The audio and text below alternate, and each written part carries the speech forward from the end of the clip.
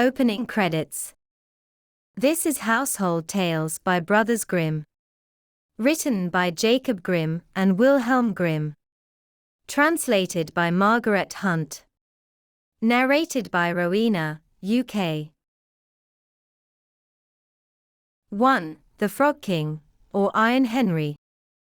In old times, when wishing still helped one, there lived a king whose daughters were all beautiful, but the youngest was so beautiful that the sun itself, which has seen so much, was astonished whenever it shone in her face.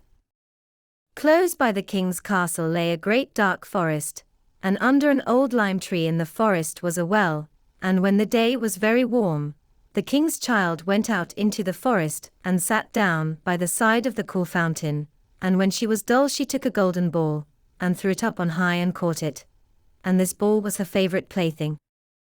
Now it so happened that on one occasion the princess's golden ball did not fall into the little hand which she was holding up for it, but onto the ground beyond, and rolled straight into the water. The king's daughter followed it with her eyes, but it vanished, and the well was deep, so deep that the bottom could not be seen. On this she began to cry, and cried louder and louder, and could not be comforted. And as she thus lamented, someone said to her, "What ails thee, king's daughter? Thou weepest so that even a stone would show pity." She looked round to the side from whence the voice came, and saw a frog stretching forth its thick, ugly head from the water. "Ah, old water splasher, is it thou?" said she. "I am weeping for my golden ball, which has fallen into the well." "Be quiet, and do not weep," answered the frog. "I can help thee, but what wilt thou give me if I bring thy plaything up again?" "Whatever thou wilt have, dear frog," said she, "my clothes, my pearls and jewels, and even the golden crown which I am wearing."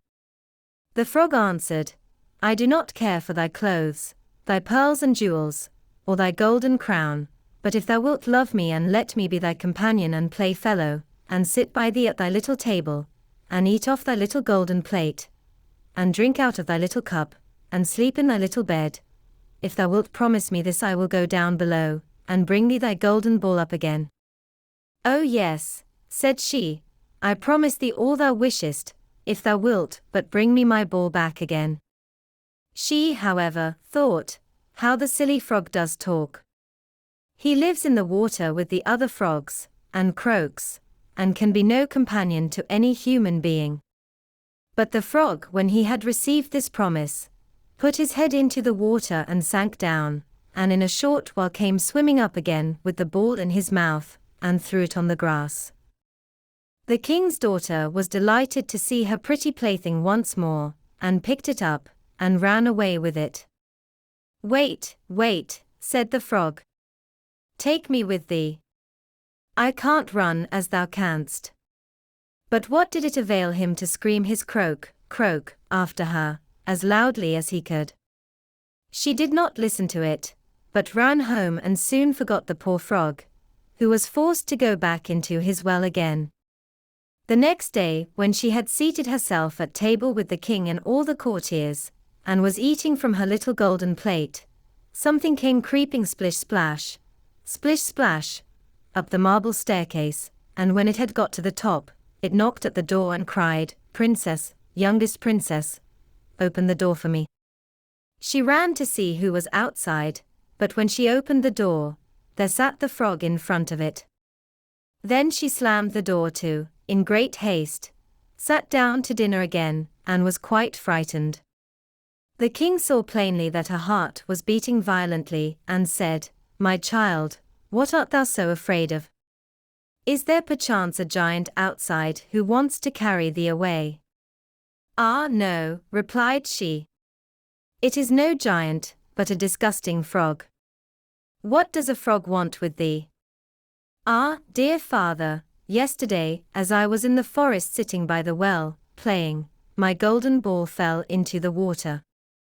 And because I cried so, the frog brought it out again for me, and because he so insisted, I promised him he should be my companion, but I never thought he would be able to come out of his water. And now he is outside there, and wants to come into me. In the meantime it knocked a second time, and cried, "Princess! Youngest princess! Open the door for me. Dost thou not know what thou saidst to me yesterday, by the cool waters of the fountain? Princess, youngest princess! Open the door for me." Then said the king, "That which thou hast promised must thou perform. Go and let him in." She went and opened the door, and the frog hopped in and followed her, step by step, to her chair. There he sat and cried, "Lift me up beside thee." She delayed, until at last the king commanded her to do it. When the frog was once on the chair, he wanted to be on the table, and when he was on the table he said, "Now, push thy little golden plate nearer to me that we may eat together."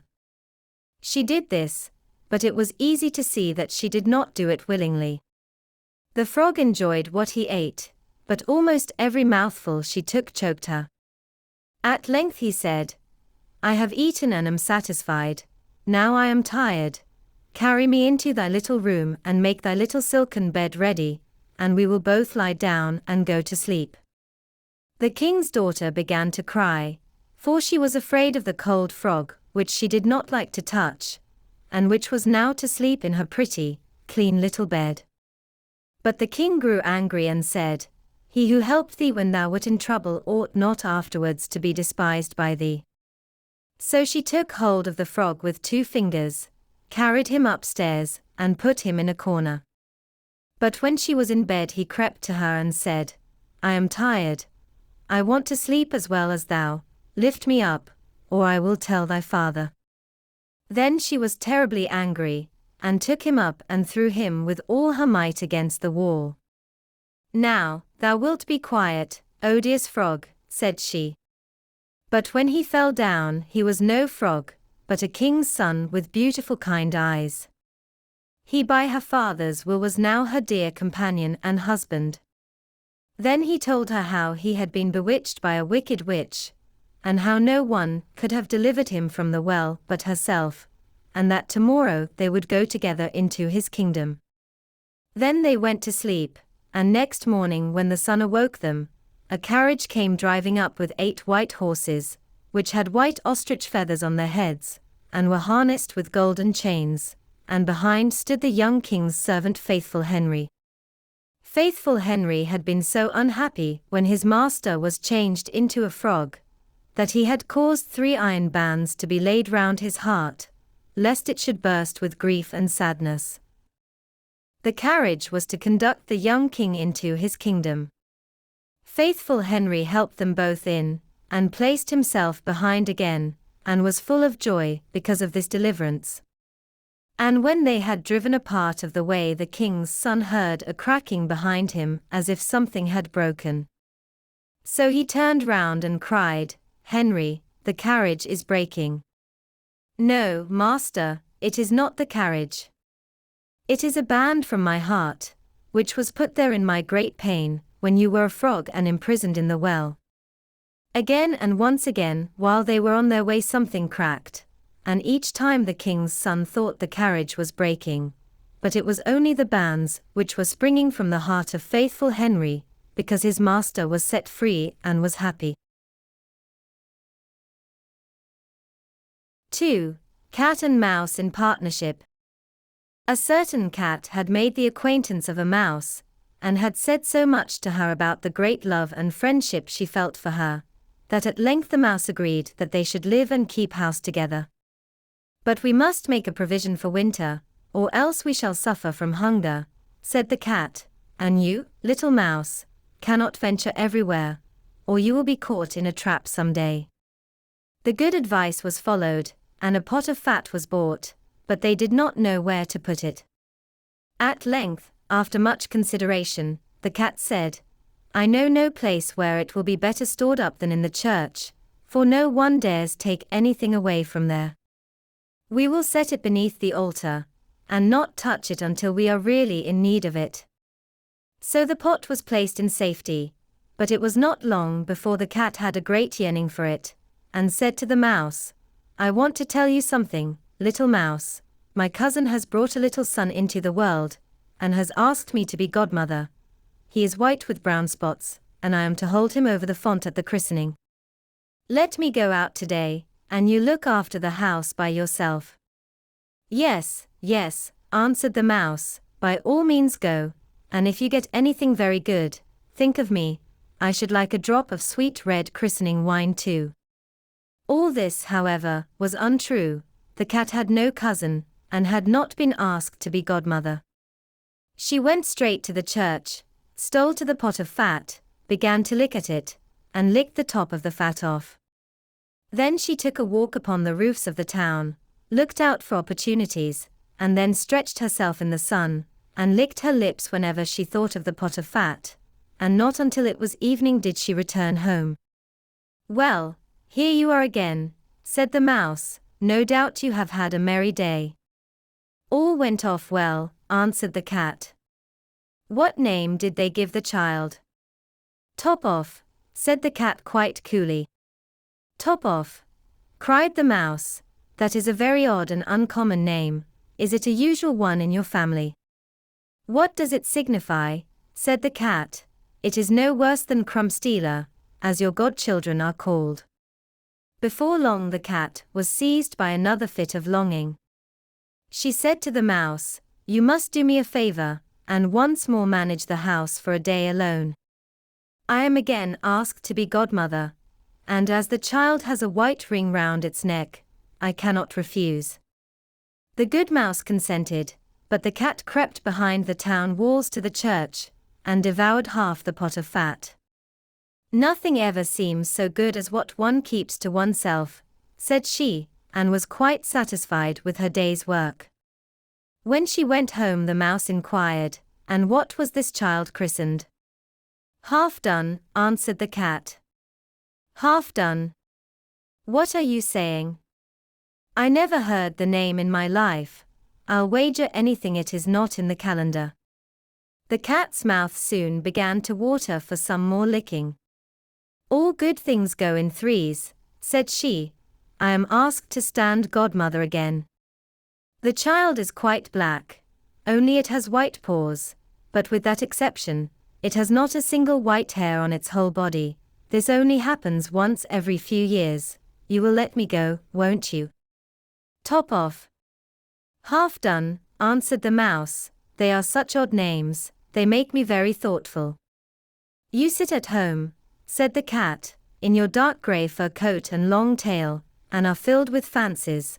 That's because you do not go out in the daytime." During the cat's absence the mouse cleaned the house, and put it in order, but the greedy cat entirely emptied the pot of fat. "When everything is eaten up one has some peace," said she to herself, and well filled and fat she did not return home till night.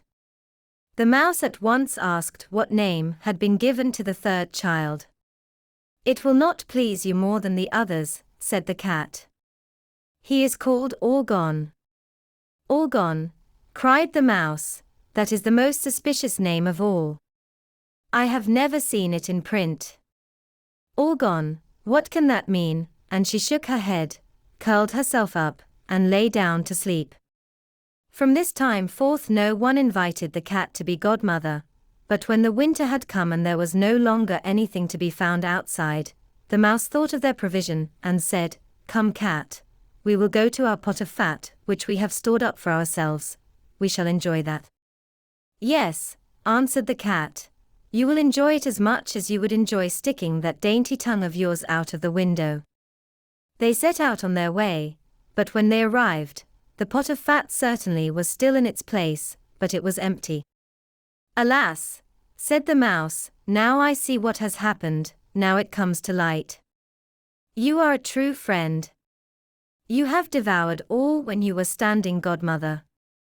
First top off, then half done, then—" "Will you hold your tongue?" cried the cat. "One word more and I will eat you too." "All Gone" was already on the poor mouse's lips.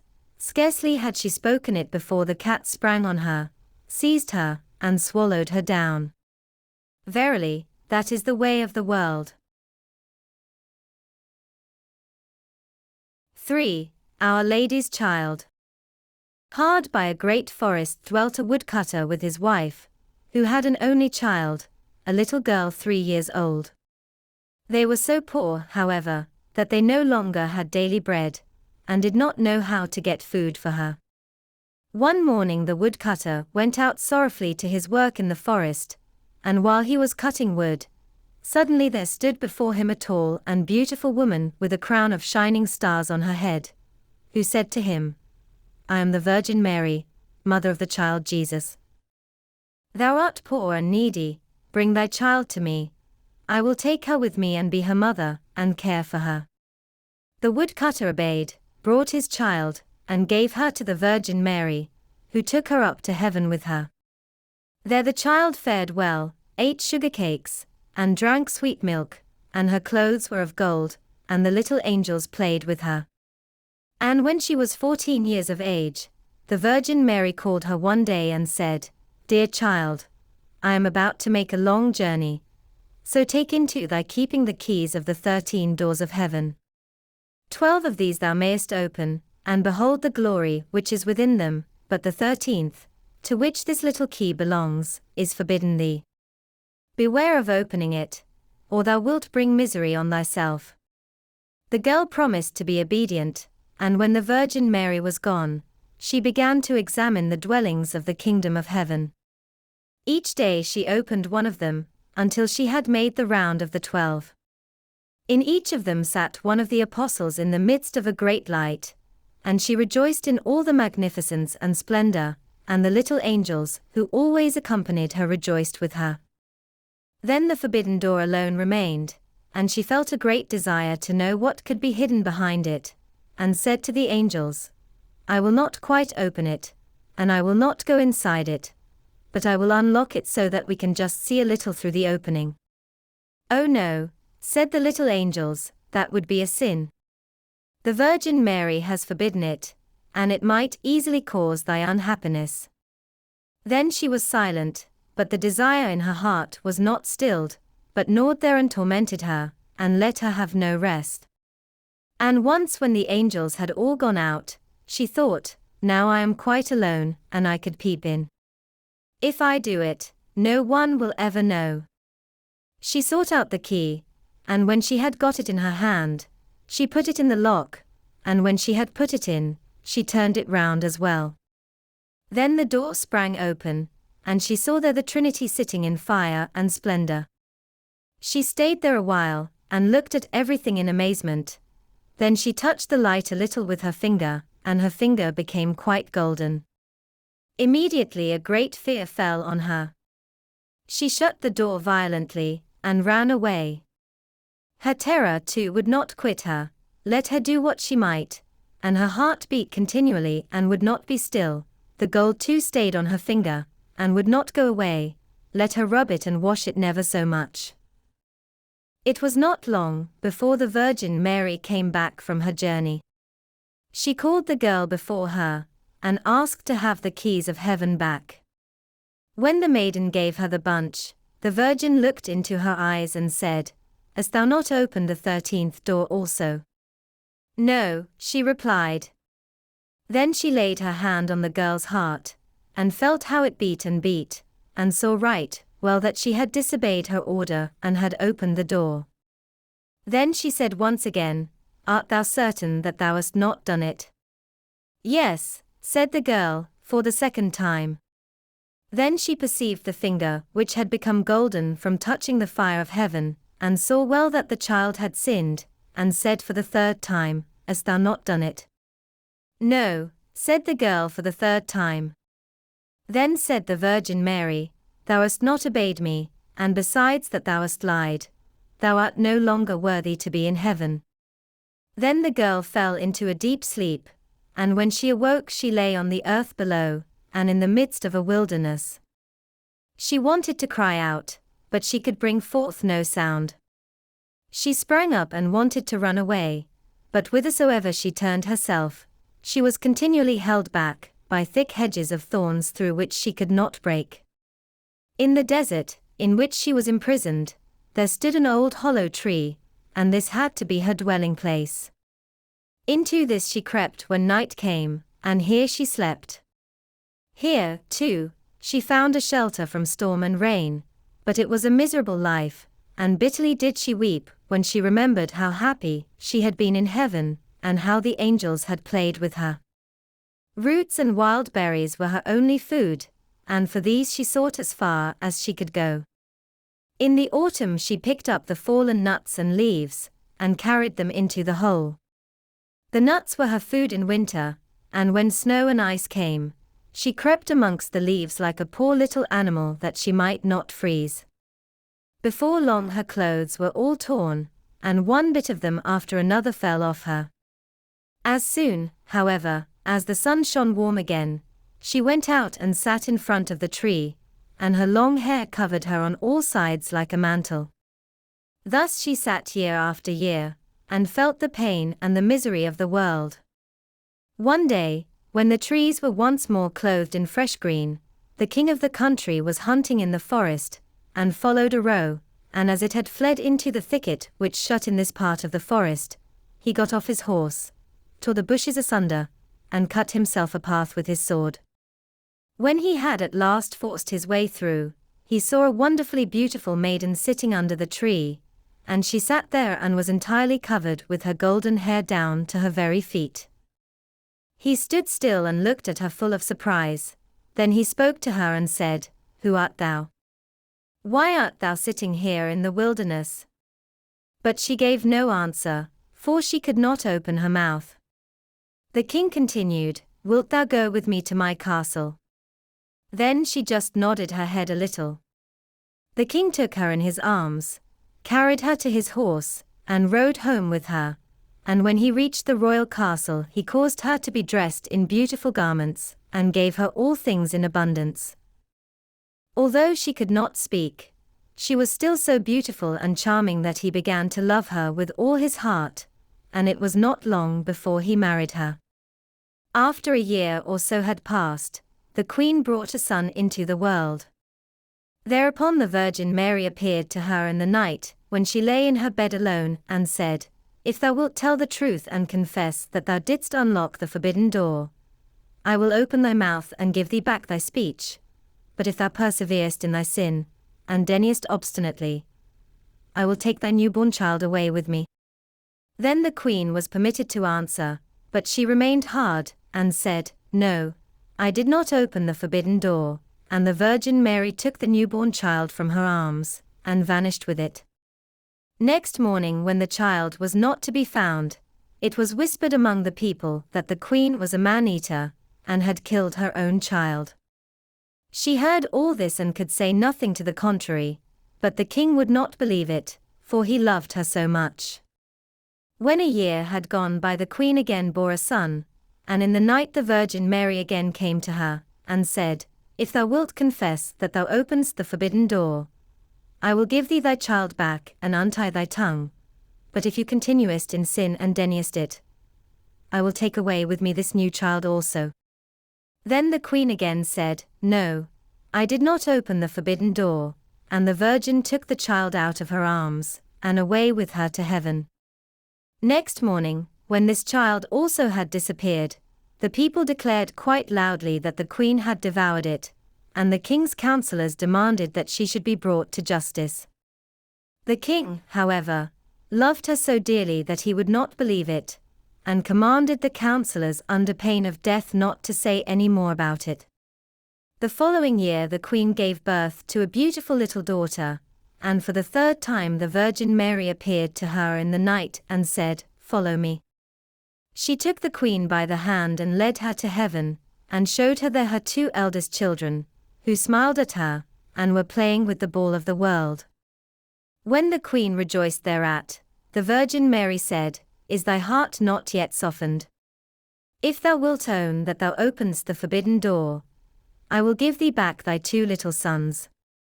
But for the third time the queen answered, "No, I did not open the forbidden door." Then the Virgin let her sink down to earth once more, and took from her likewise her third child. Next morning, when the loss was reported abroad, all the people cried loudly, "The queen is a man-eater. She must be judged," and the king was no longer able to restrain his counselors.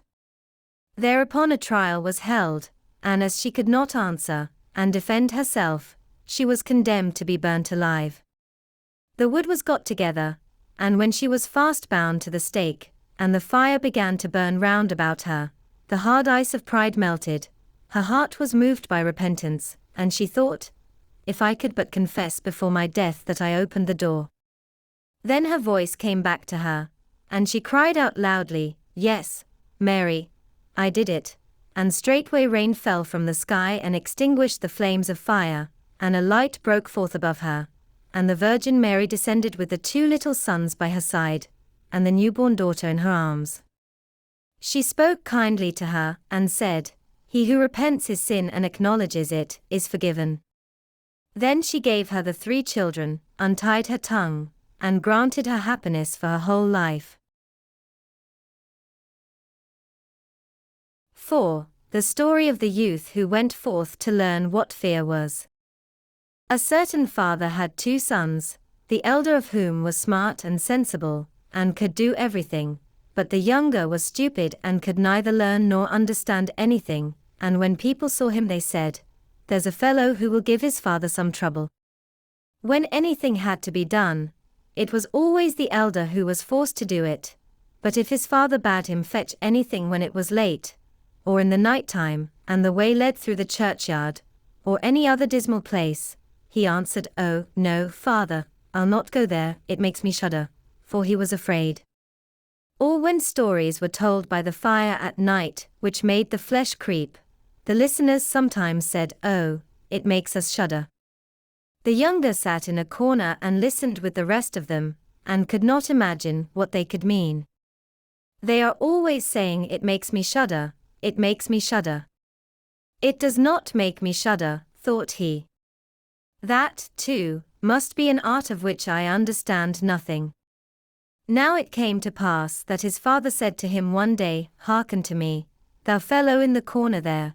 Thou art growing tall and strong, and thou too must learn something by which thou canst earn thy living. Look how thy brother works, but thou dost not even earn thy salt. Well, father, he replied, I am quite willing to learn something, indeed, if it could but be managed, I should like to learn how to shudder.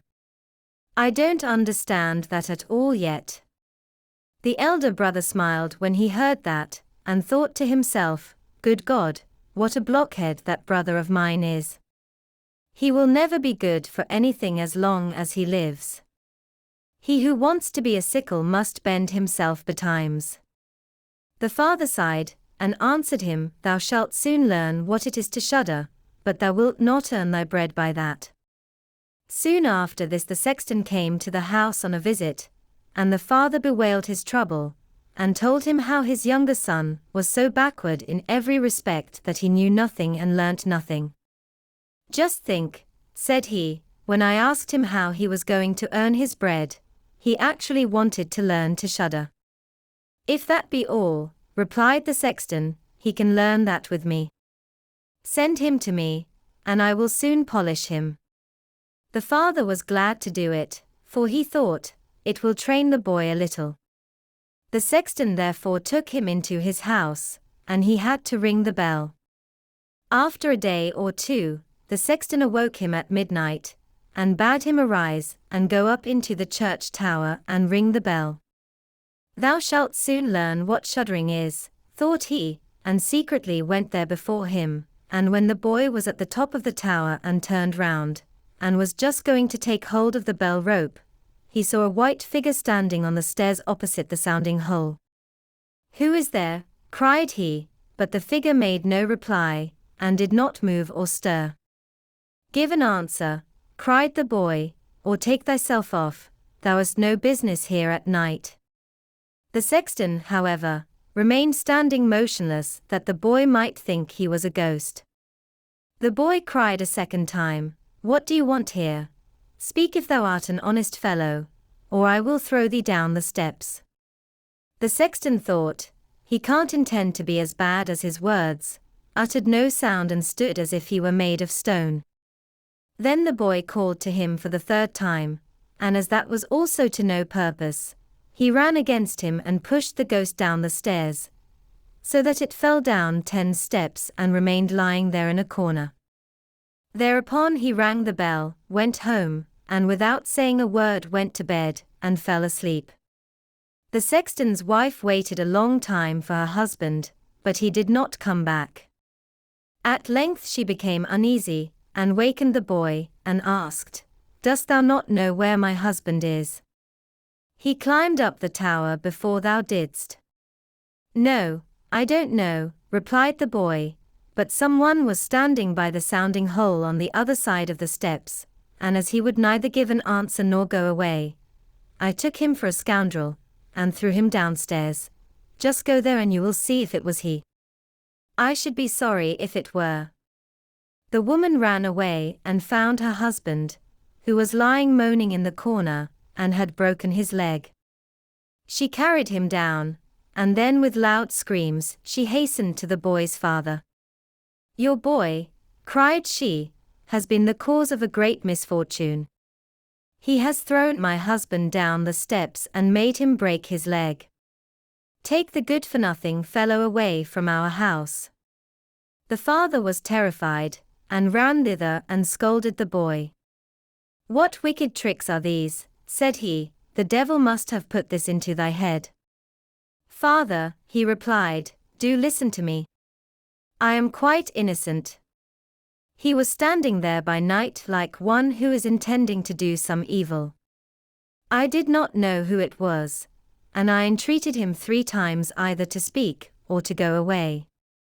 "Ah," said the father, "I have nothing but unhappiness with you. Go out of my sight. I will see thee no more." "Yes, father, right willingly, wait only until it is day. Then will I go forth and learn how to shudder, and then I shall, at any rate, understand one art which will support me." "Learn what thou wilt," spake the father, "it is all the same to me. Here are 50 thalers for thee. Take these and go into the wide world, and tell no one from whence thou comest, and who is thy father, for I have reason to be ashamed of thee." "Yes, father, it shall be as you will. If you desire nothing more than that, I can easily keep it in mind." When day dawned, therefore, the boy put his 50 thalers into his pocket, and went forth on the great highway, and continually said to himself, "If I could but shudder! If I could but shudder!"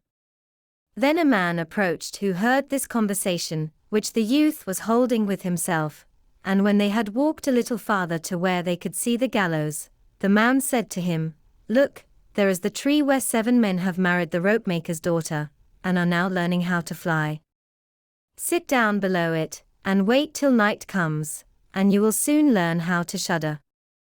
"If that is all that is wanted," answered the youth, "it is easily done, but if I learn how to shudder as fast as that, thou shalt have my 50 thalers.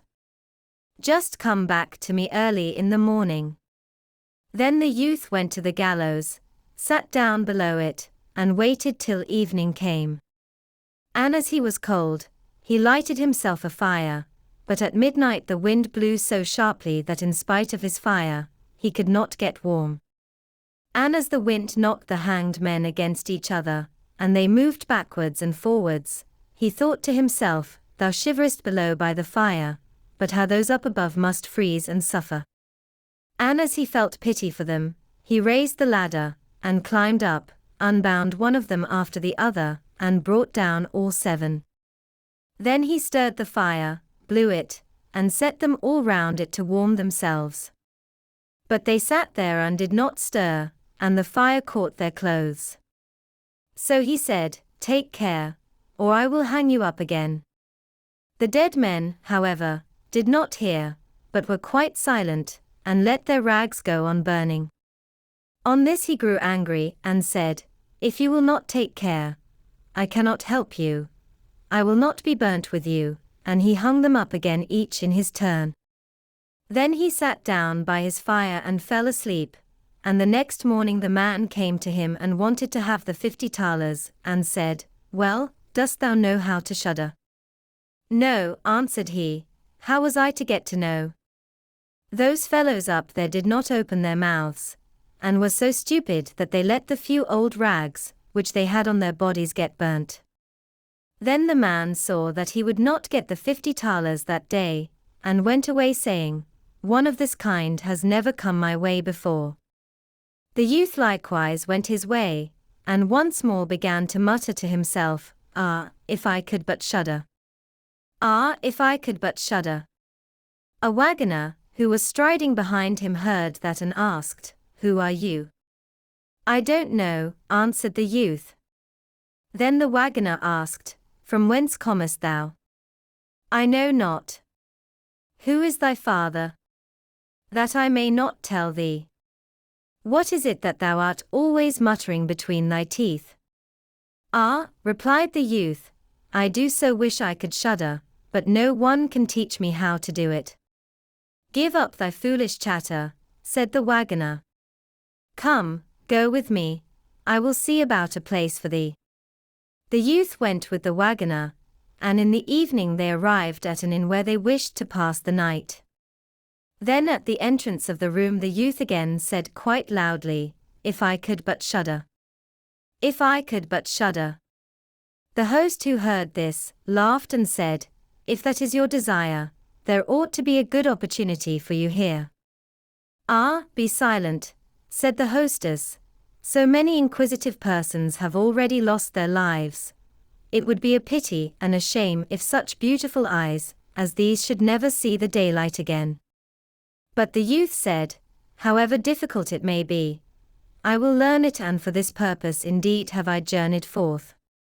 He let the host have no rest, until the latter told him that not far from thence stood a haunted castle where any one could very easily learn what shuddering was, if he would but watch in it for 3 nights. The king had promised that he who would venture should have his daughter to wife, and she was the most beautiful maiden the sun shone on. Great treasures likewise lay in the castle, which were guarded by evil spirits, and these treasures would then be freed, and would make a poor man rich enough. Already many men had gone into the castle, but as yet none had come out again. Then the youth went next morning to the king, and said if he were allowed he would watch 3 nights in the haunted castle.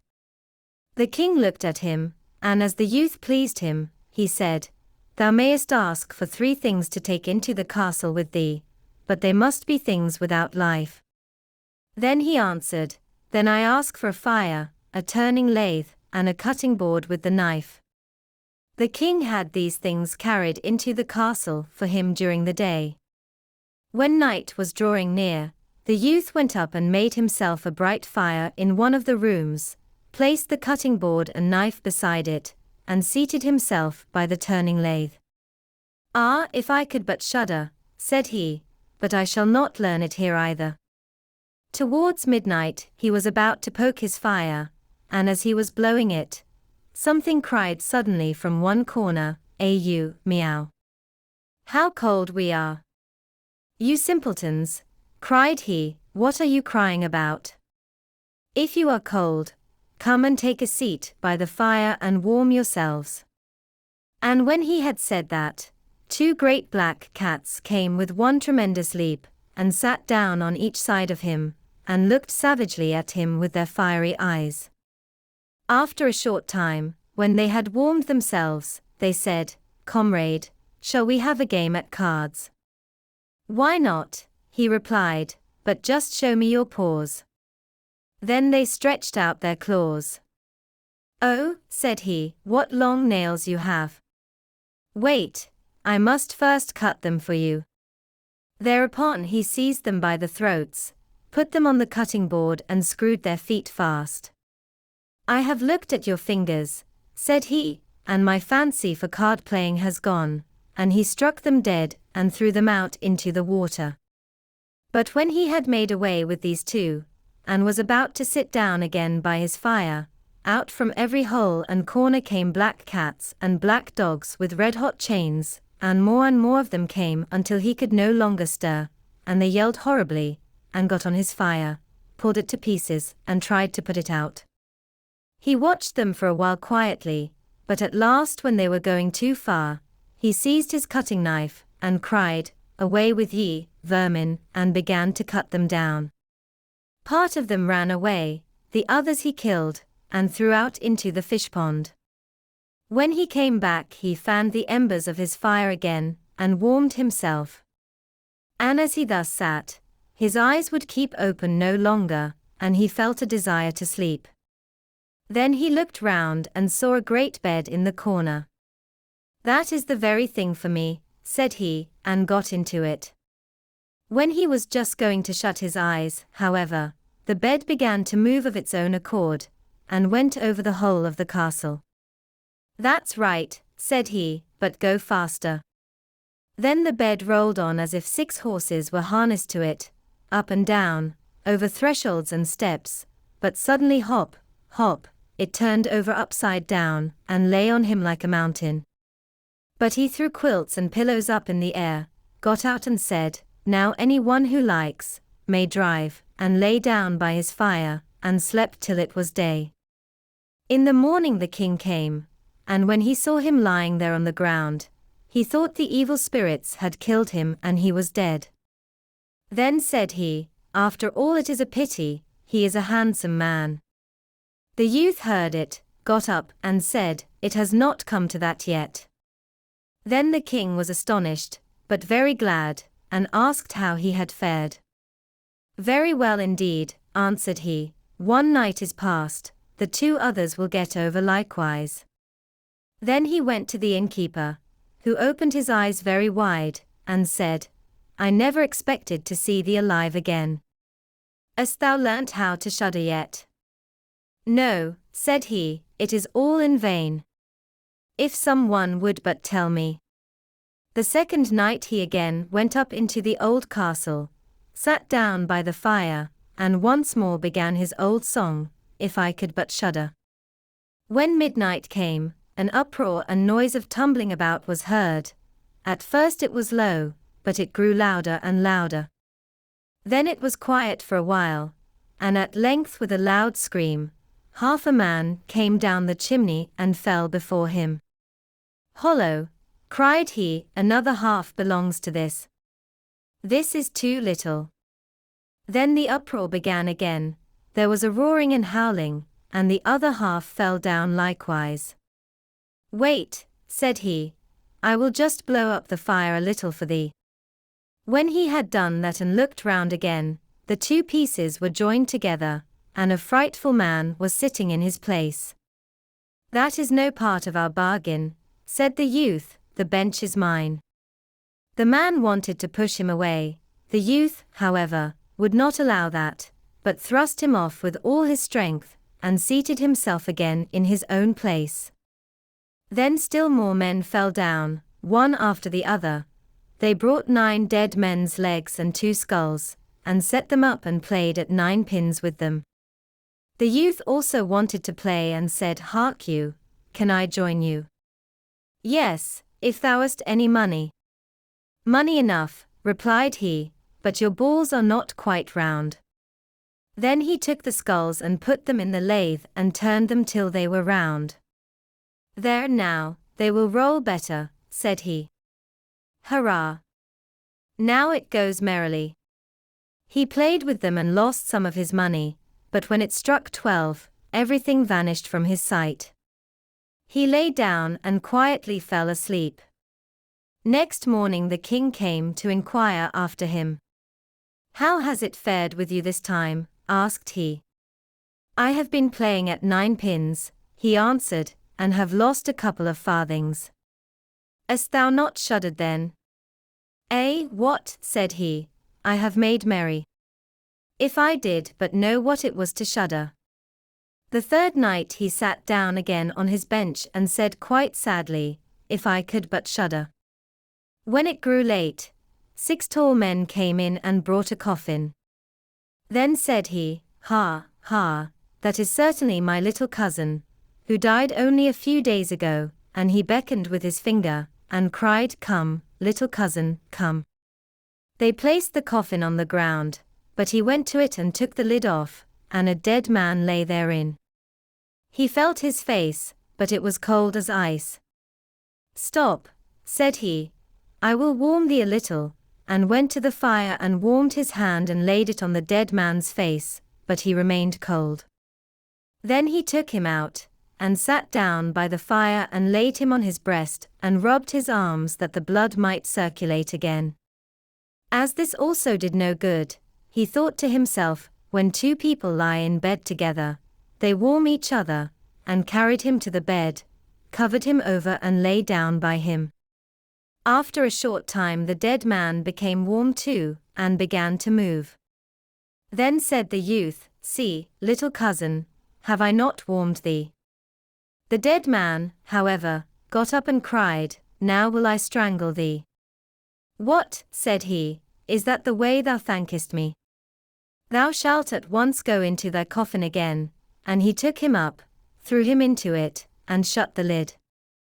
Then came the 6 men, and carried him away again. I cannot manage to shudder, said he.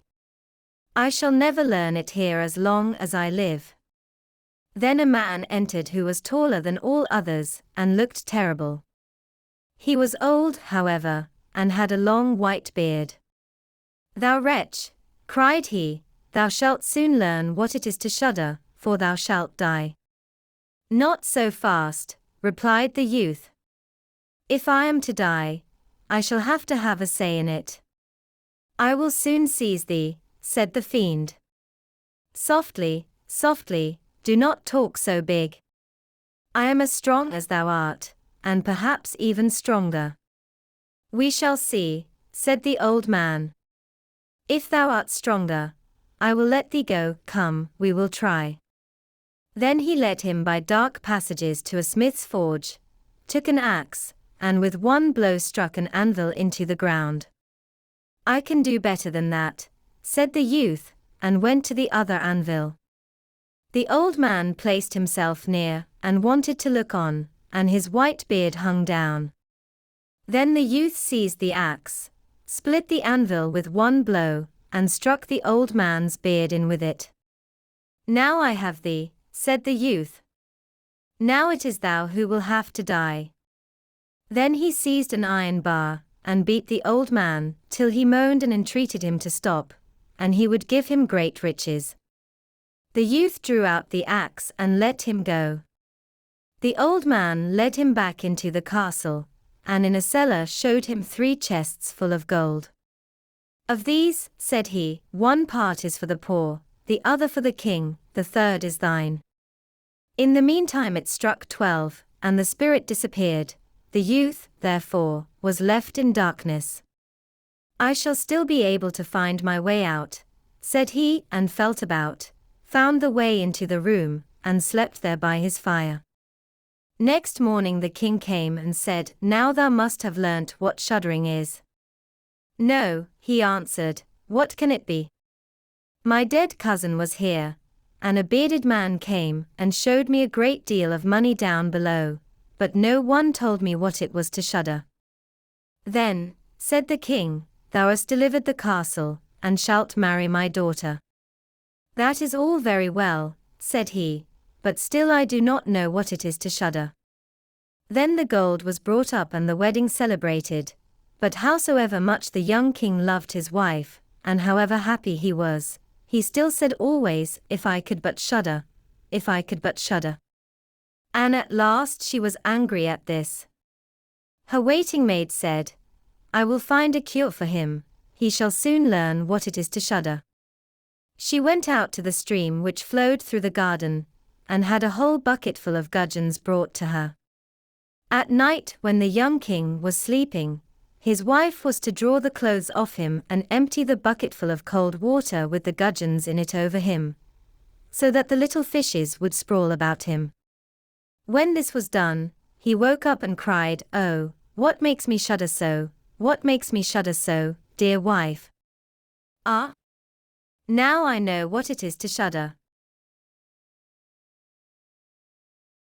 5. The Wolf and the 7 Little Kids. There was once upon a time an old goat who had 7 little kids, and loved them with all the love of a mother for her children. One day she wanted to go into the forest and fetch some food.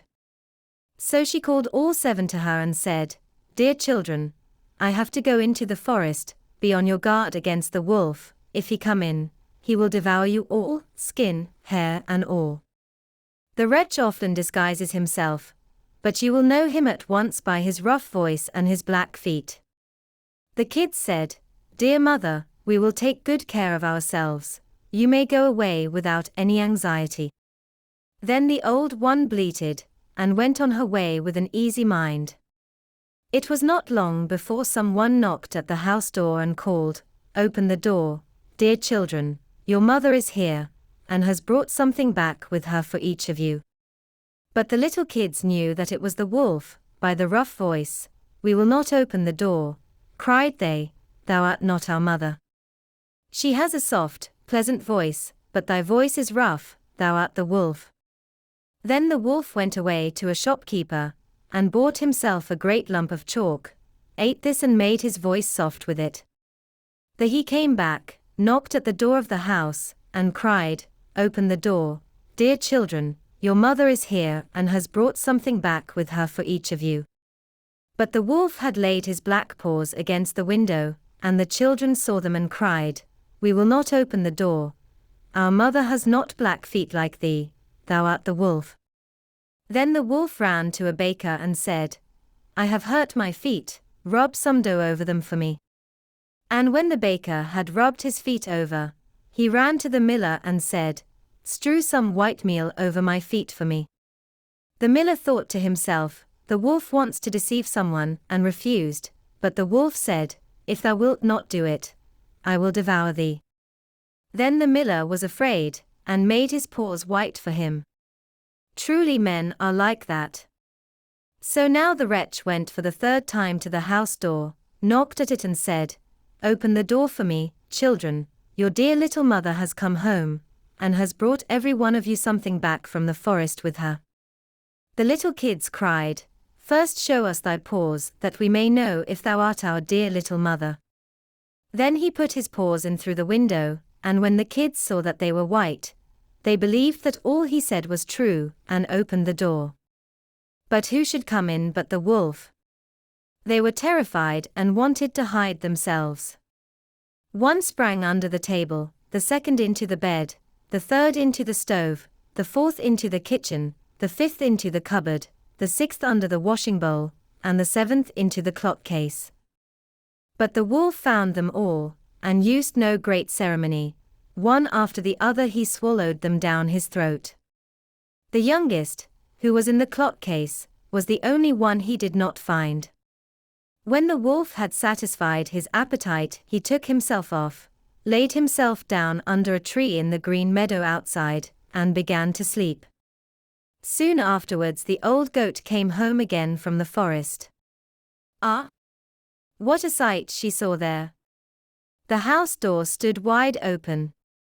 The table, chairs, and benches were thrown down, the washing bowl lay broken to pieces, and the quilts and pillows were pulled off the bed.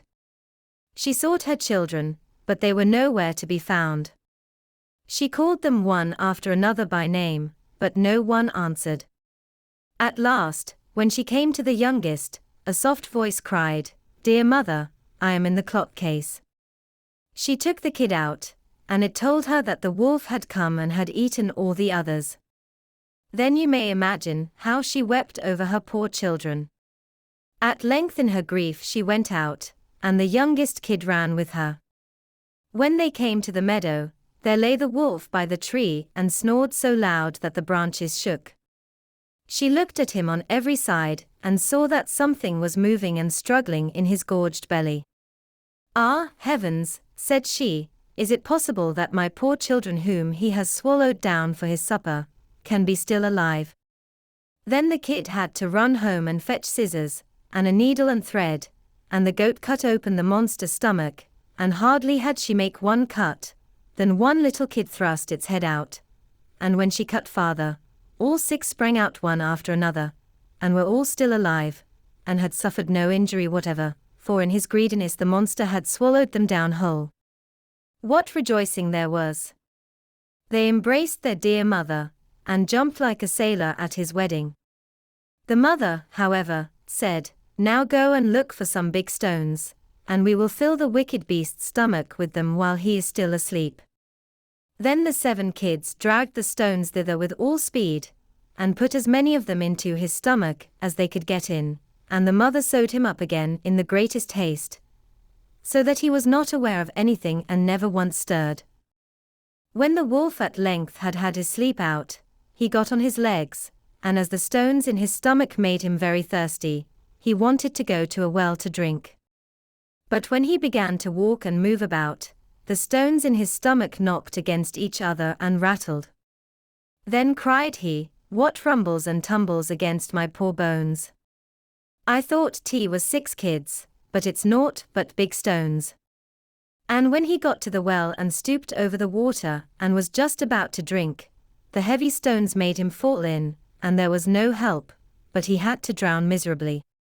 When the 7 kids saw that, they came running to the spot and cried aloud, "The wolf is dead! The wolf is dead!" and danced for joy round about the well with their mother. 6. Faithful John. There was once on a time an old king who was ill, and thought to himself, "I am lying on what must be my deathbed." Then said he, "Tell Faithful John to come to me." Faithful John was his favorite servant, and was so called, because he had for his whole life long been so true to him. When therefore he came beside the bed, the king said to him, "Most faithful John, I feel my end approaching, and have no anxiety except about my son. He is still of tender age, and cannot always know how to guide himself. If thou dost not promise me to teach him everything that he ought to know, and to be his foster father, I cannot close my eyes in peace." Then answered Faithful John, "I will not forsake him, and will serve him with fidelity, even if it should cost me my life." On this, the old king said, "Now I die in comfort and peace." Then he added, "After my death, thou shalt show him the whole castle, all the chambers, halls and vaults, and all the treasures which lie therein, but the last chamber in the long gallery, in which is the picture of the princess of the golden dwelling, shalt thou not show. If he sees that picture, he will fall violently in love with her, and will drop down in a swoon, and go through great danger for her sake, therefore thou must preserve him from that." And when Faithful John had once more given his promise to the old king about this, the king said no more, but laid his head on his pillow, and died. When the old king had been carried to his grave, Faithful John told the young king all that he had promised his father on his deathbed, and said, "This will I assuredly perform, and will be faithful to thee as I have been faithful to him, even if it should cost me my life." When the mourning was over, Faithful John said to him, "It is now time that thou shouldst see thine inheritance. I will show thee thy father's palace." Then he took him about everywhere, up and down, and let him see all the riches, and the magnificent apartments. Only there was one room which he did not open, that in which hung the dangerous picture. The picture was, however, so placed that when the door was opened you looked straight on it, and it was so admirably painted that it seemed to breathe and live, and there was nothing more charming or more beautiful in the whole world. The young king, however, plainly remarked that Faithful John always walked past this one door, and said, "Why dost thou never open this one for me?" "There is something within it," he replied, "which would terrify thee." But the king answered, "I have seen all the palace, and I will know what is in this room also," and he went and tried to break open the door by force. Then Faithful John held him back and said, "I promised thy father before his death, that thou shouldst not see that which is in this chamber. It might bring the greatest misfortune on thee and on me." "Ah no," replied the young king, "if I do not go in, it will be my certain destruction. I should have no rest day or night, until I had seen it with my own eyes. I shall not leave the place now until thou hast unlocked the door." Then Faithful John saw that there was no help for it now, and with a heavy heart and many sighs, sought out the key from the great bunch. When he had opened the door, he went in first, and thought by standing before him he could hide the portrait so that the king should not see it in front of him, but what availed that? The king stood on tiptoe, and saw it over his shoulder. And when he saw the portrait of the maiden, which was so magnificent and shone with gold and precious stones, he fell fainting to the ground. Faithful John took him up, carried him to his bed, and sorrowfully thought, "The misfortune has befallen us, Lord God, what will be the end of it?" Then he strengthened him with wine, until he came to himself again. The first words the king said were, "Ah, the beautiful portrait. Whose is it?" "That is the princess of the golden dwelling," answered faithful John. Then the king continued, "My love for her is so great, that if all the leaves on all the trees were tongues, they could not declare it. I will give my life to win her. Thou art my most faithful John, thou must help me." The faithful servant considered within himself for a long time how to set about the matter, for it was difficult even to obtain a sight of the king's daughter. At length he thought of a way, and said to the king, "Everything which she has about her is of gold, tables, chairs, dishes, glasses, bowls, and household furniture. Among thy treasures are 5 tons of gold. Let one of the goldsmiths of the kingdom work these up into all manner of vessels and utensils, into all kinds of birds, wild beasts and strange animals, such as may please her, and we will go there with them and try our luck." The king ordered all the goldsmiths to be brought to him, and they had to work night and day until at last the most splendid things were prepared. When everything was stowed on board a ship, faithful John put on the dress of a merchant, and the king was forced to do the same in order to make himself quite unrecognizable. Then they sailed across the sea, and sailed on until they came to the town wherein dwelt the princess of the golden dwelling. Faithful John bade the king stay behind on the ship, and wait for him. "Perhaps I shall bring the princess with me," said he, "therefore see that everything is in order. Have the golden vessels set out and the whole ship decorated." Then he gathered together in his apron all kinds of gold things, went on shore and walked straight to the royal palace. When he entered the courtyard of the palace, a beautiful girl was standing there by the well with 2 golden buckets in her hand, drawing water with them. And when she was just turning round to carry away the sparkling water, she saw the stranger, and asked who he was. So he answered, "I am a merchant," and opened his apron and let her look in. Then she cried, "Oh, what beautiful gold things!" and put her pails down and looked at the golden wares one after the other. Then said the girl, "The princess must see these. She has such great pleasure in golden things, that she will buy all you have." She took him by the hand and led him upstairs, for she was the waiting maid. When the king's daughter saw the wares, she was quite delighted and said, "They are so beautifully worked, that I will buy them all of thee." But faithful John said, "I am only the servant of a rich merchant. The things I have here are not to be compared with those my master has in his ship. They are the most beautiful and valuable things that have ever been made in gold." She wanted to have everything brought to her there, but he said, "There are so many of them that it would take a great many days to do that, and so many rooms would be required to exhibit them, that your house is not big enough." Then her curiosity and longing were still more excited, until at last she said, "Conduct me to the ship. I will go there myself, and behold the treasures of thine master." On this faithful John was quite delighted, and led her to the ship, and when the king saw her, he perceived that her beauty was even greater than the picture had represented it to be, and thought no other than that his heart would burst in twain. Then she got into the ship, and the king led her within. Faithful John, however, remained behind with the pilot, and ordered the ship to be pushed off, saying, "Set all sail, till it fly like a bird in air." Within, however, the king showed her the golden vessels, every one of them, also the wild beasts and strange animals. Many hours went by whilst she was seeing everything, and in her delight, she did not observe that the ship was sailing away. After she had looked at the last, she thanked the merchant and wanted to go home, but when she came to the side of the ship, she saw that it was on the deep sea far from land, and hurrying onwards with all sail set. "Ah," cried she in her alarm, "I am betrayed. I am carried away, and have fallen into the power of a merchant. I would die rather."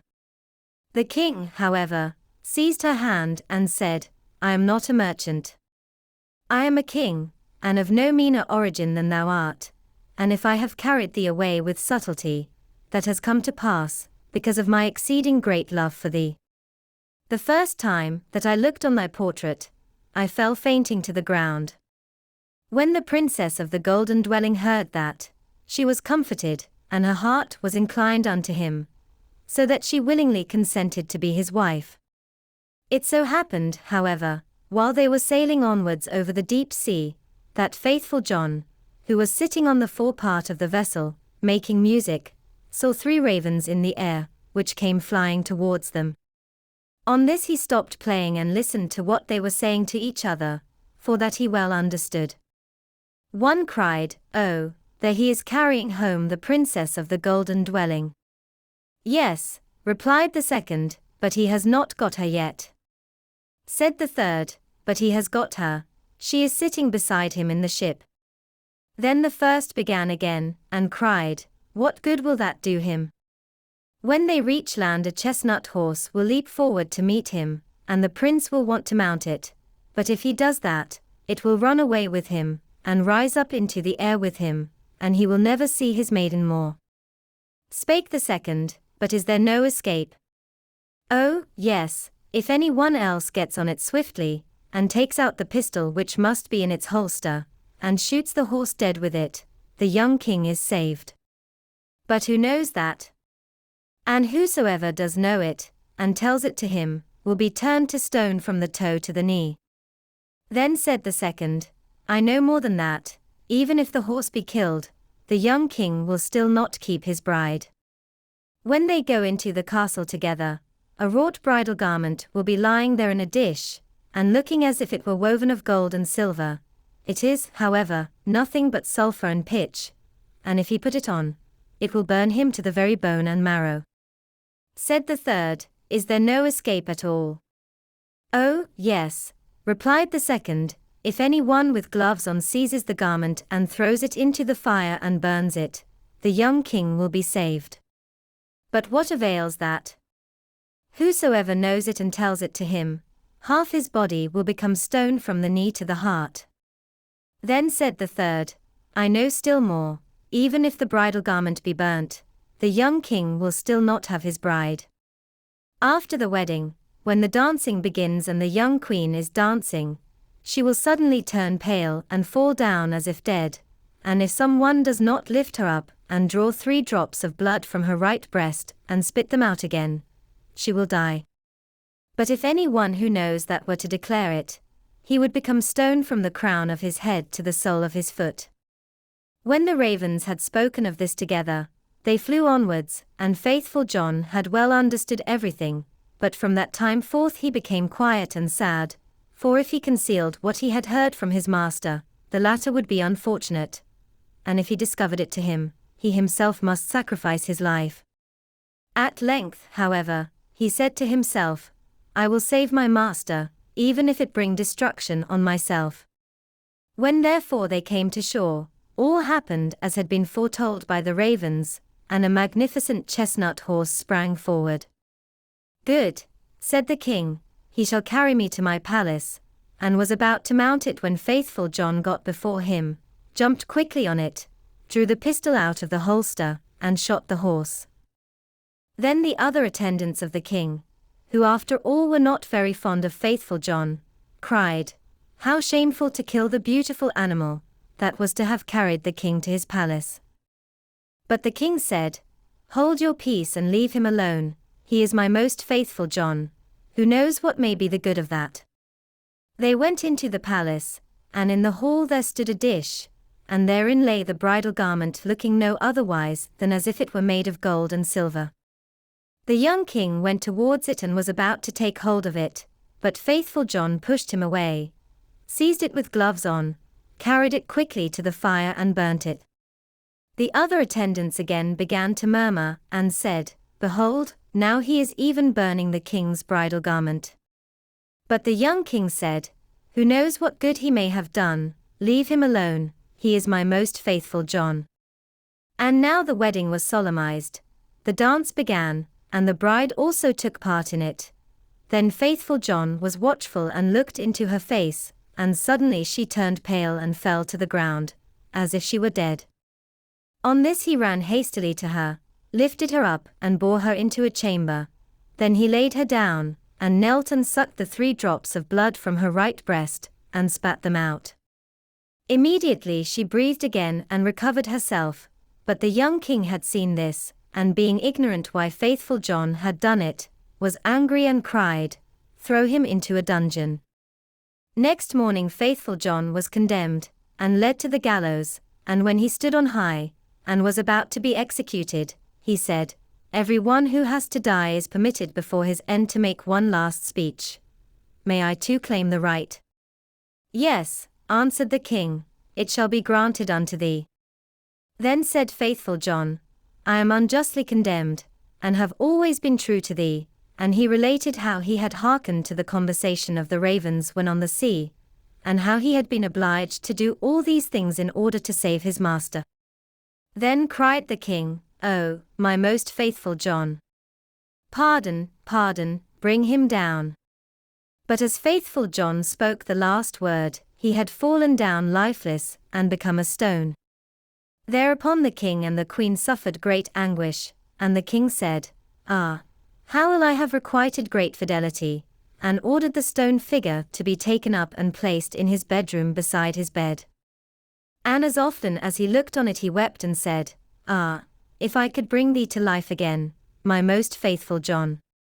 Some time passed and the queen bore twins, 2 sons who grew fast and were her delight. Once when the queen was at church and the 2 children were sitting playing beside their father, the latter full of grief again looked at the stone figure, sighed and said, Ah, if I could but bring thee to life again, my most faithful John. Then the stone began to speak and said, Thou canst bring me to life again, if thou wilt use for that purpose what is dearest to thee. Then cried the king, I will give everything I have in the world for thee. The stone continued, If thou wilt will cut off the heads of thy 2 children with thine own hand, and sprinkle me with their blood, I shall be restored to life. The king was terrified when he heard that he himself must kill his dearest children, but he thought of faithful John's great fidelity, and how he had died for him, drew his sword, and with his own hand cut off the children's heads. And when he had smeared the stone with their blood, life returned to it, and faithful John stood once more safe and healthy before him. He said to the king, Thy truth shall not go unrewarded, and took the heads of the children, put them on again, and rubbed the wounds with their blood, on which they became whole again immediately, and jumped about, and went on playing as if nothing had happened. Then the king was full of joy, and when he saw the queen coming he hid faithful John and the 2 children in a great cupboard. When she entered, he said to her, Hast thou been praying in the church? Yes, answered she, but I have constantly been thinking of faithful John, and what misfortune has befallen him through us. Then said he, Dear wife, we can give him his life again, but it will cost us our 2 little sons, whom we must sacrifice. The queen turned pale, and her heart was full of terror, but she said, We owe it to him, for his great fidelity. Then the king was rejoiced that she thought as he had thought, and went and opened the cupboard, and brought forth faithful John and the children, and said, God be praised, he is delivered, and we have our little sons again also, and told her how everything had occurred. Then they dwelt together in much happiness until their death. 7. The Good Bargain. There was once a peasant who had driven his cow to the fair, and sold her for 7 thalers. On the way home he had to pass a pond, and already from afar he heard the frogs crying, Ike, Ike, Ike, Ike. Well, said he to himself, they are talking without rhyme or reason, it is 7 that I have received, not 8. When he got to the water, he cried to them, Stupid animals that you are! Don't you know better than that? It is 7 thalers and not 8. The frogs, however, stood to their ike. Come, then, if you won't believe it, I can count it out to you. And he took his money out of his pocket, and counted out the 7 thalers, always reckoning 4 and 20 groschen to a thaler. The frogs, however, paid no attention to his reckoning, but still cried, Ike. What? Cried the peasant, quite angry. Since you are determined to know better than I, count it yourselves, and threw all the money into the water to them. He stood still and wanted to wait until they were done and had brought him his own again, but the frogs maintained their opinion and cried continually, Ike, and besides that, did not throw the money out again. He still waited a long while until evening came on and he was forced to go home. Then he abused the frogs and cried, You water splashers, you thick heads, you goggle eyes, you have great mouths and can screech till you hurt one's ears, but you cannot count 7 thalers. Do you think I'm going to stand here till you get done? And with that he went away, but the frog still cried, Ike, after him till he went home quite angry.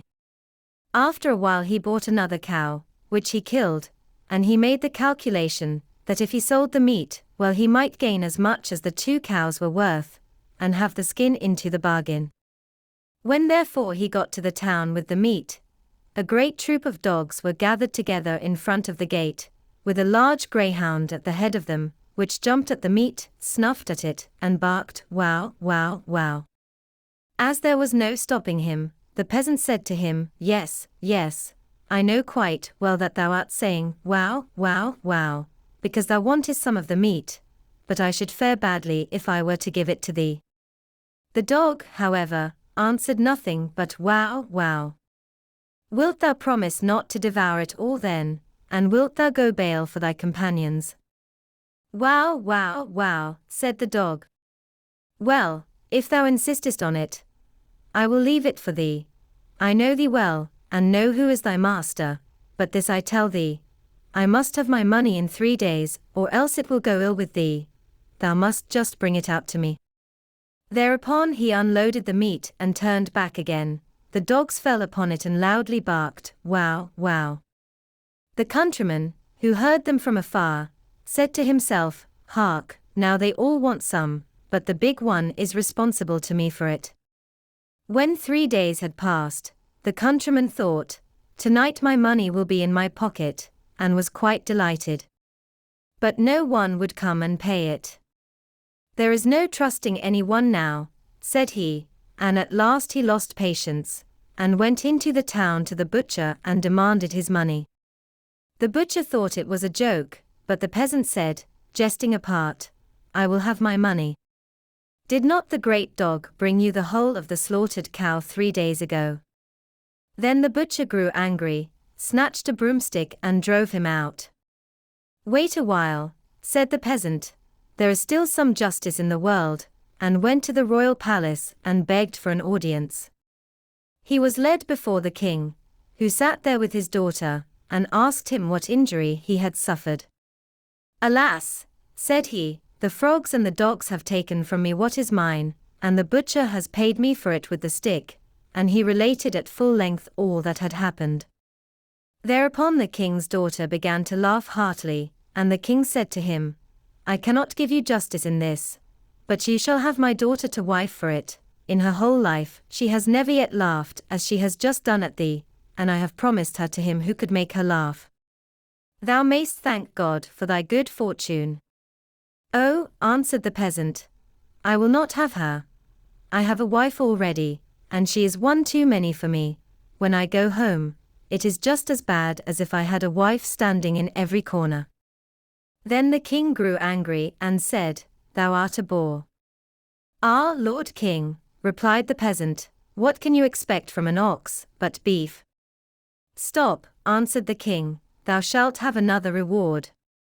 Be off now, but come back in 3 days, and then thou shalt have 500 counted out in full. When the peasant went out by the gate, the sentry said, thou hast made the king's daughter laugh, so thou wilt certainly receive something good." "Yes, that is what I think," answered the peasant. 500 are to be counted out to me." "Hark thee," said the soldier, "give me some of it." "What canst thou do with all that money?" "As it is thou," said the peasant, "thou shalt have 200, present thyself in 3 days' time before the king, and let it be paid to thee." A Jew, who was standing by and had heard the conversation, ran after the peasant, held him by the coat, and said, "Oh, wonder! What a luck child thou art! I will change it for thee. I will change it for thee into small coins. What dost thou want with the great thalers?" "Jew," said the countryman, 300 canst thou still have. Give it to me at once in coin. In 3 days from this, thou wilt be paid for it by the king." The Jew was delighted with the profit, and brought the sum in bad groschen, 3 of which were worth 2 good ones. After 3 days had passed, according to the king's command, the peasant went before the king. "Pull his coat off," said the latter, "and he shall have his 500. "Ah," said the peasant, "they no longer belong to me. I presented 200 of them to the sentinel, and 300 the Jew has changed for me. So by right nothing at all belongs to me." In the meantime the soldier and the Jew entered and claimed what they had gained from the peasant, and they received the blows strictly counted out. The soldier bore it patiently and knew already how it tasted, but the Jew said sorrowfully, "Alas, alas, are these the heavy thalers?" The king could not help laughing at the peasant, and as all his anger was gone, he said, "As thou hast already lost thy reward before it fell to thy lot, I will give thee something in the place of it. Go into my treasure chamber and get some money for thyself, as much as thou wilt." The peasant did not need to be told twice, and stuffed into his big pockets whatsoever would go in. Afterwards he went to an inn and counted out his money. The Jew had crept after him and heard how he muttered to himself, "That rogue of a king has cheated me after all. Why could he not have given me the money himself, and then I should have known what I had? How can I tell now if what I have had the luck to put in my pockets is right or not? Good heavens," said the Jew to himself, "that man is speaking disrespectfully of our lord the king. I will run and inform, and then I shall get a reward, and he will be punished as well." When the king heard of the peasant's words he fell into a passion, and commanded the Jew to go and bring the offender to him. The Jew ran to the peasant. "You are to go at once to the Lord King in the very clothes you have on." "I know what's right better than that," answered the peasant. "I shall have a new coat made first." "Dost thou think that a man with so much money in his pocket is to go there in his ragged old coat?" The Jew, as he saw that the peasant would not stir without another coat, and as he feared that if the king's anger cooled, he himself would lose his reward, and the peasant his punishment, said, "I will out of pure friendship lend thee a coat for the short time. What will people not do for love?" The peasant was contented with this, put the Jew's coat on, and went off with him. The king reproached the countryman, because of the evil speaking of which the Jew had informed him. "Ah," said the peasant, "what a Jew says is always false, no true word ever comes out of his mouth. That rascal there is capable of maintaining that I have his coat on." "What is that?" shrieked the Jew. "Is the coat not mine? Have I not lent it to thee out of pure friendship, in order that thou might appear before the Lord King?"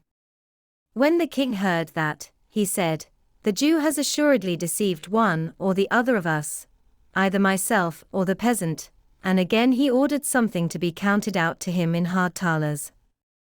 The peasant, however, went home in the good coat, with the good money in his pocket, and said to himself, "This time I have hit it."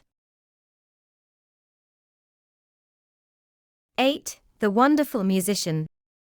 There was once a wonderful musician, who went quite alone through a forest and thought of all manner of things, and when nothing was left for him to think about, he said to himself, "Time is beginning to pass heavily with me here in the forest. I will fetch hither a good companion for myself." Then he took his fiddle from his back, and played so that it echoed through the trees. It was not long before a wolf came trotting through the thicket towards him. "Ah, here is a wolf coming. I have no desire for him," said the musician, but the wolf came nearer and said to him, "Ah, dear musician, how beautifully thou dost play. I should like to learn that, too." "It is soon learnt," the musician replied, "thou hast only to do all that I bid thee." "Oh, musician," said the wolf, "I will obey thee as a scholar obeys his master." The musician bade him follow, and when they had gone part of the way together, they came to an old oak tree, which was hollow inside, and cleft in the middle. "Look," said the musician, "if thou wilt learn to fiddle, put thy forepaws into this crevice." The wolf obeyed, but the musician quickly picked up a stone, and with one blow wedged his two paws so fast that he was forced to stay there like a prisoner. "Stay there until I come back again," said the musician, and went his way. After a while he again said to himself, "Time is beginning to pass heavily with me here in the forest. I will fetch hither another companion," and took his fiddle and again played in the forest. It was not long before a fox came creeping through the trees towards him. "Ah, there's a fox coming," said the musician. "I have no desire for him." The fox came up to him and said, "Oh, dear musician, how beautifully thou dost play. I should like to learn that too." "That is soon learnt," said the musician. "Thou hast only to do everything that I bid thee." "Oh, musician," then said the fox, "I will obey thee as a scholar obeys his master."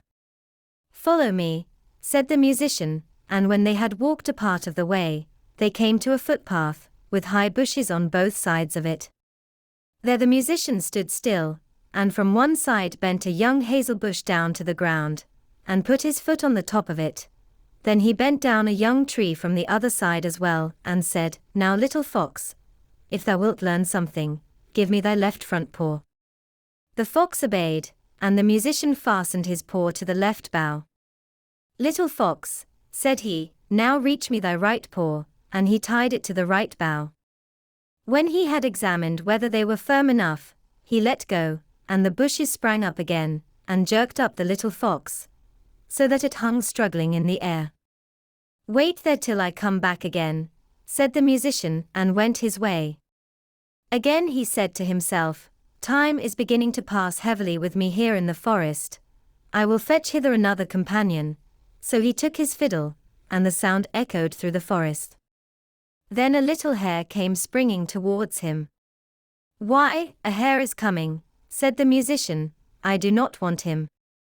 "Ah, dear musician," said the hare, "how beautifully thou dost fiddle, I too should like to learn that." "That is soon learnt," said the musician, "thou hast only to do everything that I bid thee." "Oh, musician," replied the little hare, "I will obey thee as a scholar obeys his master." They went a part of the way together, until they came to an open space in the forest, where stood an aspen tree. The musician tied a long string round the little hare's neck, the other end of which he fastened to the tree. "Now briskly, little hare, run 20 times round the tree," cried the musician, and the little hare obeyed, and when it had run round 20 times, it had twisted the string 20 times round the trunk of the tree, and the little hare was caught, and let it pull and tug as it liked, it only made the string cut into its tender neck. "Wait there till I come back," said the musician, and went onwards. The wolf, in the meantime, had pushed and pulled and bitten at the stone, and had worked so long that he had set his feet at liberty, and had drawn them once more out of the cleft. Full of anger and rage he hurried after the musician, and wanted to tear him to pieces. When the fox saw him running, he began to lament, and cried with all his might, "Brother wolf, come to my help, the musician has betrayed me." The wolf drew down the little tree, bit the cord in two, and freed the fox, who went with him to take revenge on the musician. They found the tied-up hare, whom likewise they delivered, and then they all sought the enemy together. The musician had once more played his fiddle as he went on his way, and this time he had been more fortunate. The sound reached the ears of a poor woodcutter, who instantly, whether he would or no, gave up his work and came with his hatchet under his arm to listen to the music. "At last comes the right companion," said the musician, "for I was seeking a human being, and no wild beast." And he began and played so beautifully and delightfully that the poor man stood there as if bewitched, and his heart leaped with gladness. And as he thus stood, the wolf, the fox, and the hare came up, and he saw well that they had some evil design. So he raised his glittering axe and placed himself before the musician, as if to say, "Whoso wishes to touch him let him beware, for he will have to do with me." Then the beasts were terrified and ran back into the forest. The musician, however, played once more to the man out of gratitude, and then went onwards. 9. The 12 Brothers. There were once on a time a king and a queen who lived happily together, and had 12 children, but they were all boys. Then said the king to his wife, "If the 13th child, which thou art about to bring into the world, is a girl, the 12 boys shall die, in order that her possessions may be great, and that the kingdom may fall to her alone." He caused likewise 12 coffins to be made, which were already filled with shavings, and in each lay the little pillow for the dead, and he had them taken into a locked-up room, and then he gave the queen the key of it, and bade her not to speak of this to any one. The mother, however, now sat and lamented all day long, until the youngest son, who was always with her, and whom she had named Benjamin, from the Bible, said to her, "Dear mother, why art thou so sad?" "Dearest child," she answered, "I may not tell thee." But he let her have no rest until she went and unlocked the room, and showed him the 12 coffins ready filled with shavings. Then she said, "My dearest Benjamin, thy father has had these coffins made for thee and for thy 11 brothers, for if I bring a little girl into the world, you are all to be killed and buried in them." And as she wept while she was saying this, the son comforted her and said, "Weep not, dear mother, we will save ourselves, and go hence." But she said, "Go forth into the forest with thy 11 brothers, and let one sit constantly on the highest tree which can be found, and keep watch, looking towards the tower here in the castle.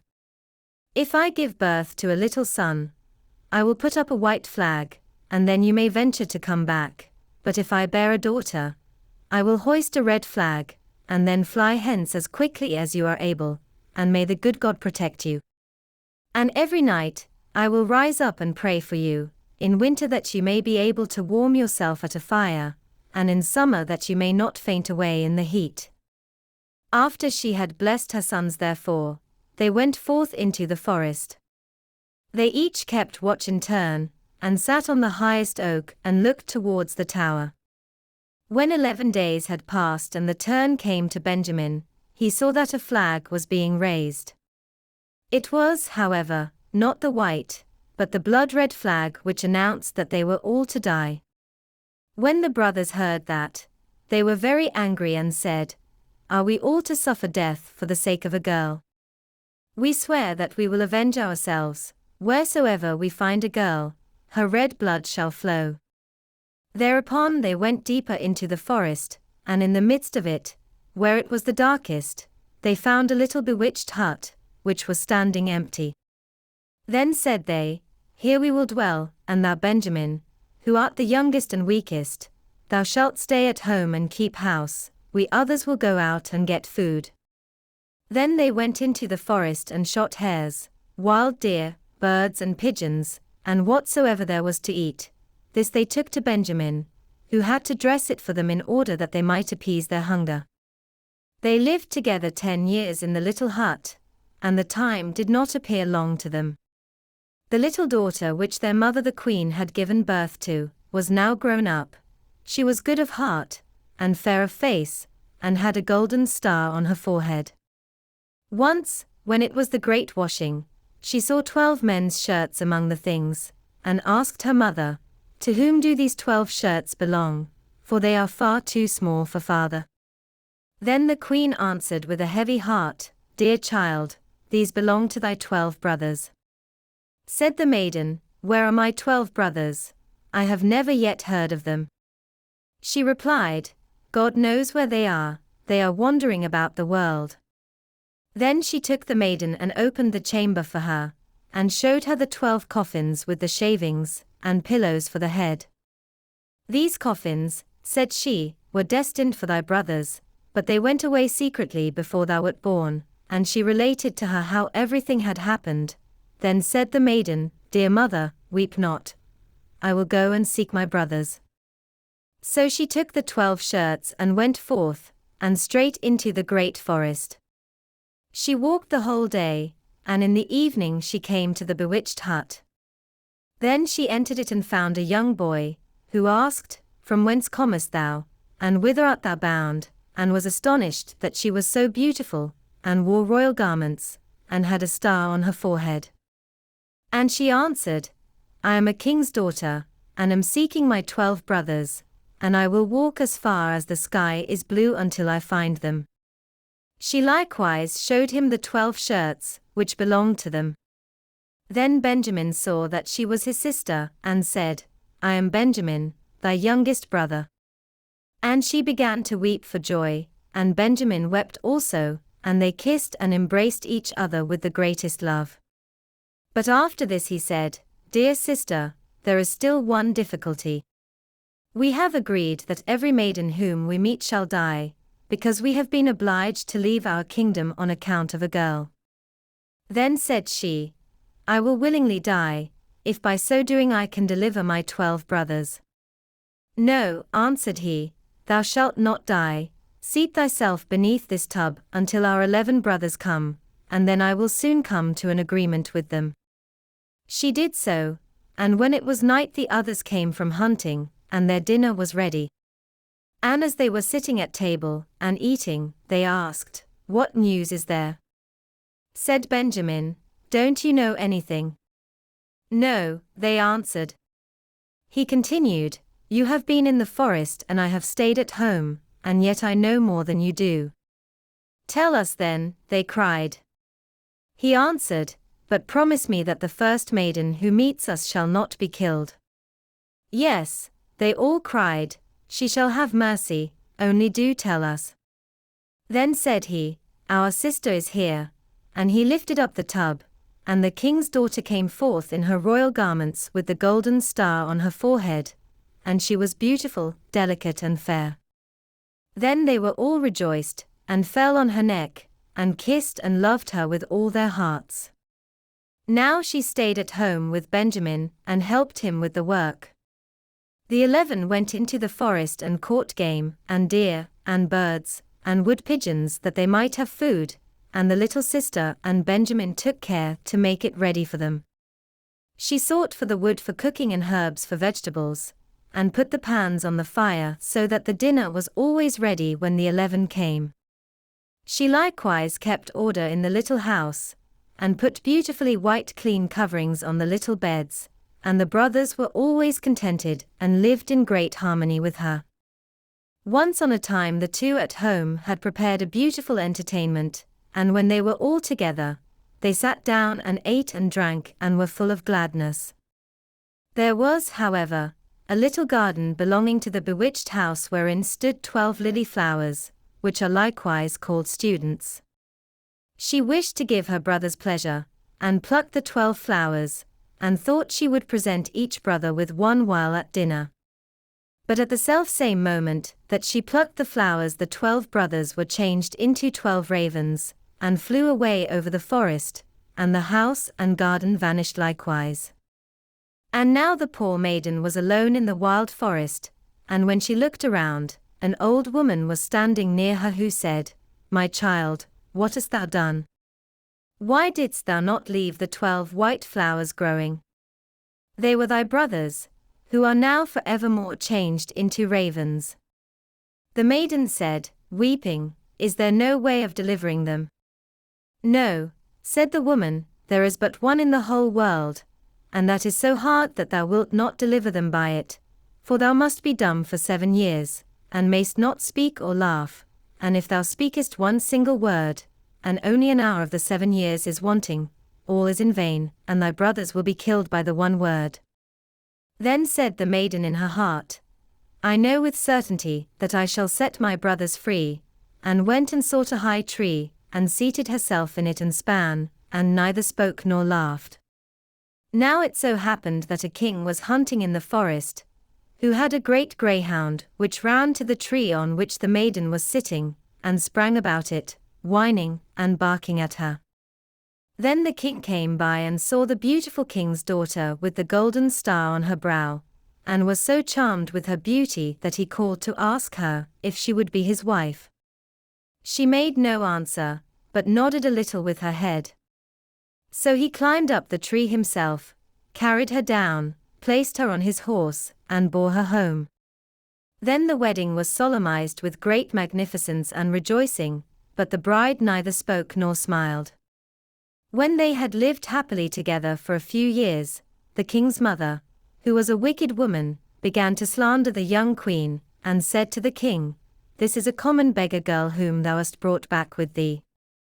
Who knows what impious tricks she practices secretly? Even if she be dumb, and not able to speak, she still might laugh for once, but those who do not laugh have bad consciences. At first the king would not believe it, but the old woman urged this so long, and accused her of so many evil things, that at last the king let himself be persuaded and sentenced her to death. And now a great fire was lighted in the courtyard in which she was to be burnt, and the king stood above at the window and looked on with tearful eyes, because he still loved her so much. And when she was bound fast to the stake, and the fire was licking at her clothes with its red tongue, the last instant of the 7 years expired. Then a whirring sound was heard in the air, and 12 ravens came flying towards the place, and sank downwards, and when they touched the earth they were her 12 brothers, whom she had delivered. They tore the fire asunder, extinguished the flames, set their dear sister free, and kissed and embraced her. And now as she dared to open her mouth and speak, she told the king why she had been dumb, and had never laughed. The king rejoiced when he heard that she was innocent, and they all lived in great unity until their death. The wicked stepmother was taken before the judge, and put into a barrel filled with boiling oil and venomous snakes, and died an evil death. 10. The Pack of Ragamuffins. The cock once said to the hen, It is now the time when our nuts are ripe, so let us go to the hill together, and for once eat our fill before the squirrel takes them all away. Yes, replied the hen, come, we will have some pleasure together. Then they went away to the hill, and on it was a bright day they stayed till evening. Now I do not know whether it was that they had eaten till they were too fat, or whether they had become proud, but they would not go home on foot, and the cock had to build a little carriage of nutshells. When it was ready, the little hen seated herself in it and said to the cock, Thou canst just harness thyself to it. I like that, said the cock. I would rather go home on foot than let myself be harnessed to it. No, that is not our bargain. I do not mind being coachman and sitting on the box, but drag it myself I will not. As they were thus disputing, a duck quacked to them, You thieving folks, who bade you go to my nut-hill? Well, you shall suffer for it, and ran with open beak at the cock. But the cock also was not idle, and fell boldly on the duck, and at last wounded her so with his spurs, that she also begged for mercy, and willingly let herself be harnessed to the carriage as a punishment. The little cock now seated himself on the box and was coachman, and thereupon they went off in a gallop, with Duck, Go as fast as thou canst. When they had driven a part of the way they met 2 foot passengers, a pin and a needle. They cried, Stop! Stop! And said that it would soon be as dark as pitch, and then they could not go a step further, and that it was so dirty on the road, and asked if they could not get into the carriage for a while. They had been at the tailor's public house by the gate, and had stayed too long over the beer. As they were thin people, who did not take up much room, the cock let them both get in, but they had to promise him and his little hen not to step on their feet. Late in the evening they came to an inn, and as they did not like to go further by night, and as the duck also was not strong on her feet, and fell from one side to the other, they went in. The host at first made many objections. His house was already full, besides he thought they could not be very distinguished persons, but at last, as they made pleasant speeches, and told him that he should have the egg which the little hen has laid on the way, and should likewise keep the duck, which laid one every day, he at length said that they might stay the night. And now they had themselves well served, and feasted and rioted. Early in the morning, when day was breaking, and every one was asleep, the cock awoke the hen, brought the egg, pecked it open, and they ate it together, but they threw the shell on the hearth. Then they went to the needle which was still asleep, took it by the head, and stuck it into the cushion of the landlord's chair, and put the pin in his towel, and at the last without more ado they flew away over the heath. The duck, who liked to sleep in the open air and had stayed in the yard, heard them going away, made herself merry and found a stream, down which she swam, which was a much quicker way of travelling than being harnessed to a carriage. The host did not get out of bed for 2 hours after this. He washed himself and wanted to dry himself. Then the pin went over his face and made a red streak from one ear to the other. After this he went into the kitchen and wanted to light a pipe, but when he came to the hearth the eggshell darted into his eyes. "This morning everything attacks my head," said he, and angrily sat down on his grandfather's chair, but he quickly started up again and cried, "Woe is me," for the needle had pricked him still worse than the pin, and not in the head. Now he was thoroughly angry, and suspected the guests, who had come so late the night before, and when he went and looked about for them, they were gone. Then he made a vow to take no more ragamuffins into his house, for they consume much, pay for nothing, and play mischievous tricks into the bargain by way of gratitude. 11. Little Brother and Little Sister. Little brother took his little sister by the hand and said, "Since our mother died we have had no happiness. Our stepmother beats us every day, and if we come near her she kicks us away with her foot. Our meals are the hard crusts of bread that are left over, and the little dog under the table is better off, for she often throws it a nice bit. May heaven pity us. If our mother only knew. Come, we will go forth together into the wide world." They walked the whole day over meadows, fields, and stony places, and when it rained the little sister said, "Heaven and our hearts are weeping together." In the evening they came to a large forest, and they were so weary with sorrow and hunger and the long walk, that they lay down in a hollow tree, and fell asleep. The next day when they awoke, the sun was already high in the sky, and shone down hot into the tree. Then the brother said, "Sister, I am thirsty. If I knew of a little brook I would go and just take a drink. I think I hear one running." The brother got up and took the little sister by the hand, and they set off to find the brook. But the wicked stepmother was a witch, and had seen how the 2 children had gone away, and had crept after them privily, as witches do creep, and had bewitched all the brooks in the forest. Now when they found a little brook leaping brightly over the stones, the brother was going to drink out of it, but the sister heard how it said as it ran, "Who drinks of me will be a tiger. Who drinks of me will be a tiger." Then the sister cried, "Pray, dear brother, do not drink, or you will become a wild beast, and tear me to pieces." The brother did not drink, although he was so thirsty, but said, "I will wait for the next spring." When they came to the next brook the sister heard this also say, "Who drinks of me will be a wolf. Who drinks of me will be a wolf." Then the sister cried out, "Pray, dear brother, do not drink, or you will become a wolf, and devour me." The brother did not drink, and said, "I will wait until we come to the next spring, but then I must drink, say what you like, for my thirst is too great." And when they came to the third brook, the sister heard how it said as it ran, "Who drinks of me will be a roebuck. Who drinks of me will be a roebuck." The sister said, "Oh, I pray you, dear brother, do not drink, or you will become a roebuck, and run away from me." But the brother had knelt down at once by the brook, and had bent down and drunk some of the water, and as soon as the first drops touched his lips he lay there a young roebuck. And now the sister wept over her poor bewitched brother, and the little roe wept also, and sat sorrowfully near to her.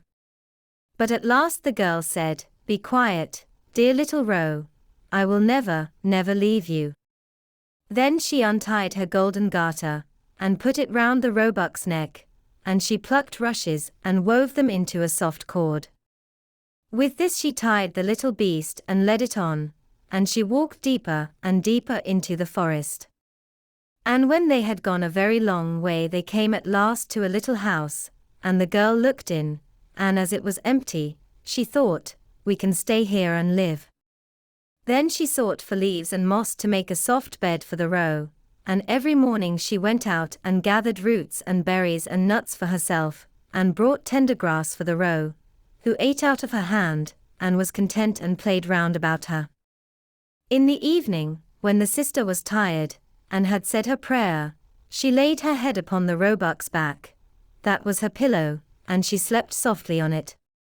And if only the brother had had his human form, it would have been a delightful life. For some time, they were alone like this in the wilderness. But it happened that the king of the country held a great hunt in the forest. Then the blasts of the horns, the barking of dogs, and the merry shouts of the huntsmen rang through the trees, and the roebuck heard all, and was only too anxious to be there. "Oh," said he to his sister, "let me be off to the hunt. I cannot bear it any longer," and he begged so much that at last she agreed. "But," said she to him, "come back to me in the evening. I must shut my door for fear of the rough huntsman, so knock and say, 'My little sister, let me in, that I may know you,' and if you do not say that, I shall not open the door." Then the young roebuck sprang away. So happy was he and so merry in the open air. The king and the huntsman saw the pretty creature, and started after him, but they could not catch him, and when they thought that they surely had him, away he sprang through the bushes, and could not be seen. When it was dark he ran to the cottage, knocked, and said, "My little sister, let me in." Then the door was opened for him, and he jumped in, and rested himself the whole night through upon his soft bed. The next day the hunt went on afresh, and when the roebuck again heard the bugle horn and the ho, ho of the huntsman, he had no peace, but said, "Sister, let me out, I must be off." His sister opened the door for him, and said, "But you must be here again in the evening and say your password."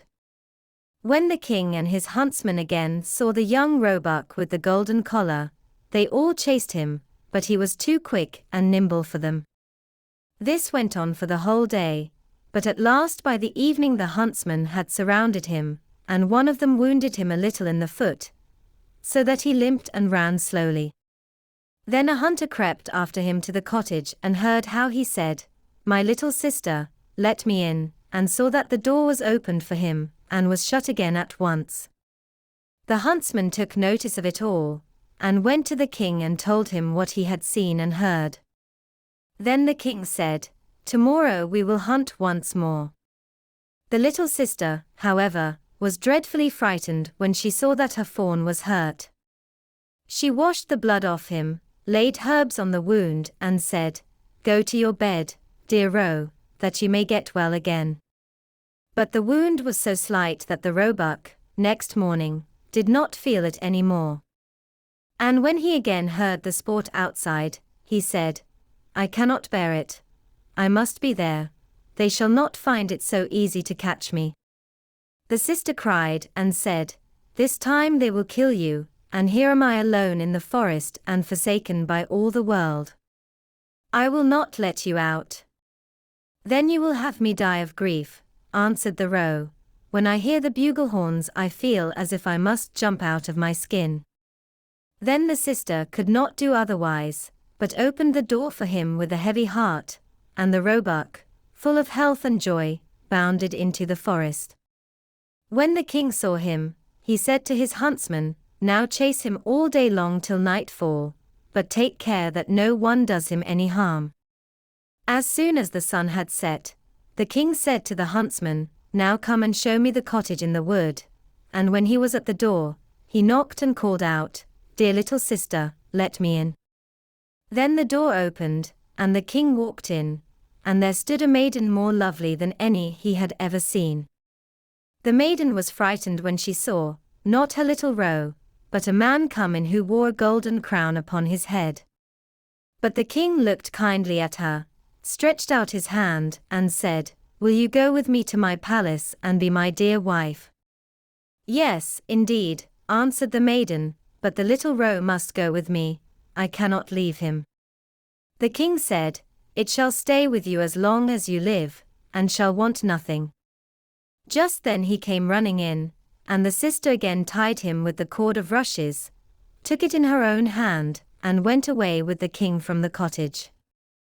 The king took the lovely maiden upon his horse and carried her to his palace, where the wedding was held with great pomp. She was now the queen, and they lived for a long time happily together. The roebuck was tended and cherished, and ran about in the palace garden. But the wicked stepmother, because of whom the children had gone out into the world, thought all the time that the sister had been torn to pieces by the wild beasts in the wood, and that the brother had been shot for a roebuck by the huntsman. Now when she heard that they were so happy, and so well off, envy and hatred rose in her heart, and left her no peace, and she thought of nothing but how she could bring them again to misfortune. Her own daughter, who was ugly as night, and had only one eye, grumbled at her and said, "A queen. That ought to have been my luck." "Only be quiet," answered the old woman, and comforted her by saying, "When the time comes I shall be ready." As time went on, the queen had a pretty little boy, and it happened that the king was out hunting. So the old witch took the form of the chambermaid, went into the room where the queen lay, and said to her, "Come, the bath is ready, it will do you good, and give you fresh strength, make haste before it gets cold." The daughter also was close by. So they carried the weakly queen into the bathroom, and put her into the bath. Then they shut the door and ran away. But in the bathroom, they had made a fire of such deadly heat, that the beautiful young queen was soon suffocated. When this was done, the old woman took her daughter, put a nightcap on her head, and laid her in bed in place of the queen. She gave her too the shape and the look of the queen, only she could not make good the lost eye. But in order that the king might not see it, she was to lie on the side on which she had no eye. In the evening when he came home and heard that he had a son, he was heartily glad, and was going to the bed of his dear wife to see how she was. But the old woman quickly called out, "For your life leave the curtains closed, the queen ought not to see the light yet, and must have rest." The king went away, and did not find out that a false queen was lying in the bed. But at midnight, when all slept, the nurse, who was sitting in the nursery by the cradle, and who was the only person awake, saw the door open and the true queen walk in. She took the child out of the cradle, laid it on her arm, and suckled it. Then she shook up its pillow, laid the child down again, and covered it with the little quilt. And she did not forget the roebuck, but went into the corner where it lay, and stroked its back. Then she went quite silently out of the door again. The next morning the nurse asked the guards whether anyone had come into the palace during the night, but they answered, "No, we have seen no one." She came thus many nights and never spoke a word. The nurse always saw her, but she did not dare to tell anyone about it. When some time had passed in this manner, the queen began to speak in the night, and said, "How fares my child? How fares my roe?" Twice shall I come, then never more. The nurse did not answer, but when the queen had gone again, went to the king and told him all. The king said, "Ah, heavens! What is this? Tomorrow night, I will watch by the child." In the evening he went into the nursery, and at midnight the queen again appeared and said, "How fares my child, how fares my roe? Once will I come, then never more." And she nursed the child as she was wont to do before she disappeared. The king dared not speak to her, but on the next night he watched again. Then she said, "How fares my child, how fares my roe? This time I come, then never more." Then the king could not restrain himself, he sprang towards her, and said, "You can be none other than my dear wife." She answered, "Yes, I am your dear wife," and at the same moment she received life again, and by God's grace became fresh, rosy, and full of health. Then she told the king the evil deed, which the wicked witch and her daughter had been guilty of towards her. The king ordered both to be led before the judge, and judgment was delivered against them. The daughter was taken into the forest, where she was torn to pieces by wild beasts, but the witch was cast into the fire and miserably burnt. And as soon as she was burnt, the roebuck changed his shape, and received his human form again. So the sister and brother lived happily together all their lives. 12. Rapunzel. There were once a man and a woman who had long in vain wished for a child. At length the woman hoped that God was about to grant her desire. These people had a little window at the back of their house from which a splendid garden could be seen, which was full of the most beautiful flowers and herbs. It was, however, surrounded by a high wall, and no one dared to go into it, because it belonged to an enchantress, who had great power and was dreaded by all the world. One day the woman was standing by this window and looking down into the garden, when she saw a bed, which was planted with the most beautiful rampion, Rapunzel, and it looked so fresh and green that she longed for it, and had the greatest desire to eat some. This desire increased every day, and as she knew that she could not get any of it, she quite pined away, and looked pale and miserable. Then her husband was alarmed, and asked, "What aileth thee, dear wife?" "Ah," she replied, "if I can't get some of the rampion, which is in the garden behind our house, to eat, I shall die."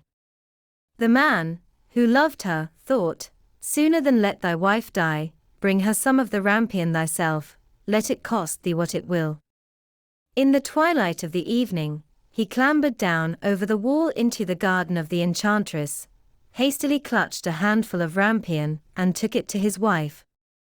She at once made herself a salad of it, and ate it with much relish. She, however, liked it so much, so very much, that the next day she longed for it 3 times as much as before. If he was to have any rest, her husband must once more descend into the garden. In the gloom of evening, therefore, he let himself down again, but when he had clambered down the wall he was terribly afraid, for he saw the enchantress standing before him.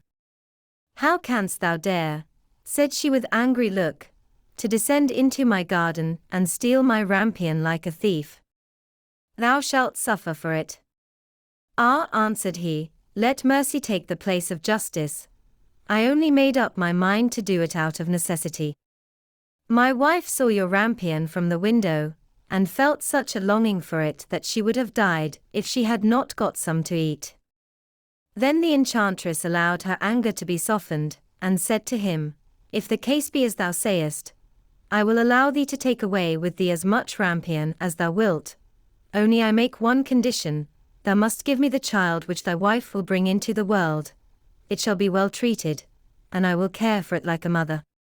The man in his terror consented to everything, and when the woman was brought to bed, the enchantress appeared at once, gave the child the name of Rapunzel, and took it away with her. Rapunzel grew into the most beautiful child beneath the sun. When she was 12 years old, the enchantress shut her into a tower, which lay in a forest, and had neither stairs nor door, but quite at the top was a little window. When the enchantress wanted to go in, she placed herself beneath it and cried, "Rapunzel, Rapunzel, let down thy hair to me." Rapunzel had magnificent long hair, fine as spun gold, and when she heard the voice of the enchantress she unfastened her braided tresses, wound them round one of the hooks of the window above, and then the hair fell 20 ells down, and the enchantress climbed up by it. After a year or two, it came to pass that the king's son rode through the forest and went by the tower. Then he heard a song, which was so charming that he stood still and listened. This was Rapunzel, who in her solitude passed her time in letting her sweet voice resound. The king's son wanted to climb up to her, and looked for the door of the tower, but none was to be found.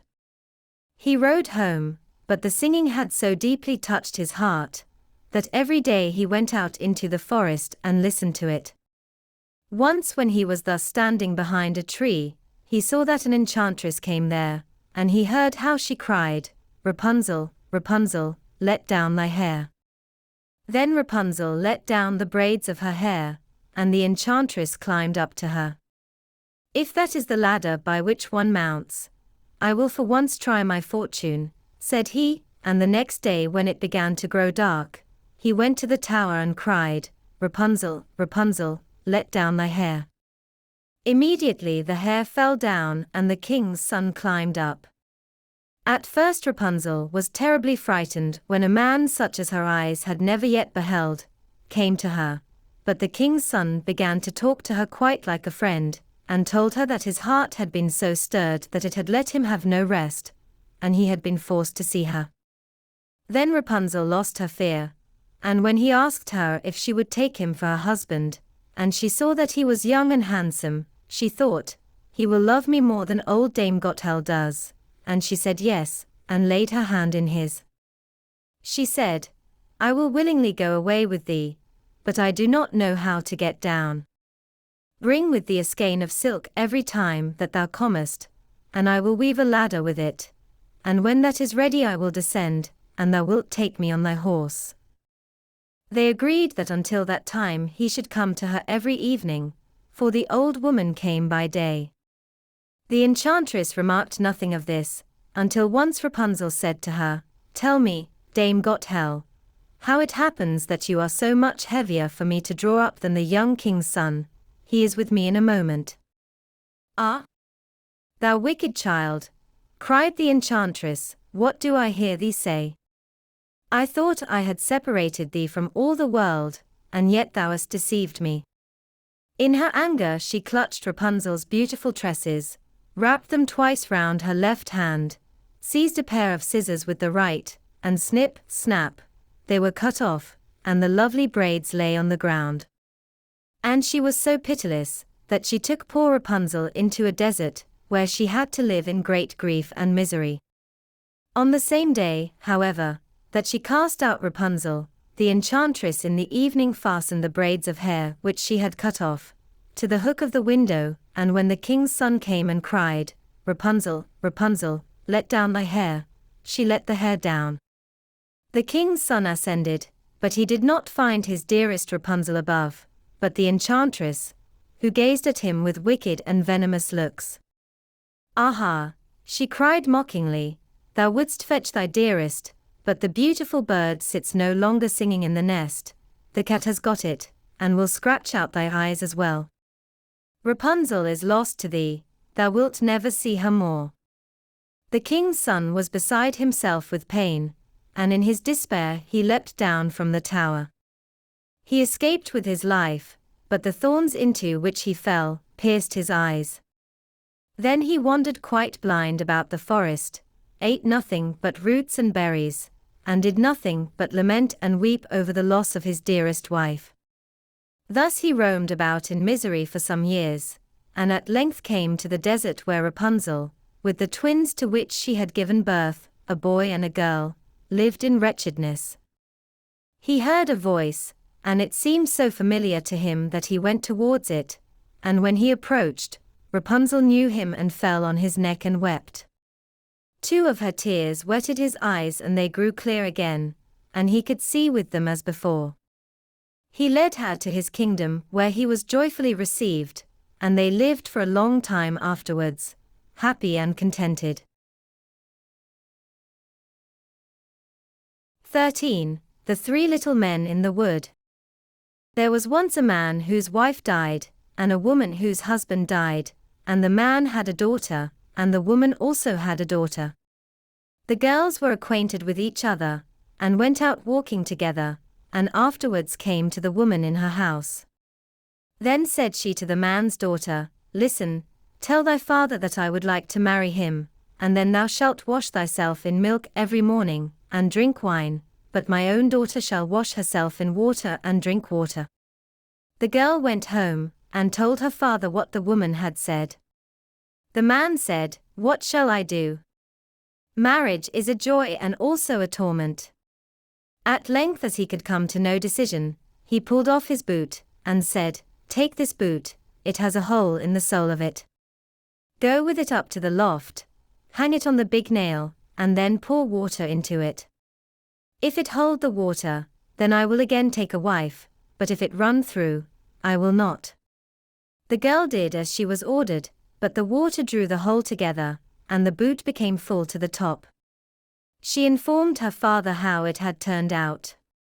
Then he himself went up, and when he saw that she was right, he went to the widow and wooed her, and the wedding was celebrated. The next morning, when the 2 girls got up, there stood before the man's daughter milk for her to wash in and wine for her to drink, but before the woman's daughter stood water to wash herself with and water for drinking. On the second morning, stood water for washing and water for drinking before the man's daughter, as well as before the woman's daughter. And on the third morning stood water for washing and water for drinking before the man's daughter, and milk for washing and wine for drinking before the woman's daughter, and so it continued. The woman became bitterly unkind to her stepdaughter, and day by day did her best to treat her still worse. She was also envious, because her stepdaughter was beautiful and lovable, and her own daughter ugly and repulsive. Once in winter, when everything was frozen as hard as a stone, and hill and vale lay covered with snow, the woman made a frock of paper, called her stepdaughter, and said, Here, put on this dress and go out into the wood, and fetch me a little basketful of strawberries. I have a fancy for some. Good heavens, said the girl, no strawberries grow in winter. The ground is frozen, and besides the snow has covered everything. And why am I to go in this paper frock? It is so cold outside that one's very breath freezes. The wind will blow through the frock, and the thorns will tear it off my body. Wilt thou contradict me again? Said the stepmother. See that thou goest, and do not show thy face again, until thou hast the basketful of strawberries. Then she gave her a little piece of hard bread, and said, This will last thee the day, and thought, Thou wilt die of cold and hunger outside, and wilt never be seen again by me. Then the maiden was obedient, and put on the paper frock, and went out with the basket.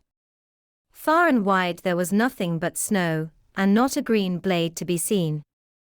When she got into the wood she saw a small house out of which peeped 3 dwarfs. She wished them good day, and knocked modestly at the door. They cried, Come in, and she entered the room and seated herself on the bench by the stove, where she began to warm herself and eat her breakfast. The elves said, Give us, too, some of it. Willingly, she said, and divided her bit of bread in 2 and gave them the half. They asked, What dost thou here in the forest in the winter time, in thy thin dress? Ah, she answered, I am to look for a basketful of strawberries, and am not to go home until I can take them with me. When she had eaten her bread, they gave her a broom and said, Sweep away the snow at the back door with it. But when she was outside, the 3 little men said to each other, What shall we give her as she is so good, and has shared her bread with us? Then said the first, My gift is, that she shall every day grow more beautiful. The second said, My gift is, that gold pieces shall fall out of her mouth every time she speaks. The third said, My gift is, that a king shall come and take her to wife. The girl, however, did as the little men had bidden her, swept away the snow behind the little house with the broom, and what did she find but real ripe strawberries, which came up quite dark red out of the snow. In her joy she hastily gathered her basket full, thanked the little men, shook hands with each of them, and ran home to take her stepmother what she had longed for so much. When she went in and said good evening, a piece of gold at once fell from her mouth. Thereupon she related what had happened to her in the wood, but with every word she spoke, gold pieces fell from her mouth, until very soon the whole room was covered with them. Now look at her arrogance, cried the stepsister, to throw about gold in that way, but she was secretly envious of it, and wanted to go into the forest also to seek strawberries. The mother said, No, my dear little daughter, it is too cold, thou mightest die of cold. However, as her daughter let her have no peace, the mother at last yielded, made her a magnificent dress of fur, which she was obliged to put on, and gave her bread and butter and cake with her. The girl went into the forest, and straight up to the little house.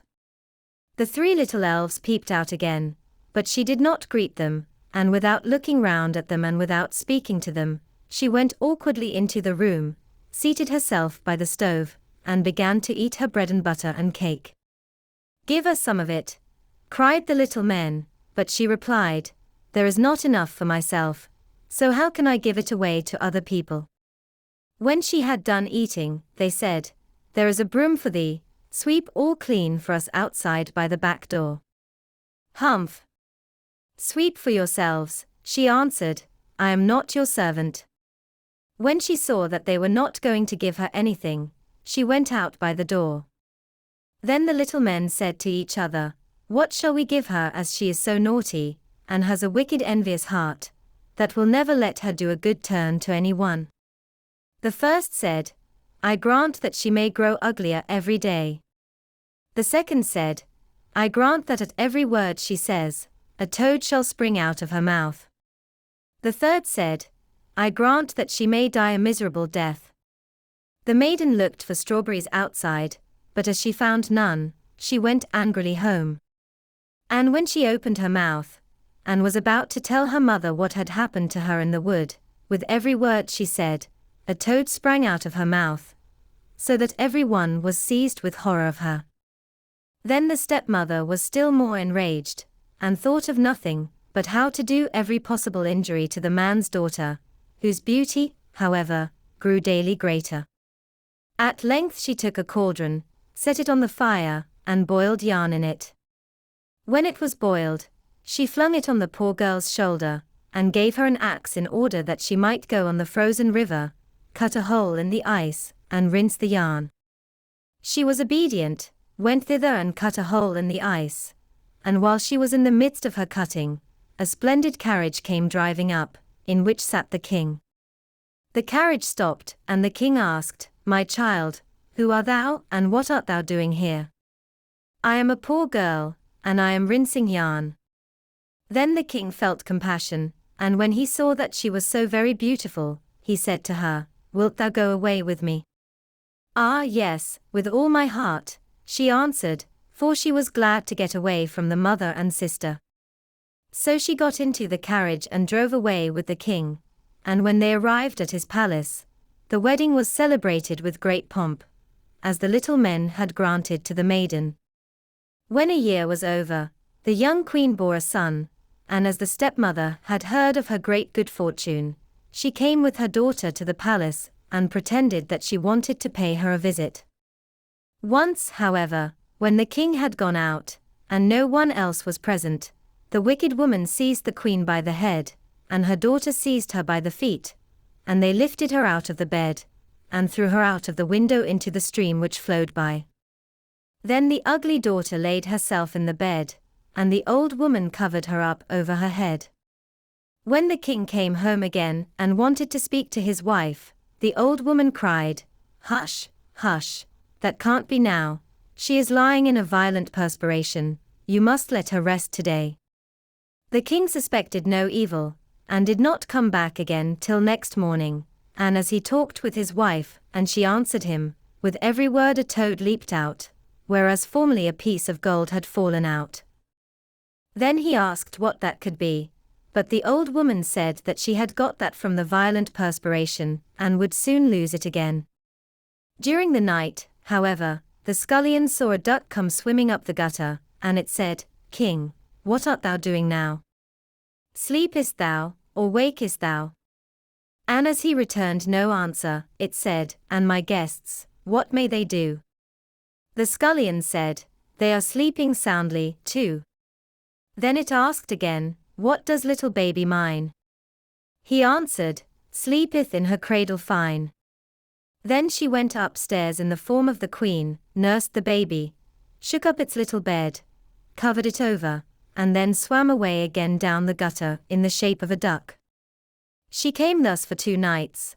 On the 3rd, she said to the scullion, "Go and tell the king to take his sword and swing it 3 times over me on the threshold." Then the scullion ran and told this to the king, who came with his sword and swung it thrice over the spirit, and at the 3rd time, his wife stood before him strong, living, and healthy as she had been before. Thereupon the king was full of great joy, but he kept the queen hidden in a chamber until the Sunday, when the baby was to be christened. And when it was christened he said, "What does a person deserve who drags another out of bed and throws him in the water?" "The wretch deserves nothing better," answered the old woman, "than to be taken and put in a barrel stuck full of nails, and rolled downhill into the water." "Then," said the king, "thou hast pronounced thine own sentence," and he ordered such a barrel to be brought, and the old woman to be put into it with her daughter, and then the top was hammered on, and the barrel rolled downhill until it went into the river. 14. The 3 Spinners. There was once a girl who was idle and would not spin, and let her mother say what she would, she could not bring her to it. At last the mother was once so overcome with anger and impatience, that she beat her, on which the girl began to weep loudly. Now at this very moment the queen drove by, and when she heard the weeping she stopped her carriage, went into the house and asked the mother why she was beating her daughter so that the cries could be heard out on the road. Then the woman was ashamed to reveal the laziness of her daughter and said, "I cannot get her to leave off spinning. She insists on spinning for ever and ever, and I am poor, and cannot procure the flax." Then answered the queen, "There is nothing that I like better to hear than spinning, and I am never happier than when the wheels are humming. Let me have your daughter with me in the palace. I have flax enough, and there she shall spin as much as she likes."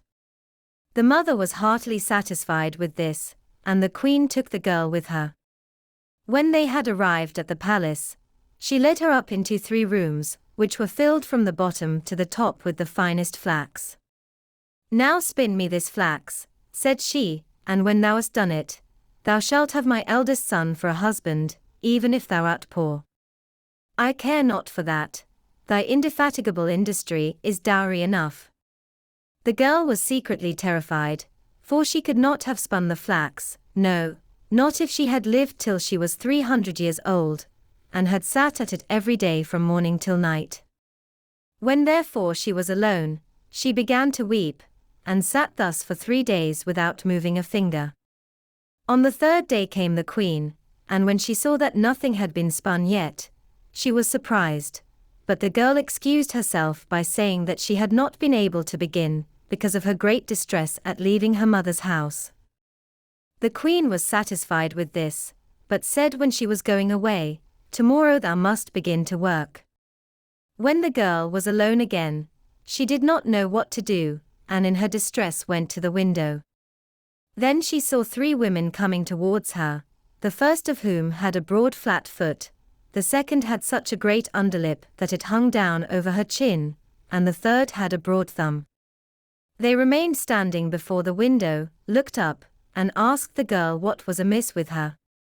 She complained of her trouble, and then they offered her their help and said, "If thou wilt invite us to the wedding, not be ashamed of us, and wilt call us thine aunts, and likewise wilt place us at thy table, we will spin up the flax for thee, and that in a very short time. With all my heart, she replied, do but come in and begin the work at once. Then she let in the 3 strange women, and cleared a place in the first room, where they seated themselves and began their spinning. The one drew the thread and trod the wheel, the other wetted the thread, the third twisted it, and struck the table with her finger, and as often as she struck it, a skein of thread fell to the ground that was spun in the finest manner possible. The girl concealed the 3 spinners from the queen, and showed her whenever she came the great quantity of spun thread, until the latter could not praise her enough. When the first room was empty she went to the second, and at last to the third, and that too was quickly cleared. Then the 3 women took leave and said to the girl, do not forget what thou hast promised us, it will make thy fortune. When the maiden showed the queen the empty rooms, and the great heap of yarn, she gave orders for the wedding, and the bridegroom rejoiced that he was to have such a clever and industrious wife, and praised her mightily. I have 3 aunts, said the girl, and as they have been very kind to me, I should not like to forget them in my good fortune. Allow me to invite them to the wedding, and let them sit with us at table. The queen and the bridegroom said, why should we not allow that? Therefore when the feast began, the 3 women entered in strange apparel, and the bride said, welcome, dear aunts. Ah, said the bridegroom, how comest thou by these odious friends? Thereupon he went to the one with the broad flat foot, and said, how do you come by such a broad foot? By treading, she answered, by treading. Then the bridegroom went to the second, and said, how do you come by your falling lip? By licking, she answered, by licking. Then he asked the third, how do you come by your broad thumb? By twisting the thread, she answered, by twisting the thread. On this the king's son was alarmed and said, neither now nor ever shall my beautiful bride touch a spinning wheel. And thus she got rid of the hateful flax spinning. 15. Hansel and Grethel. Hard by a great forest dwelt a poor woodcutter with his wife and his 2 children. The boy was called Hansel and the girl Grethel. He had little to bite and to break, and once when great scarcity fell on the land, he could no longer procure daily bread.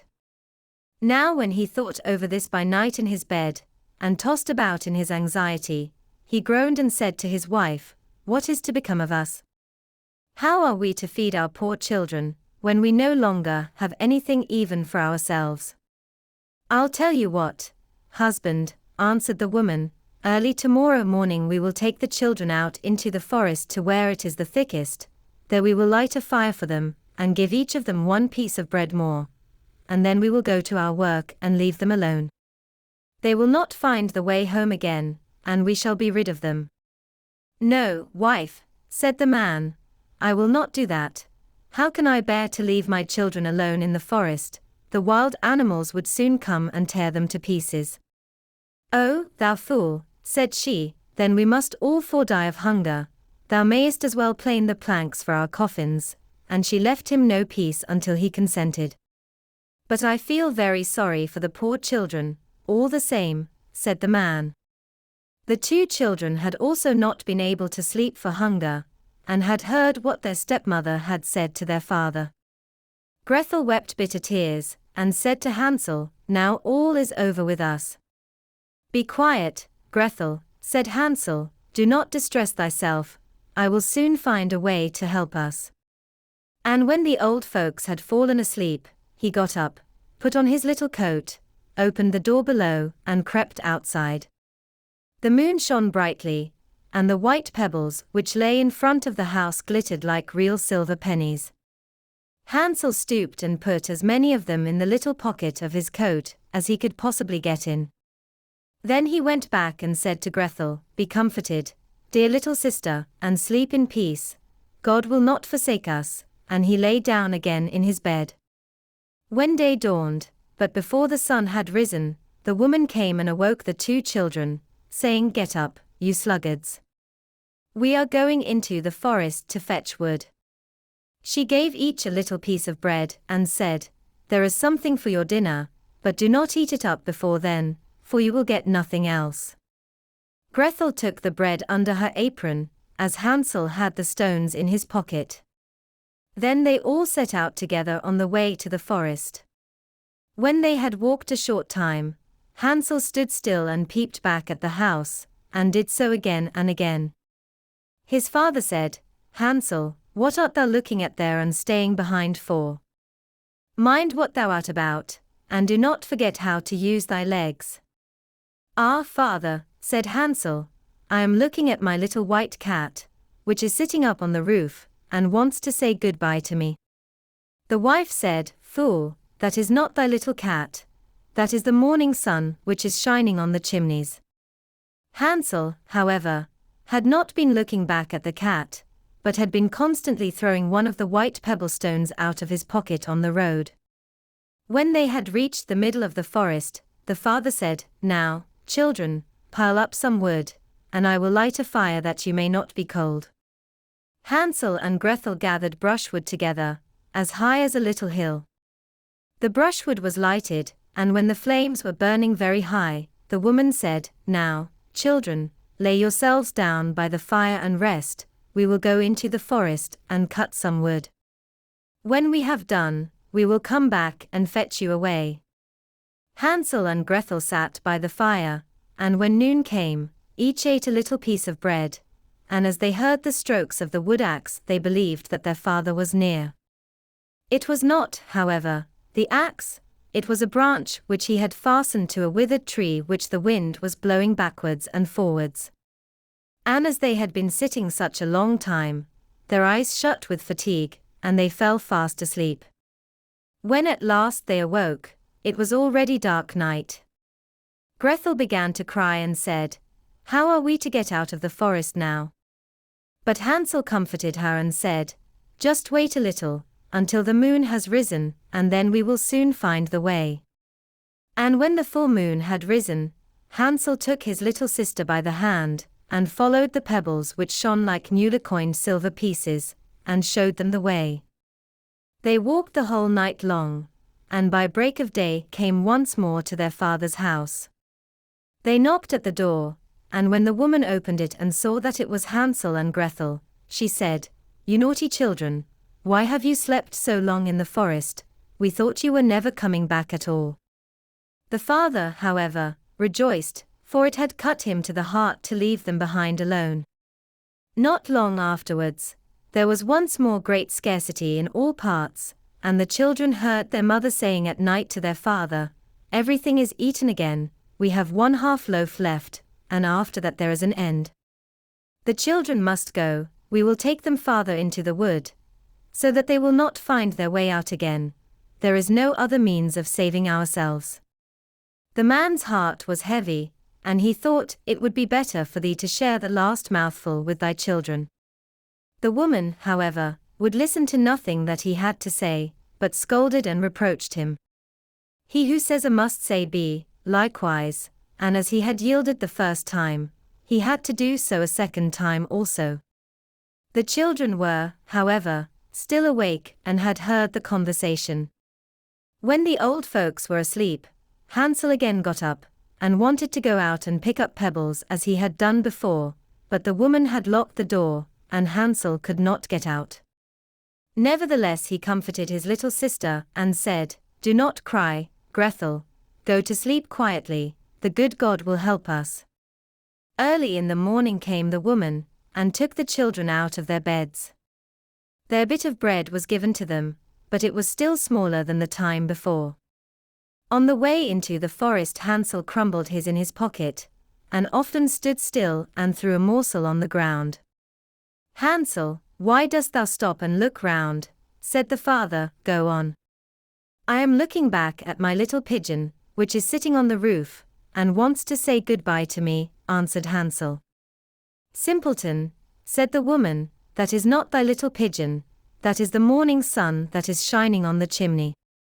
Hansel, however, little by little, threw all the crumbs on the path. The woman led the children still deeper into the forest, where they had never in their lives been before. Then a great fire was again made, and the mother said, "Just sit there, you children, and when you are tired you may sleep a little.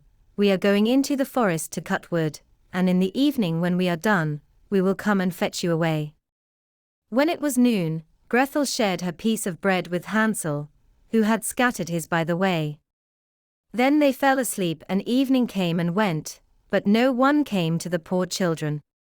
They did not awake until it was dark night, and Hansel comforted his little sister and said, "Just wait, Grethel, until the moon rises, and then we shall see the crumbs of bread which I have strewn about.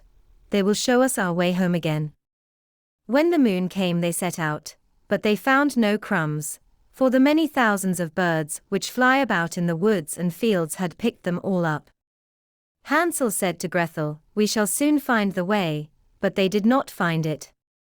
They walked the whole night and all the next day too from morning till evening, but they did not get out of the forest, and were very hungry, for they had nothing to eat, but 2 or 3 berries, which grew on the ground. And as they were so weary that their legs would carry them no longer, they lay down beneath a tree and fell asleep. It was now 3 mornings since they had left their father's house.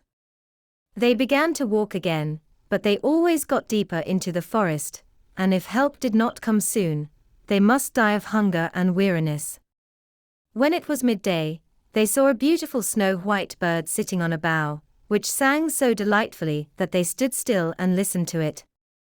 And when it had finished its song, it spread its wings and flew away before them, and they followed it until they reached a little house, on the roof of which it alighted. And when they came quite up to little house they saw that it was built of bread and covered with cakes, but that the windows were of clear sugar. "We will set to work on that," said Hansel, "and have a good meal. I will eat a bit of the roof, and thou, Grethel, canst eat some of the window, it will taste sweet." Hansel reached up above, and broke off a little of the roof to try how it tasted, and Grethel leant against the window and nibbled at the panes. Then a soft voice cried from the room, "Nibble, nibble, gnaw, who is nibbling at my little house?" The children answered, the wind, the heaven-born wind," and went on eating without disturbing themselves. Hansel, who thought the roof tasted very nice, tore down a great piece of it, and Grethel pushed out the whole of one round window pane, sat down, and enjoyed herself with it. Suddenly the door opened, and a very, very old woman, who supported herself on crutches, came creeping out. Hansel and Grethel were so terribly frightened that they let fall what they had in their hands. The old woman, however, nodded her head and said, "Oh, you dear children, who has brought you here? Do come in, and stay with me. No harm shall happen to you." She took them both by the hand, and led them into her little house. Then good food was set before them, milk and pancakes, with sugar, apples, and nuts. Afterwards 2 pretty little beds were covered with clean white linen, and Hansel and Grethel lay down in them, and thought they were in heaven. The old woman had only pretended to be so kind. She was in reality a wicked witch, who lay in wait for children, and had only built the little house of bread in order to entice them there. When a child fell into her power, she killed it, cooked and ate it, and that was a feast day with her. Witches have red eyes, and cannot see far, but they have a keen scent like the beasts, and are aware when human beings draw near. When Hansel and Grethel came into her neighborhood, she laughed maliciously, and said mockingly, "I have them, they shall not escape me again." Early in the morning before the children were awake, she was already up, and when she saw both of them sleeping and looking so pretty, with their plump red cheeks, she muttered to herself, "That will be a dainty mouthful." Then she seized Hansel with her shriveled hand, carried him into a little stable, and shut him in with a grated door. He might scream as he liked, that was of no use. Then she went to Grethel, shook her till she awoke, and cried, "Get up, lazy thing, fetch some water, and cook something good for thy brother. He is in the stable outside, and is to be made fat." When he is fat, I will eat him." Grethel began to weep bitterly, but it was all in vain. She was forced to do what the wicked witch ordered her. And now the best food was cooked for poor Hansel, but Grethel got nothing but crab shells. Every morning the woman crept to the little stable, and cried, "Hansel, stretch out thy finger that I may feel if thou wilt soon be fat." Hansel, however, stretched out a little bone to her, and the old woman, who had dim eyes, could not see it, and thought it was Hansel's finger, and was astonished that there was no way of fattening him. When 4 weeks had gone by, and Hansel still continued thin, she was seized with impatience, and would not wait any longer. "Ola, Grethel," she cried to the girl, "be active, and bring some water. Let Hansel be fat or lean, tomorrow I will kill him and cook him." Ah, how the poor little sister did lament, when she had to fetch the water, and how her tears did flow down over her cheeks. "Dear God, do help us," she cried. "If the wild beasts in the forest had but devoured us, we should at any rate have died together." "Just keep thy noise to thyself," said the old woman, "all that won't help thee at all." Early in the morning, Grethel had to go out and hang up the cauldron with the water, and light the fire. "We will bake first," said the old woman. "I have already heated the oven and kneaded the dough." She pushed poor Grethel out to the oven, from which flames of fire were already darting. "Creep in," said the witch, "and see if it is properly heated, so that we can shut the bread in." And when once Grethel was inside, she intended to shut the oven and let her bake in it, and then she would eat her, too. But Grethel saw what she had in her mind, and said, "I do not know how I am to do it. How do you get in?" "Silly goose," said the old woman, "the door is big enough, just look, I can get in myself," and she crept up and thrust her head into the oven. Then Grethel gave her a push that drove her far into it, and shut the iron door, and fastened the bolt. Oh! Then she began to howl quite horribly, but Grethel ran away, and the godless witch was miserably burnt to death. Grethel, however, ran like lightning to Hansel, opened his little stable, and cried, "Hansel, we are saved. The old witch is dead." Then Hansel sprang out like a bird from its cage, when the door is opened for it. How they did rejoice and embrace each other, and dance about and kiss each other. And as they had no longer any need to fear her, they went into the witch's house, and in every corner there stood chests full of pearls and jewels. "These are far better than pebbles," said Hansel, and thrust into his pockets whatever could be got in, and Grethel said, "I, too, will take something home with me," and filled her pinafore full. "But now we will go away," said Hansel, "that we may get out of the witch's forest." When they had walked for 2 hours, they came to a great piece of water. "We cannot get over," said Hansel, "I see no footplank, and no bridge."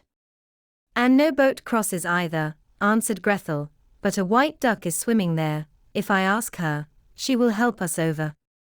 Then she cried, little duck, dost thou see, Hansel and Grethel are waiting for thee.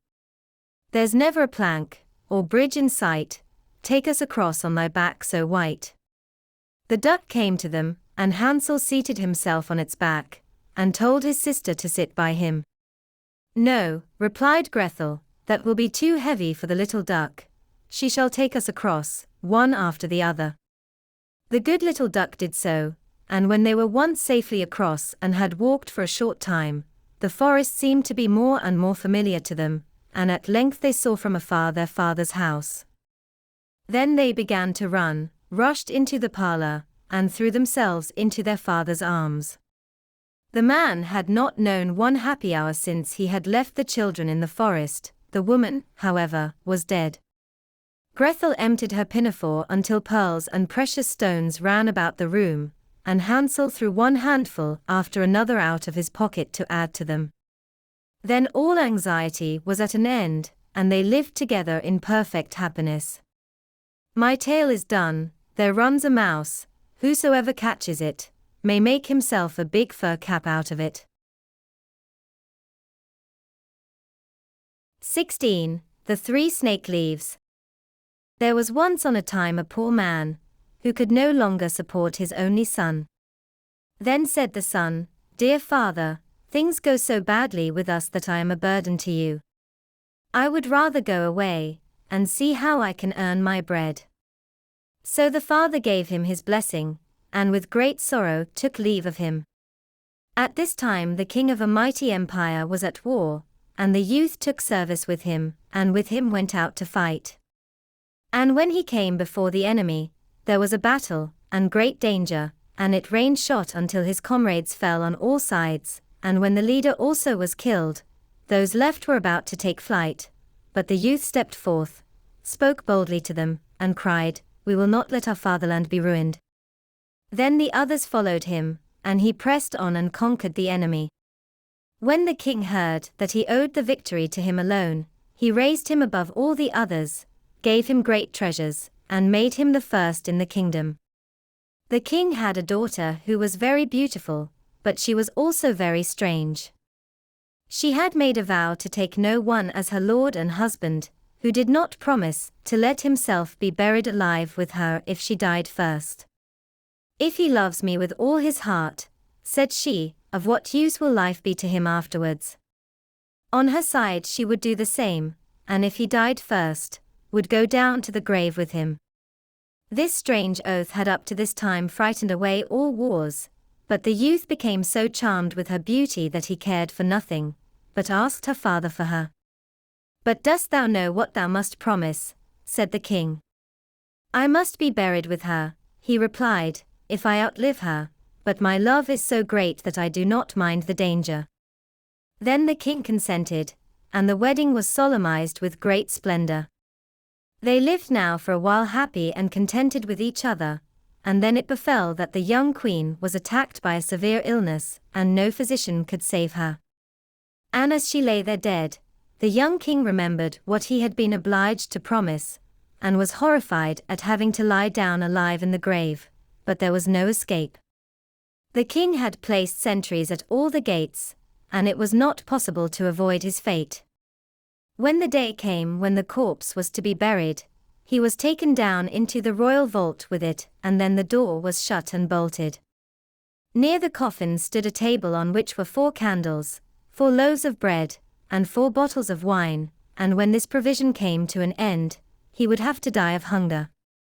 And now he sat there full of pain and grief, ate every day only a little piece of bread, drank only a mouthful of wine, and nevertheless saw death daily drawing nearer. Whilst he thus gazed before him, he saw a snake creep out of a corner of the vault and approach the dead body. And as he thought it came to gnaw at it, he drew his sword and said, "As long as I live, thou shalt not touch her," and hewed the snake in 3 pieces. After a time a second snake crept out of the hole, and when it saw the other lying dead and cut in pieces, it went back, but soon came again with 3 green leaves in its mouth. Then it took the 3 pieces of the snake, laid them together, as they ought to go, and placed one of the leaves on each wound. Immediately the severed parts joined themselves together, the snake moved, and became alive again, and both of them hastened away together. The leaves were left lying on the ground, and a desire came into the mind of the unhappy man, who had been watching all this, to know if the wondrous power of the leaves, which had brought the snake to life again, could not likewise be of service to a human being.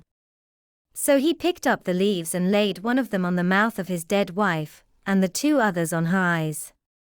And hardly had he done this than the blood stirred in her veins, rose into her pale face, and colored it again. Then she drew breath, opened her eyes, and said, "Ah, God, where am I?" "Thou art with me, dear wife," he answered, and told her how everything had happened, and how he had brought her back again to life. Then he gave her some wine and bread, and when she had regained her strength, he raised her up, and they went to the door and knocked, and called so loudly that the sentries heard it, and told the king. The king came down himself and opened the door, and there he found both strong and well, and rejoiced with them that now all sorrow was over. The young king, however, took the 3 snake leaves with him, gave them to a servant and said, "Keep them for me carefully, and carry them constantly about thee. Who knows in what trouble they may yet be of service to us." A change had, however, taken place in his wife. After she had been restored to life, it seemed as if all love for her husband had gone out of her heart.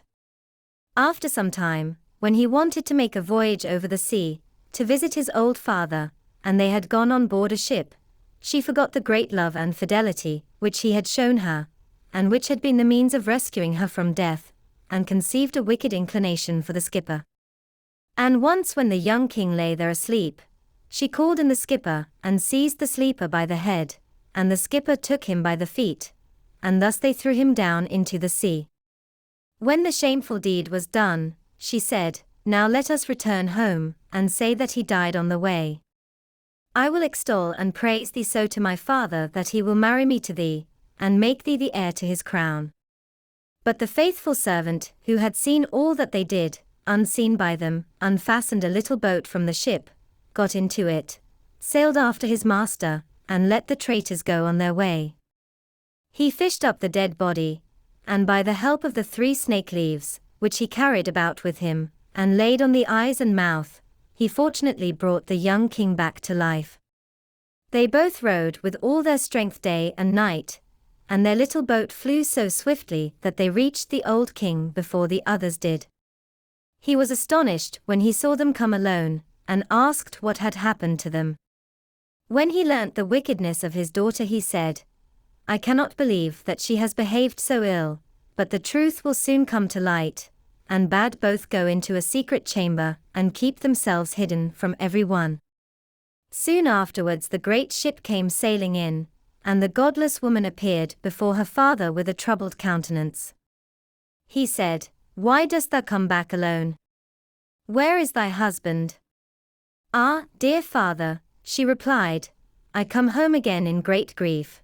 During the voyage, my husband became suddenly ill and died, and if the good skipper had not given me his help, it would have gone ill with me.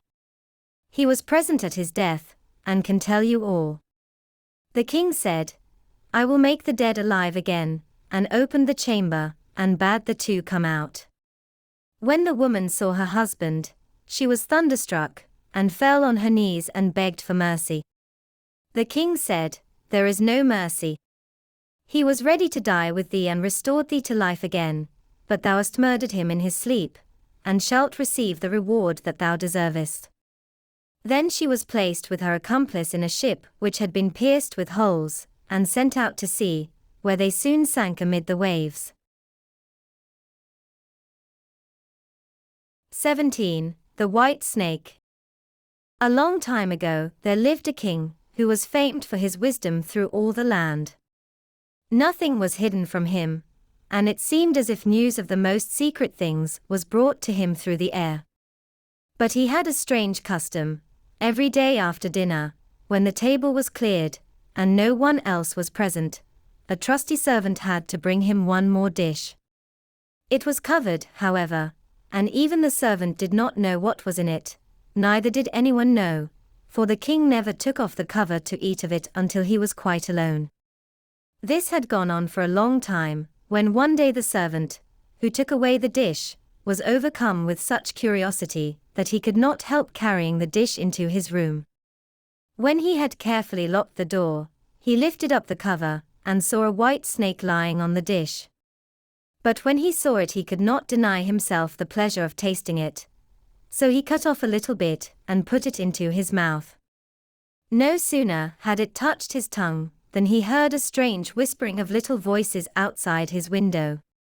He went and listened, and then noticed that it was the sparrows who were chattering together, and telling one another of all kinds of things which they had seen in the fields and woods. Eating the snake had given him power of understanding the language of animals. Now it so happened that on this very day the queen lost her most beautiful ring, and suspicion of having stolen it fell upon this trusty servant, who was allowed to go everywhere. The king ordered the man to be brought before him, and threatened with angry words that unless he could before the morrow point out the thief, he himself should be looked upon as guilty and executed. In vain he declared his innocence, he was dismissed with no better answer. In his trouble and fear he went down into the courtyard, and took thought how to help himself out of his trouble.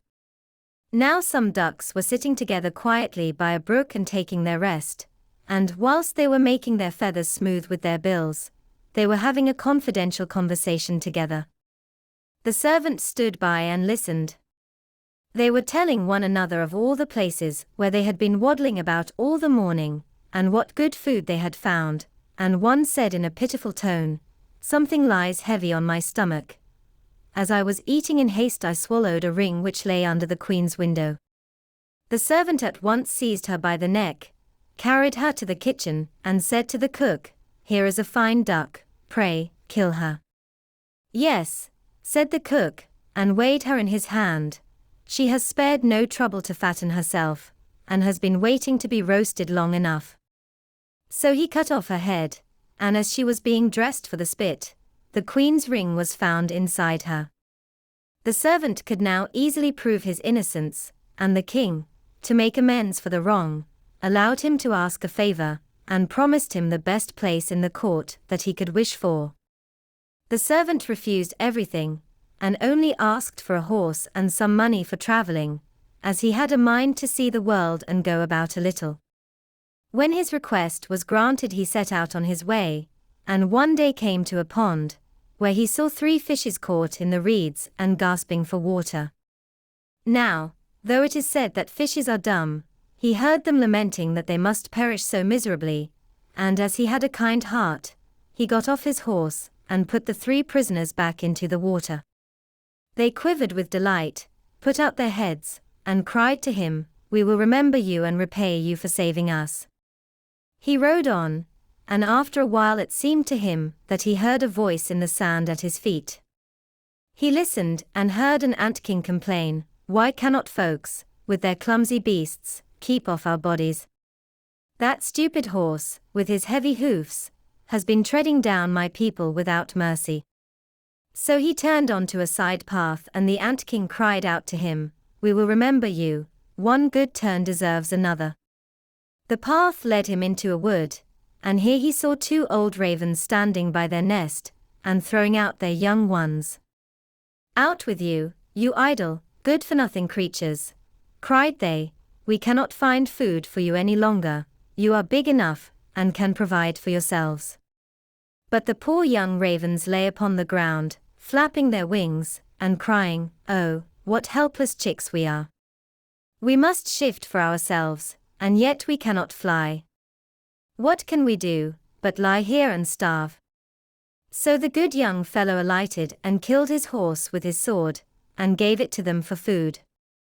Then they came hopping up to it, satisfied their hunger, and cried, "We will remember you, one good turn deserves another." And now he had to use his own legs, and when he had walked a long way, he came to a large city. There was a great noise and crowd in the streets, and a man rode up on horseback, crying aloud, "The king's daughter wants a husband, but whoever sues for her hand must perform a hard task, and if he does not succeed he will forfeit his life." Many had already made the attempt, but in vain. Nevertheless, when the youth saw the king's daughter he was so overcome by her great beauty that he forgot all danger, went before the king, and declared himself a suitor. So he was led out to the sea, and a gold ring was thrown into it, in his sight. Then the king ordered him to fetch this ring up from the bottom of the sea, and added, "If you come up again, without it you will be thrown in again, and again, until you perish amid the waves." All the people grieved for the handsome youth. Then they went away, leaving him alone by the sea. He stood on the shore and considered what he should do, when suddenly he saw 3 fishes come swimming towards him, and they were the very fishes whose lives he had saved. The one in the middle held a mussel in its mouth, which it laid on the shore at the youth's feet, and when he had taken it up and opened it, there lay the gold ring in the shell. Full of joy he took it to the king, and expected that he would grant him the promised reward. But when the proud princess perceived that he was not her equal in birth, she scorned him, and required him first to perform another task. She went down into the garden and strewed with her own hands 10 sacks full of millet seed on the grass. Then she said, "Tomorrow morning before sunrise these must be picked up, and not a single grain be wanting." The youth sat down in the garden and considered how it might be possible to perform this task, but he could think of nothing, and there he sat sorrowfully awaiting the break of day, when he should be led to death. But as soon as the first rays of the sun shone into the garden, he saw all the 10 sacks standing side by side, quite full, and not a single grain was missing. The Ant King had come in the night with thousands and thousands of ants, and the grateful creatures had by great industry picked up all the millet seed and gathered them into the sacks. Presently the king's daughter herself came down into the garden, and was amazed to see that the young man had done the task she had given him. But she could not yet conquer her proud heart, and said, "Although he has performed both the tasks, he shall not be my husband until he has brought me an apple from the tree of life." The youth did not know where the tree of life stood, but he set out, and would have gone on forever, as long as his legs would carry him, though he had no hope of finding it. After he had wandered through 3 kingdoms, he came one evening to a wood, and lay down under a tree to sleep. But he heard a rustling in the branches, and a golden apple fell into his hand. At the same time 3 ravens flew down to him, perched themselves upon his knee, and said, "We are the 3 young ravens whom you saved from starving. When we had grown big, and heard that you were seeking the golden apple, we flew over the sea to the end of the world, where the tree of life stands, and have brought you the apple." The youth, full of joy, set out homewards, and took the golden apple to the king's beautiful daughter, who had no more excuses left to make. They cut the apple of life in 2 and ate it together, and then her heart became full of love for him, and they lived in undisturbed happiness to a great age. 18. The Straw, the Coal, and the Bean. In a village dwelt a poor old woman, who had gathered together a dish of beans and wanted to cook them. So she made a fire on her hearth, and that it might burn the quicker, she lighted it with a handful of straw. When she was emptying the beans into the pan, one dropped without her observing it, and lay on the ground beside a straw, and soon afterwards a burning coal from the fire leapt down to the 2. Then the straw began and said, "Dear friends, from whence do you come here?" The coal replied, "I fortunately sprang out of the fire, and if I had not escaped by main force, my death would have been certain, I should have been burnt to ashes." The bean said, "I too have escaped with a whole skin, but if the old woman had got me into the pan, I should have been made into broth without any mercy, like my comrades." "And would a better fate have fallen to my lot?" said the straw. "The old woman has destroyed all my brethren in fire and smoke. She seized 60 of them at once, and took their lives. I luckily slipped through her fingers. But what are we to do now?" said the coal. "I think," answered the bean, "that as we have so fortunately escaped death, we should keep together like good companions, and lest a new mischance should overtake us here, we should go away together, and repair to a foreign country." The proposition pleased the 2 others, and they set out on their way in company. Soon, however, they came to a little brook, and as there was no bridge or foot-plank, they did not know how they were to get over it. The straw hit on a good idea, and said, "I will lay myself straight across, and then you can walk over on me as on a bridge." The straw therefore stretched itself from one bank to the other, and the coal, who was of an impetuous disposition, tripped quite boldly on to the newly built bridge. But when she had reached the middle, and heard the water rushing beneath her, she was, after all, afraid, and stood still, and ventured no farther.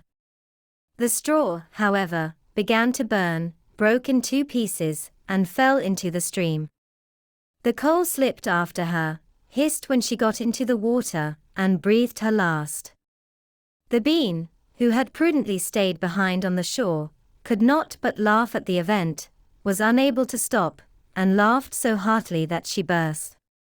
It would have been all over with her, likewise, if, by good fortune, a tailor who was traveling in search of work, had not sat down to rest by the brook.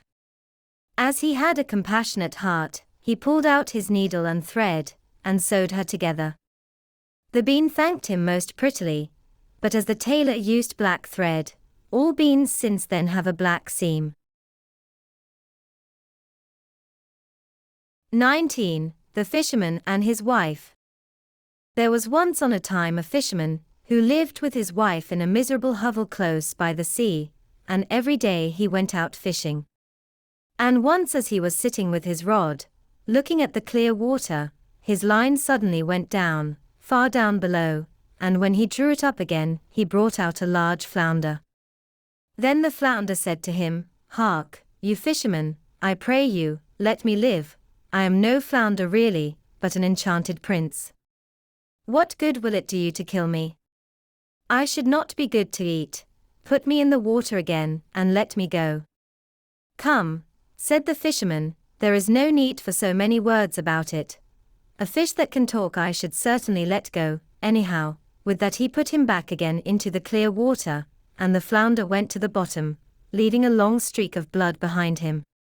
Then the fisherman got up and went home to his wife in the hovel. "Husband," said the woman, "have you caught nothing today?" "No," said the man, "I did catch a flounder, who said he was an enchanted prince, so I let him go again." "Did you not wish for anything first?" said the woman. "No," said the man, "what should I wish for?" "Ah," said the woman, "it is surely hard to have to live always in this dirty hovel. You might have wished for a small cottage for us. Go back and call him. Tell him we want to have a small cottage, he will certainly give us that." "Ah," said the man, "why should I go there again?" "Why," said the woman, "you did catch him, and you let him go again, he is sure to do it. Go at once."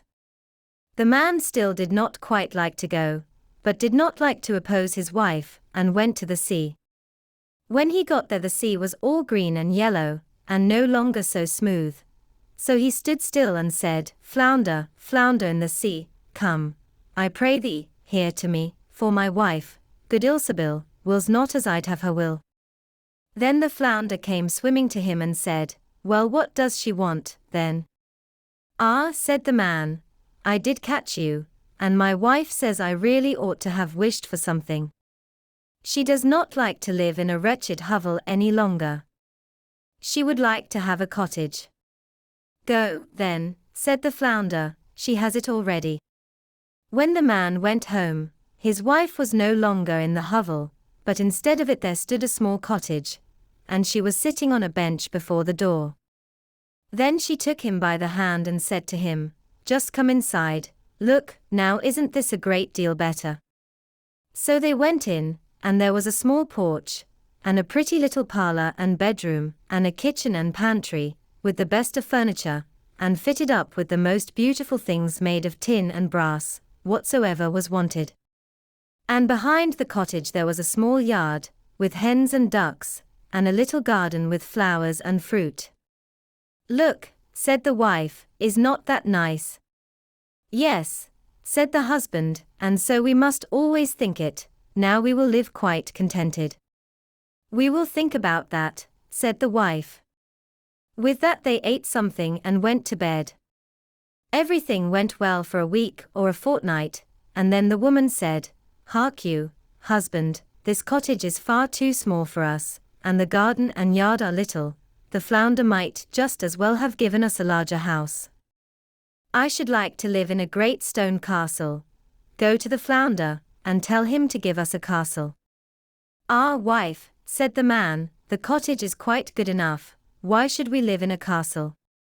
"What?" said the woman, "just go there, the flounder can always do that." "No, wife," said the man, "the flounder has just given us the cottage. I do not like to go back so soon, it might make him angry."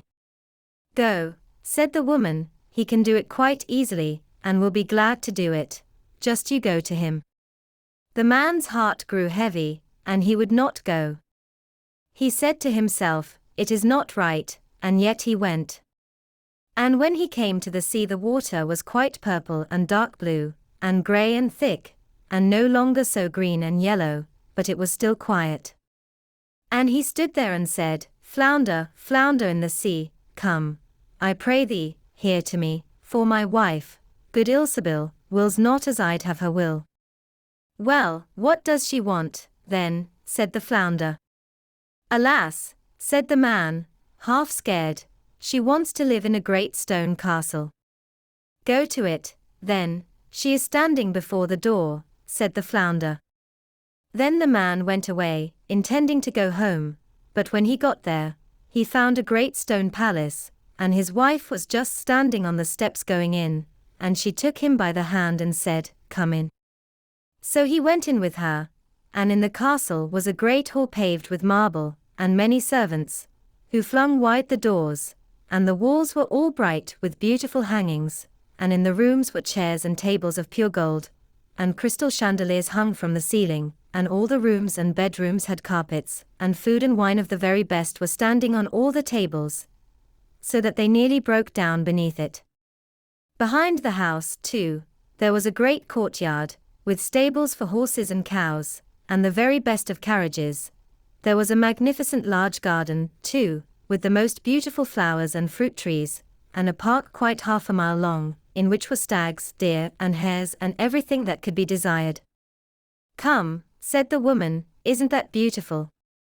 "Yes, indeed," said the man, "now let it be, and we will live in this beautiful castle and be content." "We will consider about that," said the woman, "and sleep upon it." Thereupon they went to bed. Next morning the wife awoke first, and it was just daybreak, and from her bed she saw the beautiful country lying before her. Her husband was still stretching himself, so she poked him in the side with her elbow, and said, "Get up, husband, and just peep out of the window. Look you, couldn't we be the king over all that land? Go to the flounder, we will be the king." "Ah, wife," said the man, "why should we be king? I do not want to be king." "Well," said the wife, "if you won't be king, I will. Go to the flounder, for I will be king." "Ah, wife," said the man, "why do you want to be king? I do not like to say that to him." "Why not?" said the woman, "Go to him this instant. I must be king." So the man went, and was quite unhappy, because his wife wished to be king. "It is not right, it is not right," thought he. He did not wish to go, but yet he went. And when he came to the sea, it was quite dark grey, and the water heaved up from below, and smelt putrid. Then he went and stood by it, and said, "Flounder, flounder in the sea, come, I pray thee, here to me, for my wife, good Ilsebil, wills not as I'd have her will. Well, what does she want, then?" said the flounder. "Alas," said the man, "she wants to be king." "Go to her, she is king already." So the man went, and when he came to the palace, the castle had become much larger, and had a great tower and magnificent ornaments, and the sentinel was standing before the door, and there were numbers of soldiers with kettle drums and trumpets. And when he went inside the house, everything was of real marble and gold, with velvet covers and great golden tassels. Then the doors of the hall were opened, and there was the court in all its splendor, and his wife was sitting on a high throne of gold and diamonds, with a great crown of gold on her head, and a scepter of pure gold and jewels in her hand, and on both sides of her stood her maids-in-waiting in a row, each of them always one head shorter than the last. Then he went and stood before her, and said, "Ah, wife, and now you are king." "Yes," said the woman, "now I am king." So he stood and looked at her, and when he had looked at her thus for some time, he said, "And now that you are king, let all else be, now we will wish for nothing more."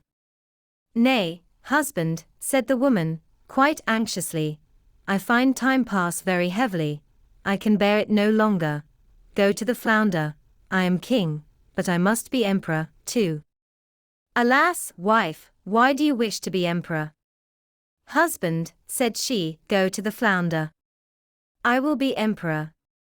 Alas, wife, said the man, he cannot make you emperor.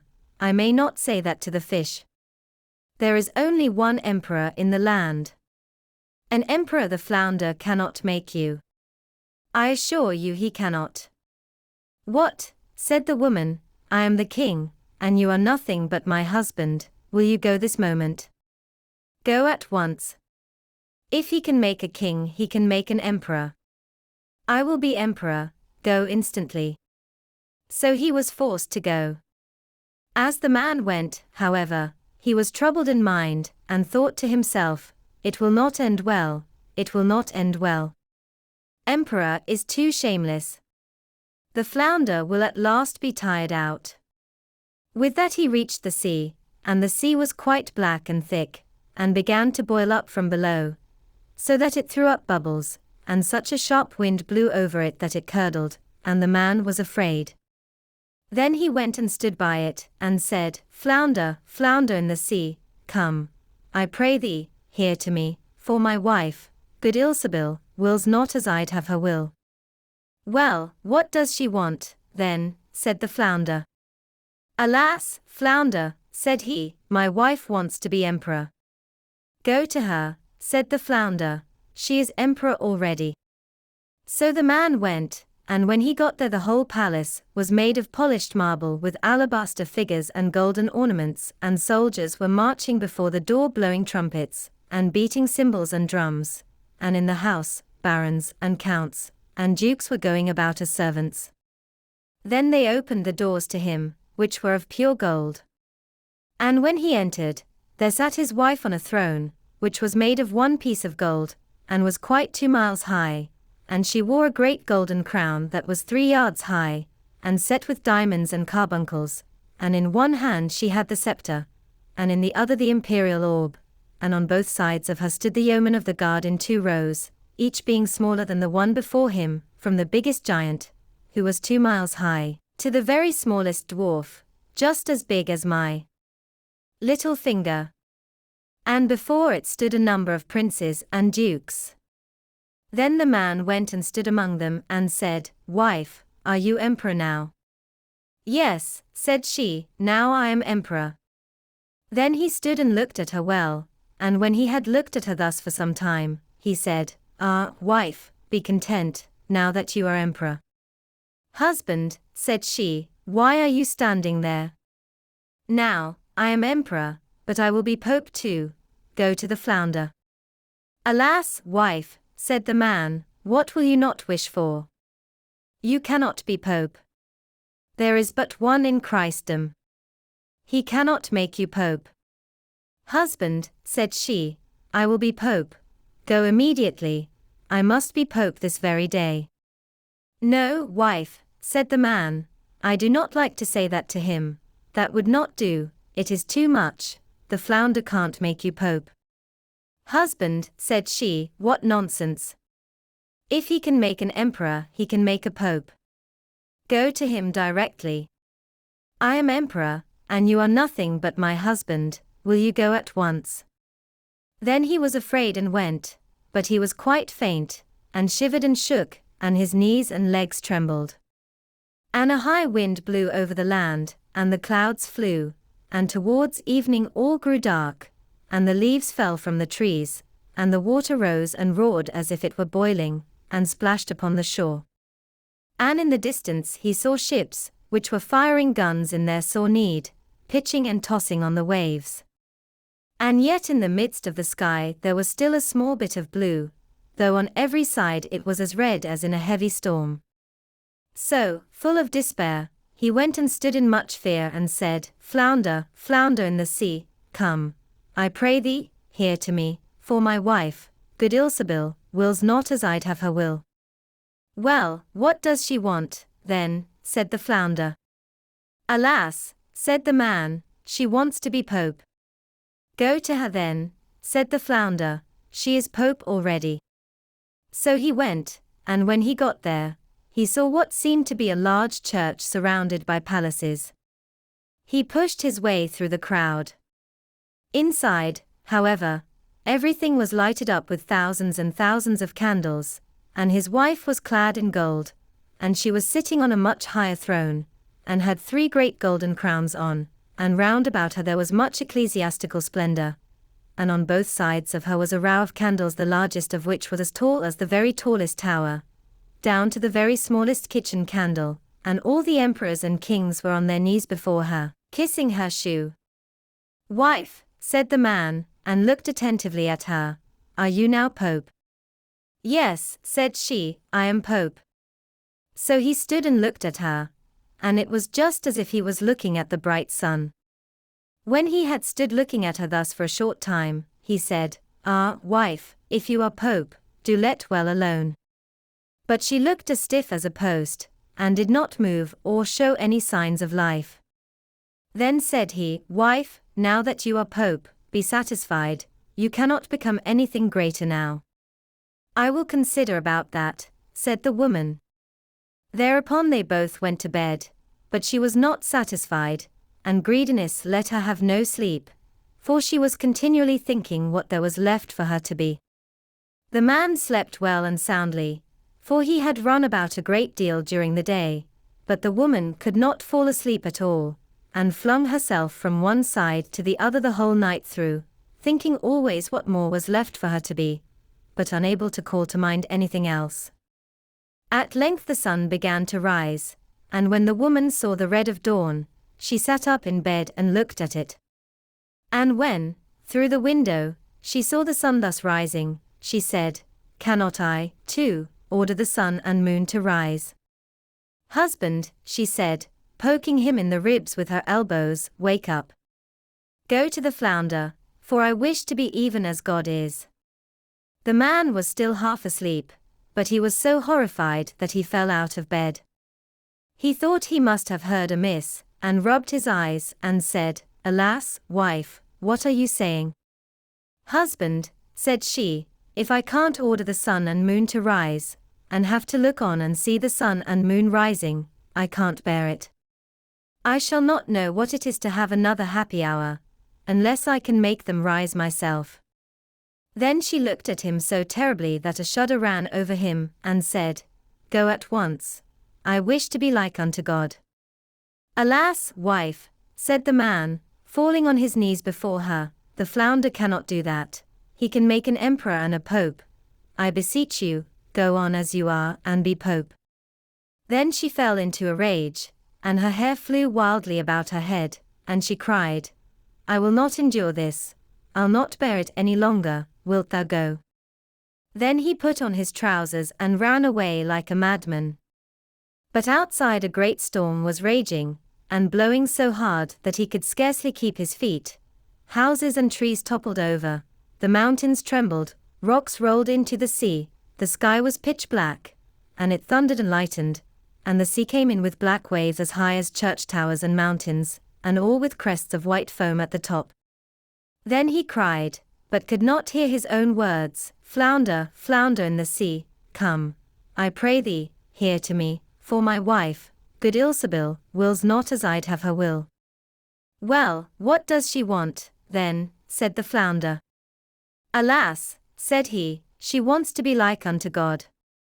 Go to her, and you will find her back again in the dirty hovel. And there they are living still at this very time." 20. The Valiant Little Tailor. One summer's morning a little tailor was sitting on his table by the window. He was in good spirits, and sewed with all his might. Then came a peasant woman down the street crying, "Good jams, cheap. Good jams, cheap." This rang pleasantly in the tailor's ears. He stretched his delicate head out of the window, and called, "Come up here, dear woman, here you will get rid of your goods." The woman came up the 3 steps to the tailor with her heavy basket, and he made her unpack the whole of the pots for him. He inspected all of them, lifted them up, put his nose to them, and at length said, "The jam seems to me to be good. So weigh me out 4 ounces, dear woman, and if it is 1/4 of a pound that is of no consequence." The woman, who had hoped to find a good sale, gave him what he desired, but went away quite angry and grumbling. "Now, God bless the jam to my use," cried the little tailor, "and give me health and strength." So he brought the bread out of the cupboard, cut himself a piece right across the loaf, and spread the jam over it. "This won't taste bitter," said he, "but I will just finish the jacket before I take a bite." He laid the bread near him, sewed on, and in his joy, made bigger and bigger stitches. In the meantime the smell of the sweet jam ascended so to the wall, where the flies were sitting in great numbers, that they were attracted and descended on it in hosts. "Holle! Who invited you?" said the little tailor, and drove the unbidden guests away. The flies, however, who understood no German, would not be turned away, but came back again in ever-increasing companies. The little tailor at last lost all patience, and got a bit of cloth from the hole under his work-table, and saying, "Wait, and I will give it to you," struck it mercilessly on them. When he drew it away and counted, there lay before him no fewer than 7, dead and with legs stretched out. "Art thou a fellow of that sort?" said he, and could not help admiring his own bravery. "The whole town shall know of this." And the little tailor hastened to cut himself a girdle, stitched it, and embroidered on it in large letters, 7 at one stroke. "What, the town," he continued, "the whole world shall hear of it," and his heart wagged with joy like a lamb's tail. The tailor put on the girdle, and resolved to go forth into the world, because he thought his workshop was too small for his valor. Before he went away, he sought about in the house to see if there was anything which he could take with him. However, he found nothing but an old cheese, and that he put in his pocket. In front of the door he observed a bird, which had caught itself in the thicket. It had to go into his pocket with the cheese. Now he took to the road boldly, and as he was light and nimble, he felt no fatigue. The road led him up a mountain, and when he had reached the highest point of it, there sat a powerful giant looking about him quite comfortably. The little tailor went bravely up, spoke to him, and said, "Good day, comrade. So thou art sitting there overlooking the widespread world.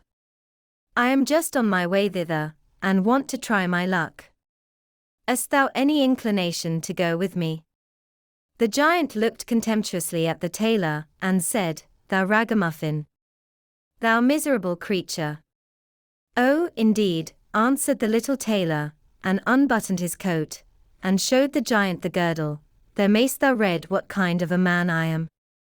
The giant read, 7 at one stroke, and thought that they had been men whom the tailor had killed, and began to feel a little respect for the tiny fellow. Nevertheless, he wished to try him first, and took a stone in his hand and squeezed it together so that water dropped out of it. "Do that likewise," said the giant, "if thou hast strength." "Is that all?" said the tailor. "That is child's play with us," and put his hand into his pocket, brought out the soft cheese, and pressed it until the liquid ran out of it. "Faith," said he, "that was a little better, wasn't it?" The giant did not know what to say, and could not believe it of the little man. Then the giant picked up a stone, and threw it so high that the eye could scarcely follow it. "Now, little mite of a man, do that likewise." "Well thrown," said the tailor, "but after all the stone came down to earth again. I will throw you one which shall never come back at all." And he put his hand into his pocket, took out the bird, and threw it into the air. The bird, delighted with its liberty, rose, flew away, and did not come back. "How does that shot please you, comrade?" asked the tailor. "Thou canst certainly throw," said the giant, "but now we will see if thou art able to carry anything properly." He took the little tailor to a mighty oak tree, which lay there felled on the ground, and said, "If thou art strong enough, help me to carry the tree out of the forest." "Readily," answered the little man. "Take thou the trunk on thy shoulders, and I will raise up the branches and twigs. After all, they are the heaviest." The giant took the trunk on his shoulder, but the tailor seated himself on a branch, and the giant, who could not look round, had to carry away the whole tree, and the little tailor into the bargain. He behind was quite merry and happy, and whistled the song. 3 tailors rode forth from the gate, as if carrying the tree were child's play. The giant, after he had dragged the heavy burden part of the way, could go no further, and cried, "Hark you! I shall have to let the tree fall." The tailor sprang nimbly down, seized the tree with both arms as if he had been carrying it, and said to the giant, "Thou art such a great fellow, and yet canst not even carry the tree." They went on together, and as they passed a cherry tree, the giant laid hold of the top of the tree where the ripest fruit was hanging, bent it down, gave it into the tailor's hand, and bade him eat. But the little tailor was much too weak to hold the tree, and when the giant let it go, it sprang back again, and the tailor was hurried into the air with it.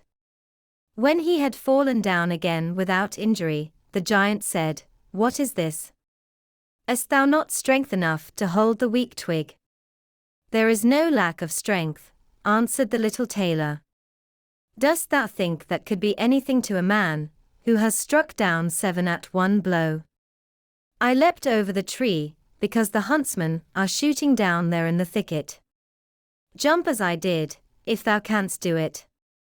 The giant made the attempt, but could not get over the tree, and remained hanging in the branches, so that in this also the tailor kept the upper hand. The giant said, "If thou art such a valiant fellow, come with me into our cavern, and spend the night with us." The little tailor was willing, and followed him. When they went into the cave, other giants were sitting there by the fire, and each of them had a roasted sheep in his hand and was eating it. The little tailor looked round and thought, "It is much more spacious here than in my workshop." The giant showed him a bed, and said he was to lie down in it and sleep. The bed, however, was too big for the little tailor. He did not lie down in it, but crept into a corner. When it was midnight, and the giant thought that the little tailor was lying in a sound sleep, he got up, took a great iron bar, cut through the bed with one blow, and thought he had given the grasshopper his finishing stroke. With the earliest dawn the giants went into the forest, and had quite forgotten the little tailor, when all at once he walked up to them quite merrily and boldly. The giants were terrified. They were afraid that he would strike them all dead, and ran away in a great hurry. The little tailor went onwards, always following his own pointed nose.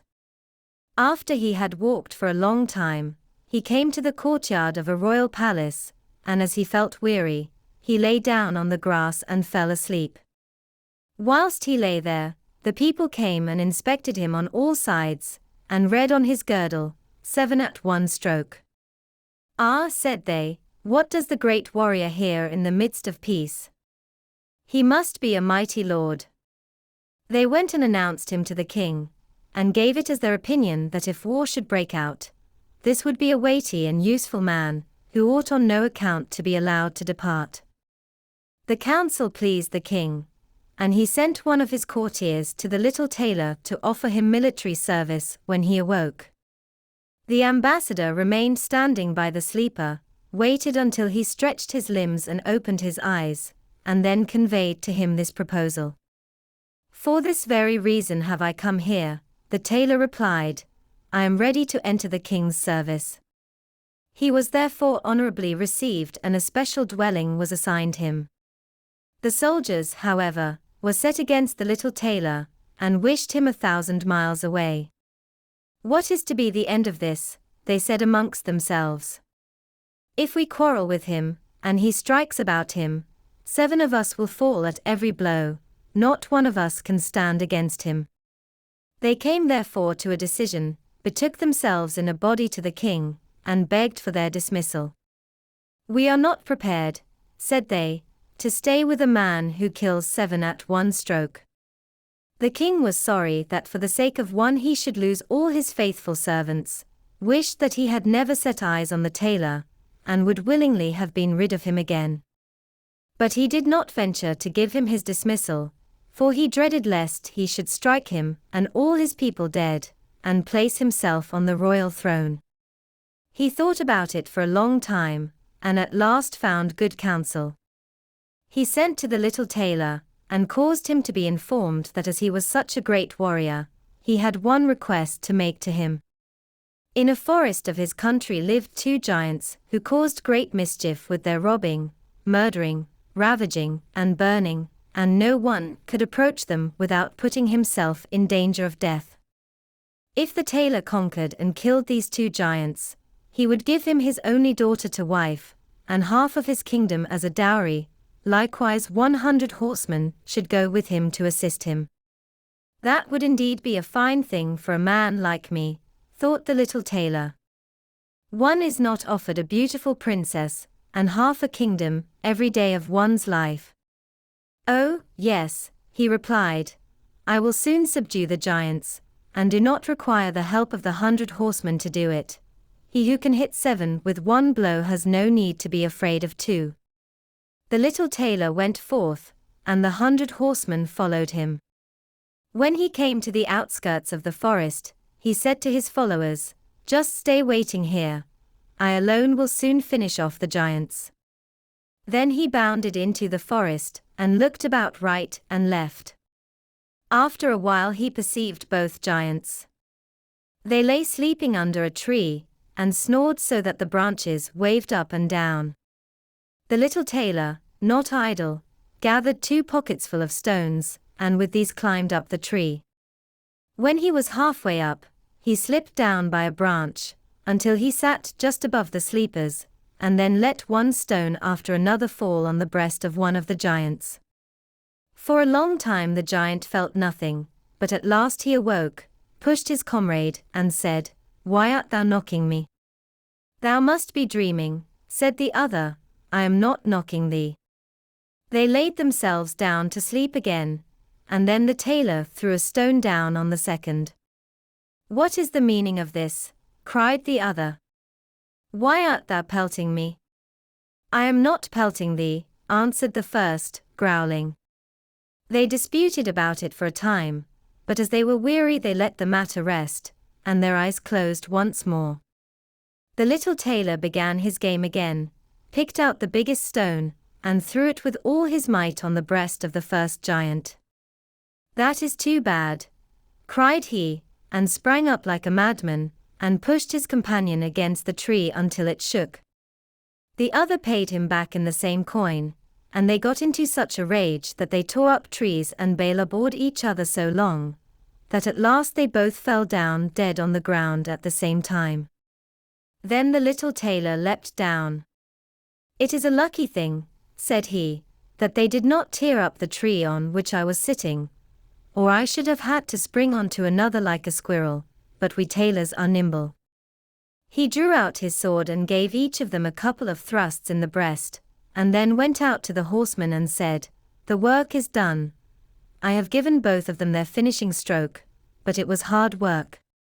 They tore up trees in their sore need, and defended themselves with them, but all that is to no purpose when a man like myself comes, who can kill 7 at one blow. But are you not wounded? Asked the horseman. You need not concern yourself about that, answered the tailor, they have not bent one hair of mine. The horsemen would not believe him, and rode into the forest. There they found the giants swimming in their blood, and all round about lay the torn-up trees. The little tailor demanded of the king the promised reward. He, however, repented of his promise, and again bethought himself how he could get rid of the hero. Before thou receivest my daughter, and the half of my kingdom, said he to him, thou must perform one more heroic deed. In the forest roams a unicorn, which does great harm, and thou must catch it first. I fear one unicorn still less than 2 giants. 7 at one blow, is my kind of affair. He took a rope and an axe with him, went forth into the forest, and again bade those who were sent with him to wait outside. He had to seek long. The unicorn soon came towards him, and rushed directly on the tailor, as if it would spit him on his horn without more ceremony. "Softly, softly, it can't be done as quickly as that," said he, and stood still and waited until the animal was quite close, and then sprang nimbly behind the tree. The unicorn ran against the tree with all its strength, and struck its horn so fast in the trunk that it had not strength enough to draw it out again, and thus it was caught. "Now, I have got the bird," said the tailor, and came out from behind the tree, and put the rope round its neck, and then with his axe he hewed the horn out of the tree, and when all was ready he led the beast away, and took it to the king. The king still would not give him the promised reward, and made a third demand. Before the wedding the tailor was to catch him a wild boar that made great havoc in the forest, and the huntsmen should give him their help. "Willingly," said the tailor, "that is child's play." He did not take the huntsmen with him into the forest, and they were well pleased that he did not, for the wild boar had several times received them in such a manner that they had no inclination to lie in wait for him. When the boar perceived the tailor, it ran on him with foaming mouth and whetted tusks, and was about to throw him to the ground, but the active hero sprang into a chapel which was near, and up to the window at once, and in one bound out again. The boar ran in after him, but the tailor ran round outside and shut the door behind it, and then the raging beast, which was much too heavy and awkward to leap out of the window, was caught. The little tailor called the huntsmen thither that they might see the prisoner with their own eyes. The hero, however, went to the king, who was now, whether he liked it or not, obliged to keep his promise, and gave him his daughter and the half of his kingdom.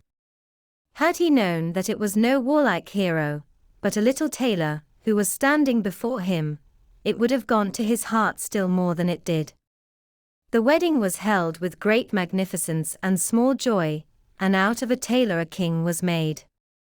After some time the young queen heard her husband say in his dreams at night, "Boy, make me the doublet, and patch the pantaloons, or else I will wrap the yard measure over thine ears." Then she discovered in what state of life the young lord had been born, and next morning complained of her wrongs to her father, and begged him to help her to get rid of her husband, who was nothing else but a tailor.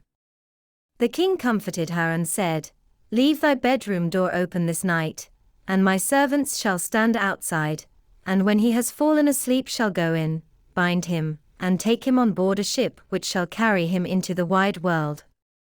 The woman was satisfied with this, but the king's armor-bearer, who had heard all, was friendly with the young lord, and informed him of the whole plot. "I'll put a screw into that business," said the little tailor. At night he went to bed with his wife at the usual time, and when she thought that he had fallen asleep, she got up, opened the door, and then lay down again. The little tailor, who was only pretending to be asleep, began to cry out in a clear voice, "Boy, make me the doublet, and patch me the pantaloons, or I will wrap the yard measure over thine ears. I smote 7 at one blow. I killed 2 giants.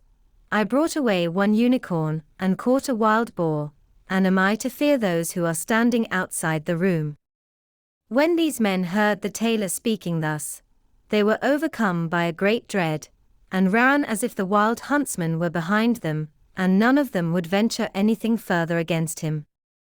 So the little tailor was a king and remained one, to the end of his life. 21. Cinderella. The wife of a rich man fell sick, and as she felt that her end was drawing near, she called her only daughter to her bedside and said, "Dear child, be good and pious, and then the good God will always protect thee, and I will look down on thee from heaven and be near thee." Thereupon she closed her eyes and departed. Every day the maiden went out to her mother's grave, and wept, and she remained pious and good.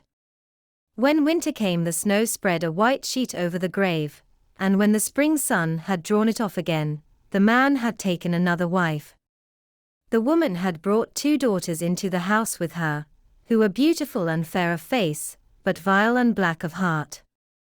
Now began a bad time for the poor stepchild. "Is the stupid goose to sit in the parlor with us?" said they. "He who wants to eat bread must earn it. Out with the kitchen wench." They took her pretty clothes away from her, put an old grey bedgown on her, and gave her wooden shoes. "Just look at the proud princess, how decked out she is," they cried, and laughed, and led her into the kitchen. There she had to do hard work from morning till night, get up before daybreak, carry water, light fires, cook and wash. Besides this, the sisters did her every imaginable injury. They mocked her and emptied her peas and lentils into the ashes, so that she was forced to sit and pick them out again. In the evening, when she had worked till she was weary, she had no bed to go to, but had to sleep by the fireside in the ashes. And as on that account she always looked dusty and dirty, they called her Cinderella. It happened that the father was once going to the fair, and he asked his two stepdaughters what he should bring back for them. "Beautiful dresses," said one. "Pearls and jewels," said the second. "And thou, Cinderella," said he, "what wilt thou have?" "Father, break off for me the first branch which knocks against your hat on your way home." So he bought beautiful dresses, pearls and jewels for his two stepdaughters, and on his way home, as he was riding through a green thicket, a hazel twig brushed against him and knocked off his hat. Then he broke off the branch and took it with him. When he reached home, he gave his stepdaughters the things which they had wished for, and to Cinderella he gave the branch from the hazel bush. Cinderella thanked him, went to her mother's grave and planted the branch on it, and wept so much that the tears fell down on it and watered it. And it grew, however, and became a handsome tree. Thrice a day Cinderella went and sat beneath it, and wept and prayed, and a little white bird always came on the tree, and if Cinderella expressed a wish, the bird threw down to her what she had wished for.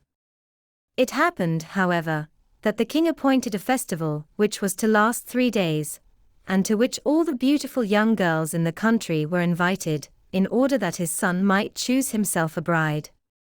When the two stepsisters heard that they too were to appear among the number, they were delighted, called Cinderella and said, "Comb our hair for us, brush our shoes and fasten our buckles, for we are going to the festival at the king's palace."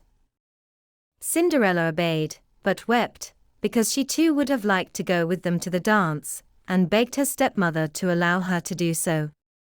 "Thou go, Cinderella," said she, "thou art dusty and dirty and wouldst go to the festival. Thou hast no clothes and shoes, and yet wouldst dance." As, however, Cinderella went on asking, the stepmother at last said, "I have emptied a dish of lentils into the ashes for thee. If thou hast picked them out again in 2 hours, thou shalt go with us."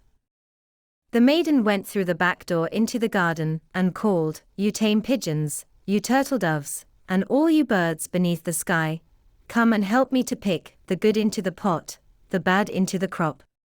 Then 2 white pigeons came in by the kitchen window, and afterwards the turtle doves, and at last all the birds beneath the sky, came whirring and crowding in, and alighted amongst the ashes. And the pigeons nodded with their heads and began pick, pick, pick, pick, and the rest began also pick, pick, pick, pick, and gathered all the good grains into the dish. Hardly had 1 hour passed before they had finished, and all flew out again. Then the girl took the dish to her stepmother, and was glad, and believed that now she would be allowed to go with them to the festival. But the stepmother said, "No, Cinderella, thou hast no clothes and thou canst not dance, thou wouldst only be laughed at." And as Cinderella wept at this, the stepmother said, "If thou canst pick 2 dishes of lentils out of the ashes for me in 1 hour, thou shalt go with us." And she thought to herself, that she most certainly cannot do. When the stepmother had emptied the 2 dishes of lentils amongst the ashes, the maiden went through the back door into the garden and cried, "You tame pigeons, you turtle doves, and all you birds under heaven, come and help me to pick the good into the pot, the bad into the crop." Then 2 white pigeons came in by the kitchen window, and afterwards the turtle doves, and at length all the birds beneath the sky came whirring and crowding in, and alighted amongst the ashes. And the doves nodded with their heads and began pick, pick, pick, pick, and the others began also pick, pick, pick, pick, and gathered all the good seeds into the dishes, and before half an hour was over they had already finished, and all flew out again. Then the maiden carried the dishes to the stepmother, and was delighted, and believed that she might now go with them to the festival. But the stepmother said, "All this will not help thee. Thou goest not with us, for thou hast no clothes and canst not dance. We should be ashamed of thee." On this she turned her back on Cinderella, and hurried away with her 2 proud daughters. As no one was now at home, Cinderella went to her mother's grave beneath the hazel tree, and cried, "Shiver and quiver, little tree, silver and gold throw down over me." Then the bird threw a gold and silver dress down to her, and slippers embroidered with silk and silver. She put on the dress with all speed, and went to the festival. Her stepsisters and the stepmother, however, did not know her, and thought she must be a foreign princess, for she looked so beautiful in the golden dress. They never once thought of Cinderella, and believed that she was sitting at home in the dirt, picking lentils out of the ashes. The prince went to meet her, took her by the hand and danced with her. He would dance with no other maiden, and never left loose of her hand, and if any one else came to invite her, he said, "This is my partner." She danced till it was evening, and then she wanted to go home. But the king's son said, "I will go with thee and bear thee company," for he wished to see to whom the beautiful maiden belonged. She escaped from him, however, and sprang into the pigeon house. The king's son waited until her father came, and then he told him that the stranger maiden had leapt into the pigeon house. The old man thought, "Can it be Cinderella?" and they had to bring him an axe and a pickaxe that he might hew the pigeon house to pieces, but no one was inside it. And when they got home, Cinderella lay in her dirty clothes among the ashes, and a dim little oil lamp was burning on the mantelpiece, for Cinderella had jumped quickly down from the back of the pigeon house, and had run to the little hazel tree, and there she had taken off her beautiful clothes and laid them on the grave, and the bird had taken them away again, and then she had placed herself in the kitchen amongst the ashes in her grey gown. Next day, when the festival began afresh, and her parents and the stepsisters had gone once more, Cinderella went to the hazel tree, and said, "Shiver and quiver, my little tree, silver and gold throw down over me." Then the bird threw down a much more beautiful dress than on the preceding day. And when Cinderella appeared at the festival in this dress, every one was astonished at her beauty. The king's son had waited until she came, and instantly took her by the hand and danced with no one but her. When others came and invited her, he said, "She is my partner." When evening came she wished to leave, and the king's son followed her and wanted to see into which house she went. But she sprang away from him, and into the garden behind the house. Therein stood a beautiful tall tree, on which hung the most magnificent pears. She clambered so nimbly between the branches like a squirrel that the king's son did not know where she was gone. He waited until her father came, and said to him, "The stranger maiden has escaped from me, and I believe she has climbed up the pear tree." The father thought, "Can it be Cinderella?" and had an axe brought and cut the tree down, but no one was on it. And when they got into the kitchen, Cinderella lay there amongst the ashes, as usual, for she had jumped down on the other side of the tree, had taken the beautiful dress to the bird on the little hazel tree, and put on her grey gown. On the third day, when the parents and sisters had gone away, Cinderella went once more to her mother's grave and said to the little tree, "Shiver and quiver, my little tree, silver and gold throw down over me." And now the bird threw down to her a dress, which was more splendid and magnificent than any she had yet had, and the slippers were golden. And when she went to the festival in the dress, no one knew how to speak for astonishment. The king's son danced with her only, and if any one invited her to dance, he said, "She is my partner." When evening came, Cinderella wished to leave, and the king's son was anxious to go with her, but she escaped from him so quickly that he could not follow her. The king's son had, however, used a stratagem, and had caused the whole staircase to be smeared with pitch, and there, when she ran down, had the maiden's left slipper remained sticking. The king's son picked it up, and it was small and dainty, and all golden. Next morning, he went with it to the father, and said to him, "No one shall be my wife, but she whose foot this golden slipper fits." Then were the two sisters glad, for they had pretty feet. The eldest went with the shoe into her room, and wanted to try it on, and her mother stood by. But she could not get her big toe into it, and the shoe was too small for her. Then her mother gave her a knife and said, "Cut the toe off. When thou art queen thou wilt have no more need to go on foot." The maiden cut the toe off, forced the foot into the shoe, swallowed the pain, and went out to the king's son. Then he took her on his horse as his bride and rode away with her. They were, however, obliged to pass the grave, and there, on the hazel tree, sat the two pigeons and cried, "Turn and peep, turn and peep. There's blood within the shoe it is too small for her, the true bride waits for you." Then he looked at her foot, and saw how the blood was streaming from it. He turned his horse round and took the false bride home again, and said she was not the true one, and that the other sister was to put the shoe on. Then this one went into her chamber, and got her toes safely into the shoe, but her heel was too large. So her mother gave her a knife and said, "Cut a bit off thy heel.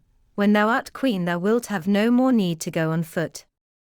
The maiden cut a bit off her heel, forced her foot into the shoe, swallowed the pain, and went out to the king's son.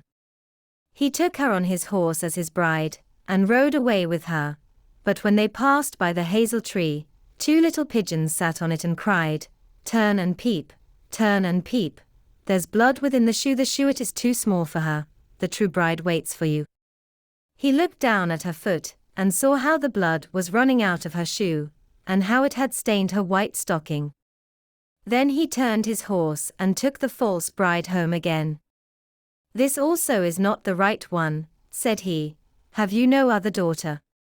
"No," said the man, "there is still a little stunted kitchen wench which my late wife left behind her, but she cannot possibly be the bride." The king's son said he was to send her up to him, but the mother answered, "Oh, no, she is much too dirty, she cannot show herself." He absolutely insisted on it, and Cinderella had to be called. She first washed her hands and face clean, and then went and bowed down before the king's son, who gave her the golden shoe. Then she seated herself on a stool, drew her foot out of the heavy wooden shoe, and put it into the slipper, which fitted like a glove. And when she rose up and the king's son looked at her face, he recognized the beautiful maiden, who had danced with him, and cried, "That is the true bride." The stepmother and the two sisters were terrified and became pale with rage. He, however, took Cinderella on his horse and rode away with her. As they passed by the hazel tree, the two white doves cried, "Turn and peep, turn and peep. No blood is in the shoe is not too small for her, the true bride rides with you." And when they had cried that, the two came flying down and placed themselves on Cinderella's shoulders, one on the right, the other on the left, and remained sitting there. When the wedding with the king's son had to be celebrated, the two false sisters came and wanted to get into favor with Cinderella and share her good fortune. When the betrothed couple went to church, the elder was at the right side and the younger at the left, and the pigeons pecked out one eye of each of them. Afterwards, as they came back, the elder was at the left, and the younger at the right, and then the pigeons pecked out the other eye of each.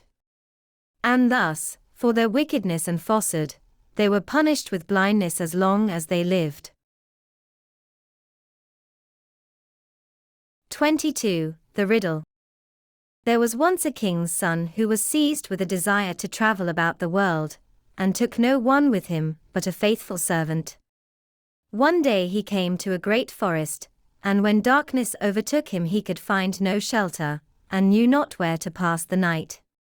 Then he saw a girl who was going towards a small house, and when he came nearer, he saw that the maiden was young and beautiful. He spoke to her and said, "Dear child, can I and my servant find shelter for the night in the little house?" "Oh, yes," said the girl in a sad voice, "that you certainly can, but I do not advise you to venture it. Do not go in." "Why not?" asked the king's son. The maiden sighed and said, "My stepmother practices wicked arts. She is ill-disposed towards strangers." Then he saw very well that he had come to the house of a witch, but as it was dark, and he could not go farther, and also was not afraid, he entered. The old woman was sitting in an armchair by the fire, and looked at the stranger with her red eyes. "Good evening," growled she, and pretended to be quite friendly. "Take a seat and rest yourselves." She blew up the fire on which she was cooking something in a small pot. The daughter warned the two to be prudent, to eat nothing, and drink nothing, for the old woman brewed evil drinks. They slept quietly until early morning. When they were making ready for their departure, and the king's son was already seated on his horse, the old woman said, "Stop a moment, I will first hand you a parting draught." Whilst she fetched it, the king's son rode away, and the servant who had to buckle his saddle tight, was the only one present when the wicked witch came with the drink. "Take that to your master," said she. But at that instant the glass broke and the poison spurted on the horse, and it was so strong that the animal immediately fell down dead. The servant ran after his master and told him what had happened, but would not leave his saddle behind him, and ran back to fetch it. When, however, he came to the dead horse, a raven was already sitting on it devouring it. "Who knows whether we shall find anything better today?" said the servant. So he killed the raven and took it with him. And now they journeyed onwards into the forest the whole day, but could not get out of it. By nightfall they found an inn and entered it. The servant gave the raven to the innkeeper to make ready for supper. They had, however, stumbled on a den of murderers, and during the darkness 12 of these came, intending to kill the strangers and rob them. Before they set about this work, they sat down to supper, and the innkeeper and the witch sat down with them, and together they ate a dish of soup in which was cut up the flesh of the raven. Hardly, however, had they swallowed a couple of mouthfuls, before they all fell down dead, for the raven had communicated to them the poison from the horseflesh. There was no one else left in the house, but the innkeeper's daughter, who was honest, and had taken no part in their godless deeds. She opened all doors to the stranger, and showed him the heaped-up treasures. But the king's son said she might keep everything, he would have none of it, and rode onwards with his servant. After they had travelled about for a long time, they came to a town in which was a beautiful, but proud princess, who had caused it to be proclaimed that whosoever should set her a riddle which she could not guess, that man should be her husband, but if she guessed it, his head must be cut off. She had 3 days to guess it in, but was so clever that she always found the answer to the riddle given her, before the appointed time. 9 suitors had already perished in this manner, when the king's son arrived, and blinded by her great beauty, was willing to stake his life for it. Then he went to her and laid his riddle before her. "What is this?" said he. "One slew none, and yet slew 12. She did not know what that was. She thought and thought, but she could not find out. She opened her riddle books, but it was not in them. In short, her wisdom was at an end. As she did not know how to help herself, she ordered her maid to creep into the Lord's sleeping chamber, and listen to his dreams, and thought that he would perhaps speak in his sleep and discover the riddle. But the clever servant had placed himself in the bed instead of his master, and when the maid came there, he tore off from her the mantle in which she had wrapped herself, and chased her out with rods. The second night the king's daughter sent her maid in waiting, who was to see if she could succeed better in listening, but the servant took her mantle also away from her, and hunted her out with rods. Now the master believed himself safe for the third night, and lay down in his own bed. Then came the princess herself, and she had put on a Mr. Grey mantle, and she seated herself near him. And when she thought that he was asleep and dreaming, she spoke to him, and hoped that he would answer in his sleep, as many do, but he was awake, and understood and heard everything quite well. Then she asked, "One slew none, what is that?" He replied, "A raven, which ate of a dead and poisoned horse, and died of it." She inquired further, "And yet slew 12, what is that?" He answered, "That means 12 murderers, who ate the raven and died of it." When she knew the answer to the riddle, she wanted to steal away, but he held her mantle so fast that she was forced to leave it behind her. Next morning, the king's daughter announced that she had guessed the riddle, and sent for the 12 judges and expounded it before them.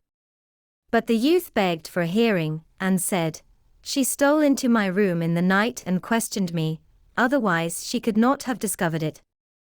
The judges said, "Bring us a proof of this." Then were the 3 mantles brought thither by the servant, and when the judges saw the Mr. Grey one which the king's daughter usually wore, they said, "Let the mantle be embroidered with gold and silver, and then it will be your wedding mantle. 23. The Mouse, the Bird, and the Sausage. Once on a time a mouse, a bird, and a sausage became companions, kept house together, lived well and happily with each other, and wonderfully increased their possessions. The bird's work was to fly every day into the forest and bring back wood. The mouse had to carry water, light the fire, and lay the table, but the sausage had to cook. He who is too well off is always longing for something new. One day, therefore, the bird met with another bird, on the way, to whom it related its excellent circumstances, and boasted of them. The other bird, however, called it a poor simpleton for his hard work, but said that the 2 at home had good times. For when the mouse had made her fire and carried her water, she went into her little room to rest until they called her to lay the table. The sausage stayed by the pot, saw that the food was cooking well, and, when it was nearly time for dinner, it rolled itself once or twice through the broth or vegetables, and then they were buttered, salted, and ready. When the bird came home and laid his burden down, they sat down to dinner, and after they had had their meal, they slept their fill till next morning, and that was a splendid life. Next day the bird, prompted by the other bird, would go no more into the wood, saying that he had been servant long enough, and had been made a fool of by them, and that they must change about for once, and try to arrange it in another way. And, though the mouse and the sausage also begged most earnestly, the bird would have his way, and said it must be tried. They cast lots about it, and the lot fell on the sausage who was to carry wood, the mouse became cook, and the bird was to fetch water. What happened?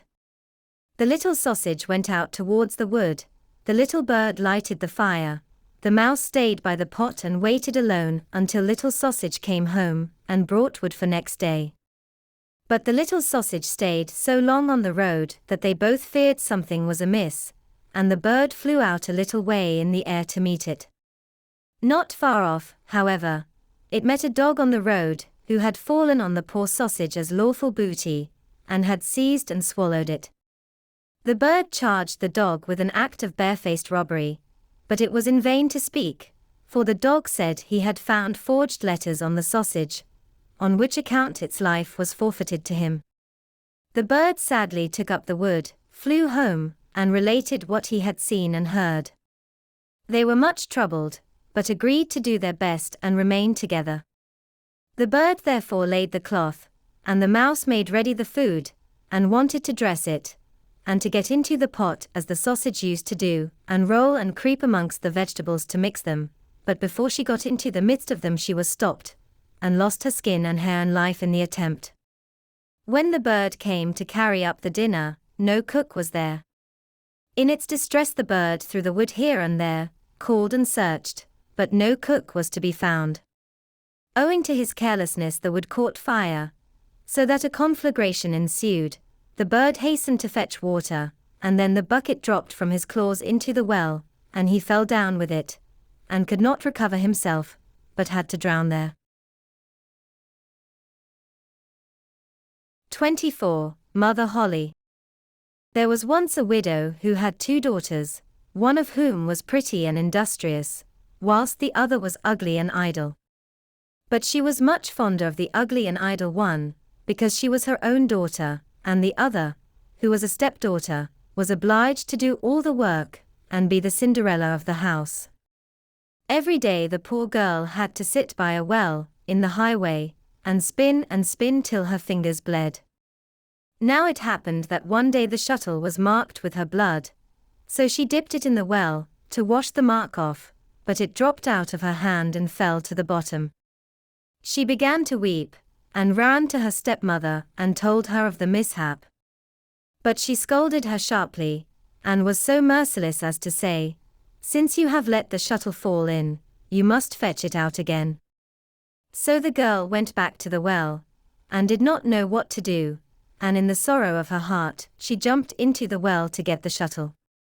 She lost her senses, and when she awoke and came to herself again, she was in a lovely meadow where the sun was shining and many thousands of flowers were growing. Along this meadow she went, and at last came to a baker's oven full of bread, and the bread cried out, "Oh, take me out. Take me out, or I shall burn. I have been baked a long time." So she went up to it, and took out all the loaves one after another with the bread shovel. After that she went on till she came to a tree covered with apples, which called out to her, "Oh, shake me. Shake me. We apples are all ripe." So she shook the tree till the apples fell like rain, and went on shaking till they were all down, and when she had gathered them into a heap, she went on her way.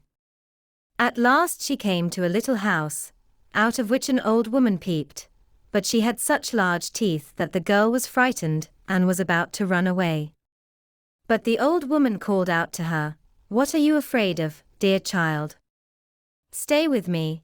If you will do all the work in the house properly, you shall be the better for it.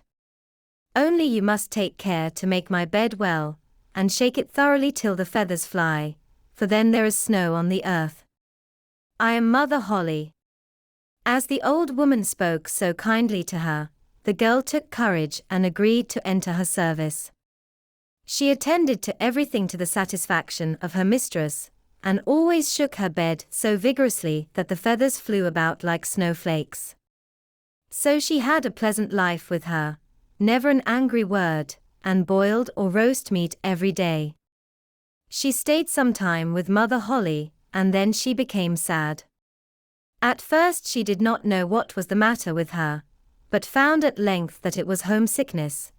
Although she was many thousand times better off here than at home, still she had a longing to be there. At last she said to the old woman, "I have a longing for home, and however well off I am down here, I cannot stay any longer. I must go up again to my own people." Mother Holle said, "I am pleased that you long for your home again, and as you have served me so truly, I myself will take you up again." Thereupon she took her by the hand, and led her to a large door. The door was opened, and just as the maiden was standing beneath the doorway, a heavy shower of golden rain fell, and all the gold remained sticking to her, so that she was completely covered over with it. "You shall have that because you have been so industrious," said Mother Holle, and at the same time she gave her back the shuttle which she had let fall into the well. Thereupon the door closed, and the maiden found herself up above upon the earth, not far from her mother's house. And as she went into the yard the cock was standing by the well side, and cried, "Cock-a-doodle-doo. Your golden girls come back to you." So she went into her mother, and as she arrived thus covered with gold, she was well received, both by her and her sister. The girl told all that had happened to her, and as soon as the mother heard how she had come by so much wealth, she was very anxious to obtain the same good luck for the ugly and lazy daughter. She had to seat herself by the well and spin, and in order that her shuttle might be stained with blood, she stuck her hand into a thorn bush and pricked her finger. Then she threw her shuttle into the well, and jumped in after it.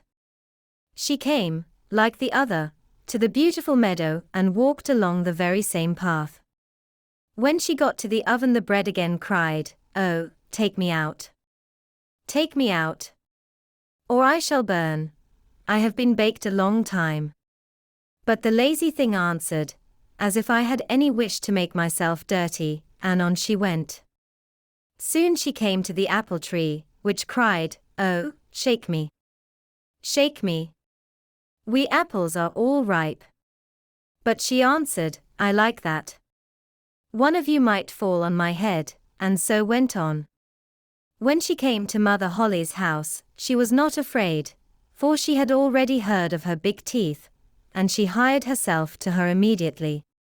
The first day she forced herself to work diligently, and obeyed Mother Holle when she told her to do anything, for she was thinking of all the gold that she would give her.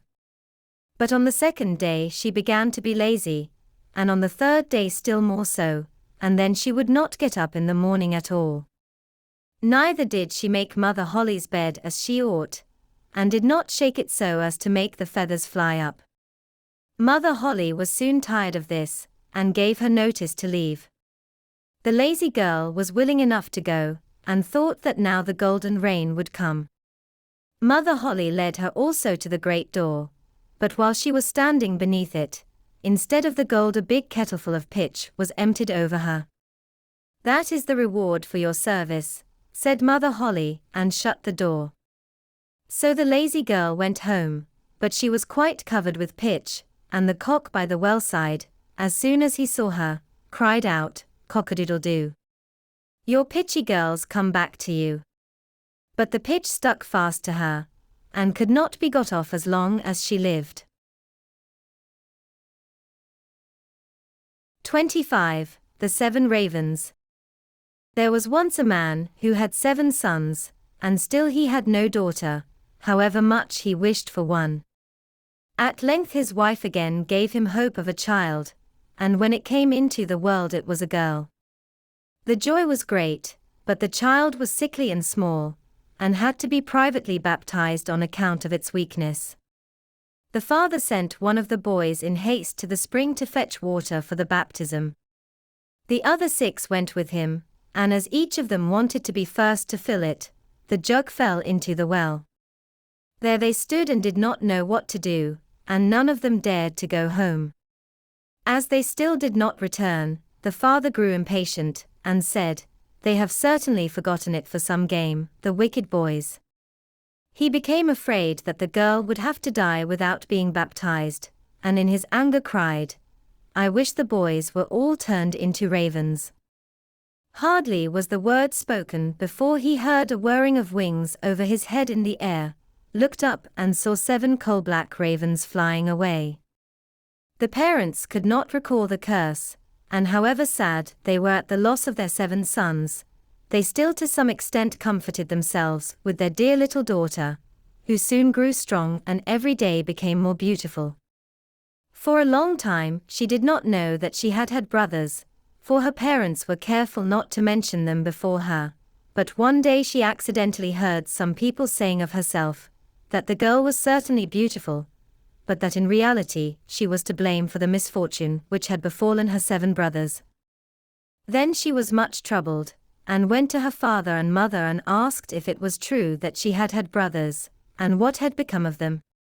The parents now dared keep the secret no longer, but said that what had befallen her brothers was the will of heaven, and that her birth had only been the innocent cause. But the maiden took it to heart daily, and thought she must deliver her brothers. She had no rest or peace until she set out secretly, and went forth into the wide world to trace out her brothers and set them free, let it cost what it might. She took nothing with her but a little ring belonging to her parents as a keepsake, a loaf of bread against hunger, a little pitcher of water against thirst, and a little chair as a provision against weariness. And now she went continually onwards, far, far to the very end of the world. Then she came to the sun, but it was too hot and terrible, and devoured little children. Hastily she ran away, and ran to the moon, but it was far too cold, and also awful and malicious, and when it saw the child, it said, I smell the flesh of men. On this she ran swiftly away, and came to the stars, which were kind and good to her, and each of them sat on its own particular little chair. But the morning star arose, and gave her the drumstick of a chicken, and said, If thou hast not that drumstick thou canst not open the glass mountain, and in the glass mountain are thy brothers. The maiden took the drumstick, wrapped it carefully in a cloth, and went onwards again, until she came to the glass mountain. The door was shut, and she thought she would take out the drumstick, but when she undid the cloth, it was empty, and she had lost the good star's present. What was she now to do? She wished to rescue her brothers, and had no key to the glass mountain. The good sister took a knife, cut off one of her little fingers, put it in the door, and succeeded in opening it. When she had gone inside, a little dwarf came to meet her, who said, My child, what are you looking for? I am looking for my brothers, the 7 ravens, she replied. The dwarf said, The Lord Ravens are not at home, but if you will wait here until they come, step in. Thereupon the little dwarf carried the ravens' dinner in, on 7 little plates, and in 7 little glasses, and the little sister ate a morsel from each plate, and from each little glass, she took a sip, but in the last little glass, she dropped the ring which she had brought away with her. Suddenly she heard a whirring of wings and a rushing through the air, and then the little dwarf said, Now the Lord Ravens are flying home. Then they came, and wanted to eat and drink, and looked for their little plates and glasses. Then said one after the other, Who has eaten something from my plate? Who has drunk out of my little glass? It was a human mouth. And when the 7th came to the bottom of the glass, the ring rolled against his mouth. Then he looked at it, and saw that it was a ring belonging to his father and mother, and said, God grant that our sister may be here, and then we shall be free. When the maiden, who was standing behind the door watching, heard that wish, she came forth, and on this all the ravens were restored to their human form again. And they embraced and kissed each other, and went joyfully home. 26. Little Redcap. Once upon a time, there was a dear little girl who was loved by every one who looked at her, but most of all by her grandmother, and there was nothing that she would not have given to the child. Once she gave her a little cap of red velvet, which suited her so well that she would never wear anything else. So she was always called Little Redcap. One day her mother said to her, Come, Little Redcap, here is a piece of cake and a bottle of wine. Take them to your grandmother. She is ill and weak, and they will do her good. Set out before it gets hot, and when you are going, walk nicely and quietly and do not run off the path, or you may fall and break the bottle, and then your grandmother will get nothing, and when you go into her room, don't forget to say, Good morning, and don't peep into every corner before you do it. I will take great care, said Little Redcap to her mother, and gave her hand on it. The grandmother lived out in the wood, half a league from the village, and just as Little Redcap entered the wood, a wolf met her. Redcap did not know what a wicked creature he was, and was not at all afraid of him. Good day, Little Redcap, said he. Thank you kindly, wolf. Whither away so early, Little Redcap? To my grandmother's. What have you got in your apron? Cake and wine. Yesterday was baking day, so poor sick grandmother is to have something good, to make her stronger. Where does your grandmother live, Little Redcap? A good quarter of a league farther on in the wood. Her house stands under the 3 large oak trees. The nut trees are just below. You surely must know it, replied Little Redcap. The wolf thought to himself, what a tender young creature. What a nice plump mouthful. She will be better to eat than the old woman. I must act craftily, so as to catch both. So he walked for a short time by the side of Little Redcap, and then he said, "See, Little Redcap, how pretty the flowers are about here. Why do you not look round? I believe, too, that you do not hear how sweetly the little birds are singing. You walk gravely along as if you were going to school, while everything else out here in the wood is merry." Little Redcap raised her eyes, and when she saw the sunbeams dancing here and there through the trees, and pretty flowers growing everywhere, she thought, "Suppose I take grandmother a fresh nosegay. That would please her too. It is so early in the day that I shall still get there in good time," and so she ran from the path into the wood to look for flowers. And whenever she had picked one, she fancied that she saw a still prettier one farther on, and ran after it, and so got deeper and deeper into the wood. Meanwhile the wolf ran straight to the grandmother's house and knocked at the door. "Who is there?" "Little Redcap," replied the wolf. "She is bringing cake and wine. Open the door." "Lift the latch," called out the grandmother. "I am too weak, and cannot get up." The wolf lifted the latch, the door flew open, and without saying a word he went straight to the grandmother's bed, and devoured her. Then he put on her clothes, dressed himself in her cap, laid himself in bed and drew the curtains. Little Redcap, however, had been running about picking flowers, and when she had gathered so many that she could carry no more, she remembered her grandmother, and set out on the way to her. She was surprised to find the cottage door standing open, and when she went into the room, she had such a strange feeling that she said to herself, "Oh dear! How uneasy I feel today, and at other times I like being with grandmother so much." She called out, "Good morning," but received no answer, so she went to the bed and drew back the curtains. There lay her grandmother with her cap pulled far over her face, and looking very strange. "Oh, grandmother," she said, "what big ears you have." "The better to hear you with, my child," was the reply. "But, grandmother, what big eyes you have," she said. "The better to see you with, my dear." "But, grandmother, what large hands you have." "The better to hug you with." "Oh, but, grandmother, what a terrible big mouth you have." "The better to eat you with." And scarcely had the wolf said this, than with one bound he was out of bed and swallowed up Redcap. When the wolf had appeased his appetite, he lay down again in the bed, fell asleep and began to snore very loud. The huntsman was just passing the house, and thought to himself, "How the old woman is snoring. I must just see if she wants anything." So he went into the room, and when he came to the bed, he saw that the wolf was lying in it. "Do I find thee here, thou old sinner?" said he. "I have long sought thee." Then just as he was going to fire at him, it occurred to him that the wolf might have devoured the grandmother, and that she might still be saved. So he did not fire, but took a pair of scissors, and began to cut open the stomach of the sleeping wolf. When he had made 2 snips, he saw the little Redcap shining, and then he made 2 snips more, and the little girl sprang out, crying, "Ah, how frightened I have been! How dark it was inside the wolf!" And after that the aged grandmother came out alive also, but scarcely able to breathe.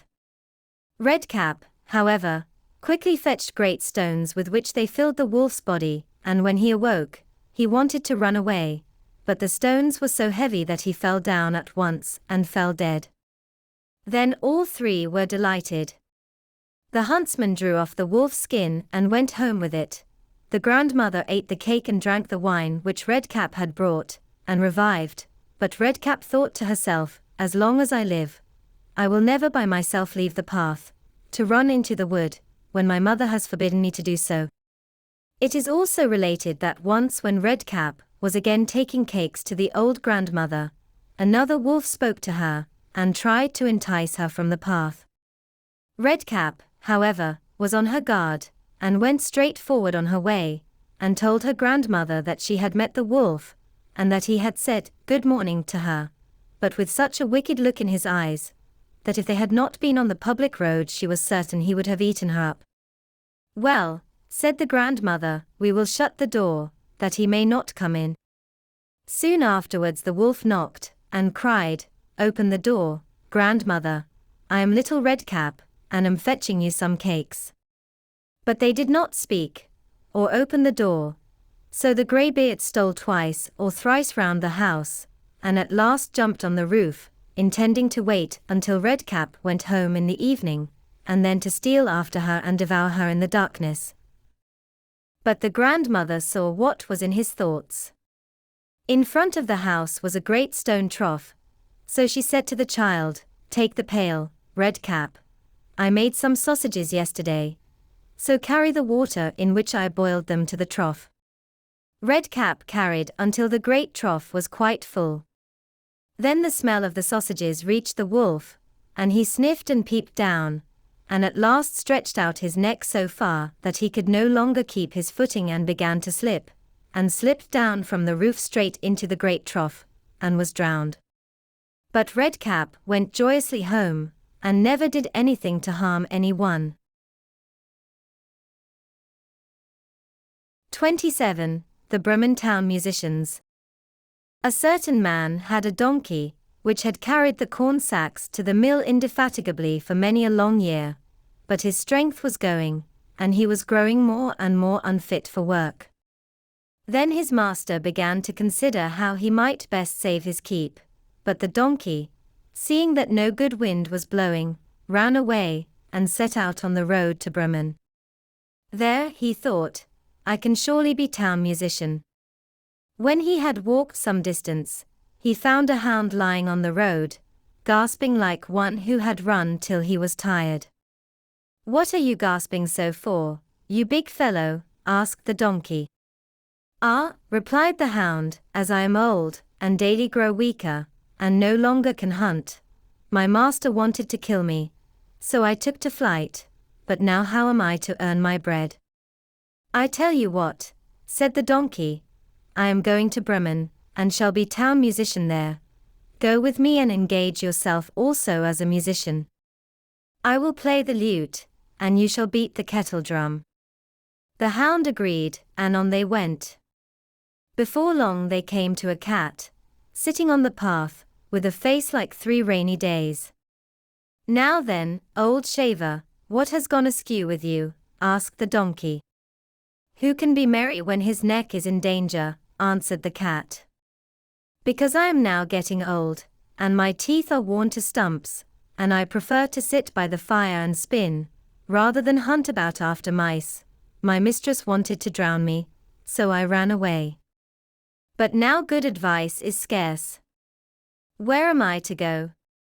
"Go with us to Bremen. You understand night music, you can be a town musician." The cat thought well of it, and went with them. After this the 3 fugitives came to a farmyard, where the cock was sitting upon the gate, crowing with all his might. "Your crow goes through and through one," said the donkey. "What is the matter?"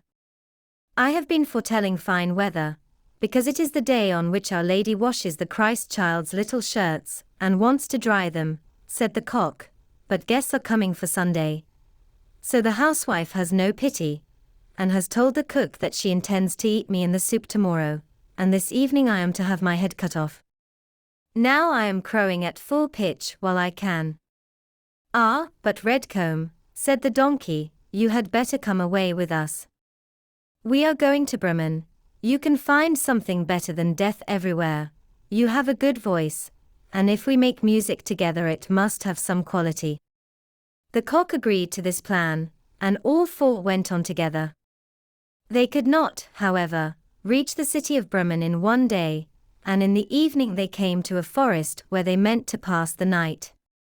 The donkey and the hound laid themselves down under a large tree, the cat and the cock settled themselves in the branches, but the cock flew right to the top, where he was most safe. Before he went to sleep he looked round on all 4 sides, and thought he saw in the distance a little spark burning. So he called out to his companions that there must be a house not far off, for he saw a light. The donkey said, "If so, we had better get up and go on, for the shelter here is bad."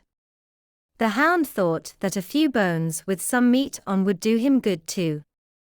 So they made their way to the place where the light was, and soon saw it shine brighter and grow larger, until they came to a well-lighted robber's house. The donkey, as the biggest, went to the window and looked in. "What do you see, my grey horse?" asked the cock. "What do I see?" answered the donkey. "A table covered with good things to eat and drink, and robbers sitting at it enjoying themselves." "That would be the sort of thing for us," said the cock. "Yes, yes, ah, how I wish we were there," said the donkey.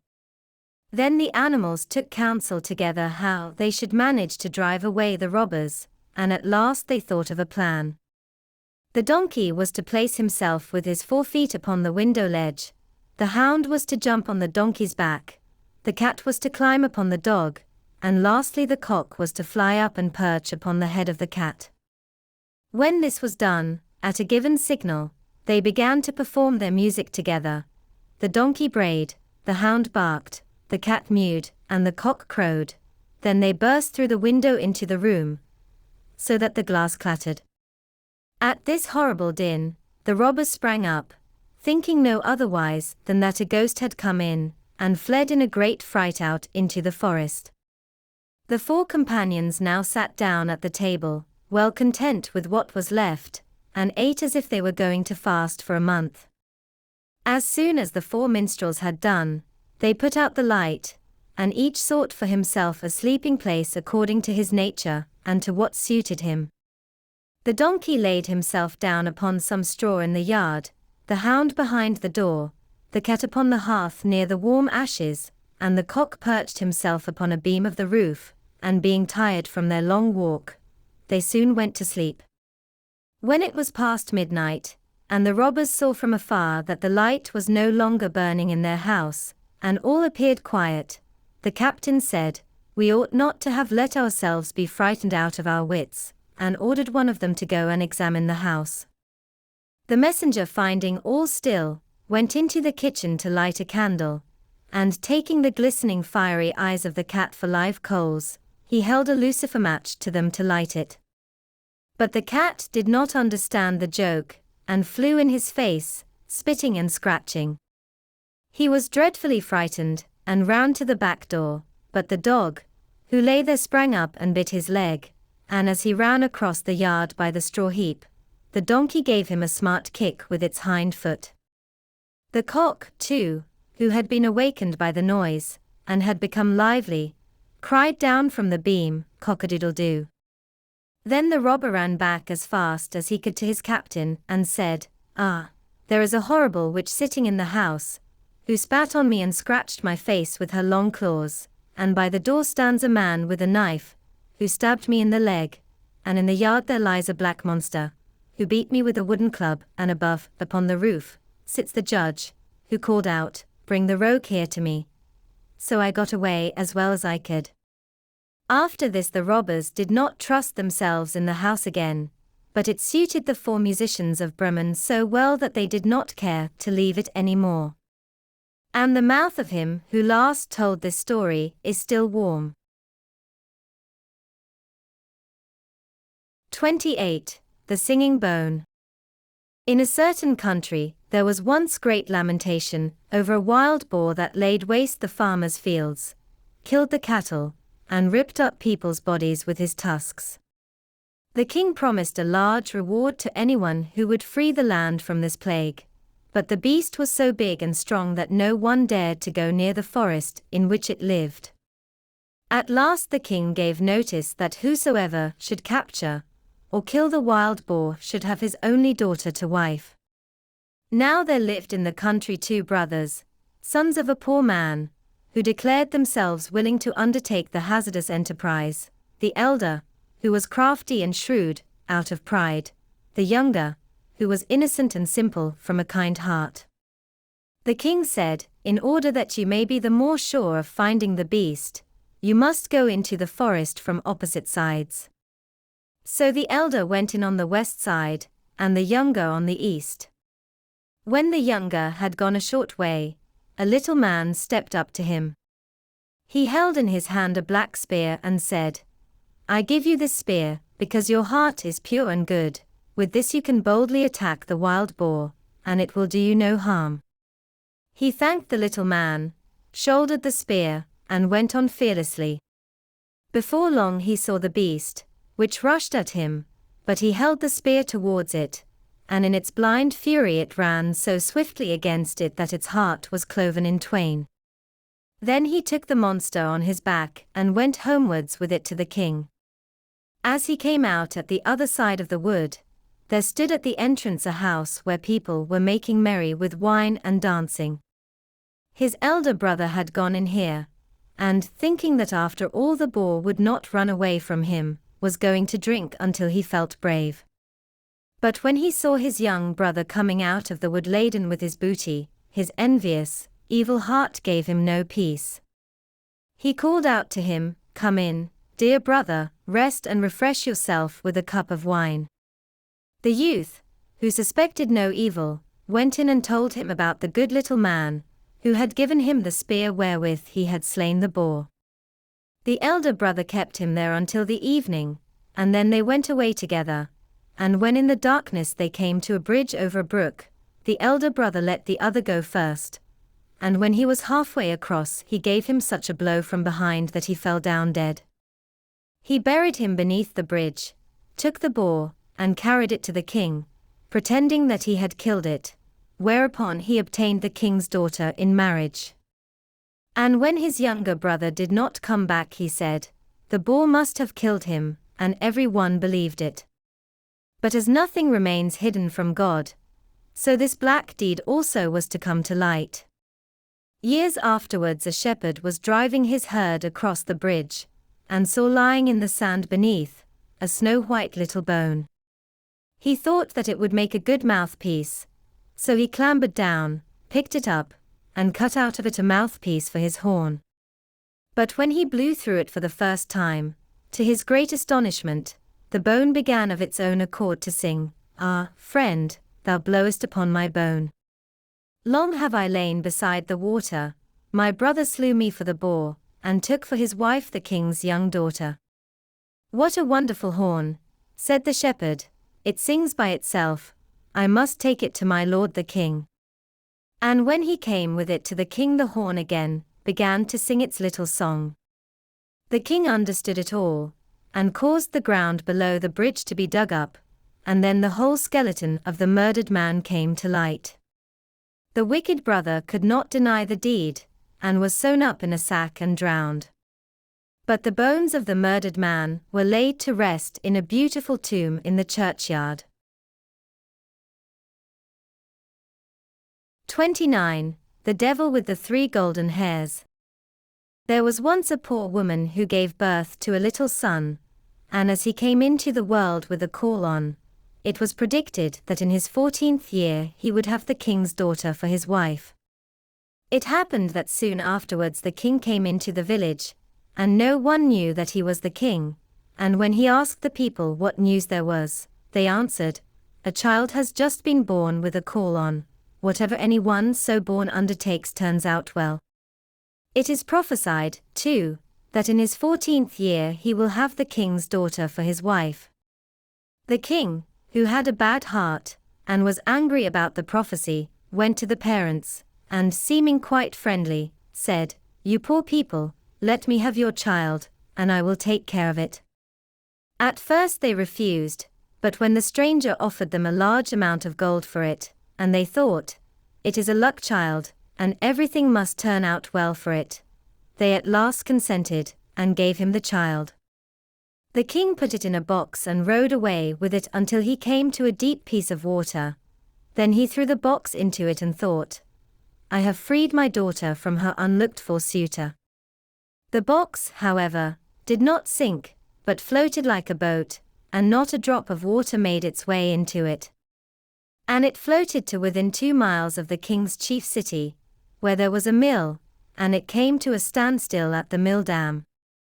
A miller's boy, who by good luck was standing there, noticed it and pulled it out with a hook, thinking that he had found a great treasure. But when he opened it, there lay a pretty boy inside, quite fresh and lively. He took him to the miller and his wife, and as they had no children they were glad, and said, "God has given him to us."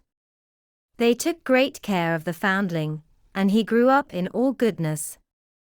It happened that once in a storm, the king went into the mill, and he asked the millfolk if the tall youth was their son.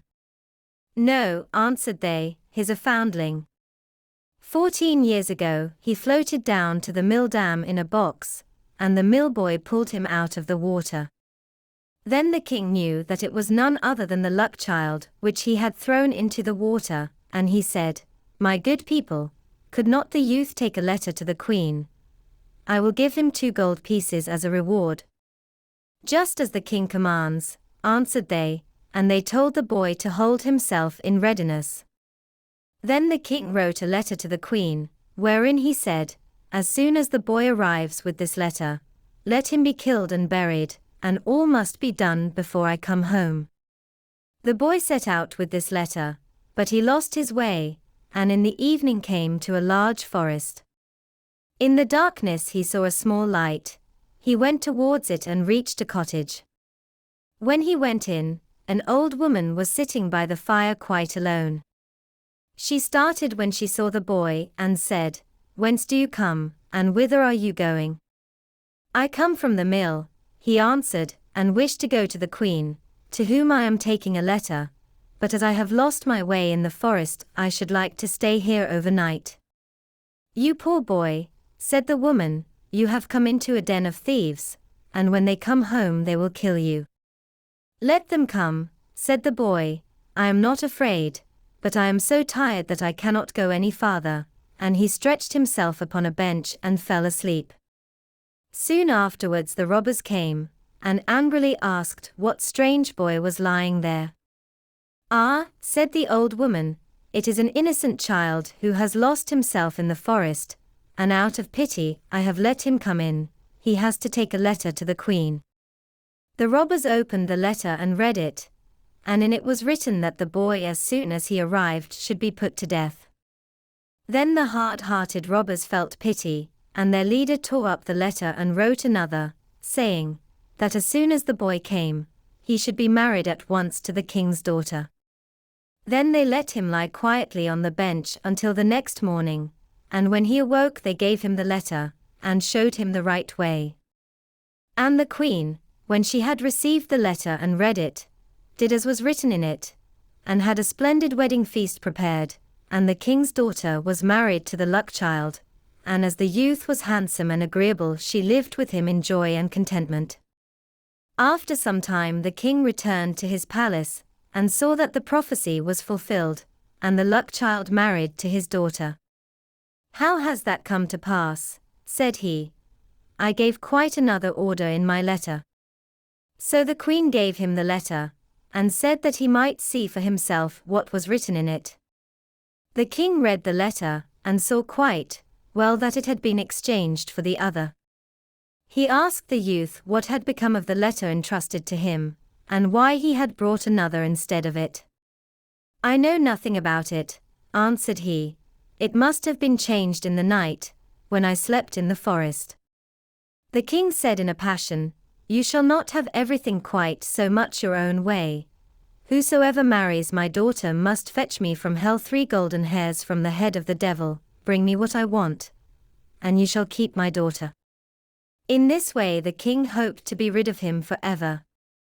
But the luck child answered, "I will fetch the golden hairs. I am not afraid of the devil." Thereupon he took leave of them and began his journey. The road led him to a large town, where the watchman by the gates asked him what his trade was, and what he knew. "I know everything," answered the luck child. "Then you can do us a favor," said the watchman, "if you will tell us why our market fountain, which once flowed with wine, has become dry, and no longer gives even water."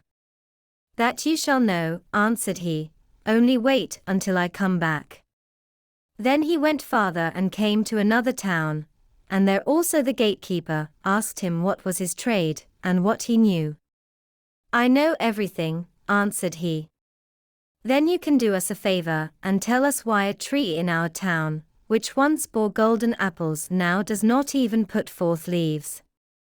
"You shall know that," answered he, "only wait until I come back." Then he went on and came to a wide river over which he must go. The ferryman asked him what his trade was, and what he knew. "I know everything," answered he. "Then you can do me a favor," said the ferryman, "and tell me why I must always be rowing backwards and forwards, and am never set free." "You shall know that," answered he, "only wait until I come back." When he had crossed the water, he found the entrance to hell. It was black and sooty within, and the devil was not at home, but his grandmother was sitting in a large armchair. "What do you want?" said she to him, but she did not look so very wicked. "I should like to have 3 golden hairs from the devil's head," answered he, "else I cannot keep my wife." "That is a good deal to ask for," said she. "If the devil comes home and finds you, it will cost you your life, but as I pity you, I will see if I cannot help you." She changed him into an ant and said, "Creep into the folds of my dress, you will be safe there." "Yes," answered he, "so far, so good, but there are 3 things besides that I want to know: why a fountain which once flowed with wine has become dry, and no longer gives even water; why a tree which once bore golden apples does not even put forth leaves; and why a ferryman must always be going backwards and forwards, and is never set free." "Those are difficult questions," answered she, "but only be silent and quiet and pay attention to what the devil says, when I pull out the 3 golden hairs." As the evening came on, the devil returned home. No sooner had he entered than he noticed that the air was not pure. "I smell man's flesh," said he, "all is not right here." Then he pried into every corner, and searched, but could not find anything. His grandmother scolded him. "It has just been swept," said she, "and everything put in order, and now you are upsetting it again. You have always got man's flesh in your nose. Sit down and eat your supper." When he had eaten and drunk, he was tired, and laid his head in his grandmother's lap, and before long he was fast asleep, snoring and breathing heavily. Then the old woman took hold of a golden hair, pulled it out, and laid it down near her. "Oh," cried the devil, "what are you doing?" "I have had a bad dream," answered the grandmother, "so I seized hold of your hair." "What did you dream then?" said the devil. "I dreamed that a fountain in a marketplace from which wine once flowed was dried up, and not even water would flow out of it. What is the cause of it?" "Oh ho! If they did but know it," answered the devil. "There is a toad sitting under a stone in the well. If they killed it, the wine would flow again." He went to sleep again, and snored until the windows shook. Then she pulled the 2nd hair out. "Ha! What are you doing?" cried the devil angrily. "Do not take it ill," said she. "I did it in a dream." "What have you dreamt this time?" asked he. "I dreamt that in a certain kingdom there stood an apple tree, which had once borne golden apples, but now would not even bear leaves." "What, think you, was the reason?" "Oh, if they did but know," answered the devil. "A mouse is gnawing at the root. If they killed this they would have golden apples again, but if it gnaws much longer the tree will wither altogether. But leave me alone with your dreams. If you disturb me in my sleep again, you will get a box on the ear." The grandmother spoke gently to him until he fell asleep again and snored. Then she took hold of the 3rd golden hair and pulled it out. The devil jumped up, roared out, and would have treated her ill if she had not quieted him once more and said, "Who can help bad dreams?"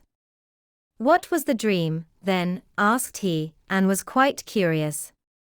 I dreamt of a ferryman who complained that he must always ferry from one side to the other, and was never released. What is the cause of it? Ah? The fool, answered the devil. When any one comes and wants to go across, he must put the oar in his hand, and the other man will have to ferry, and he will be free. As the grandmother had plucked out the 3 golden hairs, and the 3 questions were answered, she let the old serpent alone, and he slept until daybreak. When the devil had gone out again, the old woman took the ant out of the folds of her dress, and gave the luck child his human shape again. There are the 3 golden hairs for you, said she. What the devil said to your 3 questions, I suppose you heard. Yes, answered he, I heard, and will take care to remember. You have what you want, said she, and now you can go your way. He thanked the old woman for helping him in his need, and left hell well content that everything had turned out so fortunately. When he came to the ferryman, he was expected to give the promised answer. Ferry me across first, said the luck child, and then I will tell you how you can be set free. And when he reached the opposite shore, he gave him the devil's advice. Next time anyone comes, who wants to be ferried over, just put the oar in his hand. He went on and came to the town wherein stood the unfruitful tree, and there too the watchman wanted an answer. So he told him what he had heard from the devil. Kill the mouse which is gnawing at its root, and it will again bear golden apples. Then the watchman thanked him, and gave him as a reward 2 asses laden with gold, which followed him. At last he came to the town whose well was dry. He told the watchman what the devil had said. A toad is in the well beneath a stone, you must find it and kill it, and the well will again give wine in plenty. The watchman thanked him, and also gave him 2 asses laden with gold. At last the luck child got home to his wife, who was heartily glad to see him again, and to hear how well he had prospered in everything. To the king he took what he had asked for, the devil's 3 golden hairs, and when the king saw the 4 asses laden with gold he was quite content, and said, Now all the conditions are fulfilled, and you can keep my daughter. But tell me, dear son-in-law, where did all that gold come from? This is tremendous wealth. I was rowed across a river, answered he, and got it there. It lies on the shore instead of sand. Can I too fetch some of it? Said the king, and he was quite eager about it. As much as you like, answered he. There is a ferryman on the river, let him ferry you over, and you can fill your sacks on the other side. The greedy king set out in all haste, and when he came to the river he beckoned to the ferryman to put him across. The ferryman came and bade him get in, and when they got to the other shore he put the oar in his hand and sprang out. But from this time forth the king had to ferry, as a punishment for his sins. Perhaps he is ferrying still. If he is, it is because no one has taken the oar from him. 30. The Louse and the Flea. A louse and a flea kept house together, and were brewing beer in an eggshell. Then the little louse fell in and burnt herself. On this the little flea began to scream loudly. Then said the little room door, Little flea, why art thou screaming? Because the louse has burnt herself. Then the little door began to creak. On this a little broom in the corner said, Why art thou creaking, little door? Have I not reason to creak? The little louse has burnt herself, the little flea is weeping. So the little broom began to sweep frantically. Then a little cart passed by and said, Why art thou sweeping, little broom? Have I not reason to sweep? The little louse has burnt herself, the little flea is weeping, the little door is creaking. So the little cart said, Then I will run, and began to run wildly. Then said the ash heap by which it ran, Why art thou running so, little cart? Have I not reason to run? The little louse has burnt herself, the little flea is weeping, the little door is creaking, the little broom is sweeping. The ash heap said, "Then I will burn furiously," and began to burn in clear flames. A little tree stood near the ash heap and said, "Ash heap, why art thou burning? Have I not reason to burn? The little louse has burnt herself, the little flea is weeping, the little door is creaking, the little broom is sweeping, the little cart is running."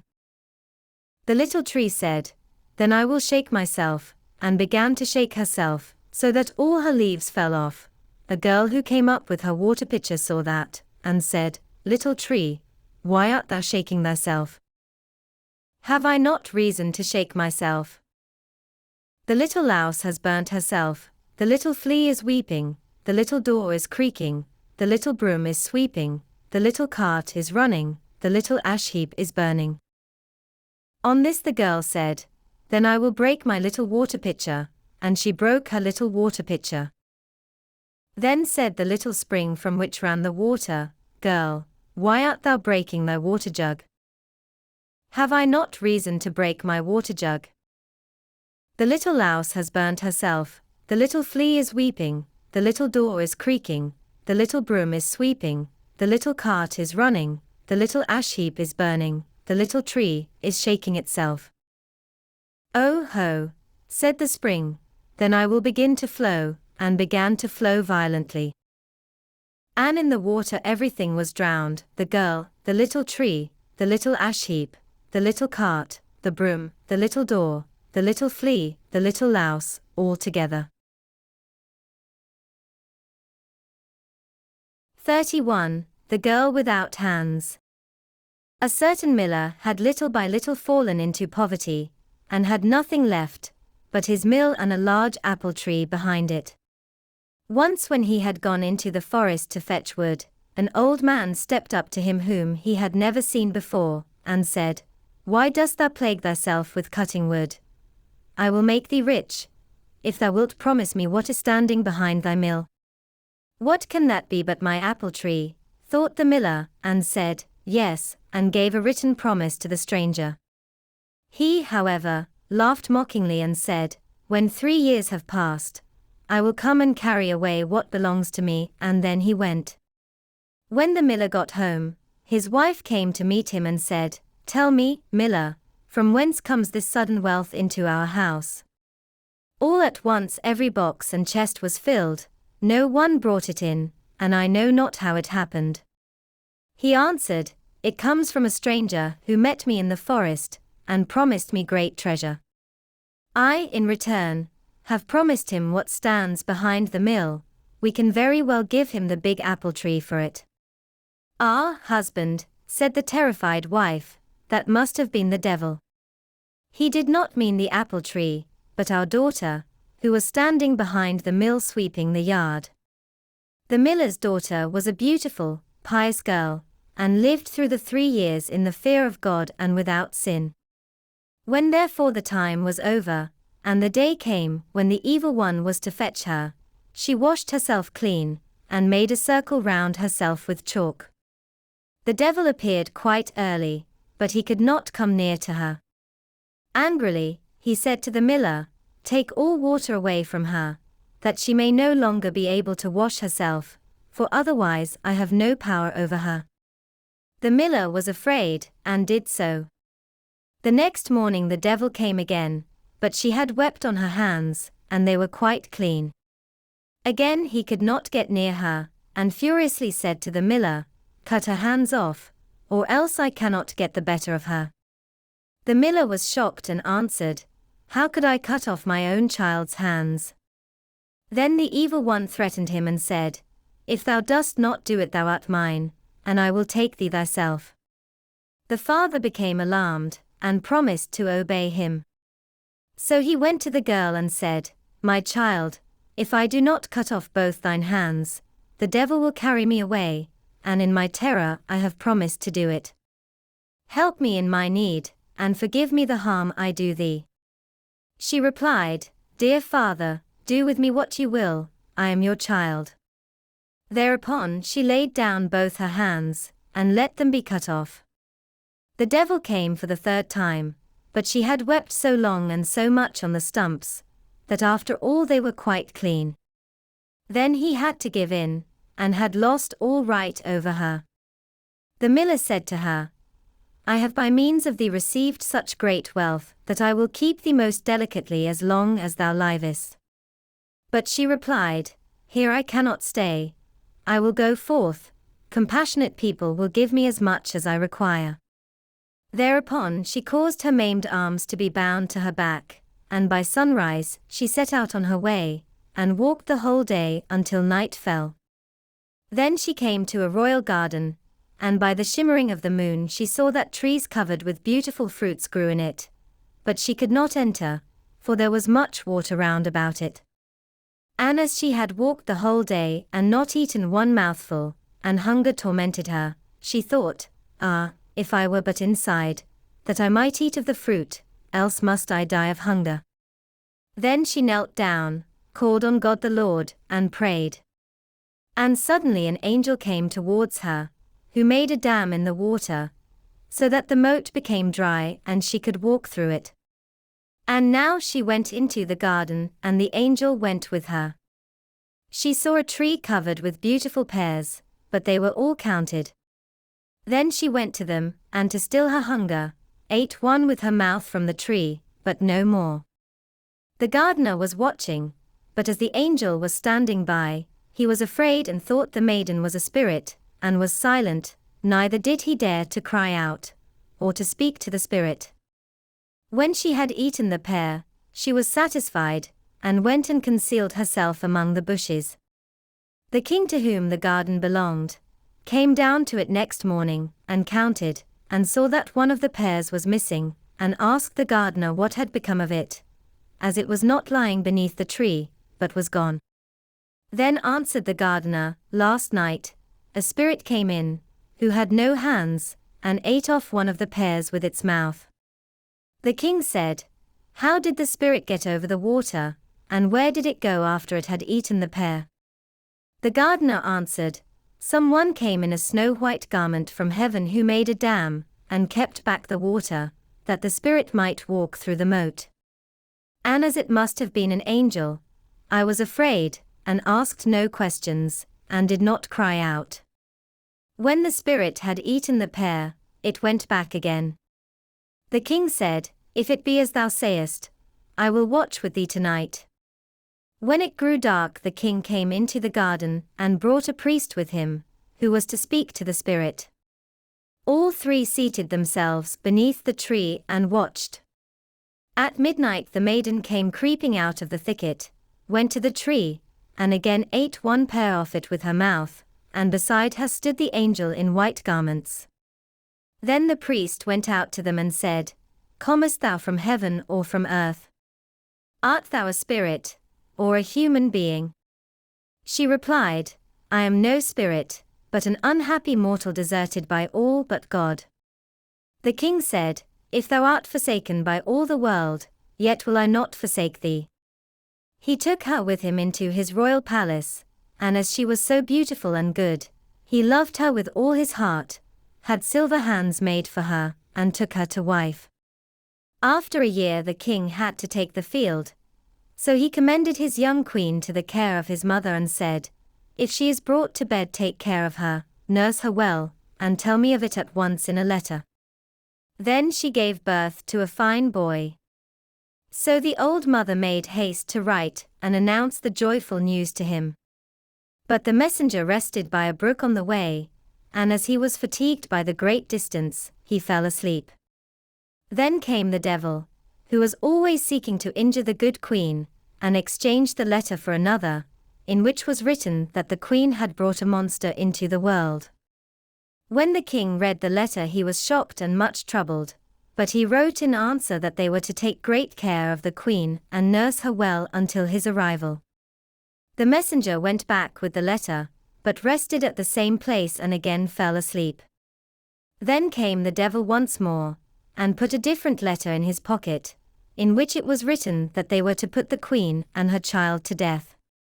The old mother was terribly shocked when she received the letter, and could not believe it.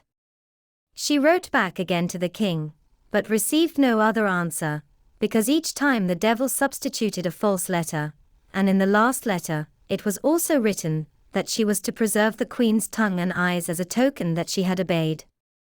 But the old mother wept to think such innocent blood was to be shed, and had a hind brought by night, and cut out her tongue and eyes, and kept them. Then said she to the queen, I cannot have thee killed as the king commands, but here thou mayst stay no longer. Go forth into the wide world with thy child, and never come here again. The poor woman tied her child on her back, and went away with eyes full of tears. She came into a great wild forest, and then she fell on her knees and prayed to God, and the angel of the Lord appeared to her, and led her to a little house on which was a sign with the words, Here all dwell free. A snow-white maiden came out of the little house and said, Welcome, Lady Queen, and conducted her inside. Then they unbound the little boy from her back, and held him to her breast that he might feed, and laid him in a beautifully made little bed. Then said the poor woman, From whence knowest thou that I was a queen? The white maiden answered, I am an angel sent by God, to watch over thee and thy child. The queen stayed 7 years in the little house, and was well cared for, and by God's grace, because of her piety, her hands which had been cut off, grew once more. At last the king came home again from the war, and his first wish was to see his wife and the child. Then his aged mother began to weep and said, Thou wicked man, why didst thou write to me that I was to take those 2 innocent lives? And she showed him the 2 letters which the evil one had forged, and then continued, I did as thou badest me, and she showed the tokens, the tongue and eyes. Then the king began to weep for his poor wife and his little son so much more bitterly than she was doing, that the aged mother had compassion on him and said, Be at peace, she still lives. I secretly caused a hind to be killed, and took these tokens from it. But I bound the child to thy wife's back and bade her go forth into the wide world, and made her promise never to come back here again, because thou wert so angry with her. Then spoke the king, I will go as far as the sky is blue, and will neither eat nor drink until I have found again my dear wife and my child, if in the meantime they have not been killed, or died of hunger. Thereupon the king travelled about for 7 long years, and sought her in every cleft of the rocks and in every cave, but he found her not, and thought she had died of want. During the whole of this time he neither ate nor drank, but God supported him. At length he came into a great forest, and found therein the little house whose sign was, Here all dwell free. Then forth came the white maiden, took him by the hand, led him in, and said, Welcome, Lord King, and asked him from whence he came. He answered, Soon shall I have travelled about for the space of 7 years, and I seek my wife and her child, but cannot find them. The angel offered him meat and drink, but he did not take anything, and only wished to rest a little. Then he lay down to sleep, and put a handkerchief over his face. Thereupon the angel went into the chamber where the queen sat with her son, whom she usually called Sorrowful, and said to her, Go out with thy child, thy husband hath come. So she went to the place where he lay, and the handkerchief fell from his face. Then said she, Sorrowful, pick up thy father's handkerchief, and cover his face again. The child picked it up, and put it over his face again. The king in his sleep heard what passed, and had pleasure in letting the handkerchief fall once more. But the child grew impatient, and said, Dear mother, how can I cover my father's face when I have no father in this world? I have learnt to say the prayer, Our Father, which art in heaven. Thou hast told me that my father was in heaven, and was the good God, and how can I know a wild man like this? He is not my father. When the king heard that, he got up, and asked who they were. Then said she, I am thy wife, and that is thy son, Sorrowful. And he saw her living hands, and said, My wife had silver hands. She answered, The good God has caused my natural hands to grow again. And the angel went into the inner room, and brought the silver hands, and showed them to him. Hereupon he knew for a certainty that it was his dear wife and his dear child, and he kissed them, and was glad, and said, "A heavy stone has fallen from off mine heart." Then the angel of God gave them one meal with her, and after that they went home to the king's aged mother. There were great rejoicings everywhere, and the king and queen were married again, and lived contentedly to their happy end. 32. Clever Hans. The mother of Hans said, "Whither away, Hans?" Hans answered, "To Grethel." "Behave well, Hans." "Oh, I'll behave well." "Goodbye, mother." "Goodbye, Hans." Hans comes to Grethel. "Good day, Grethel." "Good day, Hans." "What dost thou bring that is good?" "I bring nothing. I want to have something given me." Grethel presents Hans with a needle. Hans says, "Goodbye, Grethel." "Goodbye, Hans." Hans takes the needle, sticks it into a hay cart, and follows the cart home. "Good evening, mother." "Good evening, Hans." "Where hast thou been?" "With Grethel." "What didst thou take her?" "Took nothing, had something given me." "What did Grethel give thee?" "Gave me a needle." "Where is the needle, Hans?" "Stuck it in the hay cart." "That was ill done, Hans. Thou shouldst have stuck the needle in thy sleeve." "Never mind, I'll do better next time." "Whither away, Hans?" "To Grethel, mother." "Behave well, Hans." "Oh, I'll behave well." "Goodbye, mother." "Goodbye, Hans." Hans comes to Grethel.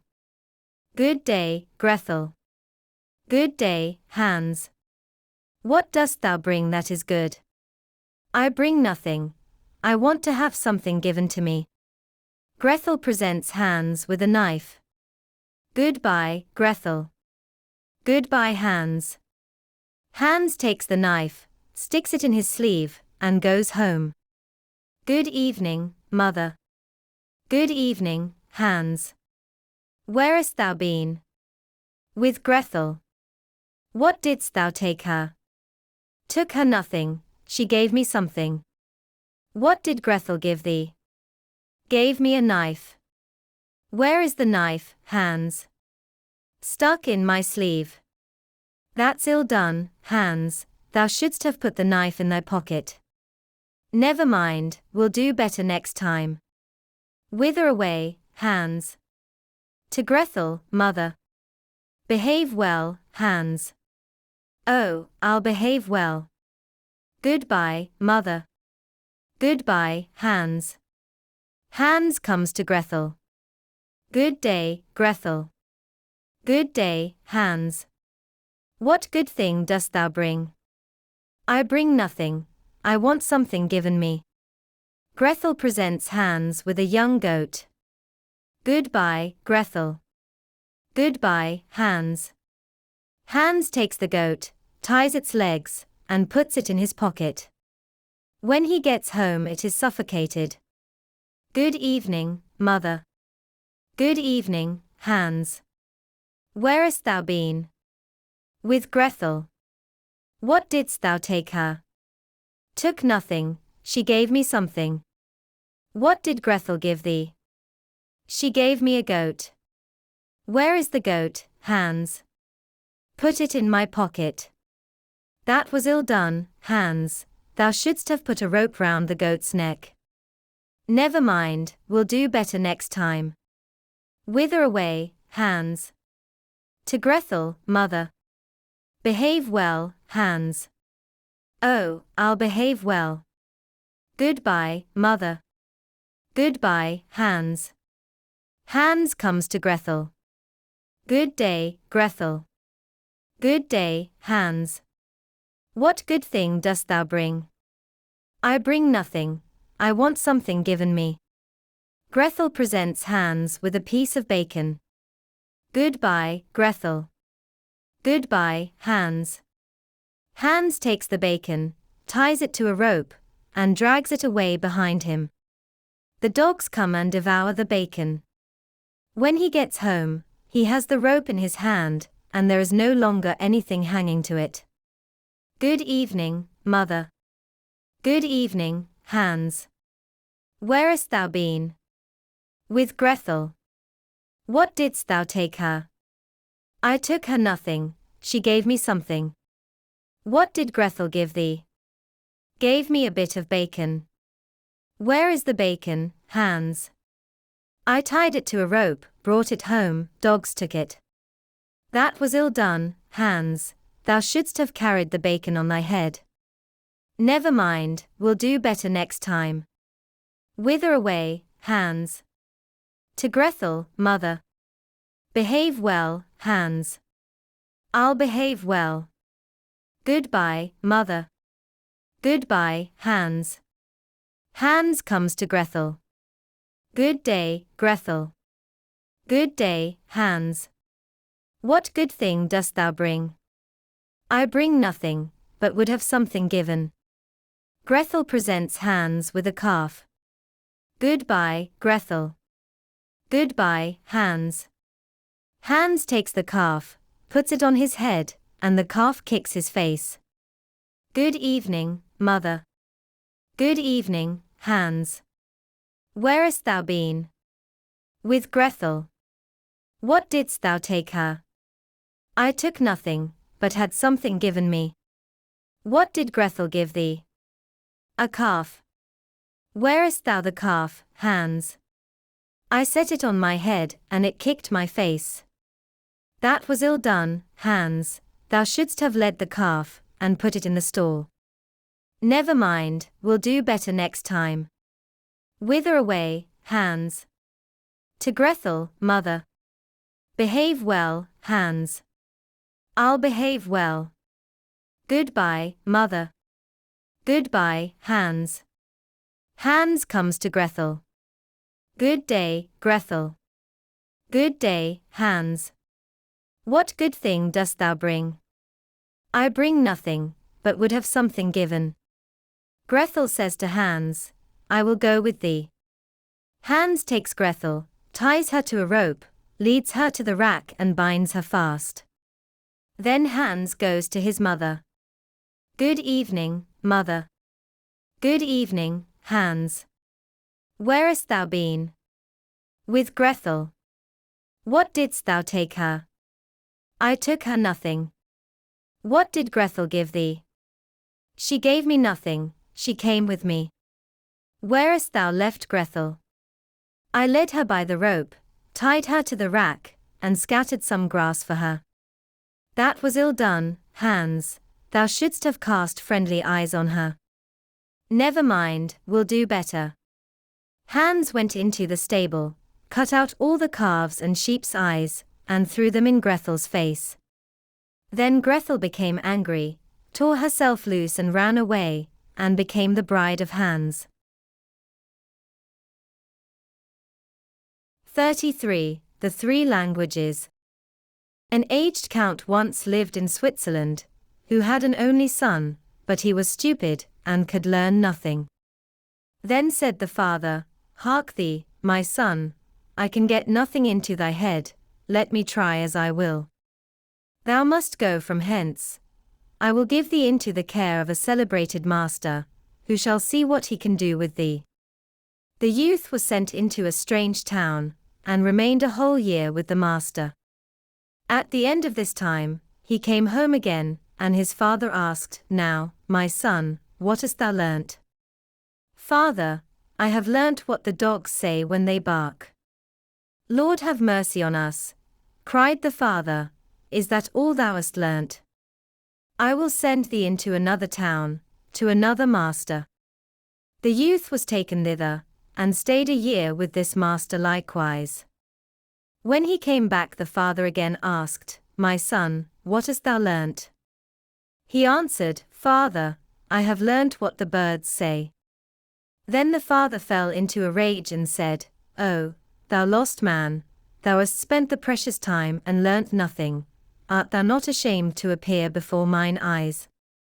I will send thee to a third master, but if thou learnest nothing this time also, I will no longer be thy father. The youth remained a whole year with the third master also, and when he came home again, and his father inquired, My son, what hast thou learnt? He answered, Dear father, I have this year learnt what the frogs croak. Then the father fell into the most furious anger, sprang up, called his people thither, and said, This man is no longer my son, I drive him forth, and command you to take him out into the forest, and kill him.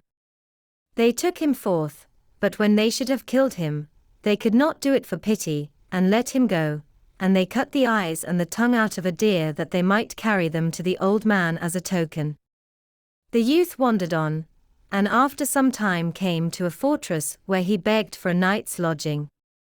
Yes, said the lord of the castle, if thou wilt pass the night down there in the old tower, go thither, but I warn thee, it is at the peril of thy life, for it is full of wild dogs, which bark and howl without stopping, and at certain hours a man has to be given to them, whom they at once devour. The whole district was in sorrow and dismay because of them, and yet no one could do anything to stop this.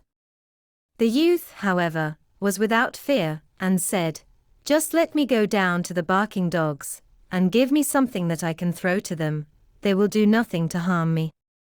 As he himself would have it so, they gave him some food for the wild animals, and led him down to the tower. When he went inside, the dogs did not bark at him, but wagged their tails quite amicably around him, ate what he set before them, and did not hurt one hair of his head. Next morning, to the astonishment of everyone, he came out again safe and unharmed, and said to the lord of the castle, The dogs have revealed to me, in their own language, why they dwell there and bring evil on the land.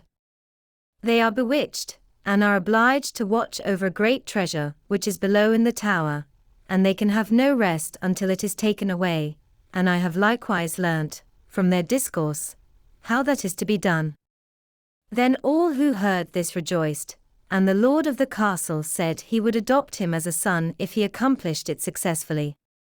He went down again, and as he knew what he had to do, he did it thoroughly, and brought a chest full of gold out with him.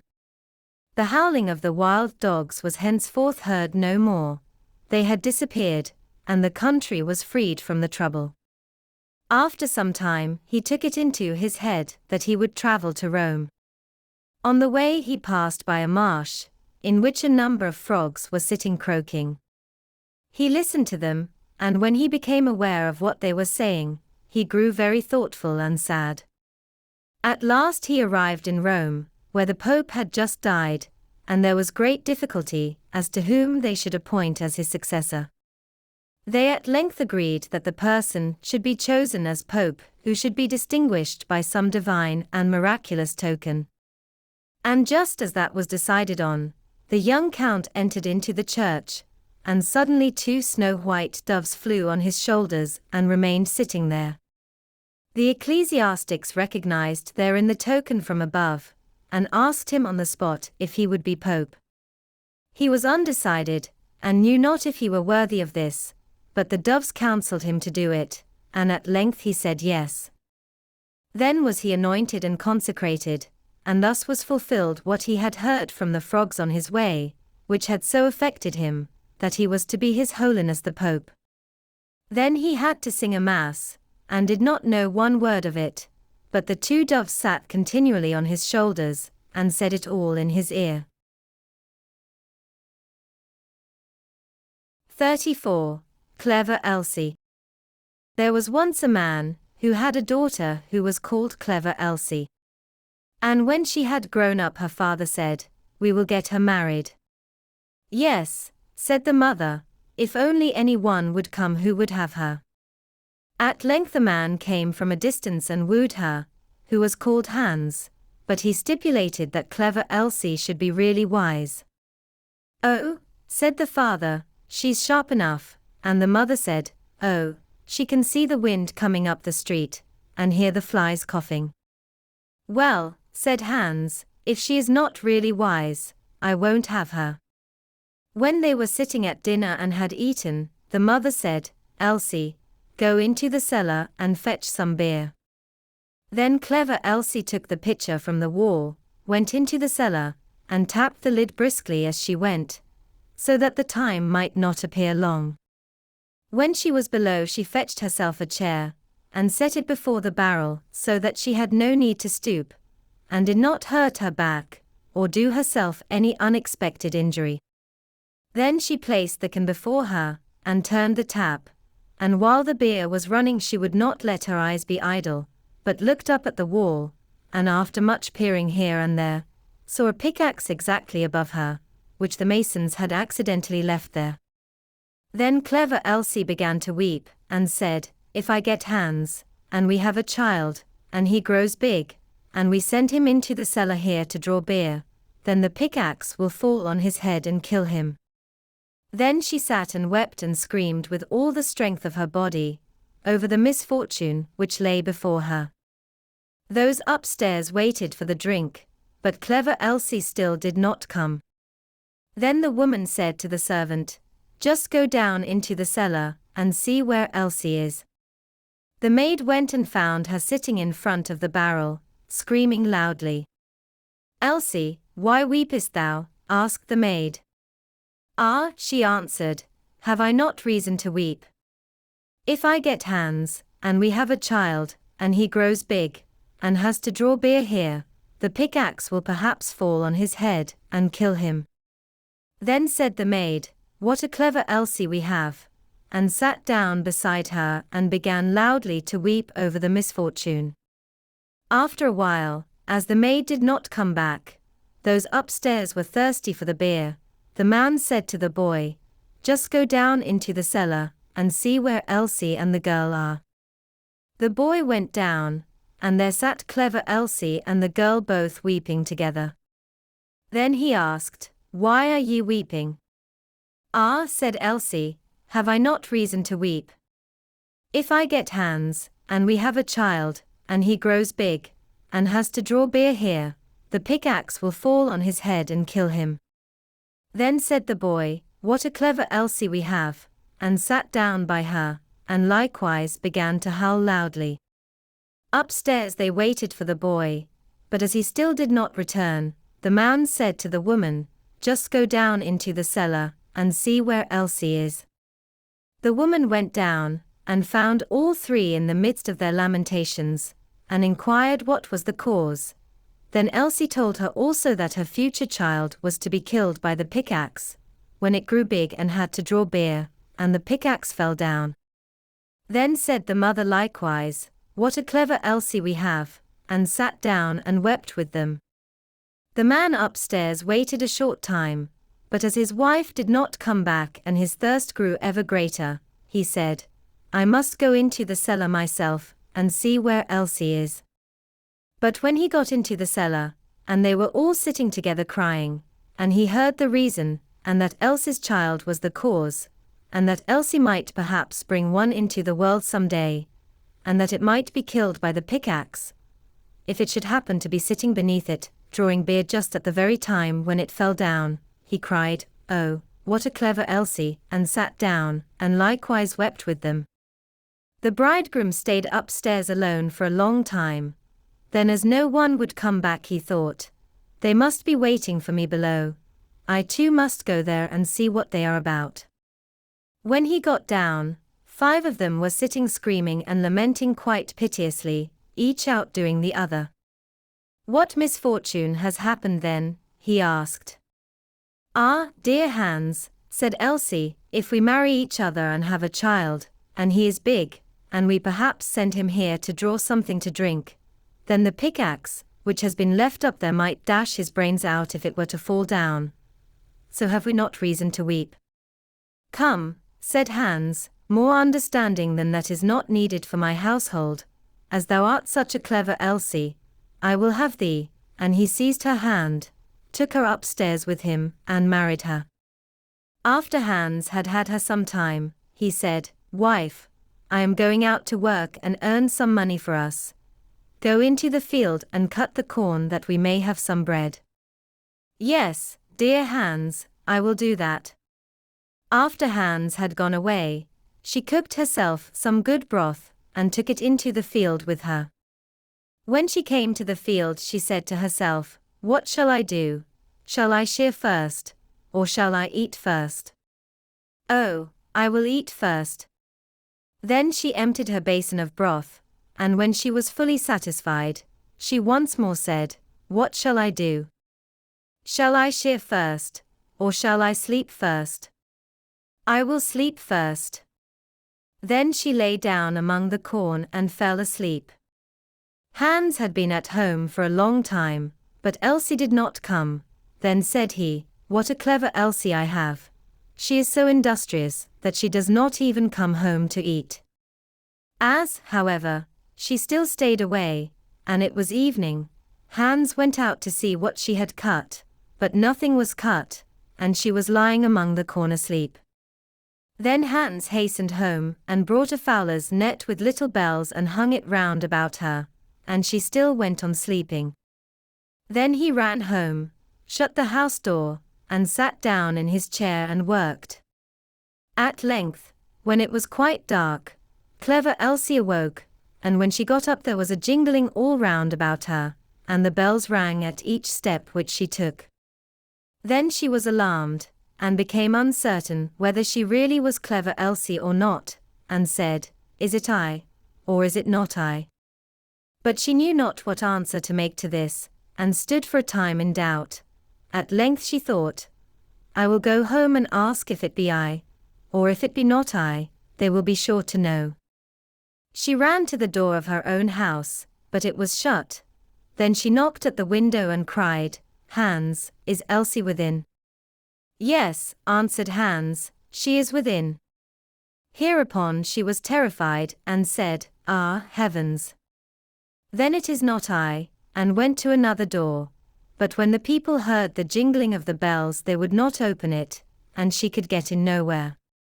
Then she ran out of the village, and no one has seen her since.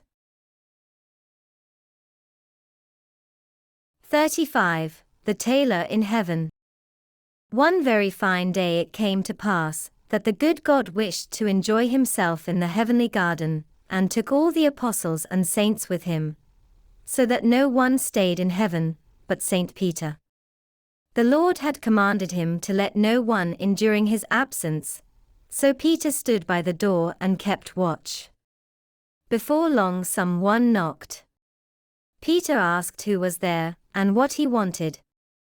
"I am a poor, honest tailor who prays for admission," replied a smooth voice.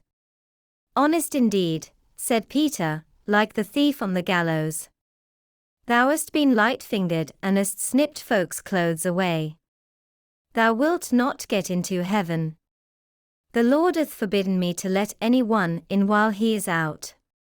"Come, do be merciful," cried the tailor. "Little scraps which fall off the table of their own accord are not stolen, and are not worth speaking about.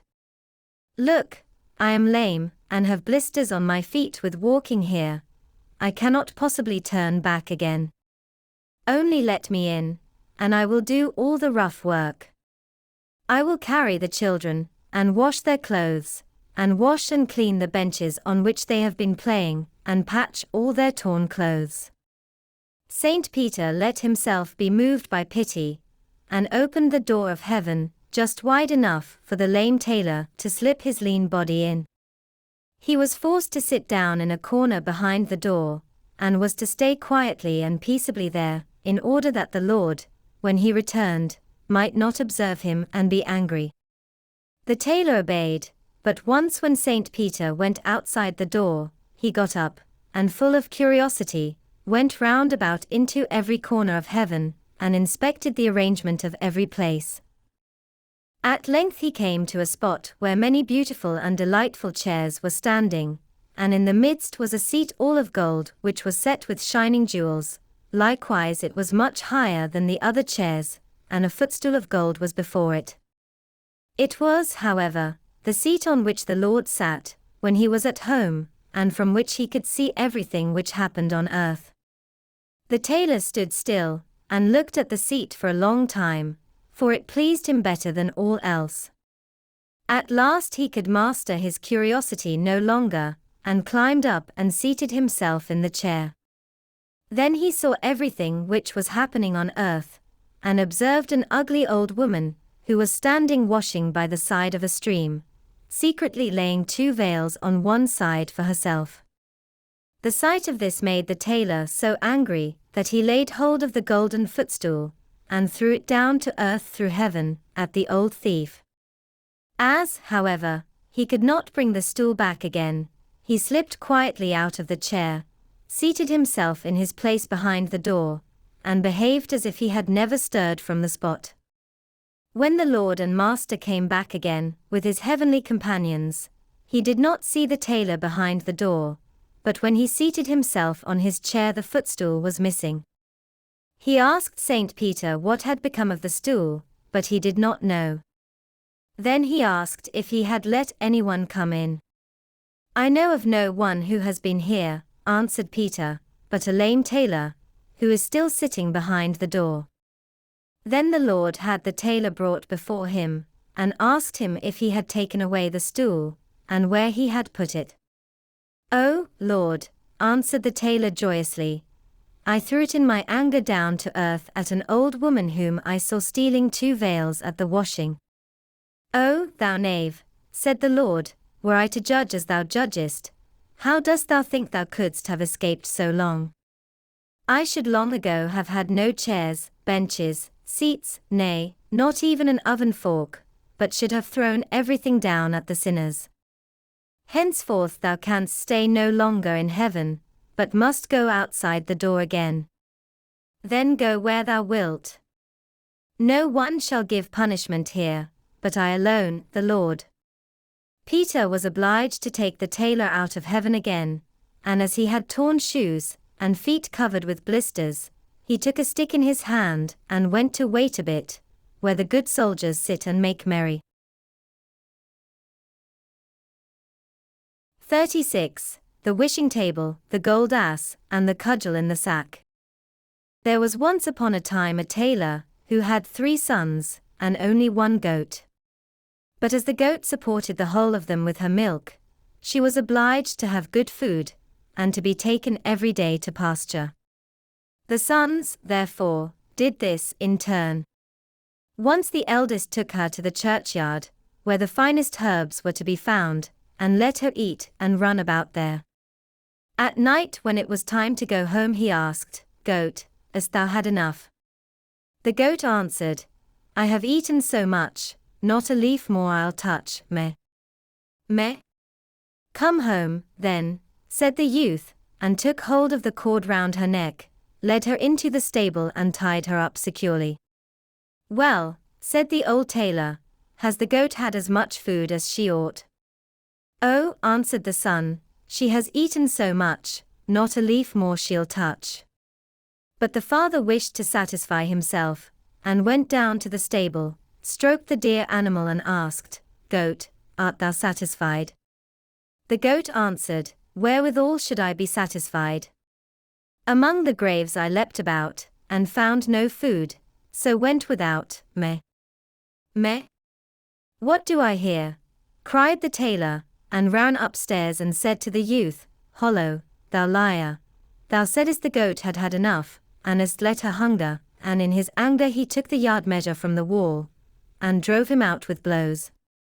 Next day it was the turn of the second son, who looked out for a place in the fence of the garden, where nothing but good herbs grew, and the goat cleared them all off. At night when he wanted to go home, he asked, "Goat, art thou satisfied?" The goat answered, "I have eaten so much, not a leaf more I'll touch, meh. Meh. Come home, then," said the youth, and led her home, and tied her up in the stable. "Well," said the old tailor, "has the goat had as much food as she ought?" "Oh," answered the son, "she has eaten so much, not a leaf more she'll touch." The tailor would not rely on this, but went down to the stable and said, "Goat, hast thou had enough?" The goat answered, "Wherewithal should I be satisfied? Among the graves I leapt about, and found no food, so went without, meh.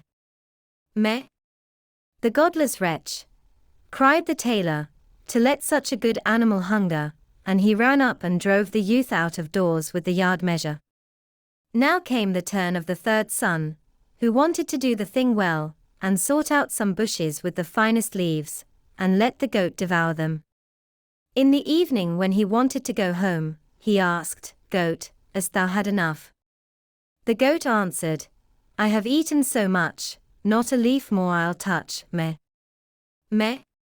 "Come home, then," said the youth, and led her into the stable, and tied her up. "Well," said the old tailor, "has the goat had a proper amount of food?" "She has eaten so much, not a leaf more she'll touch." The tailor did not trust to that, but went down and asked, "Goat, hast thou had enough?" The wicked beast answered, "Wherewithal should I be satisfied? Among the graves I leapt about, and found no leaves, so went without, meh. Meh. "Oh, the brood of liars!" cried the tailor, each as wicked and forgetful of his duty as the other. "Ye shall no longer make a fool of me," and quite beside himself with anger, he ran upstairs and bored the poor young fellow so vigorously with the yard measure that he sprang out of the house. The old tailor was now alone with his goat. Next morning he went down into the stable, caressed the goat and said, "Come, my dear little animal, I will take thee to feed myself." He took her by the rope and conducted her to green hedges, and amongst milfoil, and whatever else goats like to eat. "There thou mayest for once eat to thy heart's content," said he to her, and let her browse till evening. Then he asked, "Goat, art thou satisfied?" She replied, "I have eaten so much, not a leaf more I'll touch, meh. Meh. "Come home, then," said the tailor, and led her into the stable, and tied her fast. When he was going away, he turned round again and said, "Well, art thou satisfied for once?" But the goat did not behave the better to him, and cried, "Wherewithal should I be satisfied? Among the graves I leapt about, and found no leaves, so went without, meh. Meh." When the tailor heard that, he was shocked, and saw clearly that he had driven away his 3 sons without cause. "Wait, thou ungrateful creature," cried he, "it is not enough to drive thee forth. I will mark thee so that thou wilt no more dare to show thyself amongst honest tailors." In great haste he ran upstairs, fetched his razor, lathered the goat's head, and shaved her as clean as the palm of his hand. And as the yard measure would have been too good for her, he brought the horsewhip, and gave her such cuts with it that she ran away in violent haste. When the tailor was thus left quite alone in his house, he fell into great grief, and would gladly have had his sons back again, but no one knew whither they were gone. The eldest had apprenticed himself to a joiner, and learnt industriously and indefatigably, and when the time came for him to go travelling, his master presented him with a little table which had no particular appearance, and was made of common wood, but it had one good property: if anyone set it out, and said, "Little table, spread thyself," the good little table was at once covered with a clean little cloth, and a plate was there, and a knife and fork beside it, and dishes with boiled meats, and roasted meats, as many as there was room for, and a great glass of red wine shone so that it made the heart glad. The young journeyman thought, "With this thou hast enough for thy whole life," and went joyously about the world and never troubled himself at all whether an inn was good or bad, or if anything was to be found in it or not. When it suited him he did not enter an inn at all, but either on the plain, in a wood, a meadow, or wherever he fancied, he took his little table off his back, set it down before him, and said, "Cover thyself," and then everything appeared that his heart desired. At length he took it into his head to go back to his father, whose anger would now be appeased, and who would now willingly receive him with his wishing table. It came to pass that on his way home, he came one evening to an inn which was filled with guests. They bade him welcome, and invited him to sit and eat with them, for otherwise he would have difficulty in getting anything. "No," answered the joiner, I will not take the few bites out of your mouths. Rather than that, you shall be my guests." They laughed, and thought he was jesting with them. He, however, placed his wooden table in the middle of the room, and said, "Little table, cover thyself." Instantly it was covered with food, so good that the host could never have procured it, and the smell of it ascended pleasantly to the nostrils of the guests. "Fall to, dear friends," said the joiner, and the guests, when they saw that he meant it, did not need to be asked twice, but drew near, pulled out their knives and attacked it valiantly.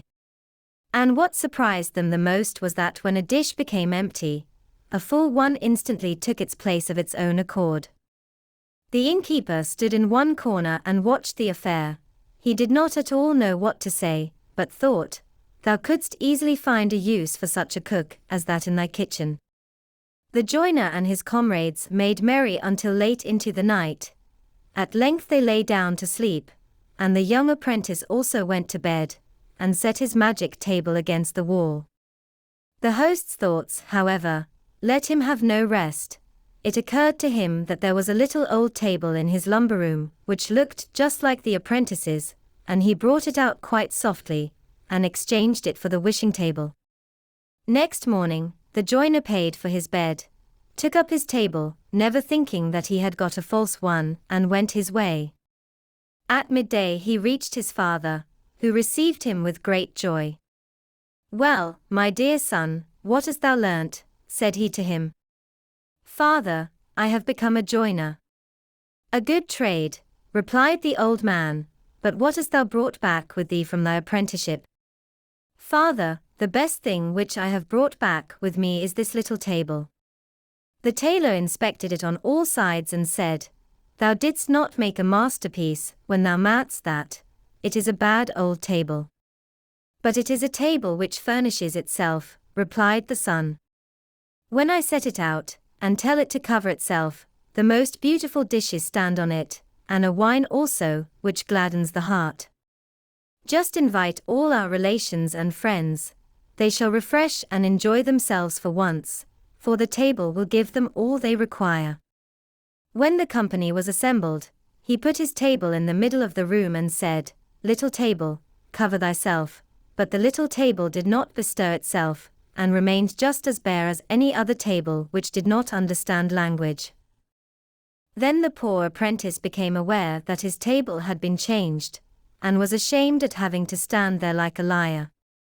The relations, however, mocked him, and were forced to go home without having eaten or drunk. The father brought out his patches again, and went on tailoring, but the son went to a master in the craft. The second son had gone to a miller, and had apprenticed himself to him. When his years were over, the master said, "As thou hast conducted thyself so well, I give thee an ass of a peculiar kind, which neither draws a cart nor carries a sack." "To what use is he put, then?" asked the young apprentice. "He lets gold drop from his mouth," answered the miller. "If thou settest him on a cloth and sayest Bricklebrit, the good animal will drop gold pieces for thee." "That is a fine thing," said the apprentice, and thanked the master, and went out into the world. When he had need of gold, he had only to say Bricklebrit to his ass, and it rained gold pieces, and he had nothing to do but pick them off the ground. Wheresoever he went, the best of everything was good enough for him, and the dearer the better, for he had always a full purse. When he had looked about the world for some time, he thought, "Thou must seek out thy father. If thou goest to him with the gold ass, he will forget his anger, and receive thee well." It came to pass that he came to the same public house, in which his brother's table had been exchanged. He led his ass by the bridle, and the host was about to take the animal from him and tie him up, but the young apprentice said, "Don't trouble yourself, I will take my grey horse into the stable, and tie him up myself too, for I must know where he stands." This struck the host as odd, and he thought that a man who was forced to look after his ass himself could not have much to spend, but when the stranger put his hand in his pocket and brought out 2 gold pieces, and said he was to provide something good for him, the host opened his eyes wide, and ran and sought out the best he could muster. After dinner the guest asked what he owed. The host did not see why he should not double the reckoning, and said the apprentice must give 2 more gold pieces. He felt in his pocket, but his gold was just at an end. "Wait an instant, sir host," said he, "I will go and fetch some money," but he took the tablecloth with him. The host could not imagine what this could mean, and being curious, stole after him, and as the guest bolted the stable door, he peeped through a hole left by a knot in the wood.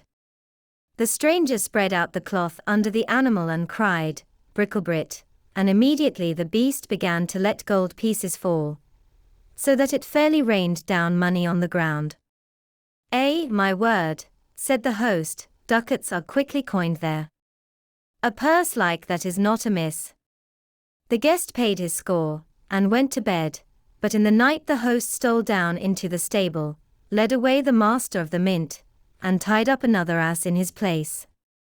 Early next morning the apprentice travelled away with his ass, and thought that he had his gold ass.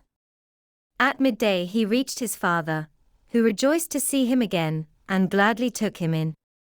"What hast thou made of thyself, my son?" asked the old man.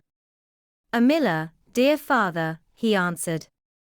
"What hast thou brought back with thee from thy travels?" "Nothing else but an ass." "There are asses enough here," said the father. "I would rather have had a good goat."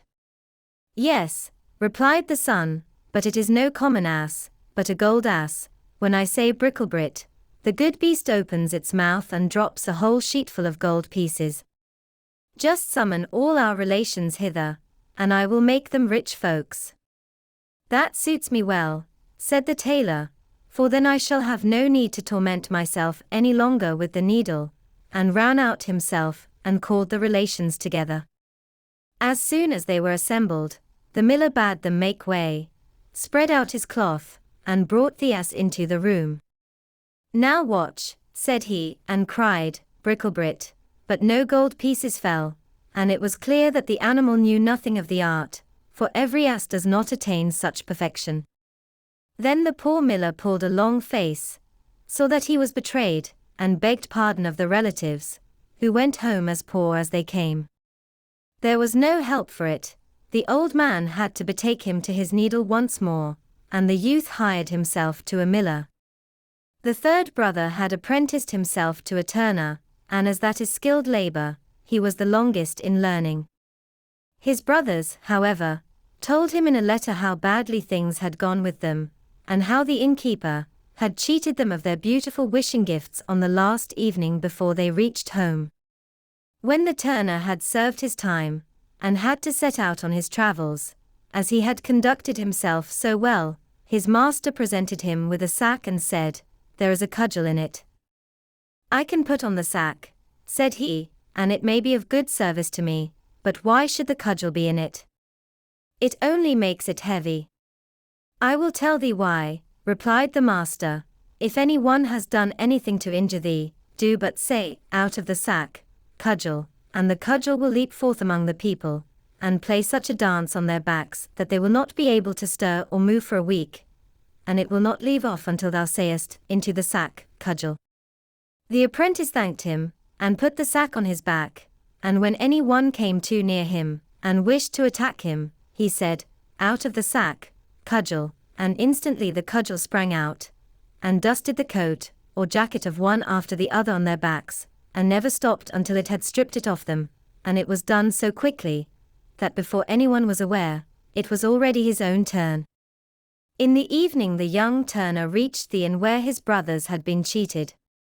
He laid his sack on the table before him, and began to talk of all the wonderful things which he had seen in the world. "Yes," said he, "people may easily find a table which will cover itself, a gold ass, and things of that kind, extremely good things, which I by no means despise, but these are nothing in comparison with the treasure which I have won for myself, and am carrying about with me in my sack there." The innkeeper pricked up his ears. "What in the world can that be?" thought he. "The sack must be filled with nothing but jewels. I ought to get them cheap too, for all good things go in threes." When it was time for sleep, the guest stretched himself on the bench, and laid his sack beneath him for a pillow.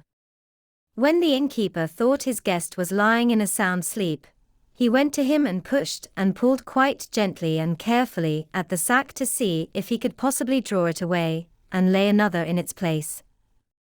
The turner had, however, been waiting for this for a long time, and now just as the innkeeper was about to give a hearty tug, he cried, out of the sack, "Cudgel."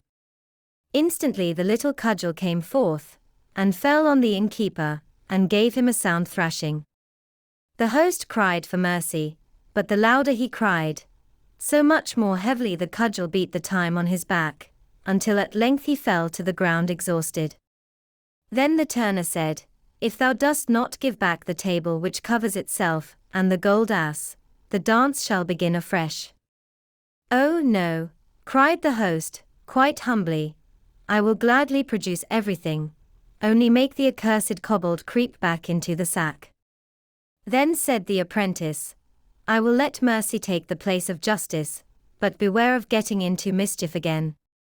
So he cried, "Into the sack, cudgel, and let him have rest." Next morning the turner went home to his father with the wishing table and the gold ass. The tailor rejoiced when he saw him once more, and asked him likewise what he had learned in foreign parts. "Dear father," said he, "I have become a turner." "A skilled trade," said the father. "What hast thou brought back with thee from thy travels?" "A precious thing, dear father," replied the son, "a cudgel in the sack." "What?" cried the father, "a cudgel? That's worth thy trouble, indeed. From every tree thou can cut thyself one. But not one like this, dear father. If I say, out of the sack, cudgel, the cudgel springs out and leads any one who means ill with me a weary dance, and never stops until he lies on the ground and prays for fair weather. Look you, with this cudgel have I got back the wishing table and the gold ass, which the thievish innkeeper took away from my brothers. Now let them both be sent for, and invite all our kinsmen. I will give them to eat and to drink, and will fill their pockets with gold into the bargain." The old tailor would not quite believe, but nevertheless got the relatives together. Then the turner spread a cloth in the room and led in the gold ass, and said to his brother, "Now, dear brother, speak to him." The miller said, "Bricklebrit," and instantly the gold pieces fell down on the cloth like a thundershower, and the ass did not stop until every one of them had so much that he could carry no more. "I can see in thy face that thou also wouldst like to be there." Then the turner brought the little table, and said, "Now dear brother, speak to it." And scarcely had the carpenter said, "Table, cover thyself," than it was spread and amply covered with the most exquisite dishes. Then such a meal took place as the good tailor had never yet known in his house, and the whole party of kinsmen stayed together till far in the night, and were all merry and glad. The tailor lopped away needle and thread, yard measure and goose, in a press, and lived with his 3 sons in joy and splendor. What, however, has become of the goat who was to blame for the tailor driving out his 3 sons? That I will tell thee. She was ashamed that she had a bald head, and ran to a fox's hole and crept into it. When the fox came home, he was met by 2 great eyes shining out of the darkness, and was terrified and ran away. A bear met him, and as the fox looked quite disturbed, he said, "What is the matter with thee, brother fox? Why dost thou look like that?" "Ah," answered Redskin, "a fierce beast is in my cave and stared at me with its fiery eyes." "We will soon drive him out," said the bear, and went with him to the cave and looked in, but when he saw the fiery eyes, fear seized on him likewise. He would have nothing to do with the furious beast, and took to his heels. The bee met him, and as she saw that he was ill at ease, she said, "Bear, thou art really pulling a very pitiful face. What has become of all thy gaiety?" "It is all very well for thee to talk," replied the bear. "A furious beast with staring eyes is in Redskin's house, and we can't drive him out." The bee said, "Bear, I pity thee, I am a poor weak creature whom thou wouldst not turn aside to look at, but still, I believe, I can help thee. She flew into the fox's cave, lighted on the goat's smoothly shorn head, and stung her so violently, that she sprang up, crying meh, meh, and ran forth into the world as if mad, and to this hour no one knows where she has gone. 37. Thumbling. There was once a poor peasant who sat in the evening by the hearth and poked the fire, and his wife sat and span. Then said he, "How sad it is that we have no children. With us all is so quiet, and in other houses it is noisy and lively." "Yes," replied the wife, and sighed, "even if we had only one, and it were quite small, and only as big as a thumb, I should be quite satisfied, and we would still love it with all our hearts." Now it so happened that the woman fell ill, and after 7 months gave birth to a child, that was perfect in all its limbs, but no longer than a thumb. Then said they, "It is as we wished it to be, and it shall be our dear child," and because of its size, they called it Thumbling. They did not let it want for food, but the child did not grow taller, but remained as it had been at the first. Nevertheless it looked sensibly out of its eyes, and soon showed itself to be a wise and nimble creature, for everything it did turned out well. One day the peasant was getting ready to go into the forest to cut wood, when he said as if to himself, "How I wish that there was any one who would bring the cart to me." "Oh, father," cried Thumbling, "I will soon bring the cart, rely on that. It shall be in the forest at the appointed time." The man smiled and said, "How can that be done? Thou art far too small to lead the horse by the reins." "That's of no consequence, father, if my mother will only harness it. I shall sit in the horse's ear and call out to him how he is to go." "Well," answered the man, "for once we will try it." When the time came, the mother harnessed the horse, and placed Thumbling in its ear, and then the little creature cried, "Gee up, gee up." Then it went quite properly as if with its master, and the cart went the right way into the forest. It so happened that just as he was turning a corner, and the little one was crying, "Gee up," 2 strange men came towards him. "My word," said one of them, "what is this? There is a cart coming, and a driver is calling to the horse, and still he is not to be seen." "That can't be right," said the other, "we will follow the cart, and see where it stops." The cart, however, drove right into the forest, and exactly to the place where the wood had been cut. When Thumbling saw his father, he cried to him, "Sayest thou, father, here I am with the cart, now take me down." The father got hold of the horse with his left hand and with the right took his little son out of the ear. Thumbling sat down quite merrily on a straw, but when the 2 strange men saw him, they did not know what to say for astonishment. Then one of them took the other aside and said, "Hark, the little fellow would make our fortune if we exhibited him in a large town, for money. We will buy him." They went to the peasant and said, "Sell us the little man. He shall be well treated with us." "No," replied the father, "he is the apple of my eye, and all the money in the world cannot buy him from me." Thumbling, however, when he heard of the bargain, had crept up the folds of his father's coat, placed himself on his shoulder, and whispered in his ear, "Father, do give me away. I will soon come back again." Then the father parted with him to the 2 men for a handsome bit of money. "Where wilt thou sit?" they said to him. "Oh, just set me on the rim of your hat, and then I can walk backwards and forwards and look at the country, and still not fall down." They did as he wished, and when Thumbling had taken leave of his father, they went away with him. They walked until it was dusk, and then the little fellow said, "Do take me down, I want to come down."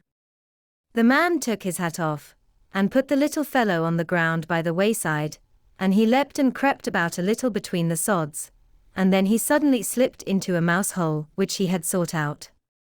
"Good evening, gentlemen, just go home without me," he cried to them and mocked them. They ran thither and stuck their sticks into the mouse hole, but it was all lost labor. Thumbling crept still farther in, and as it soon became quite dark, they were forced to go home with their vexation and their empty purses. When Thumbling saw that they were gone, he crept back out of the subterranean passage. "It is so dangerous to walk on the ground in the dark," said he. "How easily a neck or a leg is broken." Fortunately, he knocked against an empty snail shell. "Thank God," said he. "In that I can pass the night in safety," and got into it. Not long afterwards, when he was just going to sleep, he heard two men go by, and one of them was saying, "How shall we contrive to get hold of the rich pastor's silver and gold?" "I could tell thee that," cried Thumbling, interrupting them. "What was that?" said one of the thieves in fright. "I heard some one speaking." They stood still listening, and Thumbling spoke again, and said, "Take me with you, and I'll help you." "But where art thou?" "Just look on the ground, and observe from whence my voice comes," he replied. There the thieves at length found him, and lifted him up. "Thou little imp, how wilt thou help us?" they said. "A great deal," said he. "I will creep into the pastor's room through the iron bars, and will reach out to you whatever you want to have." "Come then," they said, "and we will see what thou canst do." When they got to the pastor's house, Thumbling crept into the room, but instantly cried out with all his might, "Do you want to have everything that is here?" The thieves were alarmed and said, "But do speak softly, so as not to waken any one." Thumbling, however, behaved as if he had not understood this, and cried again, "What do you want? Do you want to have everything that is here?" The cook, who slept in the next room, heard this and sat up in bed and listened. The thieves, however, had in their fright run some distance away, but at last they took courage and thought, "The little rascal wants to mock us." They came back and whispered to him, "Come, be serious, and reach something out to us." Then Thumbling again cried as loudly as he could, "I really will give you everything, just put your hands in." The maid, who was listening, heard this quite distinctly, and jumped out of bed and rushed to the door. The thieves took flight, and ran as if the wild huntsmen were behind them, but as the maid could not see anything, she went to strike a light. When she came to the place with it, Thumbling, unperceived, betook himself to the granary, and the maid, after she had examined every corner and found nothing, lay down in her bed again, and believed that, after all, she had only been dreaming with open eyes and ears. Thumbling had climbed up among the hay and found a beautiful place to sleep in. There he intended to rest until day, and then go home again to his parents. But he had other things to go through. Truly, there is much affliction and misery in this world. When day dawned, the maid arose from her bed to feed the cows. Her first walk was into the barn, where she laid hold of an armful of hay, and precisely that very one in which poor Thumbling was lying asleep. He, however, was sleeping so soundly that he was aware of nothing, and did not awake until he was in the mouth of the cow, who had picked him up with the hay. "Ah, heavens!" cried he, "how have I got into the fulling mill?" But he soon discovered where he was. Then it was necessary to be careful not to let himself go between the teeth and be dismembered, but he was nevertheless forced to slip down into the stomach with the hay. "In this little room the windows are forgotten," said he, "and no sun shines in, neither will a candle be brought." His quarters were especially unpleasing to him, and the worst was, more and more hay was always coming in by the door, and the space grew less and less. Then at length in his anguish, he cried as loud as he could, "Bring me no more fodder, bring me no more fodder." The maid was just milking the cow, and when she heard some one speaking, and saw no one, and perceived that it was the same voice that she had heard in the night, she was so terrified that she slipped off her stool, and spilt the milk. She ran in great haste to her master, and said, "O heavens, pastor, the cow has been speaking." "Thou art mad," replied the pastor, but he went himself to the byre to see what was there. Hardly, However had he set his foot inside when Thumbling again cried, "Bring me no more fodder, bring me no more fodder." Then the pastor himself was alarmed, and thought that an evil spirit had gone into the cow, and ordered her to be killed. She was killed, but the stomach, in which Thumbling was thrown on the midden. Thumbling had great difficulty in working his way, however, he succeeded so far as to get some room, but just as he was going to thrust his head out, a new misfortune occurred. A hungry wolf ran thither, and swallowed the whole stomach at one gulp. Thumbling did not lose courage. "Perhaps," thought he, "the wolf will listen to what I have got to say," and he called to him from out of his stomach, "Dear wolf, I know of a magnificent feast for you." "Where is it to be had?" said the wolf. "In such and such a house. Thou must creep into it through the kitchen sink, and wilt find cakes, and bacon, and sausages, and as much of them as thou canst eat." And he described to him exactly his father's house. The wolf did not require to be told this twice, squeezed himself in at night through the sink, and ate to his heart's content in the larder. When he had eaten his fill, he wanted to go out again, but he had become so big that he could not go out by the same way. Thumbling had reckoned on this, and now began to make a violent noise in the wolf's body, and raged and screamed as loudly as he could. "Wilt thou be quiet?" said the wolf, "thou wilt waken up the people." "Eh, what?" replied the little fellow, "thou hast eaten thy fill, and I will make merry likewise," and began once more to scream with all his strength. At last his father and mother were aroused by it, and ran to the room and looked in through the opening in the door. When they saw that a wolf was inside, they ran away, and the husband fetched his axe, and the wife the scythe. "Stay behind," said the man, when they entered the room.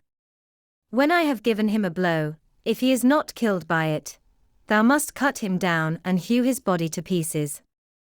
Then Thumbling heard his parents' voices and cried, "Dear father, I am here, I am in the wolf's body."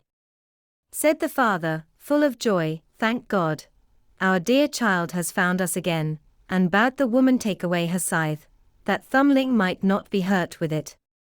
After that he raised his arm, and struck the wolf such a blow on his head that he fell down dead, and then they got knives and scissors and cut his body open, and drew the little fellow forth.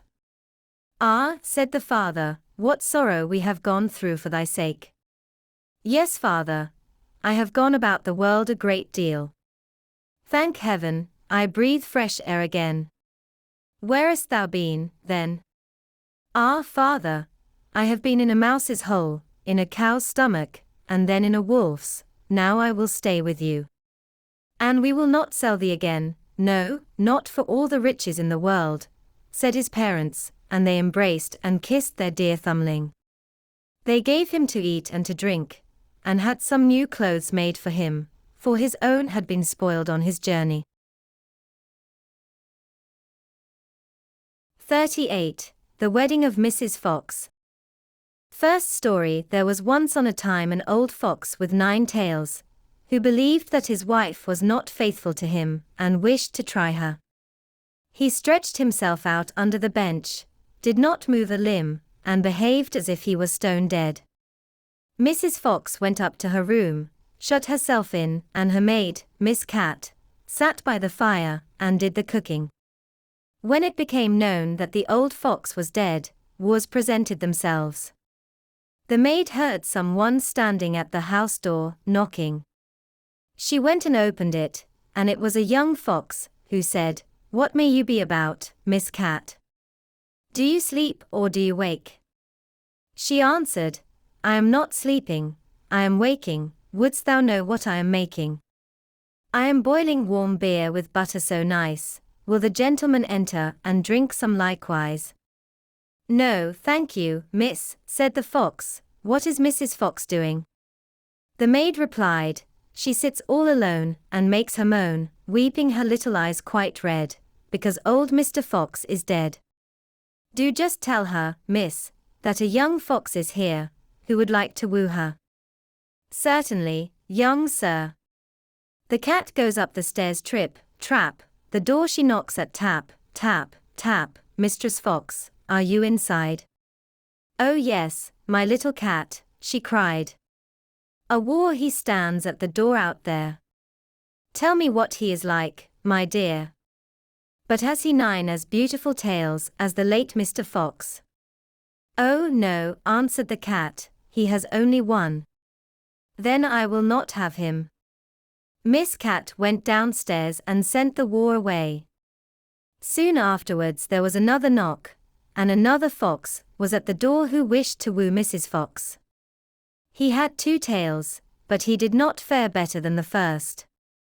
After this still more came, each with 1 tail more than the other, but they were all turned away, until at last one came who had 9 tails, like old Mr. Fox.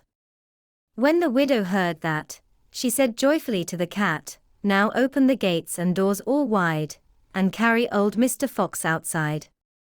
But just as the wedding was going to be solemnized, old Mr. Fox stirred under the bench, and cudgeled all the rabble, and drove them and Mrs. Fox out of the house. Second story. When old Mr. Fox was dead, the wolf came as a war, and knocked at the door, and the cat who was servant to Mrs. Fox, opened it for him. The wolf greeted her, and said, Good day, Mrs. Cat of Carawit, how comes it that alone you sit? What are you making good? The cat replied, In milk I'm breaking bread so sweet, will the gentleman please come in and eat? No, thank you, Mrs. Cat, answered the wolf. Is Mrs. Fox not at home? The cat said, She sits upstairs in her room, bewailing her sorrowful doom, bewailing her trouble so sore, for old Mr. Fox is no more. The wolf answered, If she's in want of a husband now, then will it please her to step below? The cat runs quickly up the stair, and lets her tail fly here and there, until she comes to the parlor door. With her 5 gold rings at the door she knocks, Are you within, good Mistress Fox? If you're in want of a husband now, then will it please you to step below? Mrs. Fox asked, Has the gentleman red stockings on and has he a pointed mouth? No, answered the cat. Then he won't do for me. When the wolf was gone, came a dog, a stag, a hare, a bear, a lion, and all the beasts of the forest, one after the other. But one of the good points which old Mr. Fox had possessed, was always lacking, and the cat had continually to send the wars away. At length came a young fox. Then Mrs. Fox said, Has the gentleman red stockings on, and has he a little pointed mouth? Yes, said the cat, he has. Then let him come upstairs, said Mrs. Fox, and ordered the servant to prepare the wedding feast. Sweep me the room as clean as you can, up with the window, fling out my old man. For many a fine fat mouse he brought, yet of his wife he never thought, but ate up every one he caught. Then the wedding was solemnized with young Mr. Fox, and there was much rejoicing and dancing, and if they have not left off, they are dancing still. 39. The Elves. First story. A shoemaker, by no fault of his own, had become so poor that at last he had nothing left but leather for 1 pair of shoes. So in the evening, he cut out the shoes which he wished to begin to make the next morning, and as he had a good conscience, he lay down quietly in his bed, commended himself to God, and fell asleep. In the morning, after he had said his prayers, and was just going to sit down to work, the 2 shoes stood quite finished on his table. He was astounded, and knew not what to say to it. He took the shoes in his hands to observe them closer, and they were so neatly made that there was not one bad stitch in them, just as if they were intended as a masterpiece. Soon after, a buyer came in, and as the shoes pleased him so well, he paid more for them than was customary, and with the money, the shoemaker was able to purchase leather for 2 pairs of shoes. He cut them out at night, and next morning was about to set to work with fresh courage, but he had no need to do so, for, when he got up, they were already made, and buyers also were not wanting, who gave him money enough to buy leather for 4 pairs of shoes. The following morning, too, he found the 4 pairs made, and so it went on constantly. What he cut out in the evening was finished by the morning, so that he soon had his honest independence again, and at last became a wealthy man.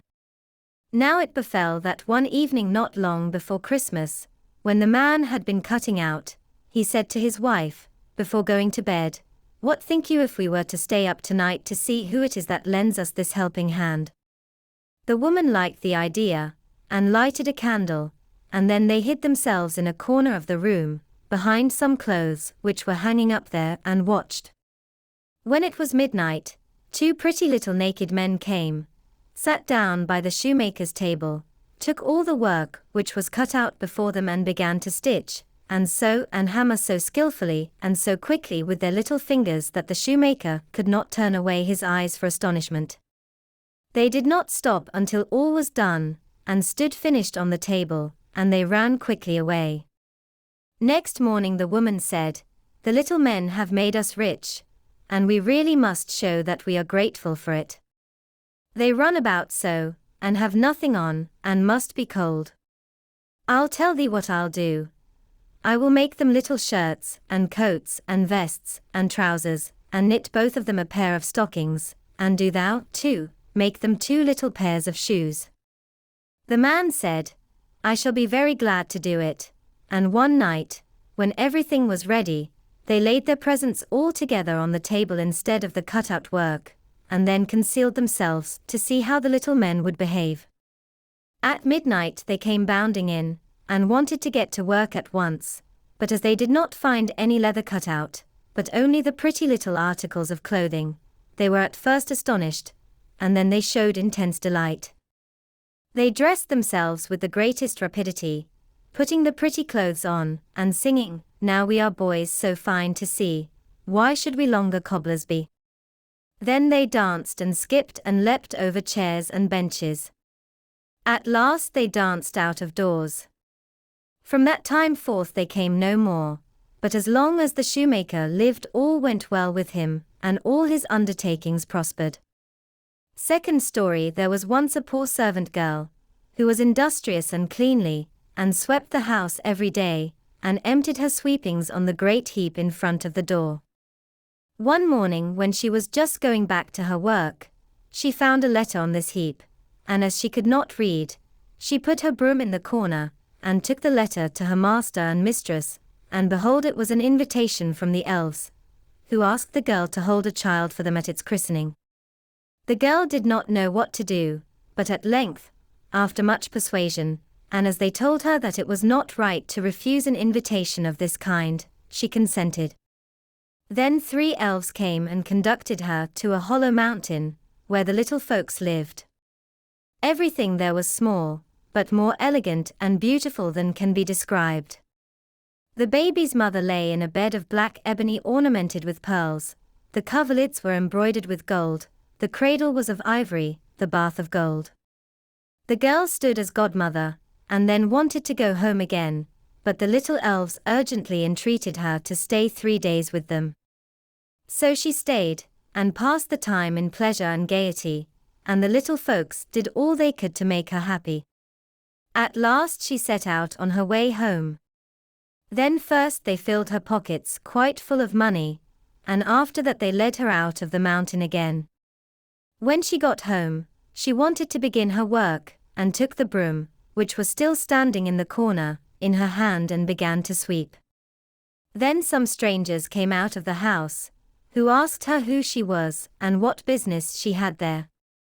And she had not, as she thought, been 3 days with the little men in the mountains, but 7 years, and in the meantime her former masters had died.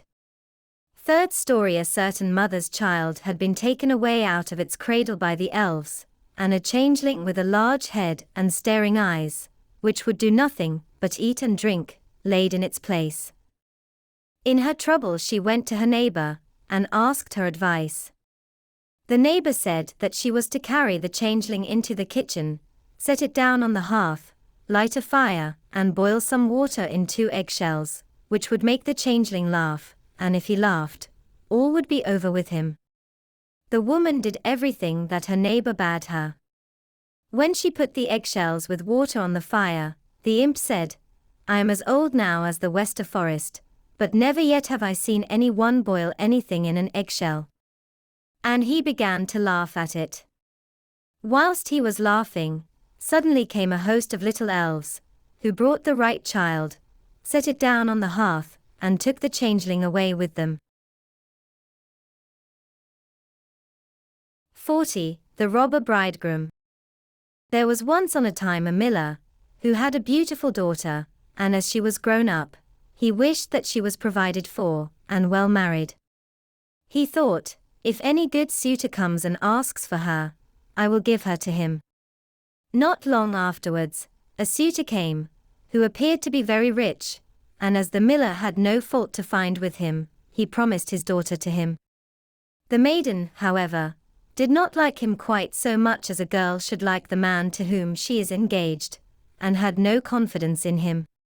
Whenever she saw, or thought of him, she felt a secret horror. Once he said to her, "Thou art my betrothed, and yet thou hast never once paid me a visit." The maiden replied, "I know not where thy house is." Then said the bridegroom, "My house is out there in the dark forest." She tried to excuse herself, and said she could not find the way there.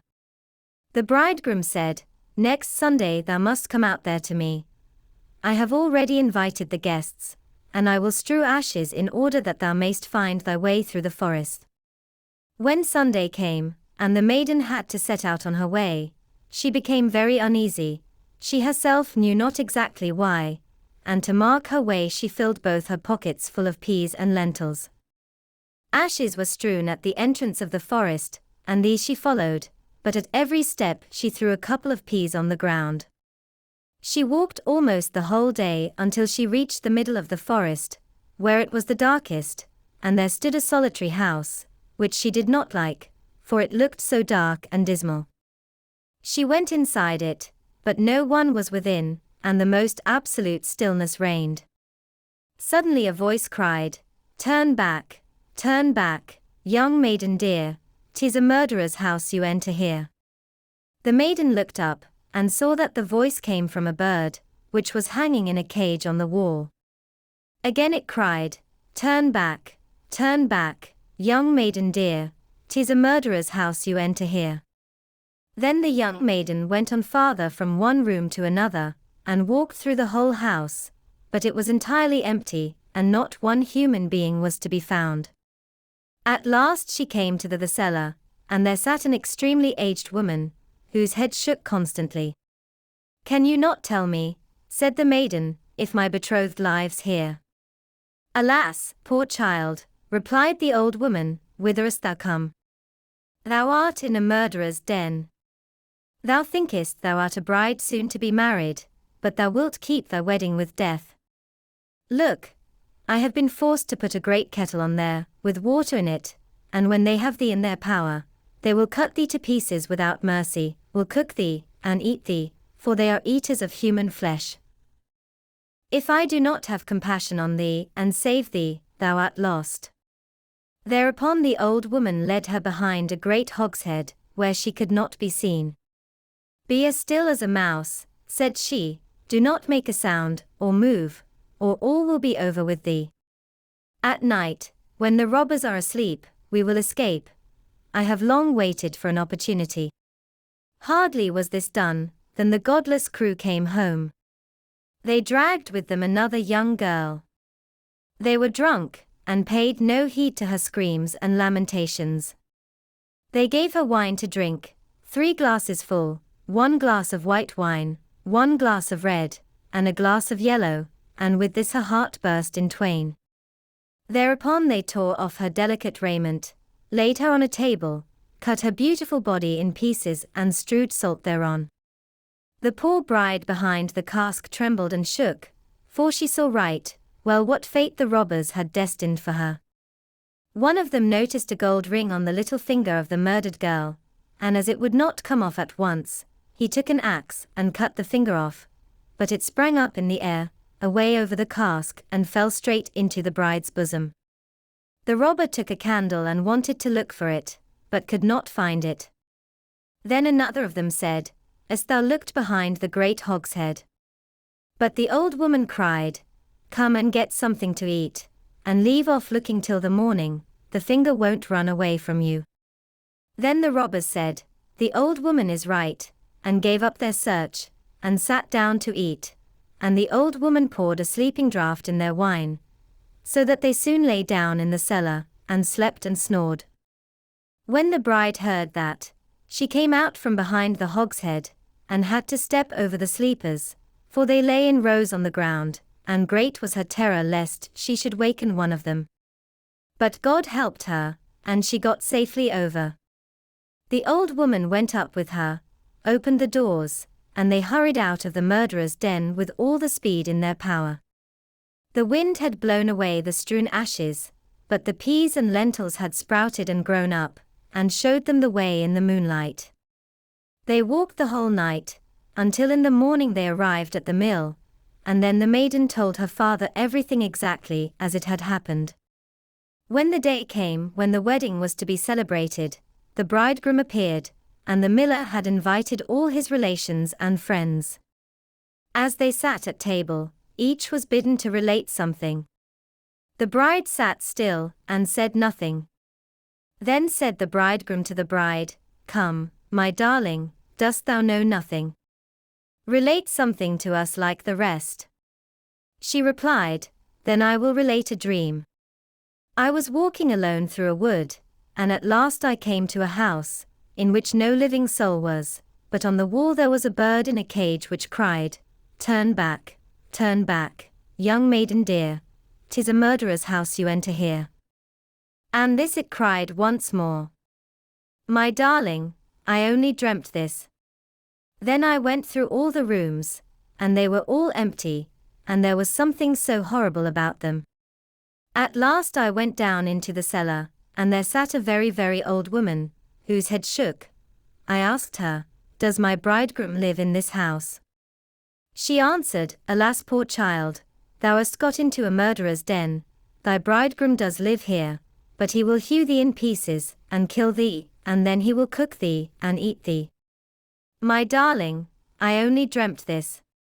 But the old woman hid me behind a great hogshead, and scarcely was I hidden, when the robbers came home, dragging a maiden with them, to whom they gave 3 kinds of wine to drink, white, red, and yellow, with which her heart broke in twain. My darling, I only dreamt this. Thereupon they pulled off her pretty clothes, and hewed her fair body in pieces on a table, and sprinkled them with salt. My darling, I only dreamt this. And one of the robbers saw that there was still a ring on her little finger, and as it was hard to draw off, he took an axe and cut it off, but the finger sprang up in the air, and sprang behind the great hogshead, and fell in my bosom. And there is the finger with the ring. And with these words she drew it forth, and showed it to those present. The robber, who had during this story become as pale as ashes, leapt up and wanted to escape, but the guests held him fast, and delivered him over to justice. Then he and his whole troop were executed for their infamous deeds. 41. Herr Korbes. There were once a cock and a hen, who wanted to take a journey together. So the cock built a beautiful carriage, which had 4 red wheels, and harnessed 4 mice to it. The hen seated herself in it with the cock, and they drove away together. Not long afterwards they met a cat who said, Where are you going? The cock replied, We are going to the house of Herr Korbes. Take me with you, said the cat. The cock answered, Most willingly, get up behind, lest you fall off in front. Take great care not to dirty my little red wheels. And you little wheels, roll on, and you little mice pipe out, as we go forth on our way to the house of Herr Korbes. After this came a millstone, then an egg, then a duck, then a pin, and at last a needle, who all seated themselves in the carriage, and drove with them. When, however, they reached the house of Herr Korbes was not there. The mice drew the carriage into the barn, the hen flew with the cock upon a perch. The cat sat down by the hearth, the duck on the well pole. The egg rolled itself into a towel, the pin stuck itself into the chair cushion, the needle jumped onto the bed in the middle of the pillow, and the millstone laid itself over the door. Then Herr Korbes came home, went to the hearth, and was about to light the fire, when the cat threw a quantity of ashes in his face. He ran into the kitchen in a great hurry to wash it off, and the duck splashed some water in his face.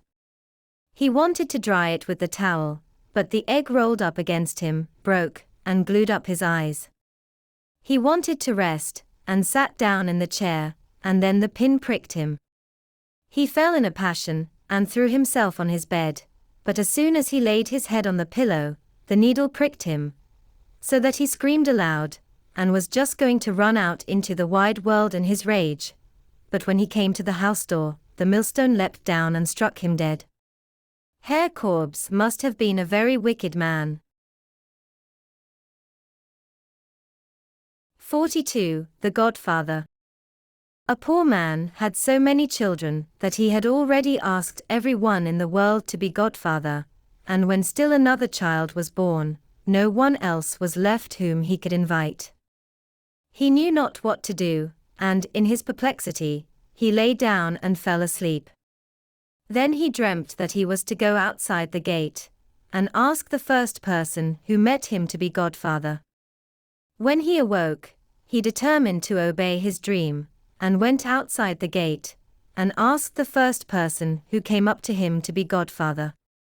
The stranger presented him with a little glass of water, and said, "This is a wonderful water, with it thou canst heal the sick, only thou must see where death is standing. If he is standing by the patient's head, give the patient some of the water, and he will be healed, but if death is standing by his feet, all trouble will be in vain, for the sick man must die." From this time forth, the man could always say whether a patient could be saved or not, and became famous for his skill, and earned a great deal of money. Once he was called into the child of the king, and when he entered, he saw death standing by the child's head and cured it with the water, and he did the same a second time, but the third time death was standing by its feet, and then he knew the child was forced to die. Once the man thought he would visit the godfather, and tell him how he had succeeded with the water. But when he entered the house, it was such a strange establishment. On the first flight of stairs, the broom and shovel were disputing, and knocking each other about violently.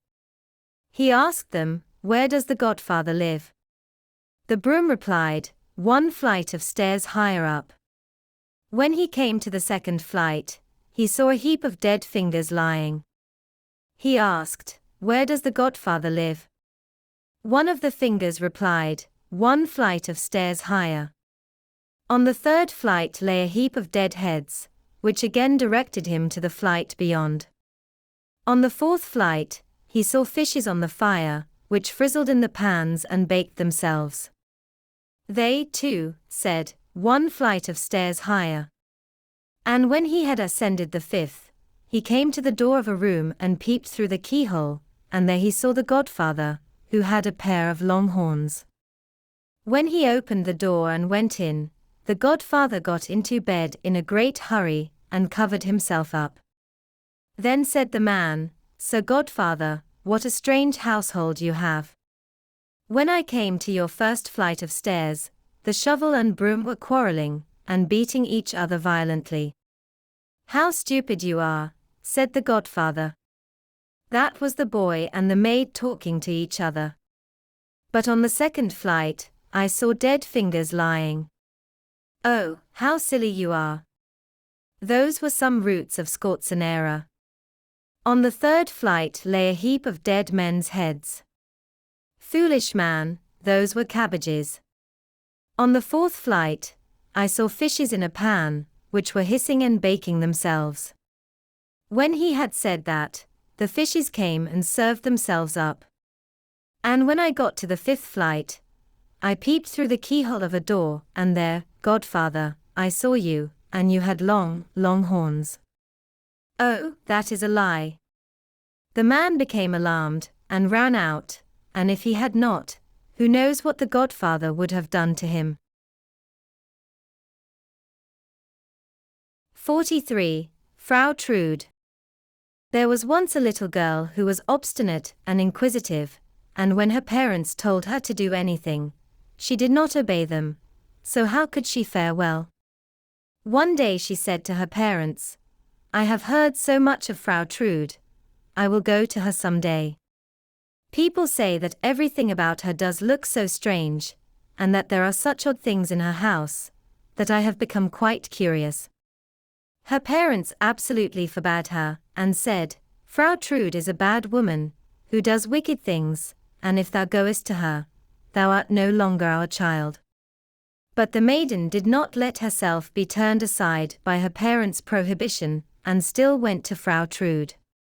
And when she got to her, Frau Trude said, "Why art thou so pale?" "Ah," she replied, and her whole body trembled, "I have been so terrified at what I have seen." "What hast thou seen?" "I saw a black man on your steps." "That was a collier." "Then I saw a green man." "That was a huntsman."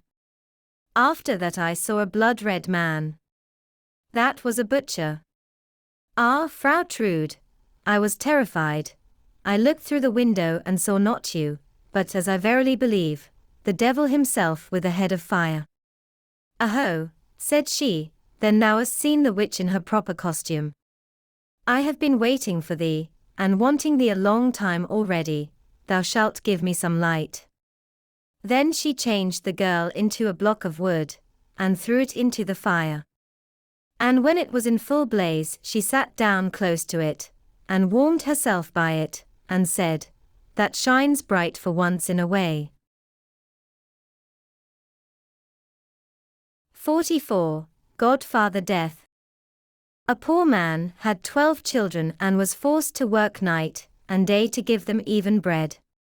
When therefore the 13th came into the world, he knew not what to do in his trouble, but ran out into the great highway, and resolved to ask the first person whom he met to be godfather. The first to meet him was the good God, who already knew what filled his heart, and said to him, "Poor man, I pity thee. I will hold thy child at its christening, and will take charge of it and make it happy on earth." The man said, "Who art thou?"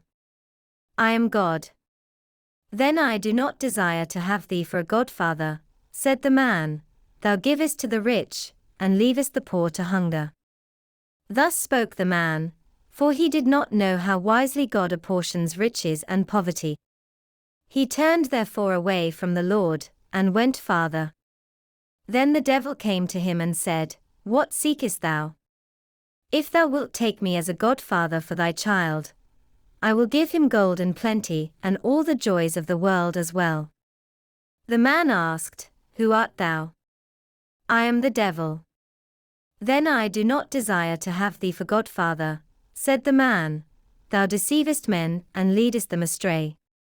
He went onwards, and then came Death striding up to him with withered legs, and said, "Take me as godfather." The man asked, "Who art thou?" "I am Death, and I make all equal." Then said the man, "Thou art the right one, thou takest the rich as well as the poor, without distinction, thou shalt be godfather." Death answered, "I will make thy child rich and famous, for he who has me for a friend can lack nothing." The man said, "Next Sunday is the christening, be there at the right time." Death appeared as he had promised, and stood godfather quite in the usual way. When the boy had grown up, his godfather one day appeared and bade him go with him. He led him forth into a forest, and showed him a herb which grew there, and said, "Now shalt thou receive thy godfather's present. I make thee a celebrated physician. When thou art called to a patient, I will always appear to thee. If I stand by the head of the sick man, thou mayst say with confidence that thou wilt make him well again, and if thou givest him of this herb he will recover. But if I stand by the patient's feet, he is mine, and thou must say that all remedies are in vain, and that no physician in the world could save him. But beware of using the herb against my will, or it might fare ill with thee. It was not long before the youth was the most famous physician in the whole world. He had only to look at the patient and he knew his condition at once, and if he would recover, or must needs die.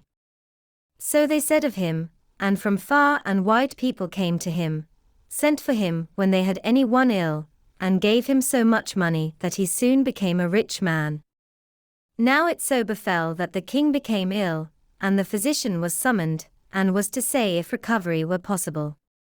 But when he came to the bed, Death was standing by the feet of the sick man, and the herb did not grow which could save him. If I could but cheat Death for once, thought the physician, he is sure to take it ill if I do, but as I am his godson, he will shut one eye. I will risk it. He therefore took up the sick man, and laid him the other way, so that now Death was standing by his head.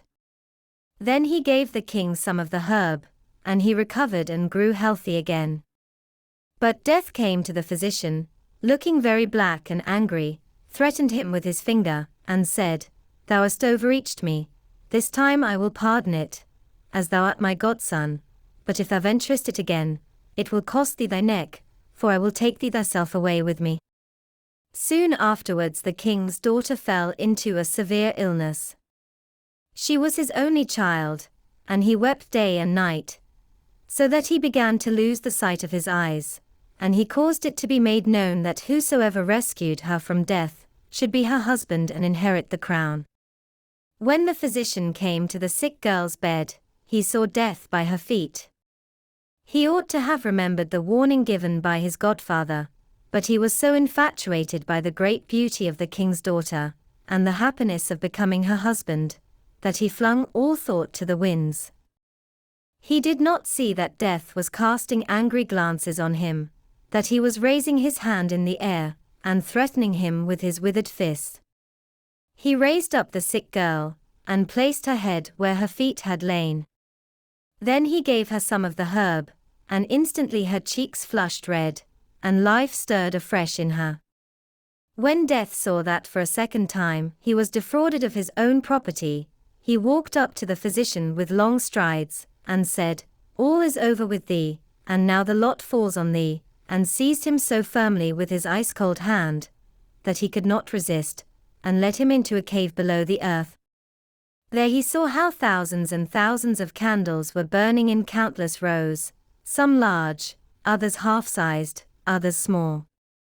Every instant some were extinguished, and others again burnt up, so that the flames seemed to leap hither and thither in perpetual change. See, said Death, these are the lights of men's lives. The large ones belong to children, the half-sized ones to married people in their prime, the little ones belong to old people, but children and young folks likewise have often only a tiny candle. Show me the light of my life, said the physician, and he thought that it would be still very tall. Death pointed to a little end which was just threatening to go out, and said, Behold, it is there. Ah, dear godfather, said the horrified physician, light a new one for me, do it for love of me, that I may enjoy my life, be king, and the husband of the king's beautiful daughter. I cannot, answered Death, one must go out before a new one is lighted. Then place the old one on a new one, that will go on burning at once when the old one has come to an end, pleaded the physician. Death behaved as if he were going to fulfill his wish, and took hold of a tall new candle, but as he desired to revenge himself, he purposely made a mistake in fixing it, and the little piece fell down, and was extinguished. Immediately the physician fell on the ground, and now he himself was in the hands of Death. 45. Thumbling as journeyman. A certain tailor had a son, who happened to be small, and no bigger than a thumb, and on this account he was always called Thumbling. He had, however, some courage in him, and said to his father, Father, I must and will go out into the world. That's right, my son, said the old man, and took a long darning needle and made a knob of sealing wax on it at the candle, and there is a sword for thee to take with thee on the way." Then the little tailor wanted to have one more meal with them, and hopped into the kitchen to see what his lady mother had cooked for the last time. It was, however, just dished up, and the dish stood on the hearth. Then he said, "Mother, what is there to eat today?" "See for thyself," said his mother. So Thumbling jumped onto the hearth, and peeped into the dish, but as he stretched his neck in too far, the steam from the food caught hold of him, and carried him up the chimney. He rode about in the air on the steam for a while, until at length he sank down to the ground again. Now the little tailor was outside in the wide world, and he travelled about, and went to a master in his craft, but the food was not good enough for him.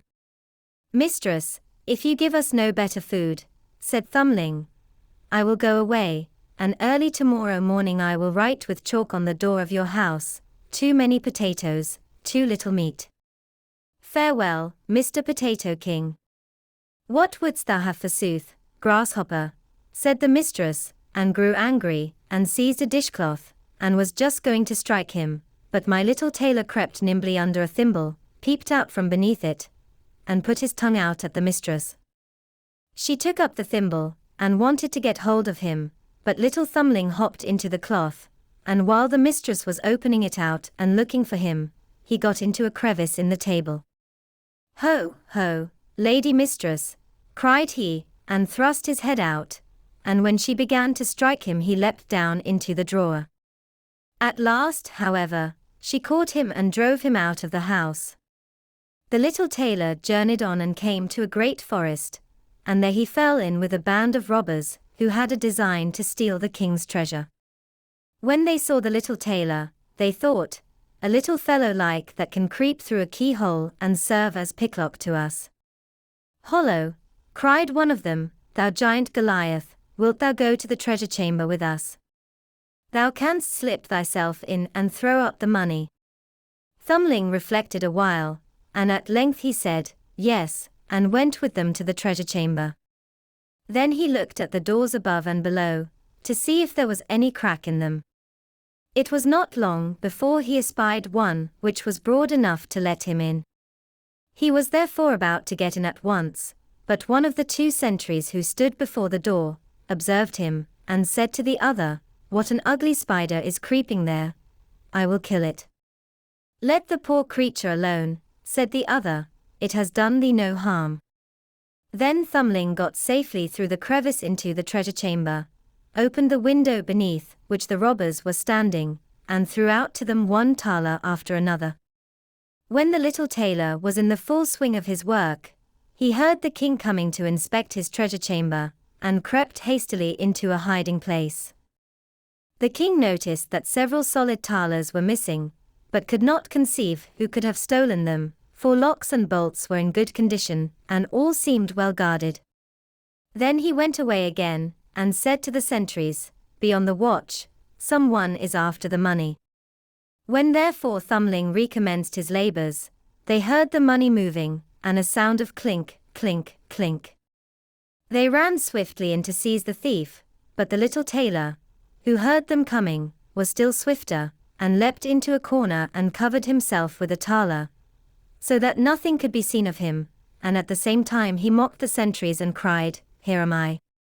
The sentries ran thither, but as they got there, he had already hopped into another corner under a thaler, and was crying, "Ho, ho, here am I." The watchman sprang there in haste, but Thumbling had long ago got into a third corner, and was crying, "Ho, ho, here am I." And thus he made fools of them, and drove them so long round about the treasure chamber, that they were weary and went away. Then by degrees he threw all the thalers out, dispatching the last with all his might, then hopped nimbly upon it, and flew down with it through the window. The robbers paid him great compliments. "Thou art a valiant hero," said they, "wilt thou be our captain?" Thumbling, however, declined, and said he wanted to see the world first. They now divided the booty, but the little tailor only asked for a kreutzer, because he could not carry more. Then he once more buckled on his sword, bade the robbers goodbye, and took to the road. First, he went to work with some masters, but he had no liking for that, and at last he hired himself as manservant in an inn. The maids, however, could not endure him, for he saw all they did secretly, without their seeing him, and he told their master and mistress what they had taken off the plates, and carried away out of the cellar, for themselves. Then said they, "Wait, and we will pay thee off," and arranged with each other to play him a trick. Soon afterwards, when one of the maids was mowing in the garden, and saw Thumbling jumping about and creeping up and down the plants, she mowed him up quickly with the grass, tied all in a great cloth, and secretly threw it to the cows. Now amongst them there was a great black one, who swallowed him down without hurting him. Down below, however, it pleased him ill, for it was quite dark, neither was any candle burning. When the cow was being milked he cried, "Strip, strap, stroll, will the pail soon be full?" But the noise of the milking prevented his being understood. After this the master of the house came into the cow byre and said, "That cow shall be killed tomorrow." Then Thumbling was so alarmed that he cried out in a clear voice, "Let me out first, for I am shut up inside her." The master heard that quite well, but did not know from whence the voice came. "Where art thou?" asked he. "In the black one," answered Thumbling, but the master did not understand what that meant, and went out. Next morning the cow was killed. Happily Thumbling did not meet with one blow at the cutting up and chopping, he got among the sausage meat. And when the butcher came in and began his work, he cried out with all his might, "Don't chop too deep, don't chop too deep, I am amongst it." No one heard this, because of the noise of the chopping knife. Now poor Thumbling was in trouble, but trouble sharpens the wits, and he sprang out so adroitly between the blows that none of them touched him, and he escaped with the whole skin. But still he could not get away. There was nothing for it, but to let himself be thrust into a black pudding with the bits of bacon. His quarters there were rather confined, and besides that he was hung up in the chimney to be smoked, and their time did hang terribly heavy on his hands. At length in winter he was taken down again, as the black pudding had to be set before a guest. When the hostess was cutting it in slices, he took care not to stretch out his head too far lest a bit of it should be cut off.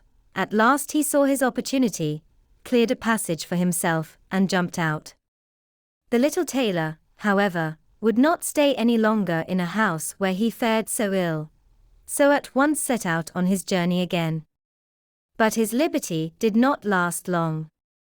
In the open country he met with a fox, who snapped him up in a fit of absence. "Hollo, Mr. Fox," cried the little tailor, "it is I who am sticking in your throat, set me at liberty again." "Thou art right," answered the fox.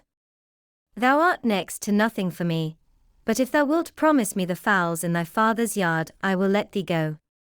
"With all my heart," replied Thumbling. "Thou shalt have all the cocks and hens that I promised thee." Then the fox let him go again, and himself carried him home. When the father once more saw his dear son, he willingly gave the fox all the fowls which he had. "For this I likewise bring thee a handsome bit of money," said Thumbling, and gave his father the kreutzer which he earned on his travels. But why did the fox get the poor chickens to eat? "Oh, you goose, your father would surely love his child far more than the fowls in the yard." 46. Fitcher's Bird. There was once a wizard who used to take the form of a poor man, and went to houses and begged, and caught pretty girls. No one knew whither he carried them, for they were never seen more. One day he appeared before the door of a man, who had 3 pretty daughters. He looked like a poor weak beggar, and carried a basket on his back, as if he meant to collect charitable gifts in it. He begged for a little food, and when the eldest daughter came out, and was just reaching him a piece of bread, he did but touch her, and she was forced to jump into his basket.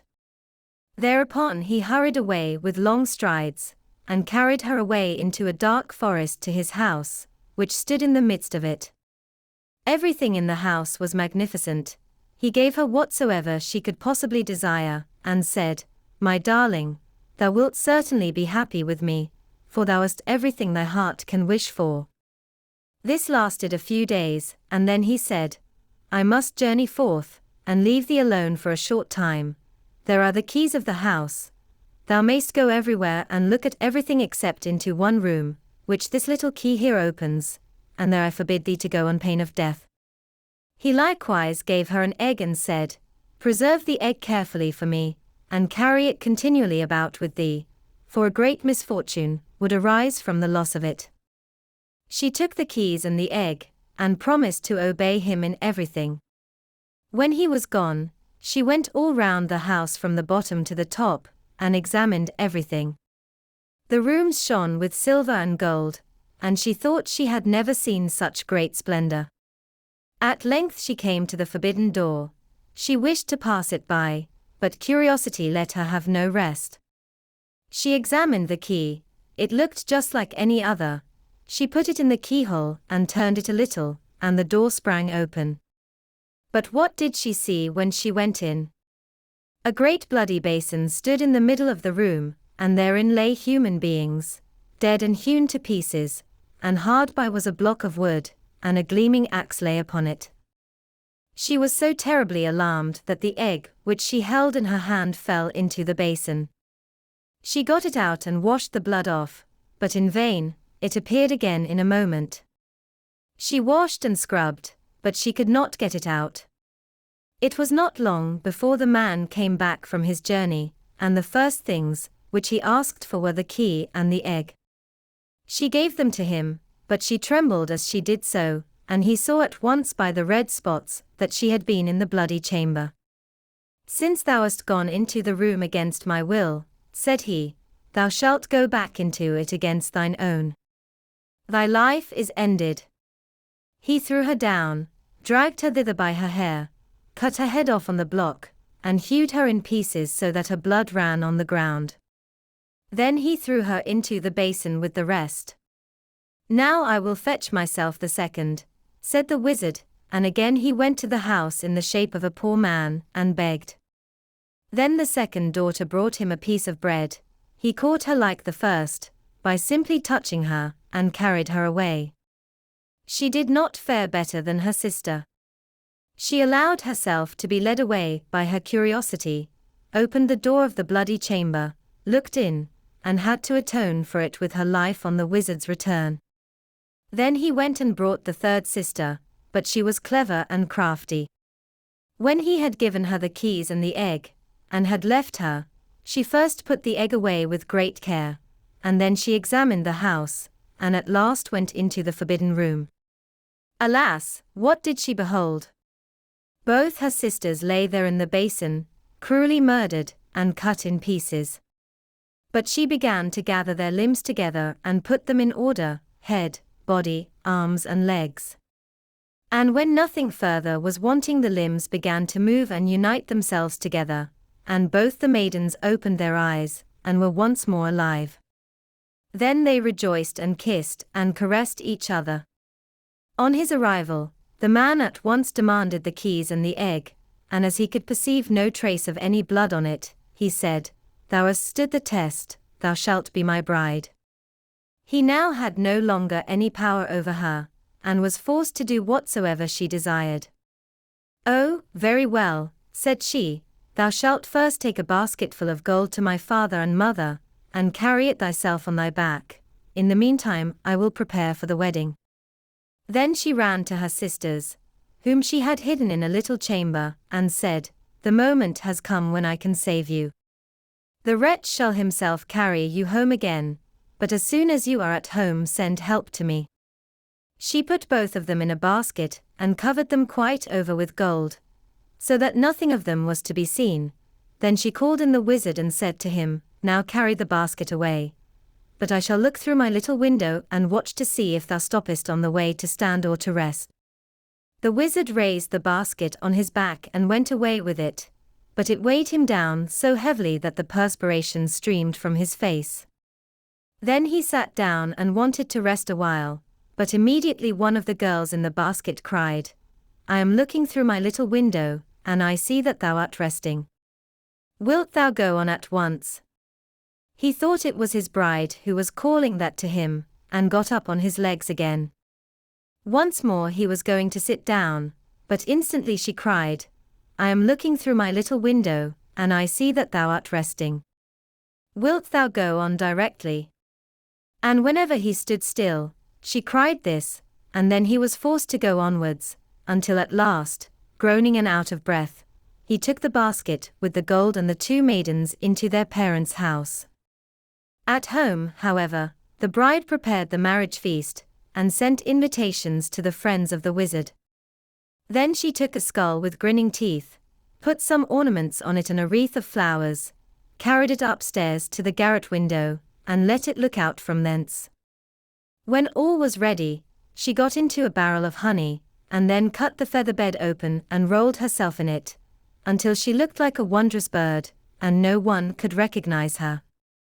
Then she went out of the house, and on her way she met some of the wedding guests, who asked, "Oh, Fitcher's bird, how comest thou here?" "I come from Fitcher's house quite near." "And what may the young bride be doing?" "From cellar to garret she's swept all clean, and now from the window she's peeping, I ween." At last she met the bridegroom, who was coming slowly back. He, like the others, asked, "Oh, Fitcher's bird, how comest thou here?" "I come from Fitcher's house quite near." "And what may the young bride be doing?" "From cellar to garret she's swept all clean, and now from the window she's peeping, I ween." The bridegroom looked up, saw the decked-out skull, thought it was his bride, and nodded to her, greeting her kindly. But when he and his guests had all gone into the house, the brothers and kinsmen of the bride, who had been sent to rescue her, arrived. They locked all the doors of the house, that no one might escape, set fire to it, and the wizard and all his crew had to burn. 47. The Juniper-Tree. It is now long ago, quite 2,000 years, since there was a rich man, who had a beautiful and pious wife, and they loved each other dearly. They had, however, no children, though they wished for them very much, and the woman prayed for them day and night, but still they had none.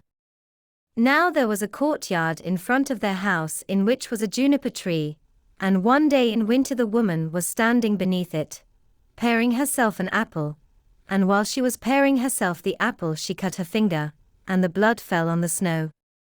"Ah," said the woman, and sighed right heavily, and looked at the blood before her, and was most unhappy. "Ah, if I had but a child as red as blood and as white as snow."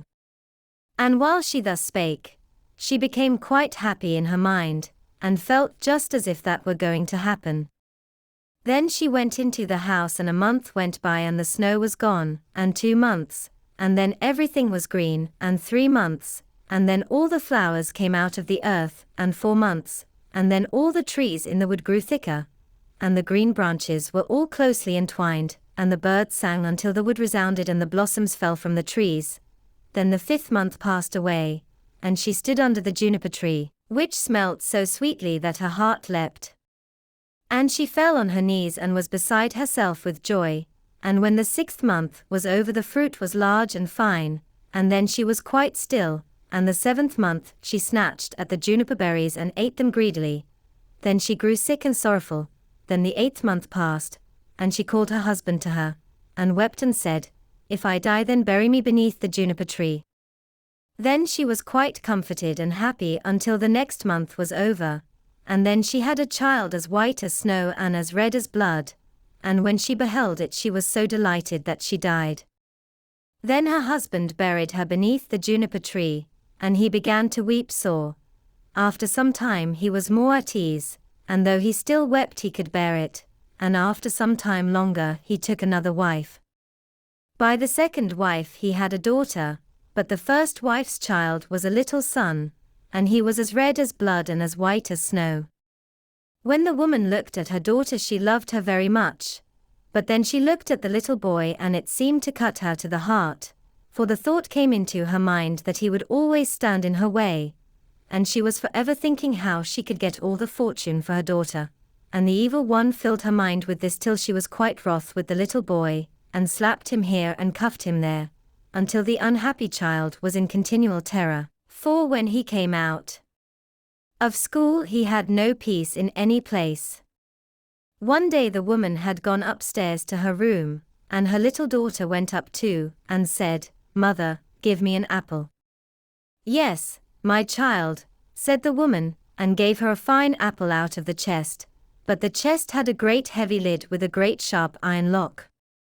"Mother," said the little daughter, "is brother not to have one too?" This made the woman angry, but she said, "Yes, when he comes out of school." And when she saw from the window that he was coming, it was just as if the devil entered into her, and she snatched at the apple and took it away again from her daughter, and said, "Thou shalt not have one before thy brother." Then she threw the apple into the chest, and shut it. Then the little boy came in at the door, and the devil made her say to him kindly, "My son, wilt thou have an apple?" And she looked wickedly at him. "Mother," said the little boy, "how dreadful you look." "Yes, give me an apple." Then it seemed to her as if she were forced to say to him, "Come with me," and she opened the lid of the chest and said, "Take out an apple for thyself," and while the little boy was stooping inside, the devil prompted her, and crash! She shut the lid down, and his head flew off and fell among the red apples. Then she was overwhelmed with terror, and thought, "If I could but make them think that it was not done by me." So she went upstairs to her room to her chest of drawers, and took a white handkerchief out of the top drawer, and set the head on the neck again, and folded the handkerchief, so that nothing could be seen, and she set him on a chair in front of the door, and put the apple in his hand. After this Marlinchen came into the kitchen to her mother, who was standing by the fire with a pan of hot water before her which she was constantly stirring round. "Mother," said Marlinchen, "brother is sitting at the door, and he looks quite white, and has an apple in his hand. I asked him to give me the apple, but he did not answer me, and I was quite frightened." "Go back to him," said her mother, "and if he will not answer thee, give him a box on the ear." So Marlinchen went to him and said, "Brother, give me the apple." But he was silent, and she gave him a box on the ear, on which his head fell down. Marlinchen was terrified, and began crying and screaming, and ran to her mother, and said, "Alas, mother, I have knocked my brother's head off," and she wept and could not be comforted. "Marlinchen," said the mother, "what hast thou done? But be quiet and let no one know it.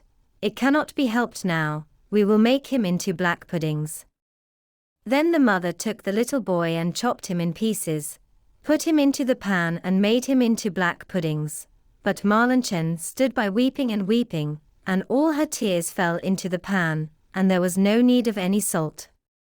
Then the father came home, and sat down to dinner and said, "But where is my son?" And the mother served up a great dish of black puddings, and Marlinchen wept and could not leave off. Then the father again said, "But where is my son?" "Ah," said the mother, "he has gone across the country to his mother's great uncle, he will stay there a while." "And what is he going to do there?" "He did not even say goodbye to me." "Oh, he wanted to go, and asked me if he might stay 6 weeks. He is well taken care of there." "Ah," said the man, "I feel so unhappy lest all should not be right. He ought to have said goodbye to me." With that he began to eat and said, "Marlinchen, why art thou crying? Thy brother will certainly come back." Then he said, "Ah, wife, how delicious this food is, give me some more." And the more he ate the more he wanted to have, and he said, "Give me some more, you shall have none of it. It seems to me as if it were all mine." And he ate and threw all the bones under the table, until he had finished the whole. But Marlinchen went away to her chest of drawers, and took her best silk handkerchief out of the bottom drawer, and got all the bones from beneath the table, and tied them up in her silk handkerchief, and carried them outside the door, weeping tears of blood. Then the juniper-tree began to stir itself, and the branches parted asunder, and moved together again, just as if someone was rejoicing and clapping his hands. At the same time a mist seemed to arise from the tree, and in the center of this mist it burned like a fire, and a beautiful bird flew out of the fire singing magnificently, and he flew high up in the air, and when he was gone, the juniper-tree was just as it had been before, and the handkerchief with the bones was no longer there. Marlinchen, however, was as gay and happy as if her brother was still alive. And she went merrily into the house, and sat down to dinner and ate. But the bird flew away and lighted on a goldsmith's house, and began to sing, "My mother she killed me, my father he ate me, my sister, little Marlinchen, gathered together all my bones, tied them in a silken handkerchief, laid them beneath the juniper-tree, Kiewit, Kiewit, what a beautiful bird am I." The goldsmith was sitting in his workshop making a gold chain, when he heard the bird which was sitting singing on his roof, and very beautiful the song seemed to him. He stood up, but as he crossed the threshold he lost one of his slippers. But he went away right up the middle of the street with one shoe on and one sock. He had his apron on, and in one hand he had the gold chain and in the other the pincers, and the sun was shining brightly on the street. Then he went right on and stood still, and said to the bird, "Bird," said he then, "how beautifully thou canst sing. Sing me that piece again." "No," said the bird, "I'll not sing it twice for nothing. Give me the golden chain, and then I will sing it again for thee." "There," said the goldsmith, "there is the golden chain for thee, now sing me that song again." Then the bird came and took the golden chain in his right claw, and went and sat in front of the goldsmith, and sang, "My mother she killed me, my father he ate me, my sister, little Marlinchen, gathered together all my bones, tied them in a silken handkerchief, laid them beneath the juniper-tree, Kiewit, Kiewit, what a beautiful bird am I." Then the bird flew away to a shoemaker, and lighted on his roof and sang, "My mother she killed me, my father he ate me, my sister, little Marlinchen, gathered together all my bones, tied them in a silken handkerchief, laid them beneath the juniper-tree, Kiewit, Kiewit, what a beautiful bird am I." The shoemaker heard that and ran out of doors in his shirt sleeves, and looked up at his roof, and was forced to hold his hand before his eyes lest the sun should blind him. "Bird," said he, "how beautifully thou canst sing." Then he called in at his door, "Wife, just come outside, there is a bird, look at that bird, he just can sing well." Then he called his daughter and children, and apprentices, boys and girls, and they all came up the street and looked at the bird and saw how beautiful he was, and what fine red and green feathers he had, and how like real gold his neck was, and how the eyes in his head shone like stars. "Bird," said the shoemaker, "now sing me that song again." "Nay," said the bird, "I do not sing twice for nothing, thou must give me something." "Wife," said the man, "go to the garret, upon the top shelf there stands a pair of red shoes, bring them down." Then the wife went and brought the shoes. "There, bird," said the man, "now sing me that piece again." Then the bird came and took the shoes in his left claw, and flew back on the roof, and sang, "My mother she killed me, my father he ate me, my sister, little Marlinchen, gathered together all my bones, tied them in a silken handkerchief, laid them beneath the juniper-tree, Kiewit, Kiewit, what a beautiful bird am I." And when he had sung the whole he flew away. In his right claw he had the chain and the shoes in his left, and he flew far away to a mill, and the mill went, clip-clap, clip-clap, clip-clap, and in the mill sat 20 millers' men hewing a stone, and cutting, hick-hack, hick-hack, hick-hack, and the mill went clip-clap, clip-clap, clip-clap. Then the bird went and sat on a lime tree which stood in front of the mill, and sang, "My mother she killed me." Then one of them stopped working, "My father he ate me." Then 2 more stopped working and listened to that, my sister, little Marlenchen. Then 4 more stopped, gathered together all my bones, tied them in a silken handkerchief, now 8 only were hewing, laid them beneath, now only 5, the juniper-tree, and now only 1, Kiewit, Kiewit, what a beautiful bird am I. Then the last stopped also, and heard the last words. Bird, said he, how beautifully thou singest. Let me, too, hear that. Sing that once more for me. Nay, said the bird, I will not sing twice for nothing. Give me the millstone, and then I will sing it again. Yes, said he, if it belonged to me only, thou shouldst have it. Yes, said the others, if he sings again he shall have it. Then the bird came down, and the 20 millers all set to work with a beam and raised the stone up. And the bird stuck his neck through the hole, and put the stone on as if it were a collar, and flew onto the tree again, and sang, My mother she killed me, my father he ate me, my sister, little Marlenchen, gathered together all my bones, tied them in a silken handkerchief, laid them beneath the juniper-tree, Kiewit, Kiewit, what a beautiful bird am I. And when he had done singing, he spread his wings, and in his right claw he had the chain, and in his left the shoes, and round his neck the millstone, and he flew far away to his father's house. In the room sat the father, the mother, and Marlenchen at dinner, and the father said, How light-hearted I feel, how happy I am. Nay, said the mother, I feel so uneasy, just as if a heavy storm were coming. Marlenchen, however, sat weeping and weeping, and then came the bird flying, and as it seated itself on the roof the father said, Ah, I feel so truly happy, and the sun is shining so beautifully outside, I feel just as if I were about to see some old friend again.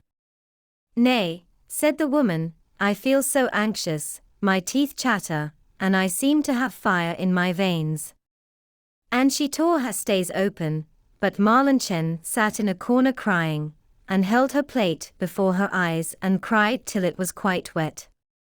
Then the bird sat on the juniper-tree, and sang, My mother she killed me. Then the mother stopped her ears, and shut her eyes, and would not see or hear, but there was a roaring in her ears like the most violent storm, and her eyes burnt and flashed like lightning. My father he ate me, Ah, mother, says the man, that is a beautiful bird. He sings so splendidly, and the sun shines so warm, and there is a smell just like cinnamon. My sister, little Marlenchen, then Marlenchen laid her head on her knees and wept without ceasing, but the man said, I am going out, I must see the bird quite close. Oh, don't go, said the woman, I feel as if the whole house were shaking and on fire. But the man went out and looked at the bird, gathered together all my bones, tied them in a silken handkerchief, laid them beneath the juniper-tree, Kiewit, Kiewit, what a beautiful bird am I. On this the bird let the golden chain fall, and it fell exactly round the man's neck, and so exactly round it that it fitted beautifully. Then he went in and said, Just look what a fine bird that is, and what a handsome gold chain he has given me, and how pretty he is. But the woman was terrified, and fell down on the floor in the room, and her cap fell off her head. Then sang the bird once more, My mother she killed me. Would that I were 1,000 feet beneath the earth so as not to hear that. My father he ate me. Then the woman fell down again as if dead. My sister, little Marlenchen, Ah, said Marlenchen, I too will go out and see if the bird will give me anything, and she went out. Gathered together all my bones, tied them in a silken handkerchief, then he threw down the shoes to her. Laid them beneath the juniper-tree, Kiewit, Kiewit, what a beautiful bird am I. Then she was light-hearted and joyous, and she put on the new red shoes, and danced and leaped into the house. Ah, said she, I was so sad when I went out and now I am so light-hearted. That is a splendid bird, he has given me a pair of red shoes. Well, said the woman, and sprang to her feet, and her hair stood up like flames of fire. I feel as if the world were coming to an end. I, too, will go out and see if my heart feels lighter. And as she went out at the door, crash! The bird threw down the millstone on her head, and she was entirely crushed by it. The father and Marlinchen heard what had happened and went out, and smoke, flames, and fire were rising from the place, and when that was over, there stood the little brother, and he took his father and Marlinchen by the hand, and all three were right glad, and they went into the house to dinner, and ate. 48. Old Sultan. A farmer once had a faithful dog called Sultan, who had grown old, and lost all his teeth, so that he could no longer hold anything fast. One day the farmer was standing with his wife before the house door, and said, "Tomorrow I intend to shoot old Sultan, he is no longer of any use." His wife, who felt pity for the faithful beast, answered, "He has served us so long, and been so faithful, that we might well give him his keep." "What?" said the man. "You are not very sharp. He has not a tooth left in his mouth, and not a thief is afraid of him, now he may be off. If he has served us, he has had good feeding for it." The poor dog, who was lying stretched out in the sun not far off, had heard everything, and was sorry that the morrow was to be his last day. He had a good friend, the wolf, and he crept out in the evening into the forest to him, and complained of the fate that awaited him. "Hark ye, gossip," said the wolf, "be of good cheer. I will help you out of your trouble. I have thought of something. Tomorrow, early in the morning, your master is going with his wife to make hay, and they will take their little child with them, for no one will be left behind in the house.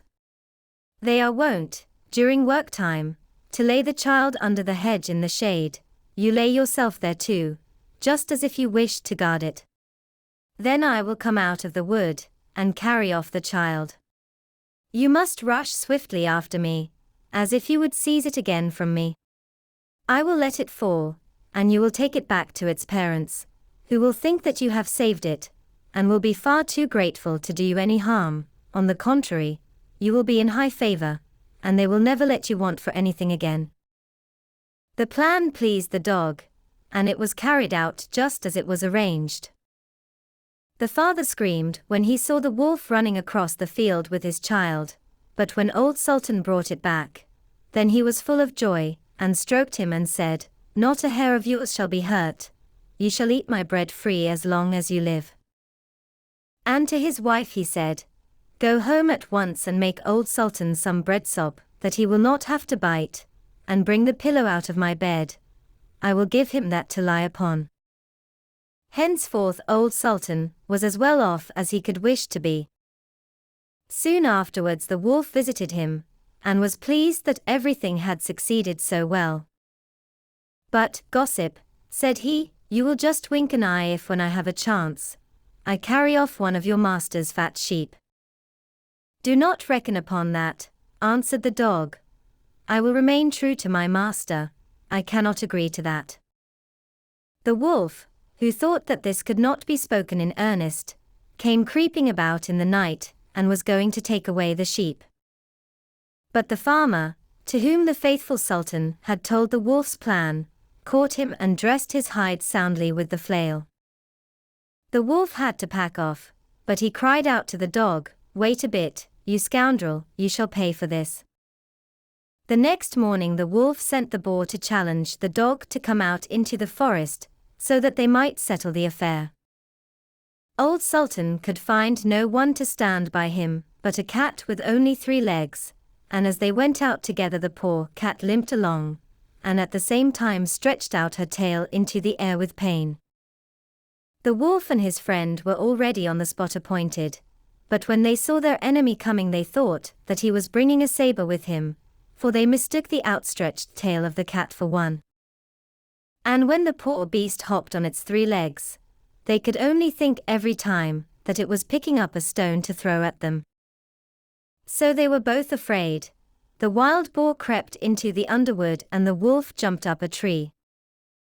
The dog and the cat, when they came up, wondered that there was no one to be seen.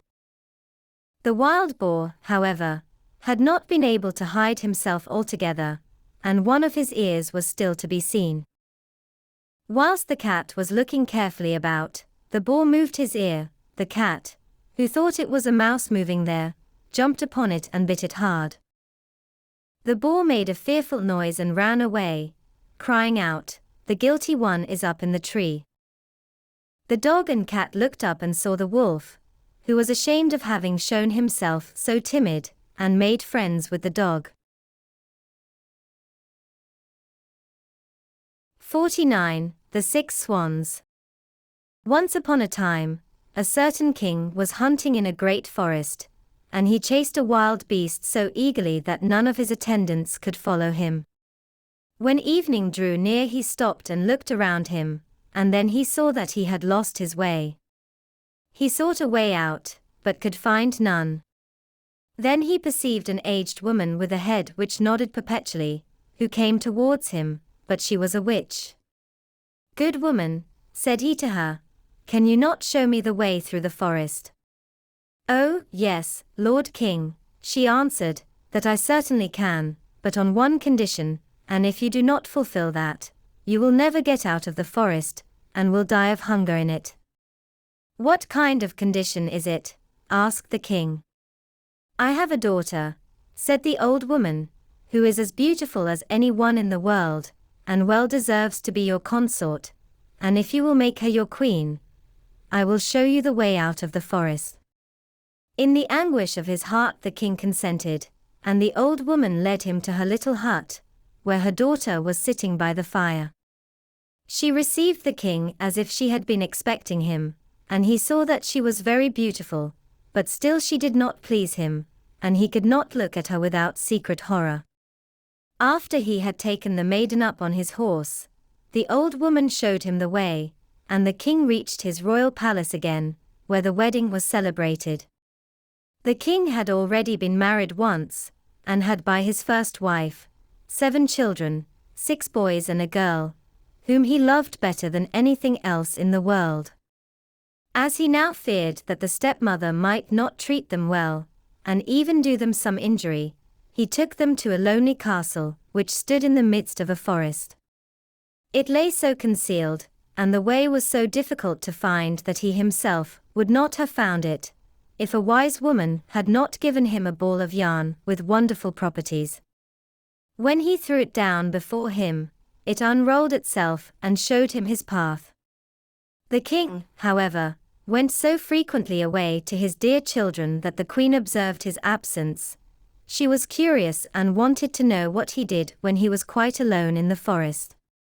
She gave a great deal of money to his servants, and they betrayed the secret to her, and told her likewise of the ball which alone could point out the way. And now she knew no rest until she had learnt where the king kept the ball of yarn, and then she made little shirts of white silk, and as she had learnt the art of witchcraft from her mother, she sewed a charm inside them. And once when the king had ridden forth to hunt, she took the little shirts and went into the forest, and the ball showed her the way. The children, who saw from a distance that someone was approaching, thought that their dear father was coming to them, and full of joy, ran to meet him. Then she threw one of the little shirts over each of them, and no sooner had the shirts touched their bodies than they were changed into swans, and flew away over the forest. The queen went home quite delighted, and thought she had got rid of her stepchildren, but the girl had not run out with her brothers, and the queen knew nothing about her.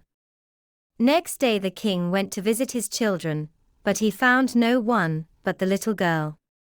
"Where are thy brothers?" asked the king. "Alas, dear father," she answered, "they have gone away and left me alone." And she told him that she had seen from her little window how her brothers had flown away over the forest in the shape of swans, and she showed him the feathers, which they had let fall in the courtyard, and which she had picked up. The king mourned, but he did not think that the queen had done this wicked deed, and as he feared that the girl would also be stolen away from him, he wanted to take her away with him. But she was afraid of her stepmother, and entreated the king to let her stay, just this one night more in the forest castle. The poor girl thought, I can no longer stay here. I will go and seek my brothers. And when night came, she ran away, and went straight into the forest. She walked the whole night long, and next day also without stopping, until she could go no farther for weariness. Then she saw a forest hut, and went into it, and found a room with 6 little beds, but she did not venture to get into one of them, but crept under one, and lay down on the hard ground, intending to pass the night there. Just before sunset, however, she heard a rustling, and saw 6 swans come flying in at the window. They alighted on the ground and blew at each other, and blew all the feathers off, and their swans' skins stripped off like a shirt. Then the maiden looked at them and recognized her brothers, was glad and crept forth from beneath the bed. The brothers were not less delighted to see their little sister, but their joy was of short duration. Here canst thou not abide, they said to her. This is a shelter for robbers, if they come home and find thee, they will kill thee. But can you not protect me? Asked the little sister. No, they replied, only for 1/4 of an hour each evening can we lay aside our swan skins, and have during that time our human form. After that, we are once more turned into swans. The little sister wept and said, Can you not be set free? Alas, no, they answered, the conditions are too hard. For 6 years thou mayst neither speak nor laugh, and in that time thou must sew together 6 little shirts of starwort for us. And if one single word falls from thy lips, all thy work will be lost. And when the brothers had said this, the 1/4 of an hour was over, and they flew out of the window again as swans. The maiden, however, firmly resolved to deliver her brothers, even if it should cost her her life. She left the hut, went into the midst of the forest, seated herself on a tree, and there passed the night. Next morning she went out and gathered starwort, and began to sew. She could not speak to any one, and she had no inclination to laugh. She sat there and looked at nothing but her work.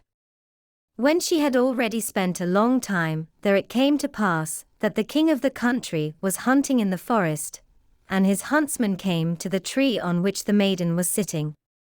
They called to her and said, Who art thou? But she made no answer. Come down to us, said they. We will not do thee any harm. She only shook her head.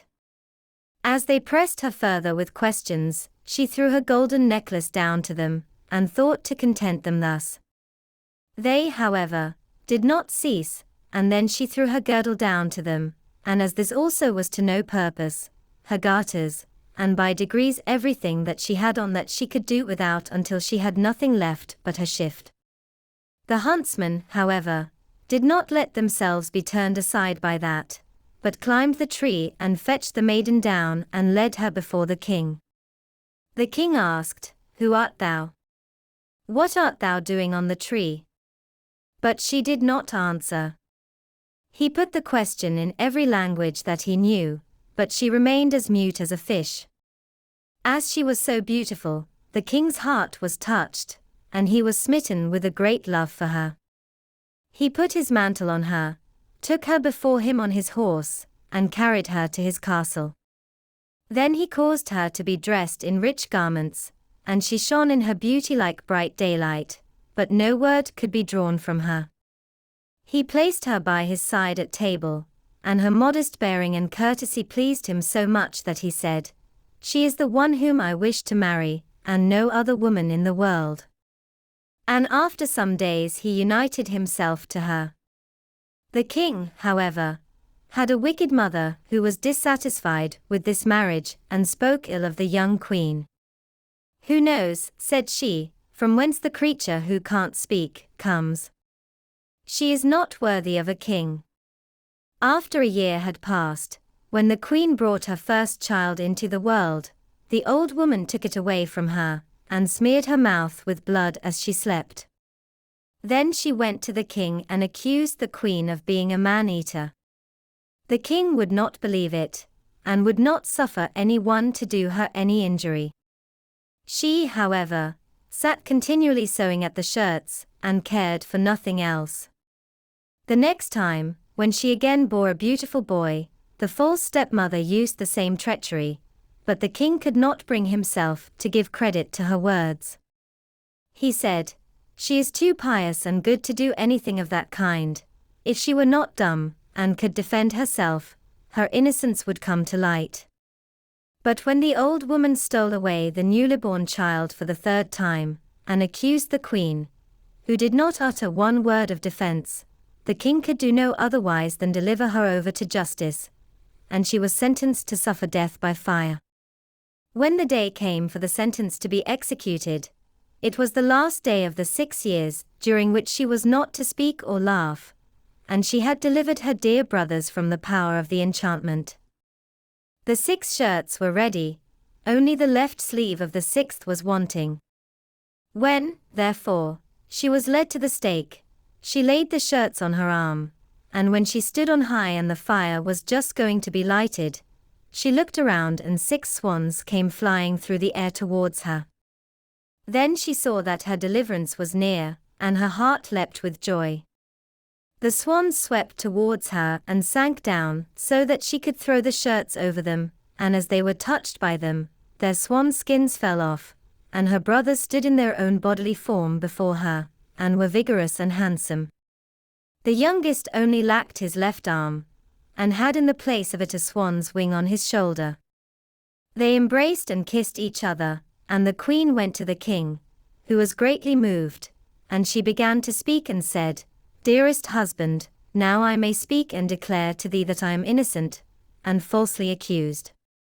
And she told him of the treachery of the old woman, who had taken away her 3 children and hidden them.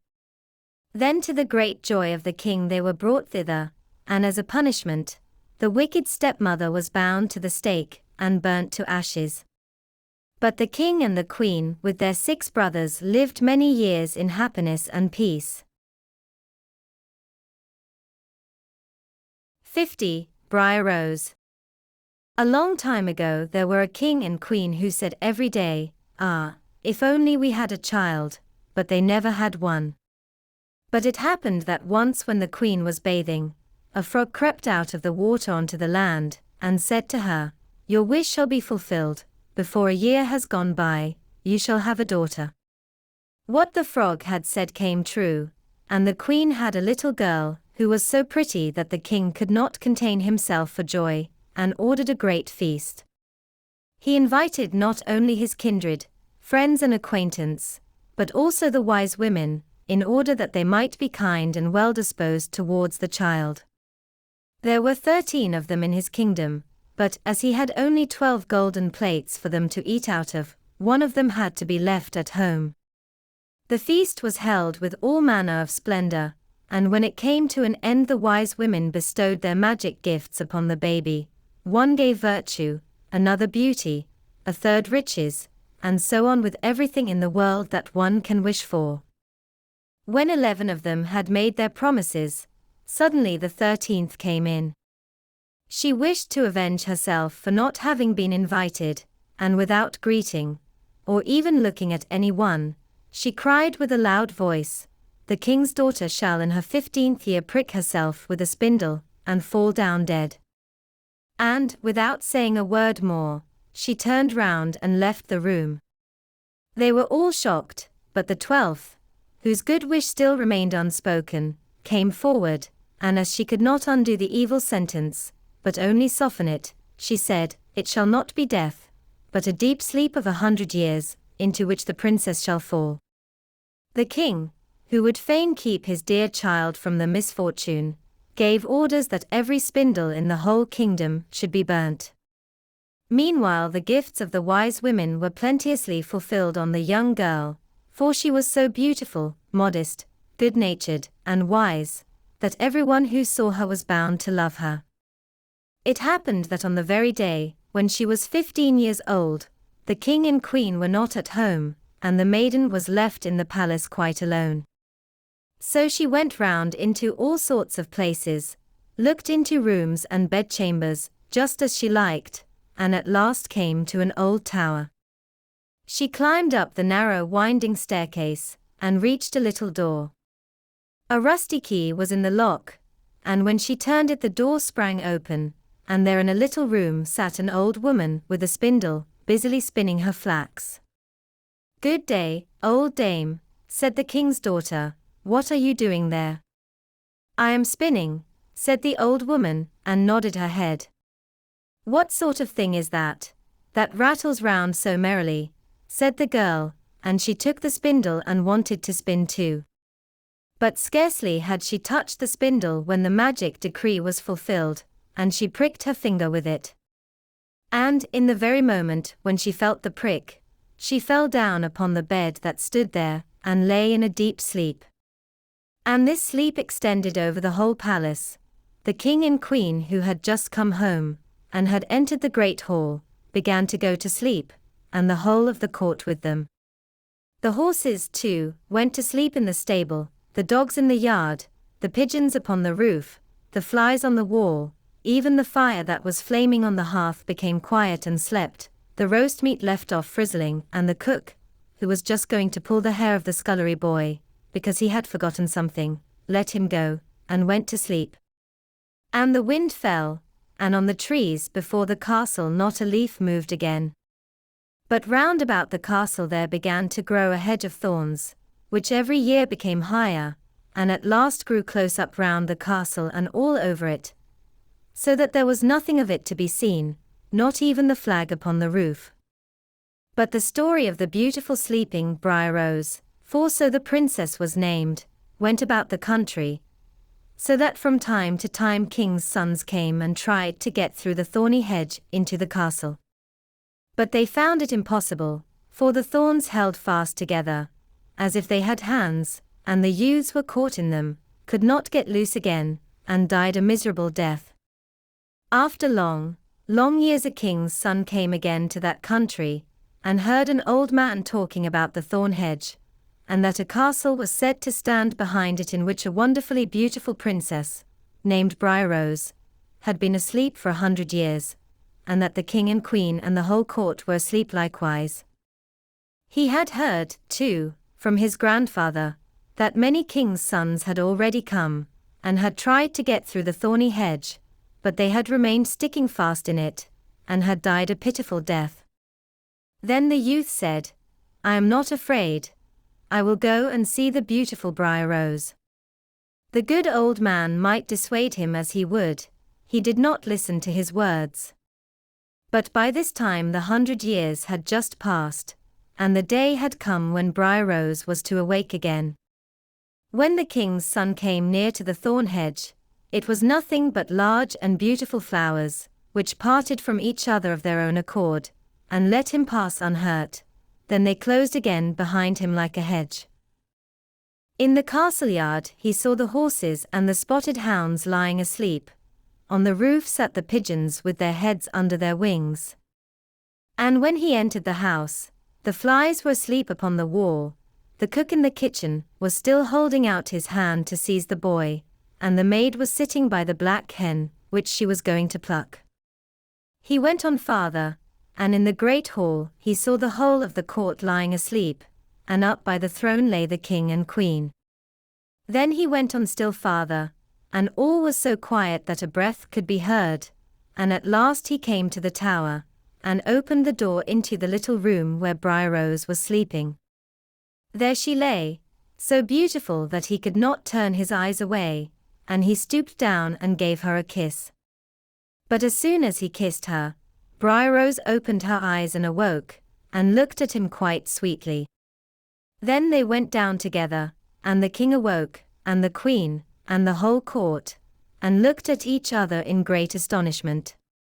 And the horses in the courtyard stood up and shook themselves, the hounds jumped up and wagged their tails, the pigeons upon the roof pulled out their heads from under their wings, looked round, and flew into the open country, the flies on the wall crept again, the fire in the kitchen burned up and flickered and cooked the meat, the joint began to turn and frizzle again, and the cook gave the boy such a box on the ear that he screamed, and the maid plucked the fowl ready for the spit. And then the marriage of the king's son with Briar-Rose was celebrated with all splendor, and they lived contented to the end of their days. 51. Fundevogel, Bird-foundling. There was once a forester, who went into the forest to hunt, and as he entered it he heard a sound of screaming as if a little child were there. He followed the sound, and at last came to a high tree, and at the top of this a little child was sitting, for the mother had fallen asleep under the tree with the child, and a bird of prey had seen it in her arms, had flown down, snatched it away, and set it on the high tree. The forester climbed up, brought the child down, and thought to himself, "Thou wilt take him home with thee, and bring him up with thy Lena." He took it home, therefore, and the two children grew up together. The one, however, which he had found on a tree was called Fundevogel, because a bird had carried it away. Fundevogel and Lena loved each other so dearly that when they did not see each other they were sad. The forester, however, had an old cook, who one evening took 2 pails and began to fetch water, and did not go once only, but many times, out to the spring. Lena saw this and said, "Hark you, old Sana, why are you fetching so much water? If thou wilt never repeat it to anyone, I will tell thee why." So Lena said, no, she would never repeat it to anyone, and then the cook said, "Early tomorrow morning, when the forester is out hunting, I will heat the water, and when it is boiling in the kettle, I will throw in Fundevogel, and will boil him in it." Betimes next morning the forester got up, and went out hunting, and when he was gone the children were still in bed. Then Lena said to Fundevogel, "If thou wilt never leave me, I too will never leave thee." Fundevogel said, "Neither now, nor ever will I leave thee." Then said Lena, "Then I will tell thee. Last night, old Sana carried so many buckets of water into the house that I asked her why she was doing that, and she said that if I would promise not to tell anyone she would tell me, and I said I would be sure not to tell anyone, and she said that early tomorrow morning when father was out hunting, she would set the kettle full of water, throw thee into it and boil thee, but we will get up quickly, dress ourselves, and go away together." The two children therefore got up, dressed themselves quickly, and went away. When the water in the kettle was boiling, the cook went into the bedroom to fetch Fundevogel and throw him into it. But when she came in, and went to the beds, both the children were gone. Then she was terribly alarmed, and she said to herself, "What shall I say now when the forester comes home and sees that the children are gone? They must be followed instantly to get them back again." Then the cook sent 3 servants after them, who were to run and overtake the children. The children, however, were sitting outside the forest, and when they saw from afar the 3 servants running, Lena said to Fundevogel, "Never leave me, and I will never leave thee." Fundevogel said, "Neither now, nor ever." Then said Lena, "Do thou become a rose tree, and I the rose upon it." When the 3 servants came to the forest, nothing was there but a rose tree and 1 rose on it, but the children were nowhere. Then said they, "There is nothing to be done here," and they went home and told the cook that they had seen nothing in the forest, but a little rose bush with 1 rose on it. Then the old cook scolded and said, "You simpletons, you should have cut the rose bush in 2, and have broken off the rose and brought it home with you. Go, and do it once." They had therefore to go out and look for the 2nd time. The children, however, saw them coming from a distance. Then Lena said, "Fundevogel, never leave me, and I will never leave thee." Fundevogel said, "Neither now, nor ever." Said Lena, "Then do thou become a church, and I'll be the chandelier in it." So when the 3 servants came, nothing was there but a church, with a chandelier in it. They said therefore to each other, "What can we do here? Let us go home." When they got home, the cook asked if they had not found them, so they said no, they had found nothing but a church, and that there was a chandelier in it. And the cook scolded them and said, "You fools! Why did you not pull the church to pieces, and bring the chandelier home with you?" And now the old cook herself got on her legs, and went with the 3 servants in pursuit of the children. The children, however, saw from afar that the 3 servants were coming, and the cook waddling after them. Then said Lena, "Van de Vogel, never leave me, and I will never leave thee." Then said Van de Vogel, "Neither now, nor ever." Said Lena, "Be a fish pond, and I will be the duck upon it." The cook, however, came up to them, and when she saw the pond she lay down by it, and was about to drink it up. But the duck swam quickly to her, seized her head in its beak and drew her into the water, and there the old witch had to drown. Then the children went home together, and were heartily delighted, and if they are not dead, they are living still. 52. King Thrushbird. A king had a daughter who was beautiful beyond all measure, but so proud and haughty withal that no suitor was good enough for her. She sent away one after the other, and ridiculed them as well. Once the king made a great feast and invited thereto, from far and near, all the young men likely to marry. They were all marshalled in a row according to their rank and standing. First came the kings, then the grand dukes, then the princes, the earls, the barons, and the gentry. Then the king's daughter was led through the ranks, but to every one she had some objection to make. One was too fat, the wine cask, she said. Another was too tall, long and thin has little in. The third was too short, short and thick is never quick. The fourth was too pale as death. The fifth too red, a fighting cock. The sixth was not straight enough, a green log dried behind the stove. So she had something to say against every one, but she made herself especially merry over a good king who stood quite high up in the row, and whose chin had grown a little crooked. "Well," she cried and laughed, "he has a chin like a thrush's beak," and from that time he got the name of King Thrushbird. But the old king, when he saw that his daughter did nothing but mock the people, and despised all the suitors who were gathered there, was very angry, and swore that she should have for her husband the very first beggar that came to his doors. A few days afterwards a fiddler came and sang beneath the windows, trying to earn a small alms.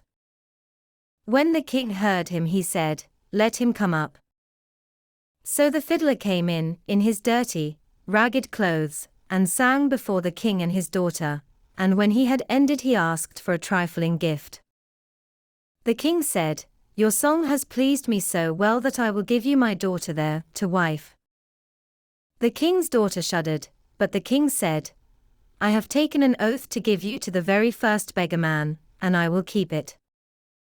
All she could say was in vain. The priest was brought, and she had to let herself be wedded to the fiddler on the spot. When that was done the king said, "Now it is not proper for you, a beggar woman, to stay any longer in my palace, you may just go away with your husband." The beggar man led her out by the hand, and she was obliged to walk away on foot with him. When they came to a large forest she asked, "To whom does that beautiful forest belong?" "It belongs to King Thrushbird. If you had taken him, it would have been yours." "Ah, unhappy girl that I am, if I had but taken King Thrushbird." Afterwards they came to a meadow, and she asked again, "To whom does this beautiful green meadow belong?" "It belongs to King Thrushbird. If you had taken him, it would have been yours." "Ah, unhappy girl that I am, if I had but taken King Thrushbird." Then they came to a large town, and she asked again, "To whom does this fine large town belong?" "It belongs to King Thrushbird. If you had taken him, it would have been yours." "Ah, unhappy girl that I am, if I had but taken King Thrushbird." "It does not please me," said the fiddler, to hear you always wishing for another husband. Am I not good enough for you?" At last they came to a very little hut, and she said, "Oh goodness! What a small house! To whom does this miserable, mean hovel belong?" The fiddler answered, "That is my house and yours, where we shall live together." She had to stoop in order to go in at the low door. "Where are the servants?" said the king's daughter. "What servants?" answered the beggar man. "You must yourself do what you wish to have done. Just make a fire at once, and set on water to cook my supper. I am quite tired." But the king's daughter knew nothing about lighting fires or cooking, and the beggar man had to lend a hand himself to get anything fairly done. When they had finished their scanty meal they went to bed, but he forced her to get up quite early in the morning in order to look after the house.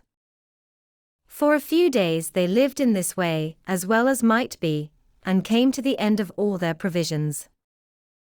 Then the man said, "Wife, we cannot go on any longer eating and drinking here and earning nothing. You weave baskets." He went out, cut some willows, and brought them home. Then she began to weave, but the tough willows wounded her delicate hands.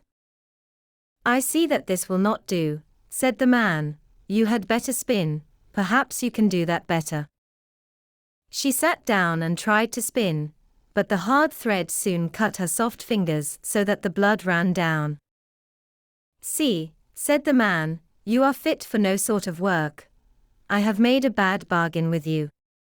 Now I will try to make a business with pots and earthenware. You must sit in the marketplace and sell the ware." "Alas," thought she, "if any of the people from my father's kingdom come to the market and see me sitting there, selling, how they will mock me." But it was of no use, she had to yield unless she chose to die of hunger. For the first time she succeeded well, for the people were glad to buy the woman's wares because she was good-looking, and they paid her what she asked. Many even gave her the money and left the pots with her as well. So they lived on what she had earned as long as it lasted. Then the husband bought a lot of new crockery. With this she sat down at the corner of the marketplace, and set it out round about her ready for sale. But suddenly there came a drunken hussar galloping along, and he rode right amongst the pots, so that they were all broken into 1,000 bits. She began to weep, and did now know what to do for fear. "Alas! What will happen to me?" cried she. "What will my husband say to this?" She ran home and told him of the misfortune. "Who would seat herself at a corner of the marketplace with crockery?" said the man. "Leave off crying. I see very well that you cannot do any ordinary work. So I have been to our king's palace, and have asked whether they cannot find a place for a kitchen maid, and they have promised me to take you. In that way you will get your food for nothing." The king's daughter was now a kitchen maid, and had to be at the cook's beck and call, and do the dirtiest work. In both her pockets she fastened a little jar, in which she took home her share of the leavings, and upon this they lived. It happened that the wedding of the king's eldest son was to be celebrated, so the poor woman went up and placed herself by the door of the hall to look on. When all the candles were lit, and people, each more beautiful than the other, entered, and all was full of pomp and splendor, she thought of her lot with a sad heart, and cursed the pride and haughtiness which had humbled her and brought her to so great poverty. The smell of the delicious dishes which were being taken in and out reached her, and now and then the servants threw her a few morsels of them. These she put in her jars to take home. All at once the king's son entered, clothed in velvet and silk, with gold chains about his neck. And when he saw the beautiful woman standing by the door he seized her by the hand, and would have danced with her, but she refused and shrank with fear, for she saw that it was King Thrushbeard, her suitor whom she had driven away with scorn. Her struggles were of no avail. He drew her into the hall, but the string by which her pockets were hung broke, the pots fell down, the soup ran out, and the scraps were scattered all about. And when the people saw it, there arose general laughter and derision, and she was so ashamed that she would rather have been 1,000 fathoms below the ground. She sprang to the door and would have run away, but on the stairs a man caught her and brought her back, and when she looked at him it was King Thrushbeard again. He said to her kindly, "Do not be afraid. I am the fiddler, who has been living with you in that wretched hovel R1. For love of you I disguised myself so, and I also was the hussar who rode through your crockery. This was all done to humble your proud spirit, and to punish you for the insolence with which you mocked me." Then she wept bitterly and said, "I have done great wrong, and am not worthy to be your wife." But he said, "Be comforted, the evil days are past, now we will celebrate our wedding." Then the maids in waiting came and put on her the most splendid clothing, and her father and his whole court came, and wished her happiness in her marriage with King Thrushbeard, and the joy now began in earnest. I wish you and I had been there too. 53. Little Snow White. Once upon a time in the middle of winter, when the flakes of snow were falling like feathers from the sky, a queen sat at a window sewing, and the frame of the window was made of black ebony. And whilst she was sewing and looking out of the window at the snow, she pricked her finger with the needle, and 3 drops of blood fell upon the snow. And the red looked pretty upon the white snow, and she thought to herself, "Would that I had a child as white as snow, as red as blood, and as black as the wood of the window frame." Soon after that she had a little daughter, who was as white as snow, and as red as blood, and her hair was as black as ebony, and she was therefore called Little Snow White. And when the child was born, the queen died. After a year had passed, the king took to himself another wife. She was a beautiful woman, but proud and haughty, and she could not bear that anyone else should surpass her in beauty. She had a wonderful looking-glass, and when she stood in front of it and looked at herself in it, and said, looking-glass, on the wall, who in this land is the fairest of all?" the looking-glass answered, "Thou, O Queen, art the fairest of all." Then she was satisfied, for she knew that the looking-glass spoke the truth. But Snow White was growing up, and grew more and more beautiful, and when she was 7 years old she was as beautiful as the day, and more beautiful than the queen herself. And once when the queen asked her looking-glass, on the wall, who in this land is the fairest of all, it answered, "Thou art fairer than all who are here, Lady Queen. But more beautiful still is Snow White, as I ween." Then the queen was shocked, and turned yellow and green with envy. From that hour, whenever she looked at Snow White, her heart heaved in her breast, she hated the girl so much. And envy and pride grew higher and higher in her heart like a weed, so that she had no peace day or night. She called a huntsman and said, "Take the child away into the forest. I will no longer have her in my sight. Kill her, and bring me back her heart as a token." The huntsman obeyed, and took her away, but when he had drawn his knife, and was about to pierce Snow White's innocent heart, she began to weep, and said, "Ah, dear huntsman, leave me my life. I will run away into the wild forest, and never come home again." And as she was so beautiful, the huntsman had pity on her and said, "Run away, then, you poor child. The wild beasts will soon have devoured you," thought he, and yet it seemed as if a stone had been rolled from his heart, since it was no longer needful for him to kill her. And as a young boar just then came running by, he stabbed it, and cut out its heart, and took it to the queen as proof that the child was dead. The cook had to salt this, and the wicked queen ate it, and thought she had eaten the heart of Snow White. But now the poor child was all alone in the great forest, and so terrified that she looked at every leaf of every tree, and did not know what to do. Then she began to run, and ran over sharp stones and through thorns, and the wild beasts ran past her, but did her no harm. She ran as long as her feet would go until it was almost evening. Then she saw a little cottage, and went into it to rest herself. Everything in the cottage was small, but neater and cleaner than can be told. There was a table on which was a white cover, and 7 little plates, and on each plate a little spoon. Moreover, there were 7 little knives and forks, and 7 little mugs. Against the wall stood 7 little beds side by side, and covered with snow-white counterpanes.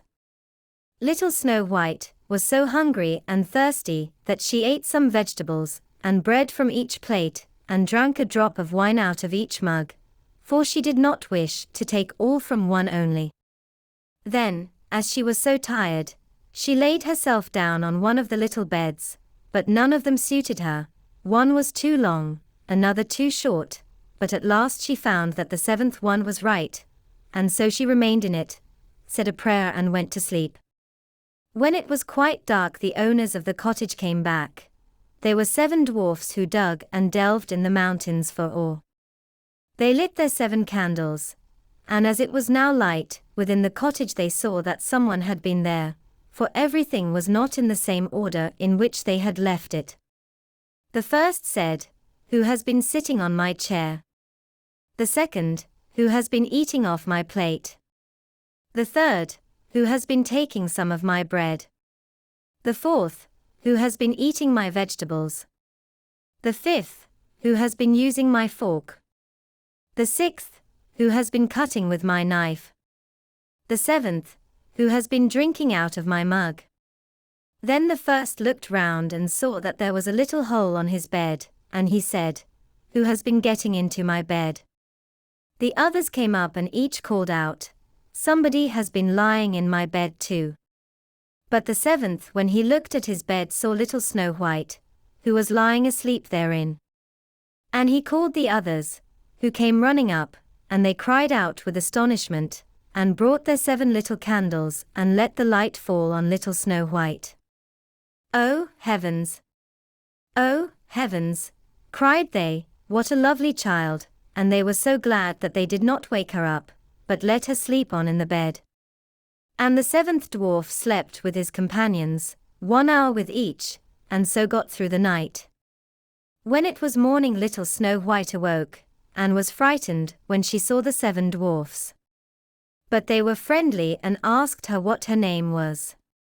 "My name is Snow White," she answered. "How have you come to our house?" said the dwarfs. Then she told them that her stepmother had wished to have her killed, but that the huntsman had spared her life, and that she had run for the whole day, until at last she had found their dwelling. The dwarfs said, "If you will take care of our house, cook, make the beds, wash, sew, and knit, and if you will keep everything neat and clean, you can stay with us and you shall want for nothing." "Yes," said Snow White, "with all my heart," and she stayed with them. She kept the house in order for them. In the mornings they went to the mountains and looked for copper and gold, in the evenings they came back, and then their supper had to be ready. The girl was alone the whole day, so the good dwarfs warned her and said, "Beware of your stepmother, she will soon know that you are here, be sure to let no one come in." But the queen, believing that she had eaten Snow White's heart, could not but think that she was again the first and most beautiful of all, and she went to her looking-glass and said, looking glass, on the wall, who in this land is the fairest of all?" And the glass answered, "O Queen, thou art fairest of all I see, but over the hills, where the 7 dwarfs dwell, Snow White is still alive and well, and none is so fair as she."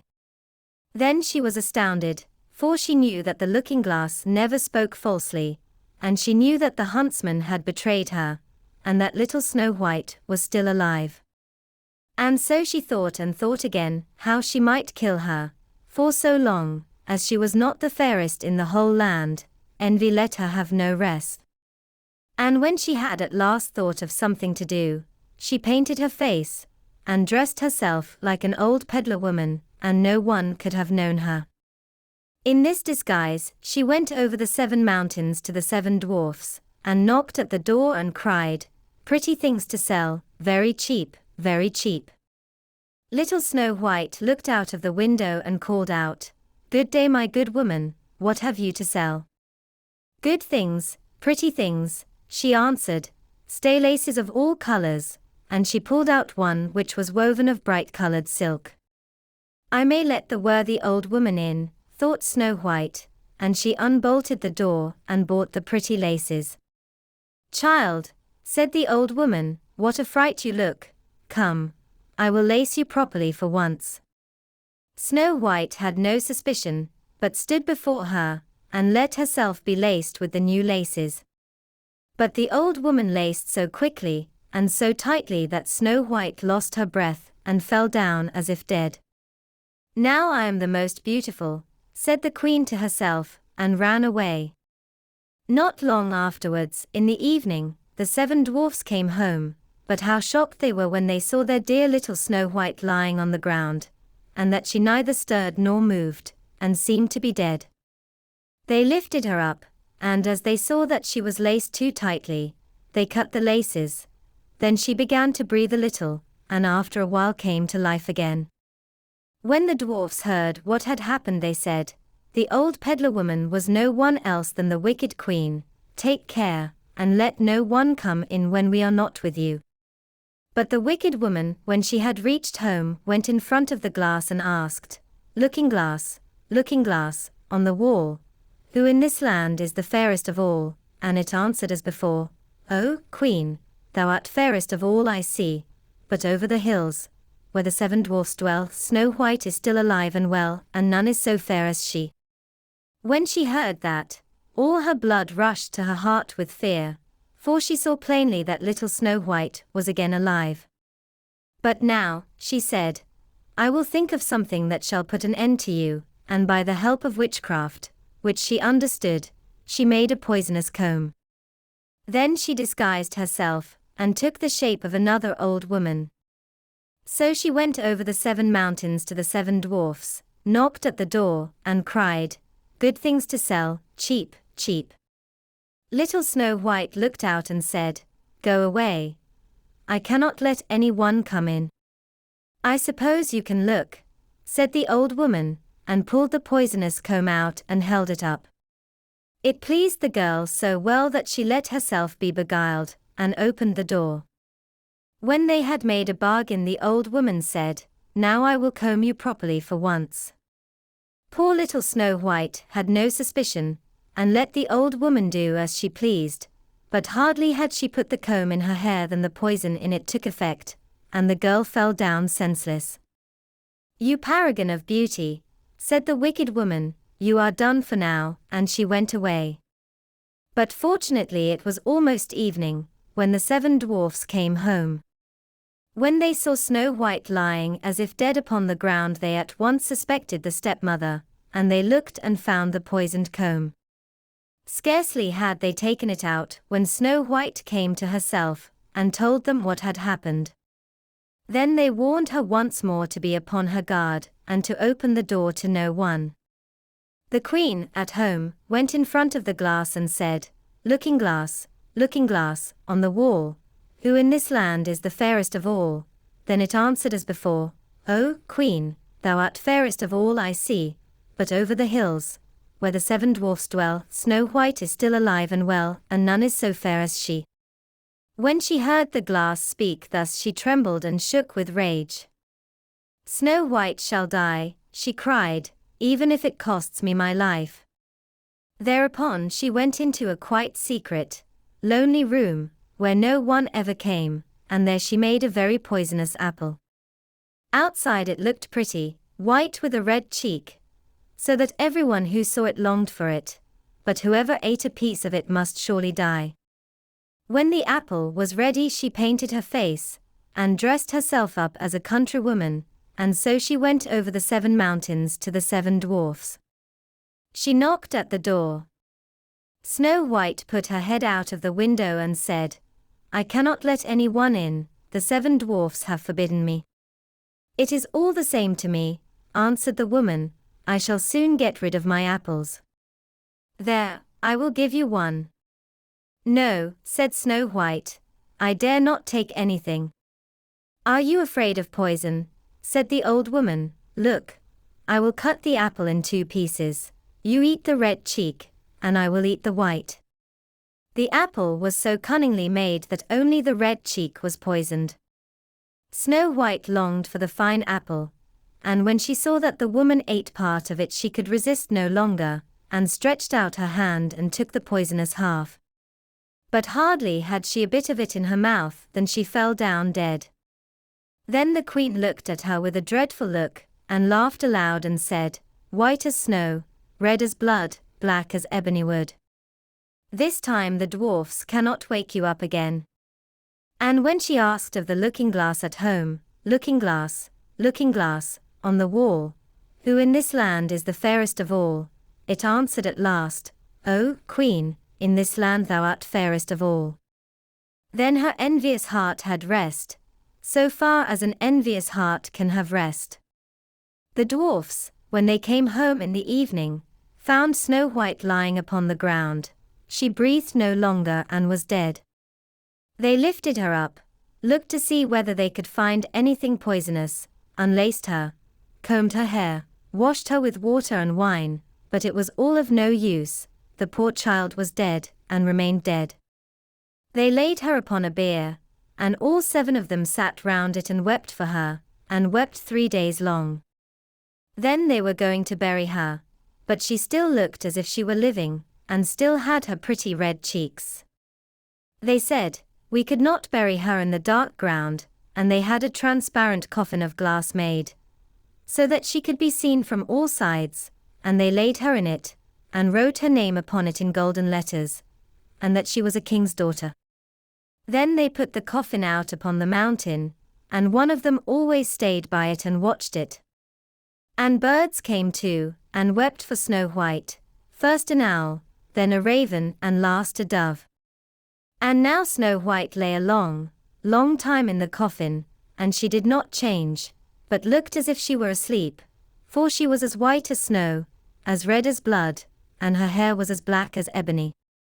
It happened, however, that a king's son came into the forest, and went to the dwarf's house to spend the night. He saw the coffin on the mountain, and the beautiful Snow White within it, and read what was written upon it in golden letters. Then he said to the dwarfs, "Let me have the coffin, I will give you whatever you want for it." But the dwarfs answered, "We will not part with it for all the gold in the world." Then he said, "Let me have it as a gift, for I cannot live without seeing Snow White. I will honor and prize her as my dearest possession." As he spoke in this way, the good dwarfs took pity upon him, and gave him the coffin. And now the king's son had it carried away by his servants on their shoulders. And it happened that they stumbled over a tree stump, and with the shock the poisonous piece of apple, which Snow White had bitten off, came out of her throat. And before long she opened her eyes, lifted up the lid of the coffin, sat up, and was once more alive. "Oh, heavens, where am I?" she cried. The king's son, full of joy, said, "You are with me," and told her what had happened, and said, "I love you more than everything in the world. Come with me to my father's palace, you shall be my wife." And Snow White was willing, and went with him, and their wedding was held with great show and splendor. But Snow White's wicked stepmother was also bidden to the feast. When she had arrayed herself in beautiful clothes, she went before the looking-glass, and said, "Looking glass, on the wall, who in this land is the fairest of all?" The glass answered, "O Queen of all here the fairest art thou, but the young queen is fairer by far as I trow." Then the wicked woman uttered a curse, and was so wretched, so utterly wretched, that she knew not what to do. At first she would not go to the wedding at all, but she had no peace, and must go to see the young queen. And when she went in she knew Snow White, and she stood still with rage and fear, and could not stir. But iron slippers had already been put upon the fire, and they were brought in with tongs, and set before her. Then she was forced to put on the red-hot shoes, and dance until she dropped down dead. 54. The knapsack, the hat, and the horn. There were once 3 brothers who had fallen deeper and deeper into poverty, and at last their need was so great that they had to endure hunger, and had nothing to eat or drink. Then said they, "We cannot go on thus, we had better go into the world and seek our fortune." They therefore set out, and had already walked over many a long road and many a blade of grass, but had not yet met with good luck. One day they arrived in a great forest, and in the midst of it was a hill, and when they came nearer they saw that the hill was all silver. Then spoke the eldest, "Now I have found the good luck I wished for, and I desire nothing more." He took as much of the silver as he could possibly carry, and then turned back and went home again. But the 2 others said, "We want something more from good luck than mere silver," and did not touch it, but went onwards. After they had walked for 2 days longer without stopping, they came to a hill which was all gold. The second brother stopped, took thought with himself, and was undecided. "What shall I do?" said he. "Shall I take for myself so much of this gold, that I have sufficient for all the rest of my life, or shall I go farther?" At length he made a decision, and putting as much into his pockets as would go in, said farewell to his brother, and went home. But the third said, "Silver and gold do not move me. I will not renounce my chance of fortune, perhaps something better still will be given me." He journeyed onwards, and when he had walked for 3 days, he got into a forest which was still larger than the one before, and never would come to an end, and as he found nothing to eat, or to drink, he was all but exhausted. Then he climbed up a high tree to find out if up there he could see the end of the forest, but so far as his eye could pierce he saw nothing but the tops of trees. Then he began to descend the tree again, but hunger tormented him, and he thought to himself, "If I could but eat my fill once more." When he got down he saw with astonishment a table beneath the tree richly spread with food, the steam of which rose up to meet him. "This time," said he, "my wish has been fulfilled at the right moment." And without inquiring who had brought the food, or who had cooked it, he approached the table, and ate with enjoyment until he had appeased his hunger. When he was done, he thought, it would after all be a pity if the pretty little tablecloth were to be spoilt in the forest here, and folded it up tidily and put it in his pocket. Then he went onwards, and in the evening, when hunger once more made itself felt, he wanted to make a trial of his little cloth, and spread it out and said, "I wish thee to be covered with good cheer again," and scarcely had the wish crossed his lips than as many dishes with the most exquisite food on them stood on the table as there was room for. "Now I perceive," said he, "in what kitchen my cooking is done. Thou shalt be dearer to me than the mountains of silver and gold." For he saw plainly that it was a wishing cloth. The cloth, however, was still not enough to enable him to sit down quietly at home. He preferred to wander about the world and pursue his fortune farther. One night he met, in a lonely wood, a dusty, black charcoal burner, who was burning charcoal there, and had some potatoes by the fire, on which he was going to make a meal. "Good evening, Blackbird," said the youth. "How dost thou get on in thy solitude?" "One day is like another," replied the charcoal burner, "and every night potatoes. Hast thou a mind to have some, and wilt thou be my guest?" "Many thanks," replied the traveller. "I won't rob thee of thy supper. Thou didst not reckon on a visitor, but if thou wilt put up with what I have, thou shalt have an invitation." "Who is to prepare it for thee?" said the charcoal burner. "I see that thou hast nothing with thee, and there is no one within a 2 hours' walk who could give thee anything." "And yet there shall be a meal," answered the youth, "and better than any thou hast ever tasted." Thereupon he brought his cloth out of his knapsack, spread it on the ground, and said, "Little cloth, cover thyself," and instantly boiled meat and baked meat stood there, and as hot as if it had just come out of the kitchen. The charcoal burner stared, but did not require much pressing. He fell to, and thrust larger and larger mouthfuls into his black mouth. When they had eaten everything, the charcoal burner smiled contentedly, and said, "Hark thee, thy tablecloth has my approval. It would be a fine thing for me in this forest, where no one ever cooks me anything good. I will propose an exchange to thee. There in the corner hangs a soldier's knapsack, which is certainly old and shabby, but in it lie concealed wonderful powers, but as I no longer use it, I will give it to thee for the tablecloth. I must first know what these wonderful powers are, answered the youth. That will I tell thee, replied the charcoal burner. Every time thou tappest it with thy hand, a corporal comes with 6 men armed from head to foot, and they do whatsoever thou commandest them. So far as I am concerned, said the youth, if nothing else can be done, we will exchange, and he gave the charcoal burner the cloth, took the knapsack from the hook, put it on, and bade farewell. When he had walked a while, he wished to make a trial of the magical powers of his knapsack and tapped it. Immediately the 7 warriors stepped up to him, and the corporal said, What does my lord and ruler wish for? March with all speed to the charcoal burner, and demand my wishing cloth back. They faced to the left, and it was not long before they brought what he required, and had taken it from the charcoal burner without asking many questions. The young man bade them retire, went onwards, and hoped fortune would shine yet more brightly on him. By sunset he came to another charcoal burner, who was making his supper ready by the fire.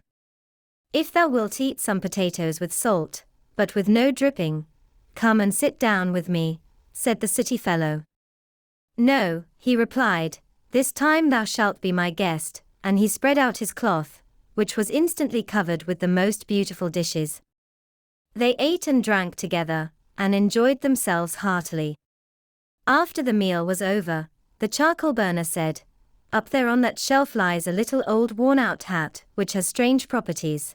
When any one puts it on, and turns it round on his head, the cannons go off as if 12 were fired all together, and they shoot down everything so that no one can withstand them.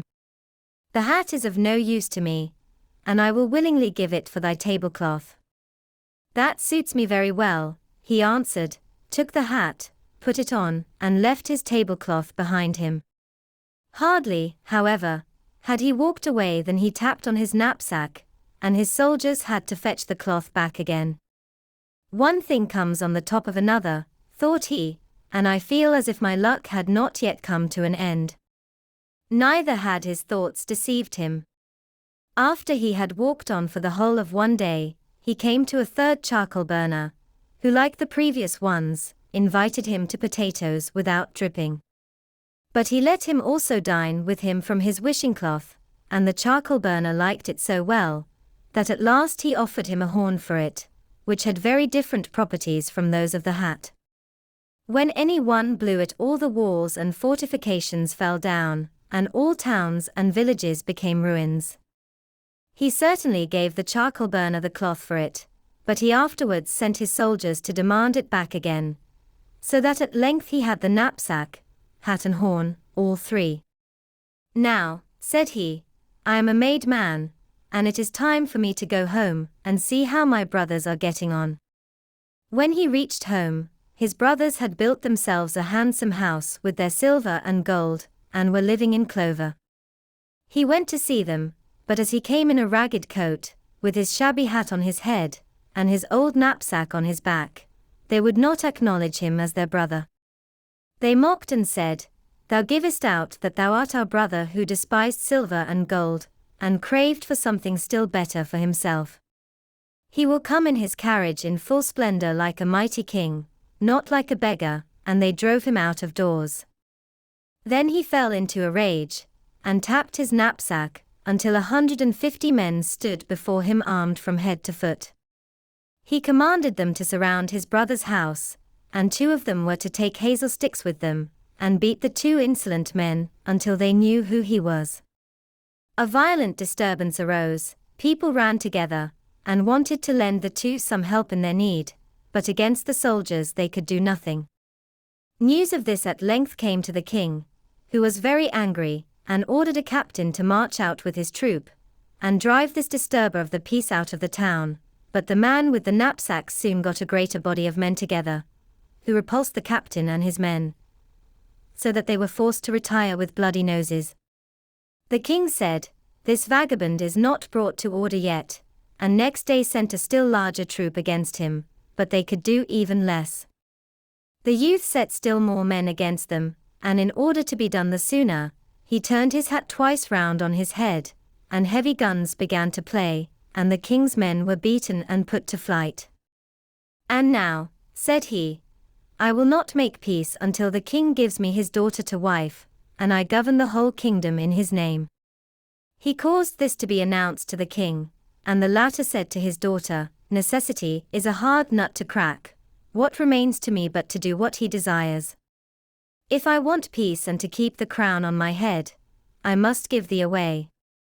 So the wedding was celebrated, but the king's daughter was vexed that her husband should be a common man, who wore a shabby hat, and put on an old knapsack. She wished much to get rid of him, and night and day studied how she could accomplish this. Then she thought to herself, "Is it possible that his wonderful powers lie in the knapsack?" And she dissembled and caressed him, and when his heart was softened, she said, "If thou wouldst but lay aside that ugly knapsack, it makes disfigures thee so, that I can't help being ashamed of thee." "Dear child," said he, "this knapsack is my greatest treasure. As long as I have it, there is no power on earth that I am afraid of." And he revealed to her the wonderful virtue with which it was endowed. Then she threw herself in his arms as if she were going to kiss him, but dexterously took the knapsack off his shoulders, and ran away with it.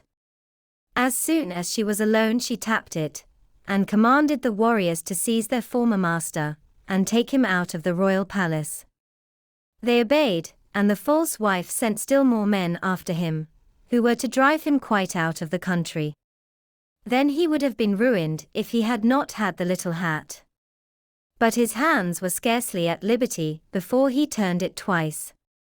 Immediately the cannon began to thunder, and struck down everything, and the king's daughter herself was forced to come and beg for mercy. As she entreated in such moving terms, and promised amendment, he allowed himself to be persuaded and granted her peace.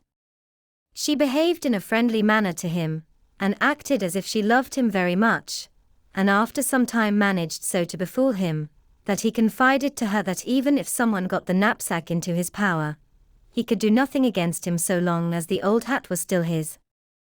When she knew the secret, she waited until he was asleep, and then she took the hat away from him, and had it thrown out into the street.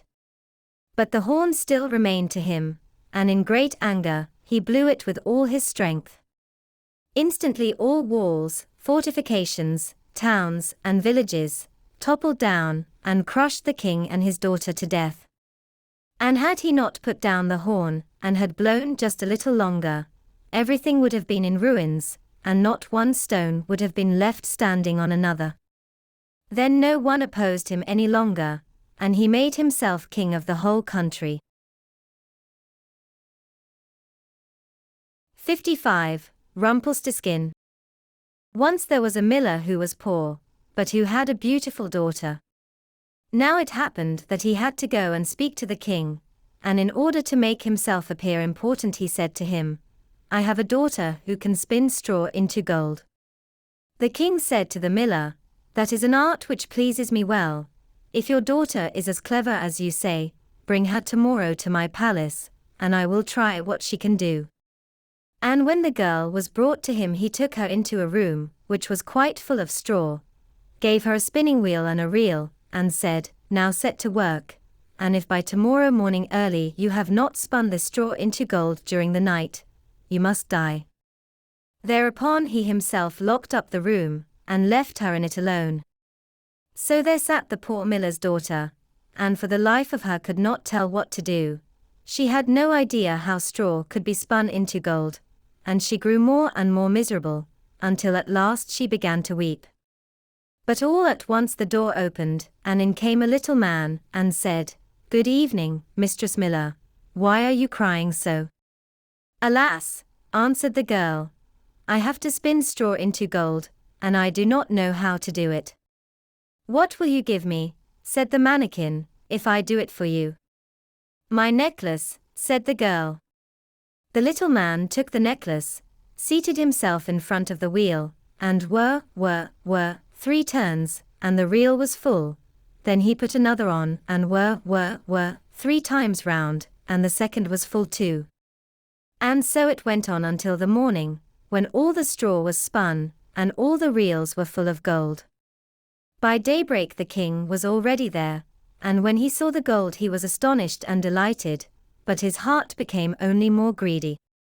He had the miller's daughter taken into another room full of straw, which was much larger, and commanded her to spin that also in one night, if she valued her life. The girl knew not how to help herself, and was crying, when the door again opened, and the little man appeared, and said, "What will you give me if I spin that straw into gold for you?"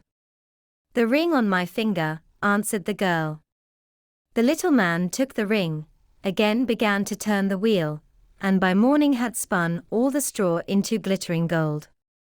The king rejoiced beyond measure at the sight, but still he had not gold enough, and he had the miller's daughter taken into a still larger room full of straw, and said, "You must spin this, too, in the course of this night. But if you succeed, you shall be my wife." Even if she be a miller's daughter, thought he, I could not find a richer wife in the whole world. When the girl was alone the mannikin came again for the 3rd time, and said, "What will you give me if I spin the straw for you this time also?" "I have nothing left that I could give," answered the girl. "Then promise me, if you should become queen, your first child." "Who knows whether that will ever happen," thought the miller's daughter, and not knowing how else to help herself in this strait, she promised the mannikin what he wanted, and for that he once more span the straw into gold. And when the king came in the morning, and found all as he had wished, he took her in marriage, and the pretty miller's daughter became a queen. A year after, she had a beautiful child, and she never gave a thought to the mannikin. But suddenly he came into her room, and said, "Now give me what you promised." The queen was horror-struck, and offered the mannikin all the riches of the kingdom, if he would leave her the child. But the mannikin said, "No, something that is living is dearer to me than all the treasures in the world." Then the queen began to weep and cry, so that the mannikin pitied her. "I will give you 3 days' time," said he, "if by that time you find out my name, then shall you keep your child." So the queen thought the whole night of all the names that she had ever heard, and she sent a messenger over the country to inquire, far and wide, for any other names that there might be. When the mannikin came the next day, she began with Caspar, Melchior, Balthazar, and said all the names she knew, one after another, but to every one the little man said, "That is not my name." On the 2nd day, she had inquiries made in the neighborhood as to the names of the people there, and she repeated to the mannikin the most uncommon and curious. "Perhaps your name is Short-ribs, or Sheepshanks, or Laceleg," but he always answered, "That is not my name." On the 3rd day the messenger came back again, and said, "I have not been able to find a single new name, but as I came to a high mountain at the end of the forest, where the fox and the hare bid each other good night, there I saw a little house, and before the house a fire was burning, and round about the fire quite a ridiculous little man was jumping. He hopped upon one leg, and shouted, 'Today I bake, tomorrow brew, the next I'll have the young queen's child.' Ha! Glad am I that no one knew that Rumpelstiltskin I am styled." You may think how glad the queen was when she heard the name. And when soon afterwards the little man came in, and asked, "Now, Mistress Queen, what is my name?" At first she said, "Is your name Conrad?" "No." "Is your name Harry?" "No." "Perhaps your name is Rumpelstiltskin." "The devil has told you that." "The devil has told you that," cried the little man, and in his anger he plunged his right foot so deep into the earth that his whole leg went in, and then in rage he pulled at his left leg so hard with both hands that he tore himself in two. 56. Sweetheart Roland. There was once on a time a woman who was a real witch and had 2 daughters, one ugly and wicked, and this one she loved, because she was her own daughter, and one beautiful and good, and this one she hated, because she was her stepdaughter. The stepdaughter once had a pretty apron, which the other fancied so much that she became envious, and told her mother that she must and would have that apron. "Be quiet, my child," said the old woman, "and thou shalt have it. Thy stepsister has long deserved death. Tonight when she is asleep I will come and cut her head off. Only be careful that thou art at the far side of the bed, and push her well to the front." It would have been all over with the poor girl, if she had not just then been standing in a corner, and heard everything. All day long she dared not go out of doors, and when bedtime had come, the witch's daughter got into bed first, so as to lie at the far side, but when she was asleep, the other pushed her gently to the front, and took for herself the place at the back, close by the wall. In the night, the old woman came creeping in. She held an axe in her right hand, and felt with her left to see if anyone was lying at the outside, and then she grasped the axe with both hands, and cut her own child's head off. When she had gone away, the girl got up and went to her sweetheart, who was called Roland, and knocked at his door. When he came out, she said to him, "Hear me, dearest Roland, we must fly in all haste. My stepmother wanted to kill me, but has struck her own child. When daylight comes, and she sees what she has done, we shall be lost." "But," said Roland, "I counsel thee first to take away her magic wand, or we cannot escape if she pursues us."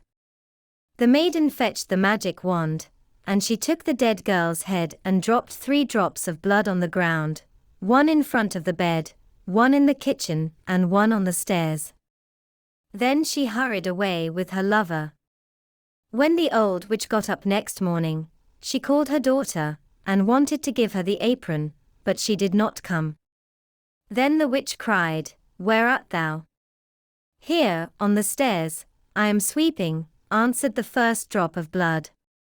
The old woman went out, but saw no one on the stairs, and cried again, "Where art thou?" "Here in the kitchen, I am warming myself," cried the second drop of blood. She went into the kitchen, but found no one. Then she cried again, "Where art thou?" "Ah, here in the bed, I am sleeping," cried the third drop of blood. She went into the room to the bed. What did she see there? Her own child, whose head she had cut off, bathed in her blood. The witch fell into a passion, sprang to the window, and as she could look forth quite far into the world, she perceived her stepdaughter hurrying away with her sweetheart Roland. "That shall not serve you," cried she, "even if you have got a long way off, you shall still not escape me." She put on her many-league boots, in which went an hour's walk at every step, and it was not long before she overtook them. The girl, however, when she saw the old woman striding towards her, changed, with her magic wand, her sweetheart Roland into a lake, and herself into a duck swimming in the middle of it. The witch placed herself on the shore, threw breadcrumbs in, and gave herself every possible trouble to entice the duck, but the duck did not let herself be enticed, and the old woman had to go home night as she had come. On this the girl and her sweetheart Roland resumed their natural shapes again, and they walked on the whole night until daybreak. Then the maiden changed herself into a beautiful flower, which stood in the midst of a briar hedge, and her sweetheart Roland into a fiddler. It was not long before the witch came striding up towards them, and said to the musician, "Dear musician, may I pluck that beautiful flower for myself?" "Oh, yes," he replied, "I will play to you while you do it." As she was hastily creeping into the hedge, and was just going to pluck the flower, for she well knew who the flower was, he began to play, and whether she would or not, she was forced to dance, for it was a magical dance. The quicker he played, the more violent springs was she forced to make, and the thorns tore her clothes from her body, and pricked her and wounded her till she bled, and as he did not stop, she had to dance till she lay dead on the ground.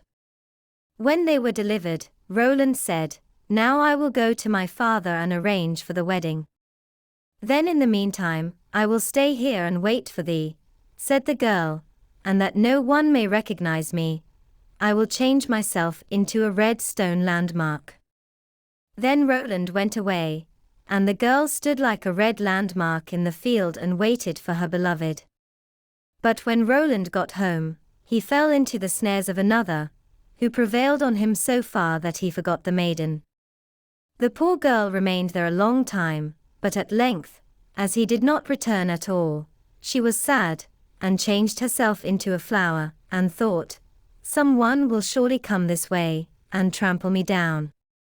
It befell, however, that a shepherd kept his sheep in the field, and saw the flower, and as it was so pretty, plucked it, took it with him, and laid it away in his chest. From that time forth, strange things happened in the shepherd's house. When he arose in the morning, all the work was already done, the room was swept, the table and benches cleaned, the fire on the hearth was lighted, and the water was fetched, and at noon, when he came home, the table was laid, and a good dinner served. He could not conceive how this came to pass, for he never saw a human being in his house, and no one could have concealed himself in it.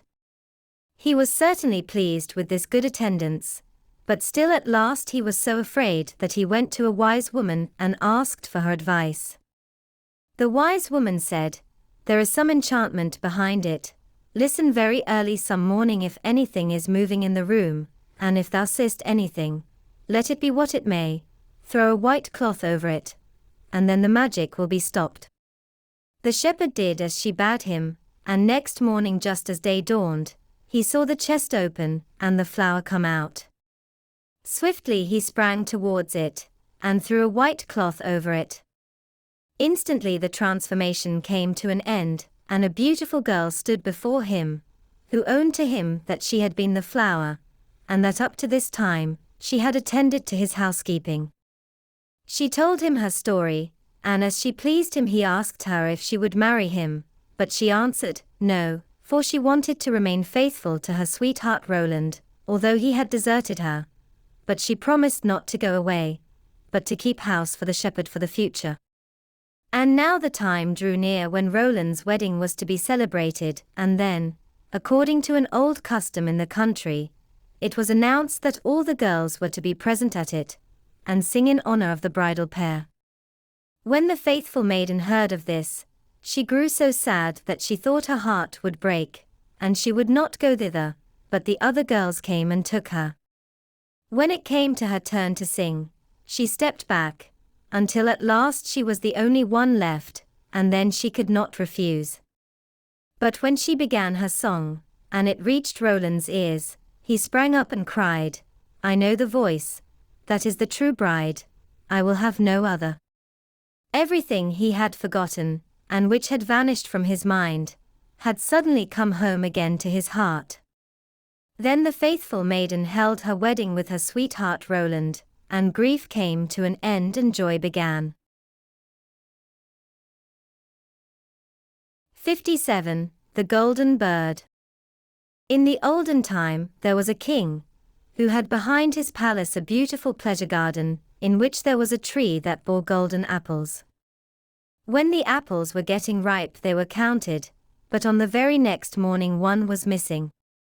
This was told to the king, and he ordered that a watch should be kept every night beneath the tree. The king had 3 sons, the eldest of whom he sent, as soon as night came on, into the garden, but when midnight came he could not keep himself from sleeping, and next morning again an apple was gone. The following night the second son had to keep watch.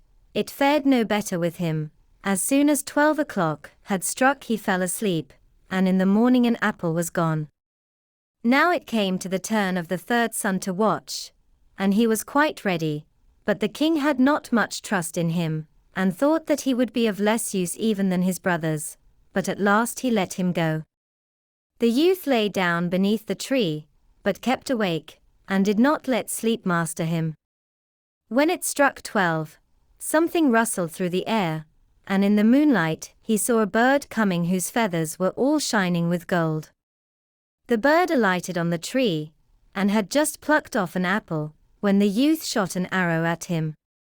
The bird flew off, but the arrow had struck his plumage, and one of his golden feathers fell down. The youth picked it up, and the next morning took it to the king and told him what he had seen in the night. The king called his council together, and everyone declared that a feather like this was worth more than the whole kingdom. "If the feather is so precious," declared the king, "one alone will not do for me. I must and will have the whole bird." The eldest son set out. He trusted to his cleverness, and thought that he would easily find the golden bird. When he had gone some distance, he saw a fox sitting at the edge of a wood, so he cocked his gun and took aim at him. The fox cried, "Do not shoot me. And in return, I will give you some good counsel. You are on the way to the golden bird, and this evening you will come to a village in which stand two inns opposite to one another. One of them is lighted up brightly, and all goes on merrily within, but do not go into it.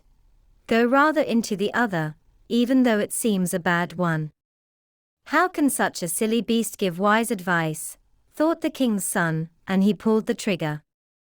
But he missed the fox, who stretched out his tail and ran quickly into the wood. So he pursued his way, and by evening came to the village where the two inns were. In one they were singing and dancing, the other had a poor, miserable look. "I should be a fool, indeed," he thought, "if I were to go into the shabby tavern and pass by the good one." So he went into the cheerful one, lived there in riot and revel, and forgot the bird and his father, and all good counsels. When some time had passed, and the eldest son for month after month did not come back home, the second set out, wishing to find the golden bird.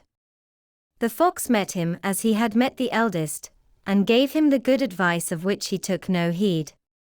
He came to the two inns, and his brother was standing at the window of the one from which came the music, and called out to him. He could not resist, but went inside and lived only for pleasure. Again some time passed, and then the king's youngest son wanted to set off and try his luck, but his father would not allow it.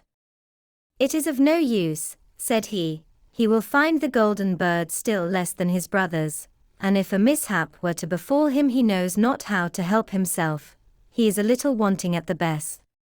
But at last, as he had no peace, he let him go.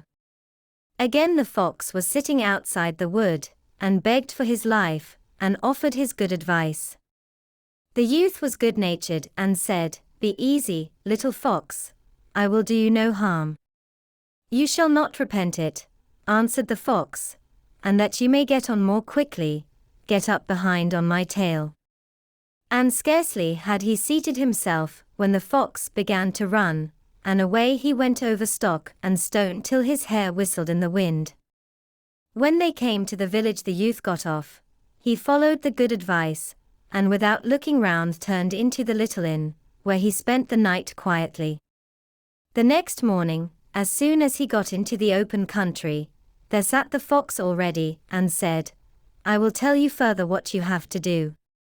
Go on quite straight, and at last you will come to a castle, in front of which a whole regiment of soldiers is lying, but do not trouble yourself about them, for they will all be asleep and snoring. Go through the midst of them straight into the castle, and go through all the rooms, till at last you will come to a chamber where a golden bird is hanging in a wooden cage. Close by, there stands an empty gold cage for show, but beware of taking the bird out of the common cage, and putting it into the fine one, or it may go badly with you." With these words the fox again stretched out his tail, and the king's son seated himself upon it, and away he went over stock and stone till his hair whistled in the wind. When he came to the castle he found everything as the fox had said. The king's son went into the chamber where the golden bird was shut up in a wooden cage, whilst a golden one stood hard by, and the 3 golden apples lay about the room. "But," thought he, "it would be absurd if I were to leave the beautiful bird in the common and ugly cage." So he opened the door, laid hold of it, and put it into the golden cage. But at the same moment the bird uttered a shrill cry. The soldiers awoke, rushed in, and took him off to prison. The next morning he was taken before a court of justice, and as he confessed everything, was sentenced to death. The king, however, said that he would grant him his life on one condition, namely, if he brought him the golden horse, which ran faster than the wind, and in that case he should receive, over and above, as a reward, the golden bird. The king's son set off, but he sighed and was sorrowful, for how was he to find the golden horse? But all at once he saw his old friend the fox sitting on the road. "Look you," said the fox, "this has happened because you did not give heed to me. However, be of good courage. I will give you my help, and tell you how to get to the golden horse. You must go straight on, and you will come to a castle, where in the stable stands the horse. The grooms will be lying in front of the stable, but they will be asleep and snoring, and you can quietly lead out the golden horse. But of one thing you must take heed. Put on him the common saddle of wood and leather, and not the golden one, which hangs close by, else it will go ill with you." Then the fox stretched out his tail, the king's son seated himself upon it, and away he went over stock and stone until his hair whistled in the wind. Everything happened just as the fox had said. The prince came to the stable in which the golden horse was standing, but just as he was going to put the common saddle upon him, he thought, "It will be a shame to such a beautiful beast, if I do not give him the good saddle which belongs to him by right." But scarcely had the golden saddle touched the horse than he began to neigh loudly. The grooms awoke, seized the youth, and threw him into prison. The next morning he was sentenced by the court to death, but the king promised to grant him his life, and the golden horse as well, if he could bring back the beautiful princess from the golden castle. With a heavy heart the youth set out, yet luckily for him he soon found the trusty fox. "I ought only to leave you to your ill luck," said the fox, "but I pity you, and will help you once more out of your trouble. This road takes you straight to the golden castle. You will reach it by eventide, and at night when everything is quiet the beautiful princess goes to the bathing house to bathe. When she enters it, run up to her and give her a kiss. Then she will follow you, and you can take her away with you. Only do not allow her to take leave of her parents first, or it will go ill with you." Then the fox stretched out his tail, the king's son seated himself upon it, and away the fox went, over stock and stone, till his hair whistled in the wind. When he reached the golden castle it was just as the fox had said. He waited until midnight, when everything lay in deep sleep, and the beautiful princess was going to the bathing house. Then he sprang out and gave her a kiss. She said that she would like to go with him, but she asked him pitifully, and with tears, to allow her first to take leave of her parents.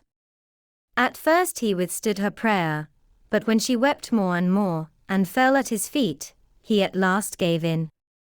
But no sooner had the maiden reached the bedside of her father than he and all the rest in the castle awoke, and the youth was laid hold of and put into prison.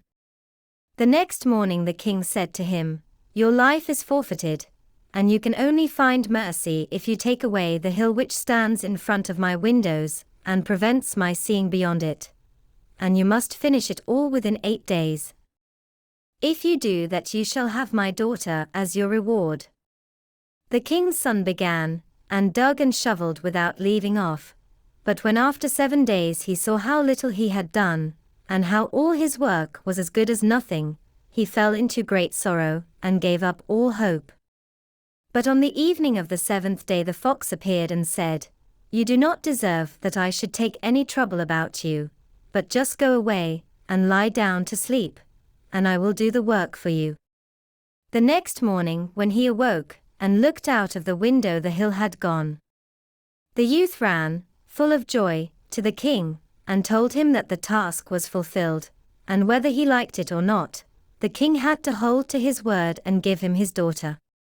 So the two set forth together, and it was not long before the trusty fox came up with them. "You have certainly got what is best," said he, "but the golden horse also belongs to the maiden of the golden castle." "How shall I get it?" asked the youth. "That I will tell you," answered the fox. "First take the beautiful maiden to the king who sent you to the golden castle. There will be unheard of rejoicing. They will gladly give you the golden horse, and will bring it out to you. Mount it as soon as possible, and offer your hand to all in farewell, last of all to the beautiful maiden. And as soon as you have taken her hand, swing her up onto the horse, and gallop away, and no one will be able to bring you back, for the horse runs faster than the wind." All was carried out successfully, and the king's son carried off the beautiful princess on the golden horse. The fox did not remain behind, and he said to the youth, "Now I will help you to get the golden bird.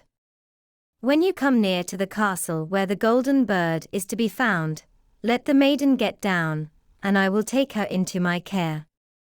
Then ride with the golden horse into the castle yard. There will be great rejoicing at the sight, and they will bring out the golden bird for you.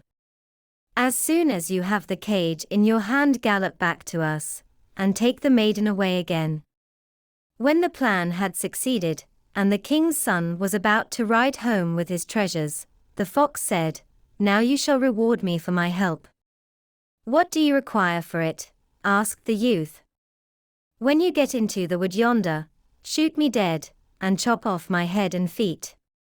"That would be fine gratitude," said the king's son. "I cannot possibly do that for you." The fox said, "If you will not do it, I must leave you, but before I go away I will give you a piece of good advice. Be careful about 2 things.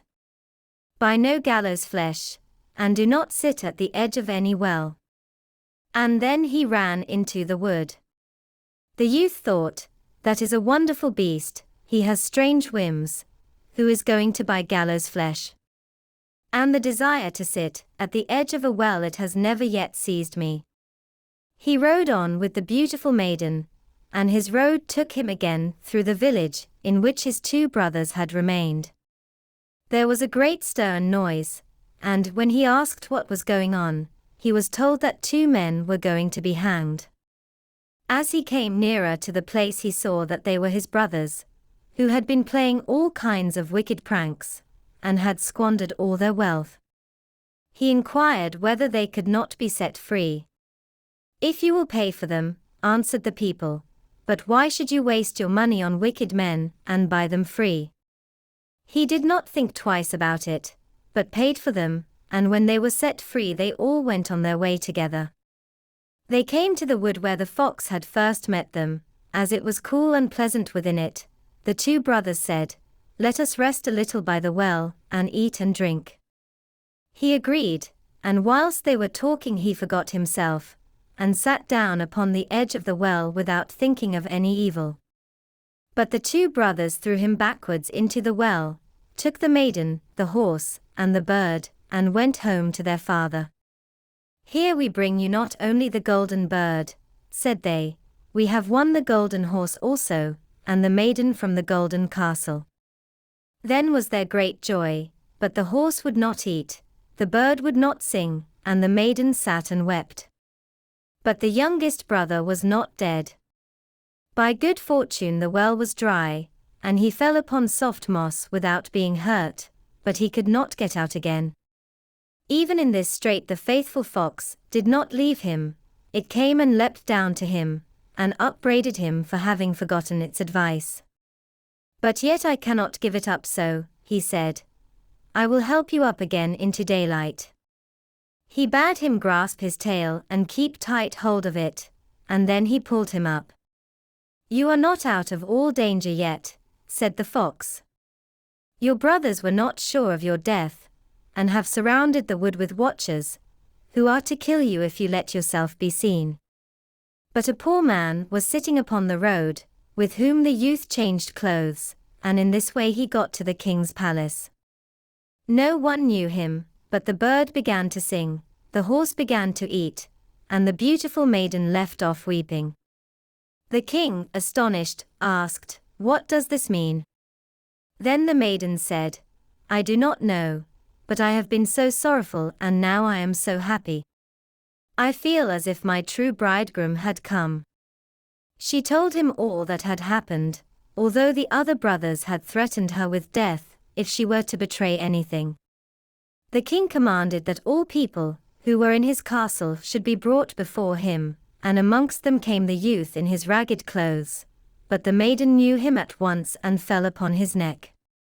The wicked brothers were seized and put to death, but he was married to the beautiful maiden and declared heir to the king. But how did it fare with the poor fox? Long afterwards the king's son was once again walking in the wood, when the fox met him and said, "You have everything now that you can wish for, but there is never an end to my misery, and yet it is in your power to free me." And again he asked him with tears to shoot him dead and chop off his head and feet. So he did it, and scarcely was it done when the fox was changed into a man, and was no other than the brother of the beautiful princess, who at last was freed from the magic charm which had been laid upon him. And now nothing more was wanting to their happiness as long as they lived. 58. The Dog and the Sparrow. A sheepdog had not a good master, but, on the contrary, one who let him suffer hunger. As he could stay no longer with him, he went quite sadly away. On the road he met a sparrow who said, "Brother dog, why art thou so sad?" The dog replied, "I am hungry, and have nothing to eat." Then said the sparrow, "Dear brother, come into the town with me, and I will satisfy thy hunger." So they went into the town together, and when they came in front of a butcher's shop the sparrow said to the dog, "Stay there, and I will pick a bit of meat down for thee," and he alighted on the stall, looked about him to see that no one was observing him, and pecked and pulled and tore so long at a piece which lay on the edge, that it slipped down. Then the dog seized it, ran into a corner, and devoured it. The sparrow said, "Now come with me to another shop, and then I will get thee one more piece that thou mayst be satisfied." When the dog had devoured the second piece as well, the sparrow asked, "Brother dog, hast thou now had enough?" "Yes, I have had meat enough," he answered, "but I have had no bread yet." Said the sparrow, "Thou shalt have that also, come with me." Then he took him to a baker's shop, and pecked at a couple of little buns till they rolled down, and as the dog wanted still more, he led him to another stall, and again got bread for him. When that was consumed, the sparrow said, "Brother dog, hast thou now had enough?" "Yes," he replied, "now we will walk a while outside the town." Then they both went out onto the highway. It was, however, warm weather, and when they had walked a little way the dog said, "I am tired, and would like to sleep." "Well, do sleep," answered the sparrow, "and in the meantime I will seat myself on a branch." So the dog lay down on the road, and fell fast asleep. Whilst he lay sleeping there, a wagoner came driving by, who had a cart with 3 horses, laden with 2 barrels of wine. The sparrow, however, saw that he was not going to turn aside, but was staying in the wheel track in which the dog was lying, so it cried, "Wagoner, don't do it, or I will make thee poor." The wagoner, however, growled to himself, "Thou wilt not make me poor," and cracked his whip and drove the cart over the dog, and the wheels killed him. Then the sparrow cried, "Thou hast run over my brother dog and killed him, it shall cost thee thy cart and horses." "Cart and horses indeed," said the wagoner. "What harm canst thou do me?" and drove onwards. Then the sparrow crept under the cover of the cart, and pecked so long at the same bunghole that he got the bung out, and then all the wine ran out without the driver noticing it. But once when he was looking behind him he saw that the cart was dripping, and looked at the barrels and saw that one of them was empty. "Unfortunate fellow that I am," cried he. "Not unfortunate enough yet," said the sparrow, and flew onto the head of one of the horses and pecked his eyes out. When the driver saw that, he drew out his axe and wanted to hit the sparrow, but the sparrow flew into the air, and he hit his horse on the head, and it fell down dead. "Oh, what an unfortunate man I am," cried he.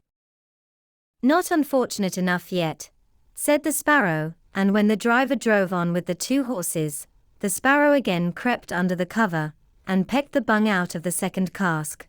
So all the wine was spilt. When the driver became aware of it, he again cried, "Oh, what an unfortunate man I am," but the sparrow replied, "Not unfortunate enough yet," and seated himself on the head of the second horse, and pecked his eyes out. The driver ran up to it and raised his axe to strike, but the sparrow flew into the air and the blow struck the horse, which fell. "Oh, what an unfortunate man I am." "Not unfortunate enough yet," said the sparrow, and lighted on the third horse's head, and pecked out his eyes. The driver, in his rage, struck at the sparrow without looking round, and did not hit him, but killed his third horse likewise. "Oh, what an unfortunate man I am," cried he. "Not unfortunate enough yet," answered the sparrow. "Now will I make thee unfortunate in thy home," and flew away. The driver had to leave the wagon standing, and full of anger and vexation went home. "Ah," said he to his wife, "what misfortunes I have had! My wine has run out, and the horses are all 3 dead." "Alas, husband," she answered, "what a malicious bird has come into the house. It has gathered together every bird there is in the world, and they have fallen on our corn up there, and are devouring it." Then he went upstairs, and thousands of birds were sitting in the loft, and had eaten up all the corn, and the sparrow was sitting in the midst of them. Then the driver cried, "Oh, what an unfortunate man I am!" "Not unfortunate enough yet," answered the sparrow, "Wagoner, it shall cost thee thy life as well," and flew out. Then the wagoner had lost all his property, and he went downstairs into the room, sat down behind the stove and was quite furious and bitter. But the sparrow sat outside in front of the window, and cried, "Wagoner, it shall cost thee thy life." Then the wagoner snatched the axe and threw it at the sparrow, but it only broke the window, and did not hit the bird. The sparrow now hopped in, placed itself on the stove and cried, "Wagoner, it shall cost thee thy life." The latter, quite mad and blind with rage, smote the stove in twain, and as the sparrow flew from one place to another so it fared with all his household furniture, looking-glass, benches, table, and at last the walls of his house, and yet he could not hit the bird. At length, however, he caught it with his hand. Then his wife said, "Shall I kill it?" "No," cried he, "that would be too merciful. It shall die much more cruelly," and he took it and swallowed it whole. The sparrow, however, began to flutter about in his body, and fluttered up again into the man's mouth. Then it stretched out its head, and cried, "Wagoner, it shall still cost thee thy life." The driver gave the axe to his wife, and said, "Wife, kill the bird in my mouth for me." The woman struck, but missed her blow, and hit the wagoner right on his head, so that he fell dead. But the sparrow flew up and away. 59. Frederick and Catherine. There was once on a time a man, who was called Frederick, and a woman called Catherine, who had married each other, and lived together as young married folks. One day Frederick said, "I will now go and plough, Catherine. When I come back, there must be some roast meat on the table for hunger, and a fresh draught for thirst." "Just go, Frederick," answered Kate, "just go. I will have all ready for you."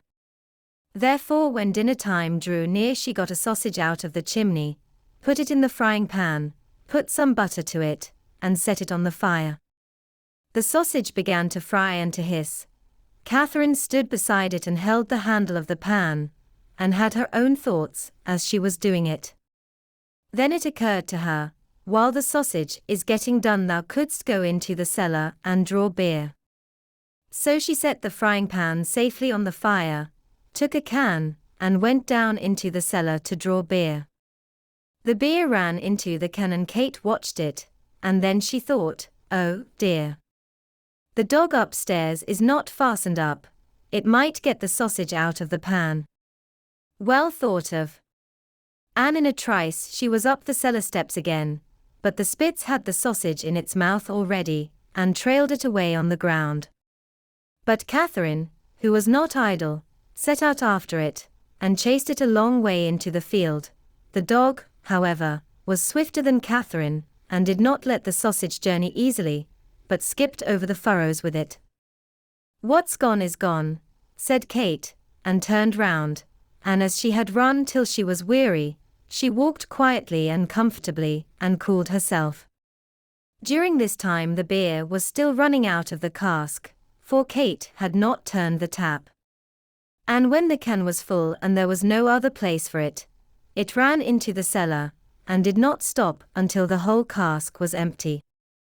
As soon as Kate was on the steps, she saw the mischance. Good gracious, she cried.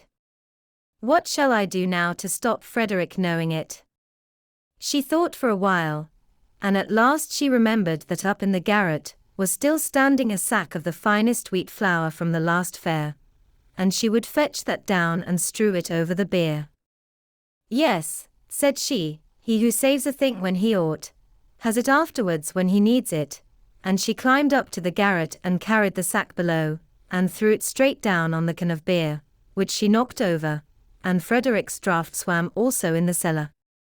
It is all right, said Kate, where the one is the other ought to be also, and she strewed the meal over the whole cellar. When it was done she was heartily delighted with her work, and said, how clean and wholesome it does look here. At midday home came Frederick. Now, wife, what have you ready for me? Ah, Freddy, she answered, I was frying a sausage for you, but whilst I was drawing the beer to drink with it, the dog took it away out of the pan, and whilst I was running after the dog, all the beer ran out, and whilst I was drying up the beer with the flour, I knocked over the can as well, but be easy, the cellar is quite dry again. Said Frederick, Kate, you should not have done that. To let the sausage be carried off and the beer run out of the cask, and throw out all our flour into the bargain. Indeed, Frederick, I did not know that, you should have told me. The man thought, if my wife is like this, I must look after things more. Now he had got together a good number of thalers which he changed into gold, and said to Catherine, look, these are counters for playing games. I will put them in a pot and bury them in the stable under the cow's manger, but mind you keep away from them, or it will be the worse for you. Said she, oh no, Frederick, I certainly will not go. And when Frederick was gone some peddlers came into the village, who had cheap earthen bowls and pots, and asked the young woman if there was nothing she wanted to bargain with them for. Oh, dear people, said Catherine, I have no money and can buy nothing, but if you have any use for yellow counters I will buy of you. Yellow counters, why not? But just let us see them. Then go into the stable and dig under the cow's manger, and you will find the yellow counters. I am not allowed to go there. The rogues went thither, dug and found pure gold. Then they laid hold of it, ran away, and left their pots and bowls behind in the house. Catherine thought she must use her new things, and as she had no lack in the kitchen already without these, she knocked the bottom out of every pot, and set them all as ornaments on the paling which went round about the house. When Frederick came and saw the new decorations, he said, Catherine, what have you been about? I have bought them, Frederick, for the counters which were under the cow's manger. I did not go there myself, the peddlers had to dig them out for themselves. Ah, wife, said Frederick, what have you done? Those were not counters, but pure gold, and all our wealth. You should not have done that. Indeed, Frederick, said she, I did not know that. You should have forewarned me. Catherine stood for a while and bethought to herself. Then she said, Listen, Frederick, we will soon get the gold back again. We will run after the thieves. Come, then, said Frederick, we will try it. But take with you some butter and cheese that we may have something to eat on the way. Yes, Frederick, I will take them. They set out, and as Frederick was the better walker, Catherine followed him. It is to my advantage, thought she, when we turn back I shall be a little way in advance. Then she came to a hill where there were deep ruts on both sides of the road. There one can see, said Catherine, how they have torn and skinned and galled the poor earth. It will never be whole again as long as it lives. And in her heart's compassion she took her butter and smeared the ruts right and left, that they might not be so hurt by the wheels. And as she was thus bending down in her charity, one of the cheeses rolled out of her pocket down the hill. Said Catherine, I have made my way once up here. I will not go down again. Another may run and fetch it back. So she took another cheese and rolled it down. But the cheeses did not come back. So she let a third run down, thinking, perhaps they are waiting for company, and do not like to walk alone. As all three stayed away, she said, I do not know what that can mean, but it may perhaps be that the third has not found the way, and has gone wrong. I will just send the fourth to call it. But the fourth did no better than the third. Then Catherine was angry, and threw down the fifth and sixth as well, and these were her last. She remained standing for some time watching for their coming, but when they still did not come, she said, Oh, you are good folks to send in search of death, you stay a fine long time away. Do you think I will wait any longer for you? I shall go my way, you may run after me, you have younger legs than I. Catherine went on and found Frederick, who was standing waiting for her, because he wanted something to eat. Now just let us have what you have brought with you, said he. She gave him the dry bread. Where have you the butter and the cheeses? Asked the man. Ah, Freddie, said Catherine, I smeared the cart ruts with the butter and the cheeses will come soon. One ran away from me, so I sent the others after to call it. Said Frederick, you should not have done that, Catherine, to smear the butter on the road, and let the cheeses run down the hill. Really, Frederick, you should have told me. Then they ate the dry bread together, and Frederick said, Catherine, did you make the house safe when you came away? No, Frederick, you should have told me to do it before. Then go home again, and make the house safe before we go any farther, and bring with you something else to eat. I will wait here for you. Catherine went back and thought, Frederick wants something more to eat. He does not like butter and cheese. So I will take with me a handkerchief full of dried pears and a pitcher of vinegar for him to drink. Then she bolted the upper half of the door fast, but unhinged the lower door, and took it on her back, believing that when she had placed the door in security the house must be well taken care of. Catherine took her time on the way, and thought, Frederick will rest himself so much the longer.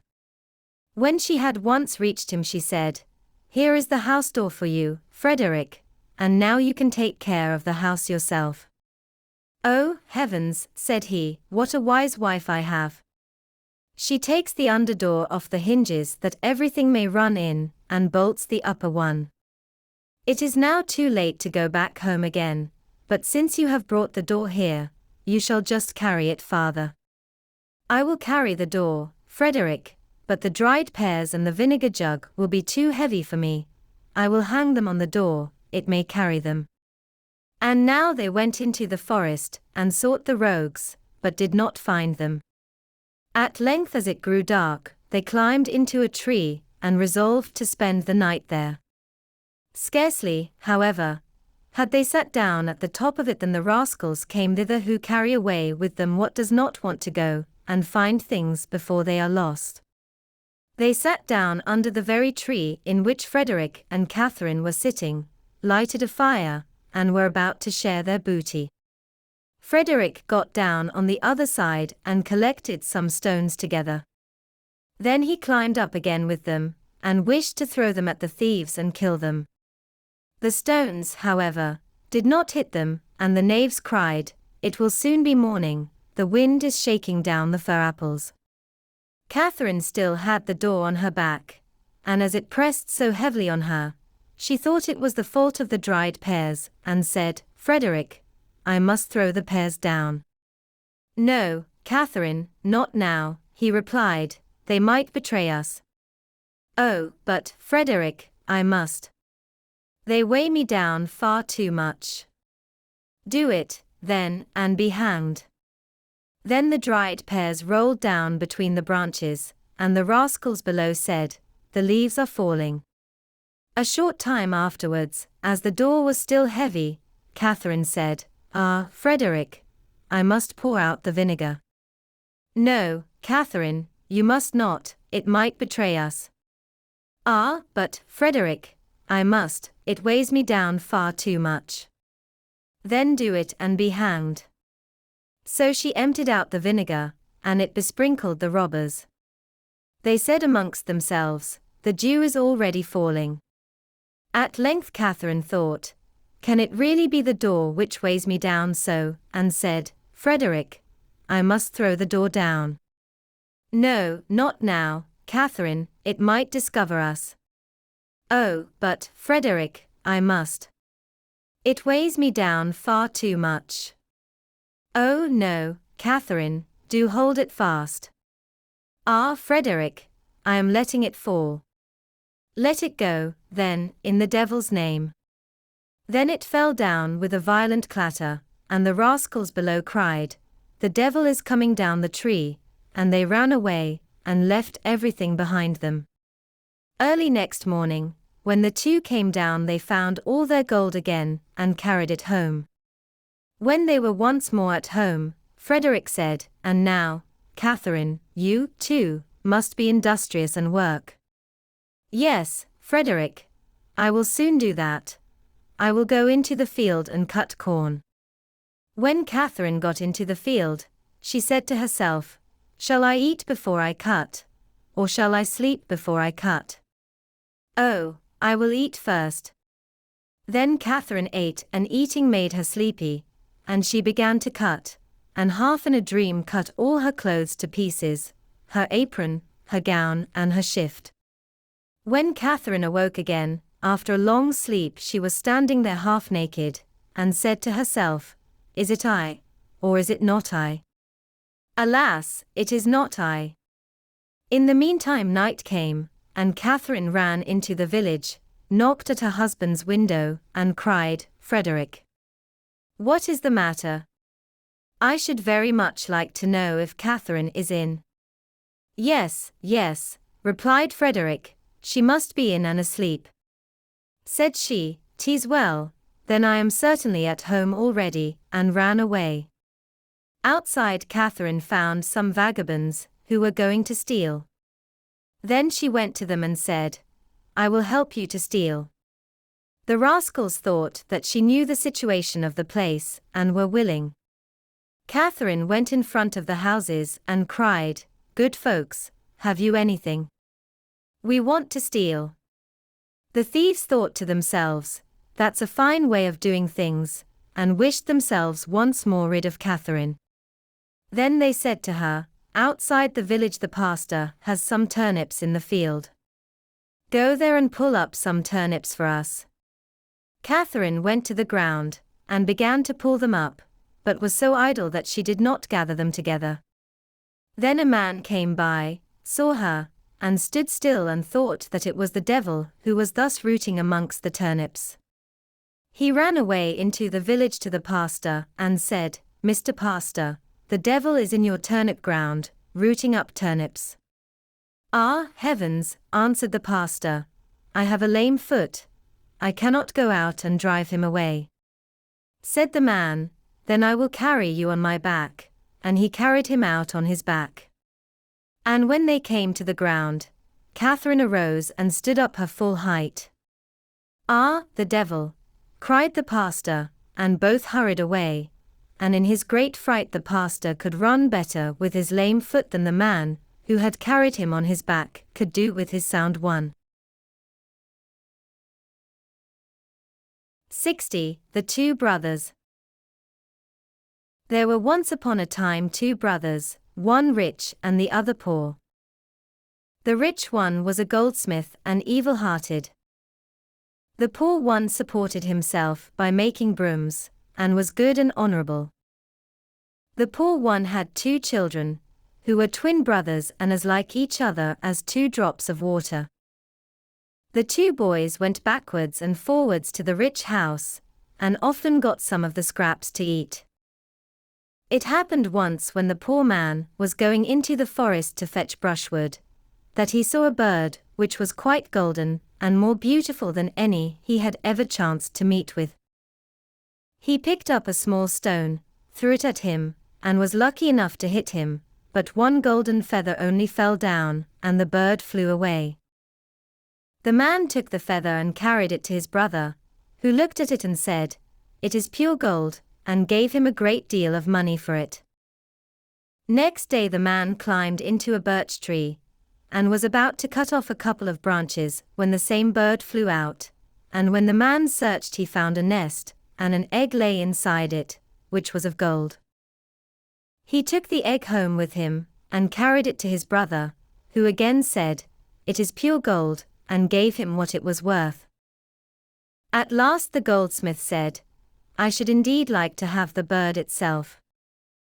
The poor man went into the forest for the third time, and again saw the golden bird sitting on the tree.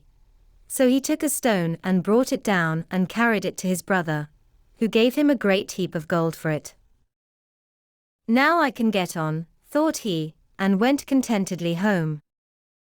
The goldsmith was crafty and cunning, and knew very well what kind of a bird it was. He called his wife and said, "Roast me the gold bird, and take care that none of it is lost. I have a fancy to eat it all myself." The bird, however, was no common one, but of so wondrous a kind that whosoever ate its heart and liver found every morning a piece of gold beneath his pillow. The woman made the bird ready, put it on the spit, and let it roast. Now it happened that while it was at the fire, and the woman was forced to go out of the kitchen on account of some other work, the two children of the poor broom-maker ran in, stood by the spit, and turned it round once or twice. And as at that very moment 2 little bits of the bird fell down into the dripping tin, one of the boys said, "We will eat these 2 little bits. I am so hungry, and no one will ever miss them." Then the 2 ate the pieces, but the woman came into the kitchen, and saw that they were eating something and said, "What have ye been eating?" "2 little morsels which fell out of the bird," answered they. "That must have been the heart and the liver," said the woman, quite frightened, and in order that her husband might not miss them and be angry, she quickly killed a young cock, took out his heart and liver, and put them beside the golden bird. When it was ready, she carried it to the goldsmith, who consumed it all alone, and left none of it. Next morning, however, when he felt beneath his pillow, and expected to bring out the piece of gold, no more gold pieces were there than there had always been. The 2 children did not know what a piece of good fortune had fallen to their lot. Next morning when they arose, something fell rattling to the ground, and when they picked it up there were 2 gold pieces. They took them to their father, who was astonished and said, "How can that have happened?" When next morning they again found 2, and so on daily, he went to his brother and told him the strange story. The goldsmith at once knew how it had come to pass, and that the children had eaten the heart and liver of the golden bird, and in order to revenge himself, and because he was envious and hard-hearted, he said to the father, "Thy children are in league with the evil one, do not take the gold, and do not suffer them to stay any longer in thy house, for he has them in his power, and may ruin thee likewise. The father feared the evil one, and painful as it was to him, he nevertheless led the twins forth into the forest, and with a sad heart left them there. And now the two children ran about the forest, and sought the way home again, but could not find it, and only lost themselves more and more. At length they met with a huntsman, who asked, "To whom do you children belong?" "We are the poor broom-maker's boys," they replied, and they told him that their father would not keep them any longer in the house, because a piece of gold lay every morning under their pillows. "Come," said the huntsman, "that is nothing so very bad, if at the same time you keep honest, and are not idle." As the good man liked the children, and had none of his own, he took them home with him and said, "I will be your father, and bring you up till you are big." They learnt huntsmanship from him, and the piece of gold which each of them found when he awoke, was kept for them by him in case they should need it in the future. When they were grown up, their foster father one day took them into the forest with him, and said, "Today shall you make your trial shot, so that I may release you from your apprenticeship, and make you huntsmen." They went with him to lie in wait, and stayed there a long time, but no game appeared. The huntsman, however, looked above him and saw a covey of wild geese flying in the form of a triangle, and said to one of them, "Shoot me down one from each corner." He did it, and thus accomplished his trial shot. Soon after another covey came flying by in the form of the figure 2, and the huntsman bade the other also bring down one from each corner, and his trial shot was likewise successful. "Now," said the foster father, "I pronounce you out of your apprenticeship, you are skilled huntsmen."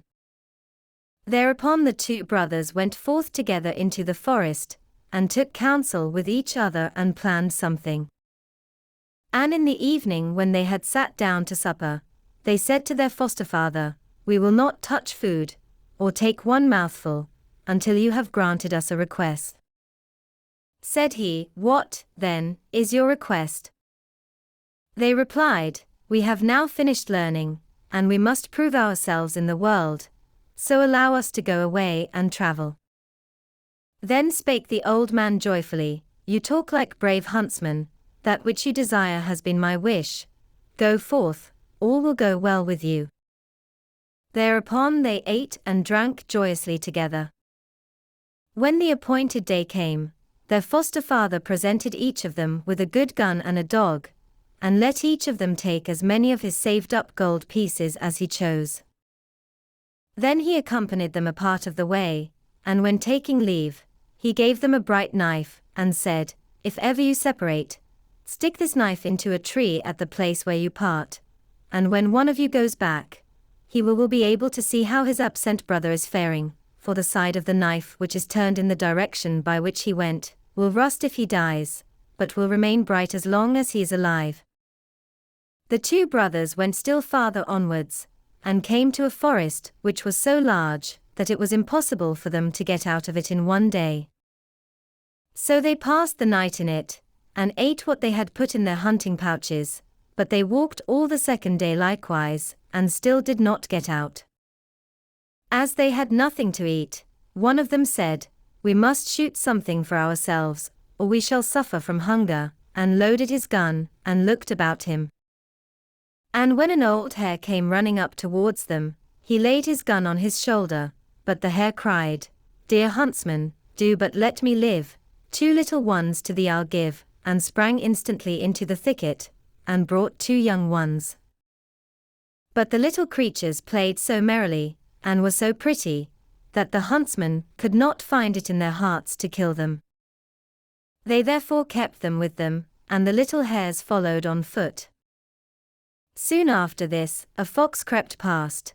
They were just going to shoot it, but the fox cried, "Dear huntsman, do but let me live, 2 little ones I'll also give."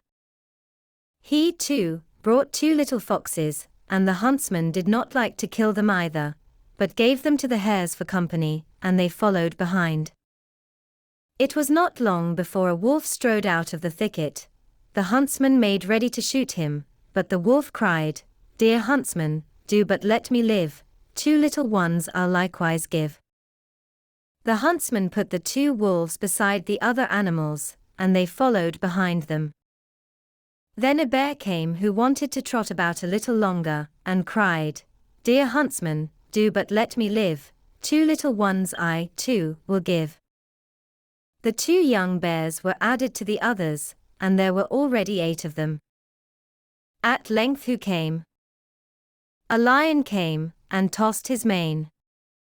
But the huntsmen did not let themselves be frightened and aimed at him likewise, but the lion also said, "Dear huntsman, do but let me live, 2 little ones I, too, will give."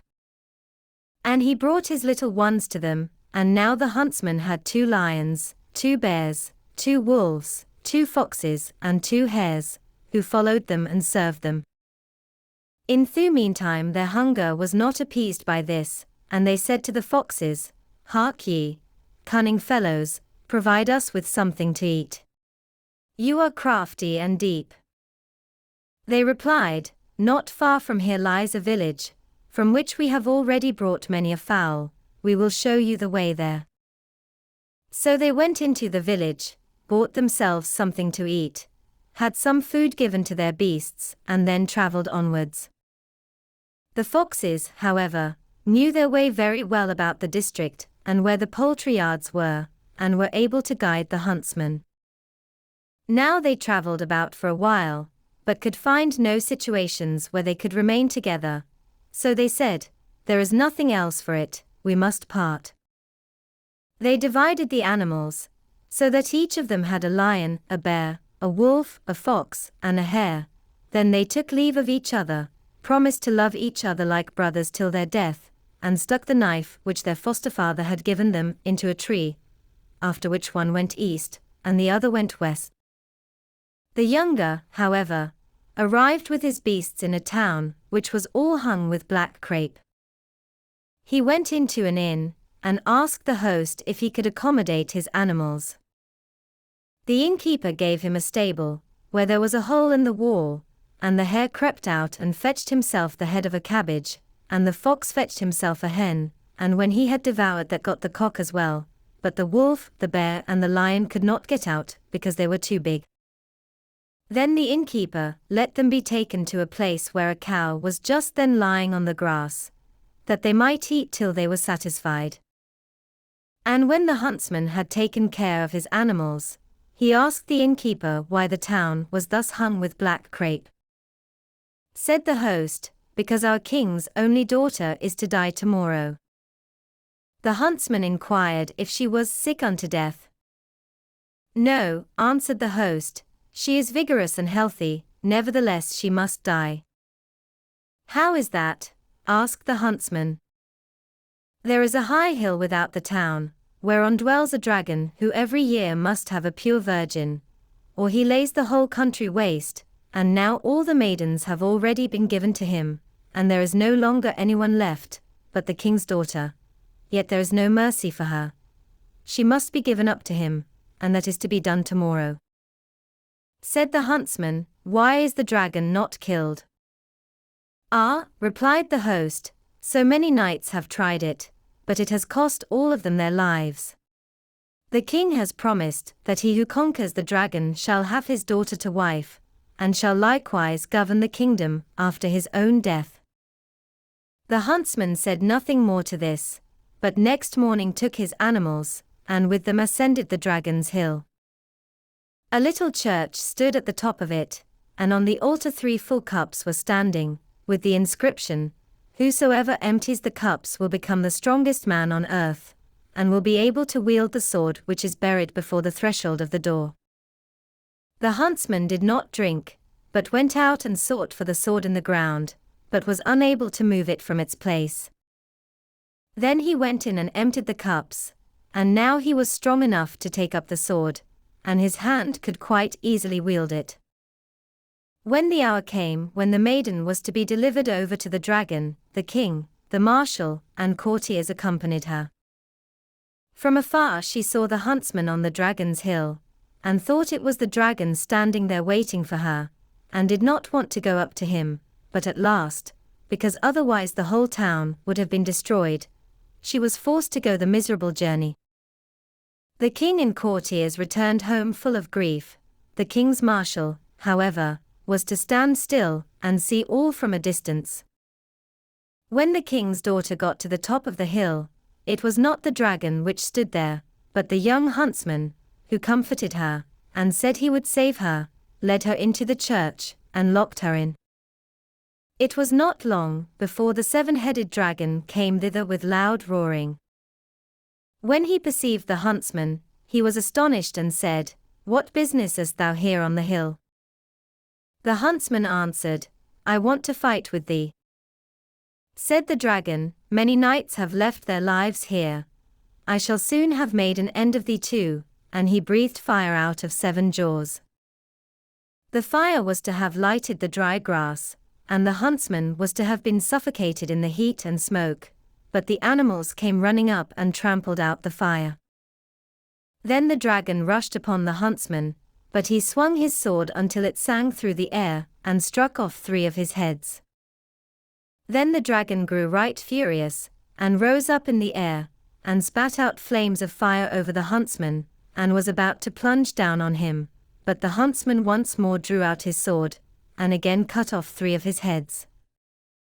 The monster became faint and sank down, nevertheless it was just able to rush upon the huntsman, but he with his last strength smote its tail off, and as he could fight no longer, called up his animals who tore it in pieces.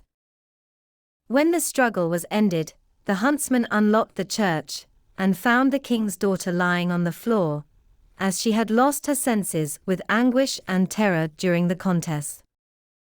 He carried her out, and when she came to herself once more, and opened her eyes, he showed her the dragon all cut to pieces, and told her that she was now delivered. She rejoiced and said, "Now thou wilt be my dearest husband, for my father has promised me to him who kills the dragon." Thereupon she took off her necklace of coral, and divided it amongst the animals in order to reward them, and the lion received the golden clasp. Her pocket handkerchief, however, on which was her name, she gave to the huntsman, who went and cut the tongues out of the dragon's 7 heads, wrapped them in the handkerchief, and preserved them carefully. That done, as he was so faint and weary with the fire and the battle, he said to the maiden, "We are both faint and weary, we will sleep a while." Then she said, "Yes," and they lay down on the ground, and the huntsman said to the lion, "Thou shalt keep watch, that no one surprises us in our sleep," and both fell asleep. The lion lay down beside them to watch, but he also was so weary with the fight, that he called to the bear and said, "Lie down near me, I must sleep a little, if anything comes, waken me." Then the bear lay down beside him, but he also was tired, and called the wolf and said, "Lie down by me, I must sleep a little, but if anything comes, waken me." Then the wolf lay down by him, but he was tired likewise, and called the fox and said, "Lie down by me, I must sleep a little, if anything comes, waken me." Then the fox lay down beside him, but he too was weary, and called the hare and said, "Lie down near me, I must sleep a little, and if anything should come, waken me." Then the hare sat down by him, but the poor hare was tired too, and had no one whom he could call there to keep watch, and fell asleep. And now the king's daughter, the huntsman, the lion, the bear, the wolf, the fox, and the hare, were all sleeping a sound sleep. The marshal, however, who was to look on from a distance, took courage when he did not see the dragon flying away with the maiden, and finding that all the hill had become quiet, ascended it. There lay the dragon hacked and hewn to pieces on the ground, and not far from it were the king's daughter, and a huntsman with his animals, and all of them were sunk in a sound sleep. And as he was wicked and godless, he took his sword, cut off the huntsman's head, and seized the maiden in his arms, and carried her down the hill. Then she awoke and was terrified, but the marshal said, "Thou art in my hands, thou shalt say that it was I who killed the dragon." "I cannot do that," she replied, "for it was a huntsman with his animals who did it." Then he drew his sword, and threatened to kill her if she did not obey him, and so compelled her that she promised it. Then he took her to the king, who did not know how to contain himself for joy when he once more looked on his dear child in life, whom he had believed to have been torn to pieces by the monster. The marshal said to him, "I have killed the dragon, and delivered the maiden and the whole kingdom as well, therefore I demand her as my wife, as was promised." The king said to the maiden, "Is what he says true?"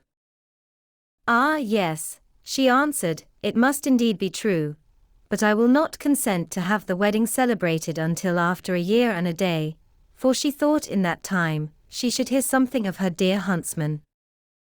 The animals, however, were still lying sleeping beside their dead master on the dragon's hill, and there came a great humblebee and lighted on the hare's nose, but the hare wiped it off with his paw, and went on sleeping. The humblebee came a second time, but the hare again rubbed it off and slept on. Then it came for the third time, and stung his nose so that he awoke. As soon as the hare was awake, he roused the fox, and the fox, the wolf, and the wolf the bear, and the bear the lion. And when the lion awoke and saw that the maiden was gone, and his master was dead, he began to roar frightfully and cried, "Who has done that? Bear, why didst thou not waken me?" The bear asked the wolf, "Why didst thou not waken me?" and the wolf the fox, "Why didst thou not waken me?" and the fox the hare, "Why didst thou not waken me?" The poor hare alone did not know what answer to make, and the blame rested with him. Then they were just going to fall upon him, but he entreated them and said, "Kill me not. I will bring our master to life again. I know a mountain on which a root grows which, when placed in the mouth of any one, cures him of all illness and every wound. But the mountain lies 200 hours' journey from here." The lion said, "In 24 hours must thou have run thither and have come back, and have brought the root with thee." Then the hare sprang away, and in 24 hours he was back, and brought the root with him. The lion put the huntsman's head on again, and the hare placed the root in his mouth, and immediately everything united together again, and his heart beat, and life came back. Then the huntsman awoke, and was alarmed when he did not see the maiden, and thought, "She must have gone away whilst I was sleeping, in order to get rid of me." The lion in his great haste had put his master's head on the wrong way round, but the huntsman did not observe it, because of his melancholy thoughts about the king's daughter. But at noon, when he was going to eat something, he saw that his head was turned backwards, and could not understand it, and asked the animals what had happened to him in his sleep. Then the lion told him that they, too, had all fallen asleep from weariness, and on awaking, had found him dead with his head cut off, that the hare had brought the life-giving root, and that he, in his haste, had laid hold of the head the wrong way, but that he would repair his mistake. Then he tore the huntsman's head off again, turned it round, and the hare healed it with the root. The huntsman, however, was sad at heart, and travelled about the world, and made his animals dance before people. It came to pass that precisely at the end of 1 year he came back to the same town, where he had delivered the king's daughter from the dragon, and this time the town was gaily hung with red cloth. Then he said to the host, "What does this mean?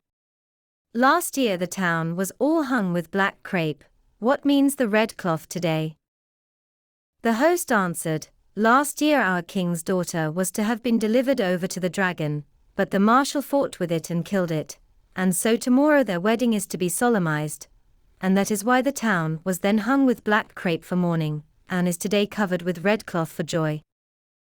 Next day when the wedding was to take place, the huntsman said at midday to the innkeeper, "Do you believe, sir host, that I while with you here today shall eat bread from the king's own table?" "Nay," said the host, "I would bet 100 pieces of gold that that will not come true." The huntsman accepted the wager, and set against it a purse with just the same number of gold pieces. Then he called the hare and said, "Go, my dear runner, and fetch me some of the bread which the king is eating." Now the little hare was the lowest of the animals, and could not transfer this order to any the others, but had to get on his legs himself. "Alas," thought he, "if I bound through the streets thus alone, the butcher's dogs will all be after me." It happened as he expected, and the dogs came after him and wanted to make holes in his good skin. But he sprang away, have never seen one running, and sheltered himself in a sentry box, without the soldier being aware of it. Then the dogs came and wanted to have him out, but the soldier did not understand a jest, and struck them with the butt end of his gun, till they ran away yelling and howling. As soon as the hare saw that the way was clear, he ran into the palace and straight to the king's daughter, sat down under her chair, and scratched at her foot. Then she said, "Wilt thou get away?" and thought it was her dog. The hare scratched her foot for the second time, and she again said, "Wilt thou get away?" and thought it was her dog. But the hare did not let itself be turned from its purpose, and scratched her for the third time. Then she peeped down, and knew the hare by its collar. She took him on her lap, carried him into her chamber, and said, "Dear hare, what dost thou want?" He answered, "My master, who killed the dragon, is here, and has sent me to ask for a loaf of bread like that which the king eats." Then she was full of joy and had the baker summoned, and ordered him to bring a loaf such as was eaten by the king. The little hare said, "But the baker must likewise carry it thither for me, that the butcher's dogs may do no harm to me." The baker carried it for him as far as the door of the inn, and then the hare got on his hind legs, took the loaf in his front paws, and carried it to his master. Then said the huntsman, "Behold, Sir Host, the 100 pieces of gold are mine." The host was astonished, but the huntsman went on to say, "Yes, Sir Host, I have the bread, but now I will likewise have some of the king's roast meat." The host said, "I should indeed like to see that," but he would make no more wagers. The huntsman called the fox and said, "My little fox, go and fetch me some roast meat, such as the king eats." The red fox knew the byways better, and went by holes and corners without any dog seeing him, seated himself under the chair of the king's daughter, and scratched her foot. Then she looked down and recognized the fox by its collar, took him into her chamber with her and said, "Dear fox, what dost thou want?" He answered, "My master, who killed the dragon, is here, and has sent me. I am to ask for some roast meat such as the king is eating." Then she made the cook come, who was obliged to prepare a roast joint, the same as was eaten by the king, and to carry it for the fox as far as the door. Then the fox took the dish, waved away with his tail the flies which had settled on the meat, and then carried it to his master.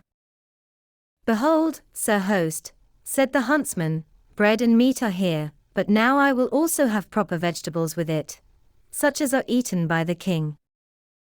Then he called the wolf, and said, "Dear wolf, go thither and fetch me vegetables such as the king eats." Then the wolf went straight to the palace, as he feared no one, and when he got to the king's daughter's chamber, he twitched at the back of her dress, so that she was forced to look round. She recognized him by his collar, and took him into her chamber with her, and said, "Dear wolf, what dost thou want?" He answered, "My master, who killed the dragon, is here, I am to ask for some vegetables, such as the king eats." Then she made the cook come, and he had to make ready a dish of vegetables, such as the king ate, and had to carry it for the wolf as far as the door, and then the wolf took the dish from him, and carried it to his master. "Behold, Sir Host," said the huntsman, "now I have bread and meat and vegetables, but I will also have some pastry to eat like that which the king eats." He called the bear and said, "Dear bear, thou art fond of licking anything sweet.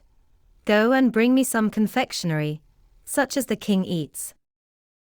Then the bear trotted to the palace, and every one got out of his way, but when he went to the guard, they presented their muskets, and would not let him go into the royal palace. But he got up on his hind legs, and gave them a few boxes on the ears, right and left, with his paws, so that the whole watch broke up, and then he went straight to the king's daughter, placed himself behind her, and growled a little. Then she looked behind her, knew the bear, and bade him go into her room with her, and said, "Dear bear, what dost thou want?" He answered, "My master, who killed the dragon, is here, and I am to ask for some confectionery, such as the king eats." Then she summoned her confectioner, who had to bake confectionery such as the king ate, and carry it to the door for the bear. Then the bear first licked up the comfits, which had rolled down, and then he stood upright, took the dish, and carried it to his master. "Behold, sir host," said the huntsman, "now I have bread, meat, vegetables and confectionery, but I will drink wine also, and such as the king drinks." He called his lion to him and said, "Dear lion, thou thyself likest to drink till thou art intoxicated. Go and fetch me some wine, such as is drunk by the king." Then the lion strode through the streets, and the people fled from him, and when he came to the watch, they wanted to bar the way against him, but he did but roar once, and they all ran away. Then the lion went to the royal apartment, and knocked at the door with his tail. Then the king's daughter came forth, and was almost afraid of the lion, but she knew him by the golden clasp of her necklace, and bade him go with her into her chamber, and said, "Dear lion, what wilt thou have?" He answered, "My master, who killed the dragon, is here, and I am to ask for some wine such as is drunk by the king." Then she bade the cupbearer be called, who was to give the lion some wine like that which was drunk by the king. The lion said, "I will go with him, and see that I get the right wine." Then he went down with the cupbearer, and when they were below, the cupbearer wanted to draw him some of the common wine that was drunk by the king's servants, but the lion said, "Stop, I will taste the wine first," and he drew half a measure, and swallowed it down at one draught. "No," said he, "that is not right." The cupbearer looked at him askance, but went on, and was about to give him some out of another barrel which was for the king's marshal. The lion said, "Stop, let me taste the wine first," and drew half a measure and drank it. "That is better, but still not right," said he. Then the cupbearer grew angry and said, "How can a stupid animal like you understand wine?" But the lion gave him a blow behind the ears, which made him fall down, by no means gently, and when he had got up again, he conducted the lion quite silently into a little cellar apart, where the king's wine lay, from which no one ever drank. The lion first drew half a measure and tried the wine, and then he said, "That may possibly be the right sort," and bade the cupbearer fill 6 bottles of it. And now they went upstairs again, but when the lion came out of the cellar into the open air, he reeled here and there, and was rather drunk, and the cupbearer was forced to carry the wine as far as the door for him, and then the lion took the handle of the basket in his mouth, and took it to his master. The huntsman said, "Behold, sir host, here have I bread, meat, vegetables, confectionery and wine such as the king has, and now I will dine with my animals." And he sat down and ate and drank, and gave the hare, the fox, the wolf, the bear and the lion also to eat and to drink, and was joyful, for he saw that the king's daughter still loved him. And when he had finished his dinner, he said, "Sir host, now have I eaten and drunk, as the king eats and drinks, and now I will go to the king's court and marry the king's daughter." Said the host, "How can that be, when she already has a betrothed husband, and when the wedding is to be solemnized today?"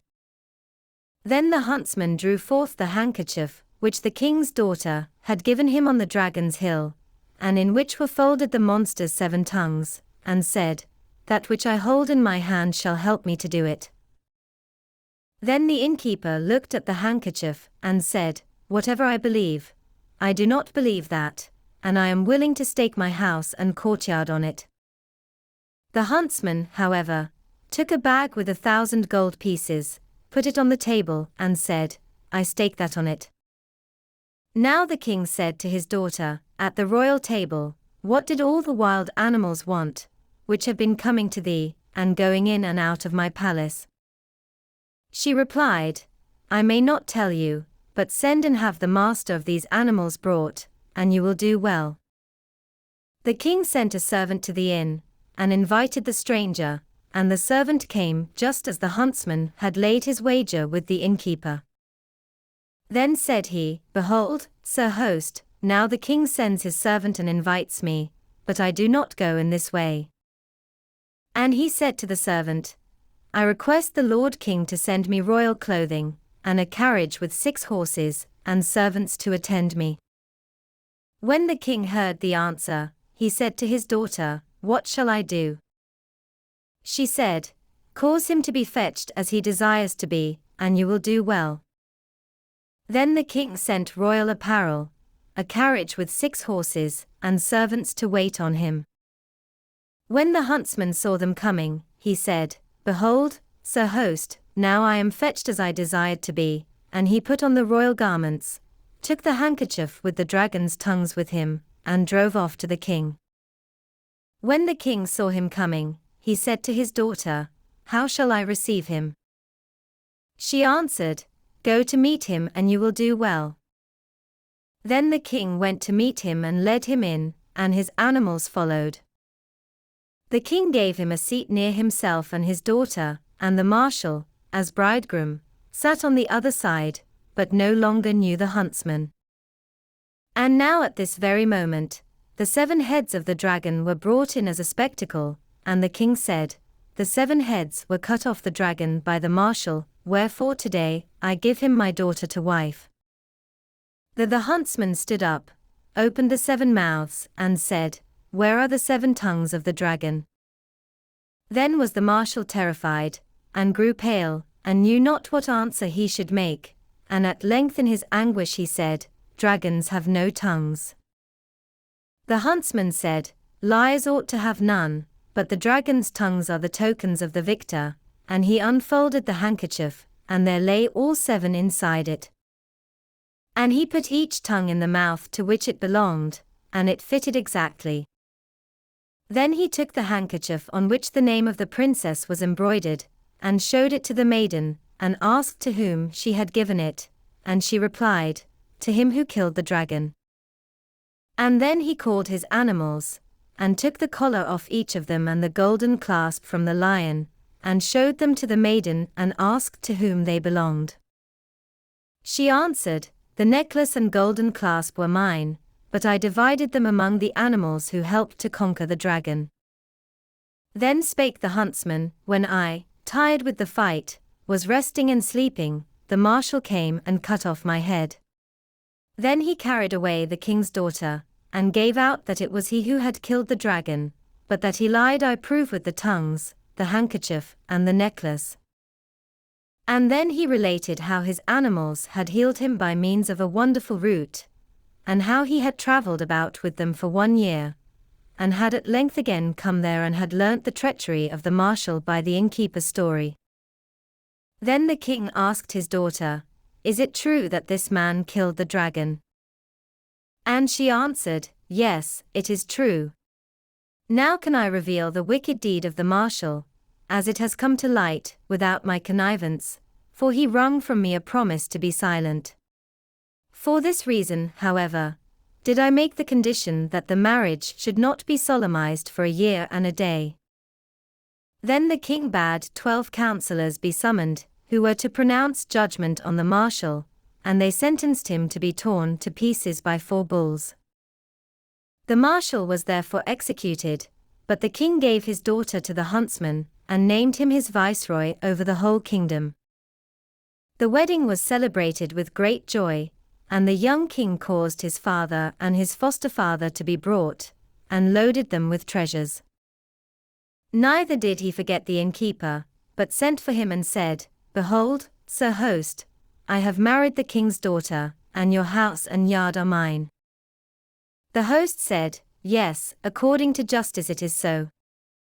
But the young king said, "It shall be done according to mercy," and told him that he should keep his house and yard, and gave him the 1,000 pieces of gold as well. And now the young king and queen were thoroughly happy, and lived in gladness together.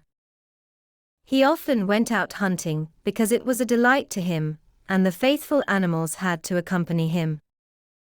In the neighborhood, however, there was a forest of which it was reported that it was haunted, and that whosoever did but enter it did not easily get out again.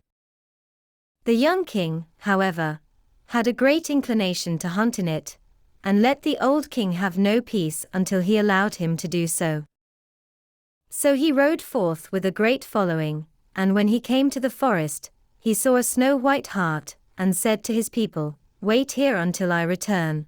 I want to chase that beautiful creature," and he rode into the forest after it, followed only by his animals. The attendants halted and waited until evening, but he did not return, so they rode home, and told the young queen that the young king had followed a white hart into the enchanted forest, and had not come back again. Then she was in the greatest concern about him. He, however, had still continued to ride on and on after the beautiful wild animal, and had never been able to overtake it. When he thought he was near enough to aim, he instantly saw it bound away into the far distance, and at length it vanished altogether. And now he perceived that he had penetrated deep into the forest, and blew his horn, but he received no answer, for his attendants could not hear it. And as night, too, was falling, he saw that he could not get home that day, so he dismounted from his horse, lighted himself a fire near a tree, and resolved to spend the night by it. While he was sitting by the fire, and his animals also were lying down beside him, it seemed to him that he heard a human voice. He looked round, but could perceive nothing. Soon afterwards, he again heard a groan as if from above, and then he looked up, and saw an old woman sitting in the tree, who wailed unceasingly, "Oh, oh, oh, how cold I am!" Said he, "Come down, and warm thyself if thou art cold." But she said, "No, thy animals will bite me." He answered, "They will do thee no harm, old mother, do come down." She, however, was a witch, and said, "I will throw down a wand from the tree, and if thou strikest them on the back with it, they will do me no harm." Then she threw him a small wand, and he struck them with it, and instantly they lay still and were turned into stone.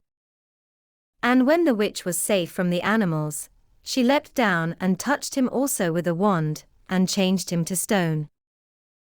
Thereupon she laughed, and dragged him and the animals into a vault, where many more such stones already lay.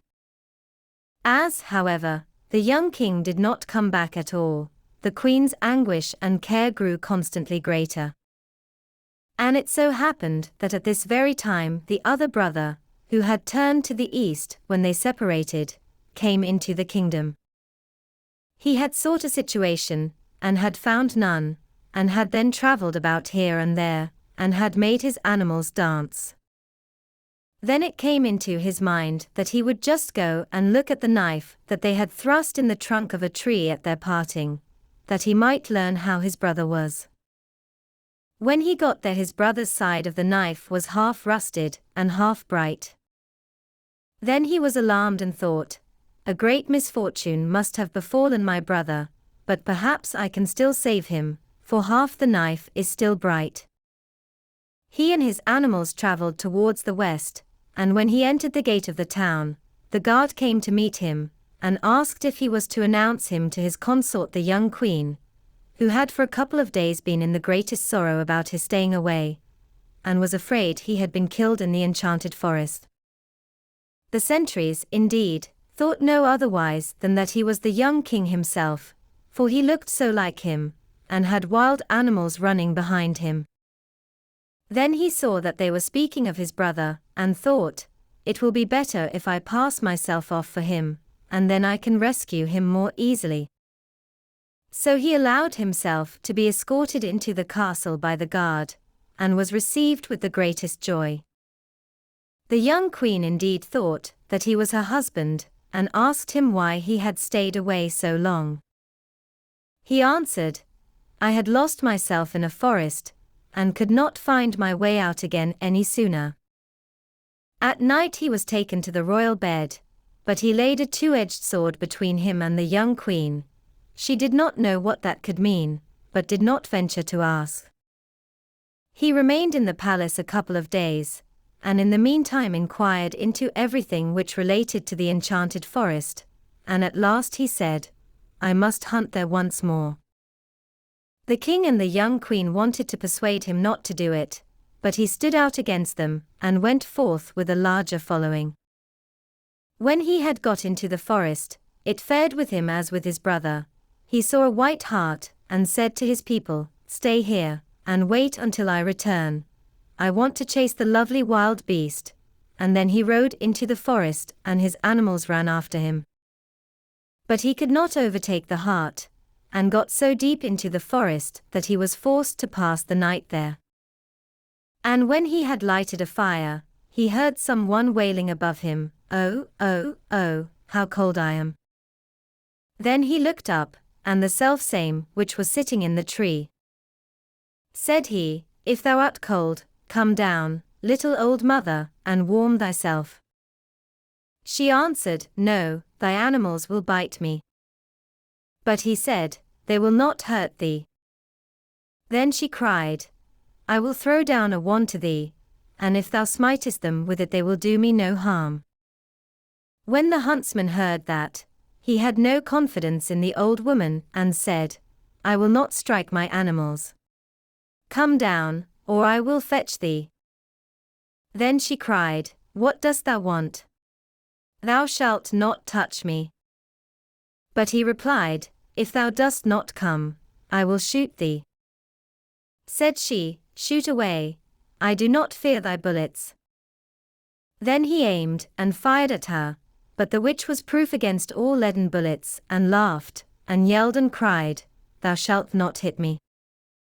The huntsman knew what to do, tore 3 silver buttons off his coat, and loaded his gun with them, for against them her arts were useless, and when he fired she fell down at once with a scream.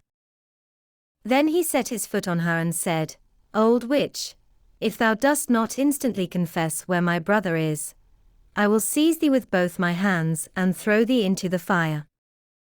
She was in a great fright, begged for mercy and said, "He and his animals lie in a vault, turned to stone." Then he compelled her to go thither with him, threatened her, and said, "Old sea cat, now shalt thou make my brother and all the human beings lying here, alive again, or thou shalt go into the fire." She took a wand and touched the stones, and then his brother with his animals came to life again, and many others, merchants, artisans, and shepherds, arose, thanked him for their deliverance, and went to their homes. But when the twin brothers saw each other again, they kissed each other and rejoiced with all their hearts.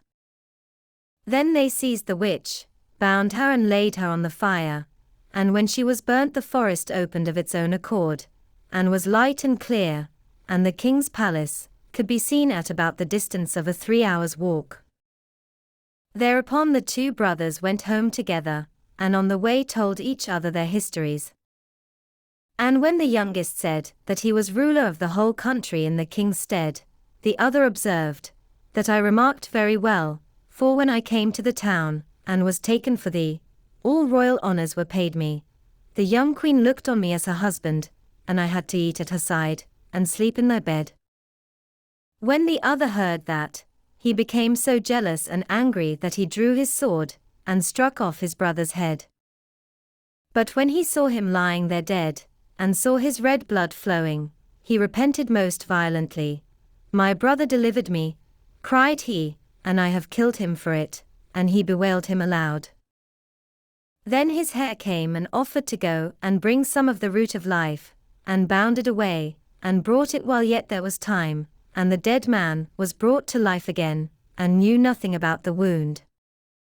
After this they journeyed onwards, and the youngest said, Thou lookest like me, hast royal apparel on as I have, and the animals follow thee as they do me. We will go in by opposite gates, and arrive at the same time from the two sides in the aged king's presence.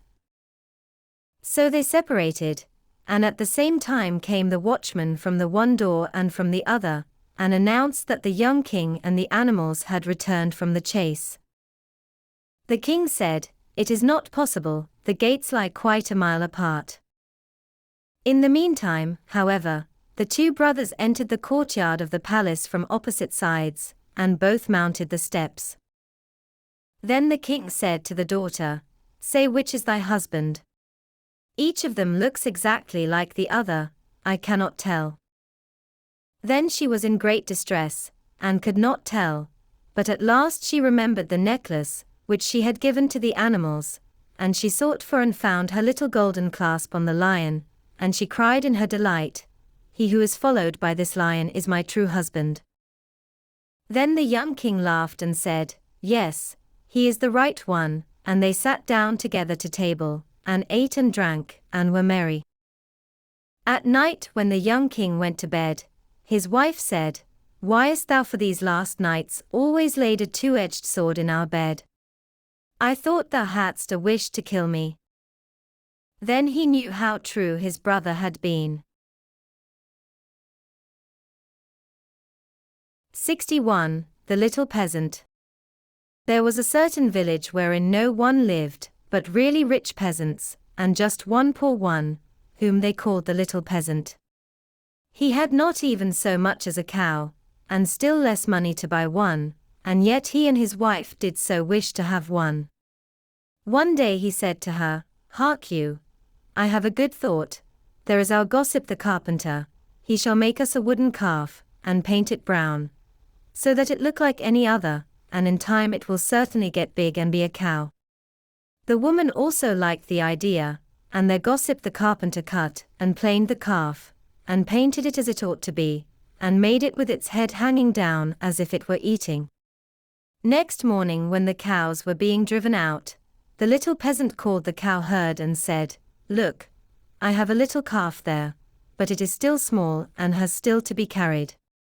The cow herd said, All right, and took it in his arms and carried it to the pasture, and set it among the grass. The little calf always remained standing like one which was eating, and the cowherd said, It will soon run alone, just look how it eats already. At night when he was going to drive the herd home again, he said to the calf, If thou canst stand there and eat thy fill, thou canst also go on thy 4 legs. I don't care to drag thee home again in my arms. But the little peasant stood at his door, and waited for his little calf, and when the cowherd drove the cows through the village, and the calf was missing, he inquired where it was.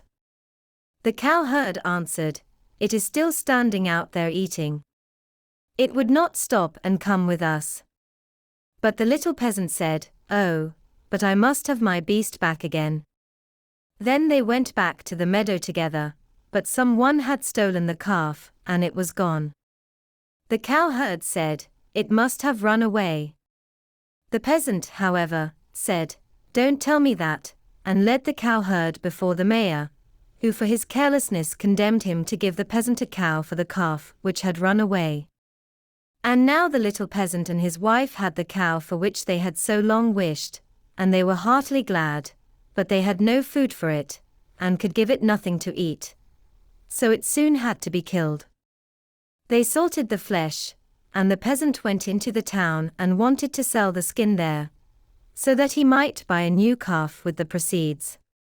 On the way he passed by a mill, and there sat a raven with broken wings, and out of pity he took him and wrapped him in the skin. As, however, the weather grew so bad and there was a storm of rain and wind, he could go no farther, and turned back to the mill and begged for shelter. The miller's wife was alone in the house, and said to the peasant, Lay thyself on the straw there, and gave him a slice of bread with cheese on it.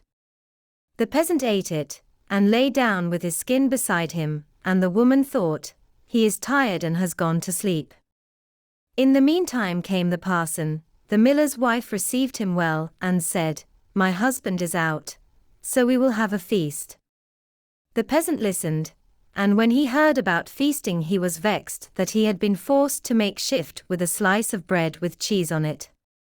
Then the woman served up 4 different things: roast meat, salad, cakes and wine. Just as they were about to sit down and eat, there was a knocking outside. The woman said, "Oh, heavens! It is my husband."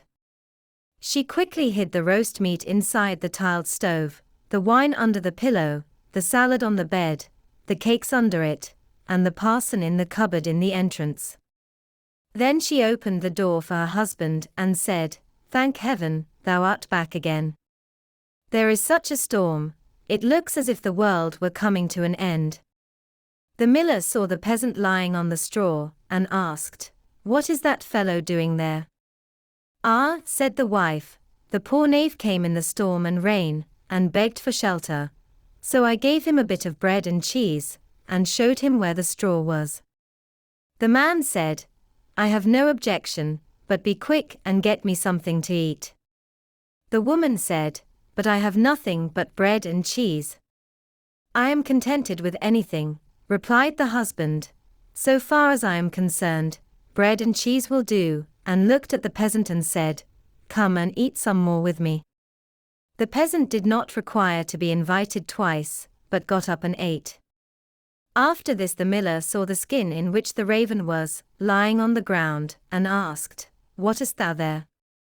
The peasant answered, "I have a soothsayer inside it." "Can he foretell anything to me?" said the miller. "Why not?" answered the peasant, "but he only says 4 things, and the 5th he keeps to himself." The miller was curious and said, "Let him foretell something for once." Then the peasant pinched the raven's head, so that he croaked and made a noise like "Kah, kah." The miller said, "What did he say?" The peasant answered, "In the first place, he says that there is some wine hidden under the pillow." "Bless me!" cried the miller, and went there and found the wine. "Now go on," said he. The peasant made the raven croak again, and said, "In the second place, he says that there is some roast meat in the tiled stove." "Upon my word!" cried the miller, and went thither, and found the roast meat. The peasant made the raven prophesy still more, and said, "Thirdly, he says that there is some salad on the bed." "That would be a fine thing," cried the miller, and went there and found the salad. At last the peasant pinched the raven once more till he croaked, and said, "Fourthly, he says that there are some cakes under the bed." "That would be a fine thing," cried the miller, and looked there and found the cakes. And now the 2 sat down to the table together, but the miller's wife was frightened to death, and went to bed and took all the keys with her. The miller would have liked much to know the 5th, but the little peasant said, "First, we will quickly eat the 4 things, for the 5th is something bad." So they ate, and after that they bargained how much the miller was to give for the 5th prophecy, until they agreed on 300 thalers. Then the peasant once more pinched the raven's head till he croaked loudly. The miller asked, "What did he say?" The peasant replied, "He says that the devil is hiding outside there in the cupboard in the entrance." The miller said, "The devil must go out," and opened the house door. Then the woman was forced to give up the keys, and the peasant unlocked the cupboard. The parson ran out as fast as he could, and the miller said, "It was true, I saw the black rascal with my own eyes." The peasant, however, made off next morning by daybreak with the 300 thalers. At home the small peasant gradually launched out. He built a beautiful house, and the peasant said, "The small peasant has certainly been to the place where golden snow falls, and people carry the gold home in shovels." Then the small peasant was brought before the mayor, and bidden to say from whence his wealth came. He answered, "I sold my cow's skin in the town, for 300 thalers." When the peasants heard that, they too wished to enjoy this great profit, and ran home, killed all their cows, and stripped off their skins in order to sell them in the town to the greatest advantage. The mayor, however, said, "But my servant must go first." When she came to the merchant in the town, he did not give her more than 2 thalers for a skin, and when the others came, he did not give them so much, and said, "What can I do with all these skins?" Then the peasants were vexed that the small peasant should have thus overreached them, wanted to take vengeance on him, and accused him of this treachery before the mayor. The innocent little peasant was unanimously sentenced to death, and was to be rolled into the water, in a barrel pierced full of holes. He was led forth, and a priest was brought who was to say a mass for his soul. The others were all obliged to retire to a distance, and when the peasant looked at the priest, he recognized the man who had been with the miller's wife. He said to him, "I set you free from the cupboard, set me free from the barrel." At this same moment up came, with a flock of sheep, the very shepherd who, as the peasant knew, had long been wishing to be mayor. So he cried with all his might, "No, I will not do it. If the whole world insists on it, I will not do it." The shepherd, hearing that, came up to him and asked, "What art thou about? What is it that thou wilt not do?" The peasant said, "They want to make me mayor, if I will but put myself in the barrel, but I will not do it." The shepherd said, "If nothing more than that is needful in order to be mayor, I would get into the barrel at once." The peasant said, "If thou wilt get in, thou wilt be mayor." The shepherd was willing, and got in, and the peasant shut the top down on him. Then he took the shepherd's flock for himself, and drove it away. The parson went to the crowd, and declared that the mass had been said. Then they came and rolled the barrel towards the water. When the barrel began to roll, the shepherd cried, "I am quite willing to be mayor." They believed no otherwise than that it was the peasant who was saying this, and answered, "That is what we intend, but first thou shalt look about thee a little down below there," and they rolled the barrel down into the water. After that the peasants went home, and as they were entering the village, the small peasant also came quietly in, driving a flock of sheep and looking quite contented. Then the peasants were astonished, and said, "Peasant, from whence comest thou? Hast thou come out of the water?" "Yes, truly," replied the peasant, "I sank deep, deep down, until at last I got to the bottom. I pushed the bottom out of the barrel, and crept out, and there were pretty meadows on which a number of lambs were feeding, and from thence I brought this flock away with me." Said the peasants, "Are there any more there?" "Oh, yes," said he, "more than I could do anything with." Then the peasants made up their minds that they too would fetch some sheep for themselves, a flock apiece, but the mayor said, "I come first." So they went to the water together, and just then there were some of the small fleecy clouds in the blue sky, which are called little lambs, and they were reflected in the water, whereupon the peasants cried, "We already see the sheep down below." The mayor pressed forward and said, "I will go down first, and look about me, and if things promise well I'll call you." So he jumped in, splash went the water, he made a sound as if he were calling them, and the whole crowd plunged in after him as one man. Then the entire village was dead, and the small peasant, as sole heir, became a rich man. 62. The Queen Bee. 2 kings' sons once went out in search of adventures, and fell into a wild, disorderly way of living, so that they never came home again. The youngest, who was called Simpleton, set out to seek his brothers, but when at length he found them they mocked him for thinking that he with his simplicity could get through the world, when they too could not make their way, and yet was so much cleverer. They all 3 travelled away together, and came to an ant-hill. The 2 elder wanted to destroy it, to see the little ants creeping about in their terror, and carrying their eggs away, but Simpleton said, "Leave the creatures in peace. I will not allow you to disturb them."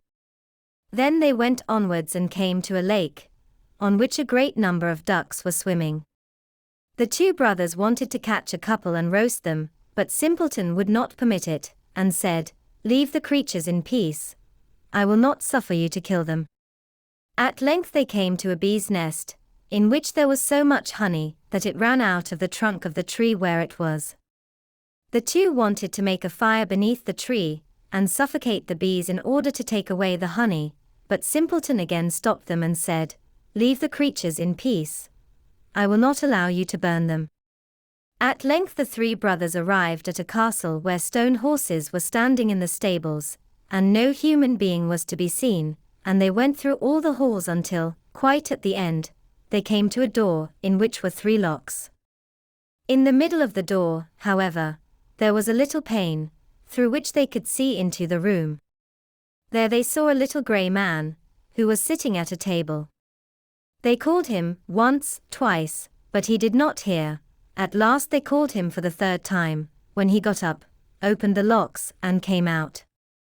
He said nothing, however, but conducted them to a handsomely spread table, and when they had eaten and drunk, he took each of them to a bedroom.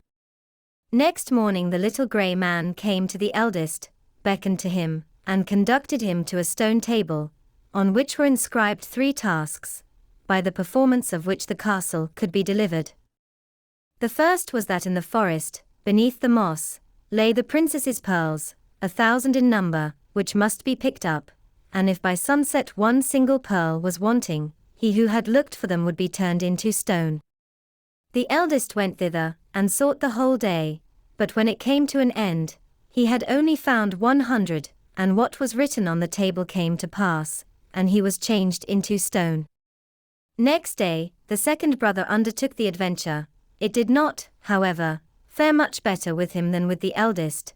He did not find more than 200 pearls, and was changed to stone. At last the turn came to Simpleton also, who sought in the moss. It was, however, so hard to find the pearls, and he got on so slowly, that he seated himself on a stone and wept.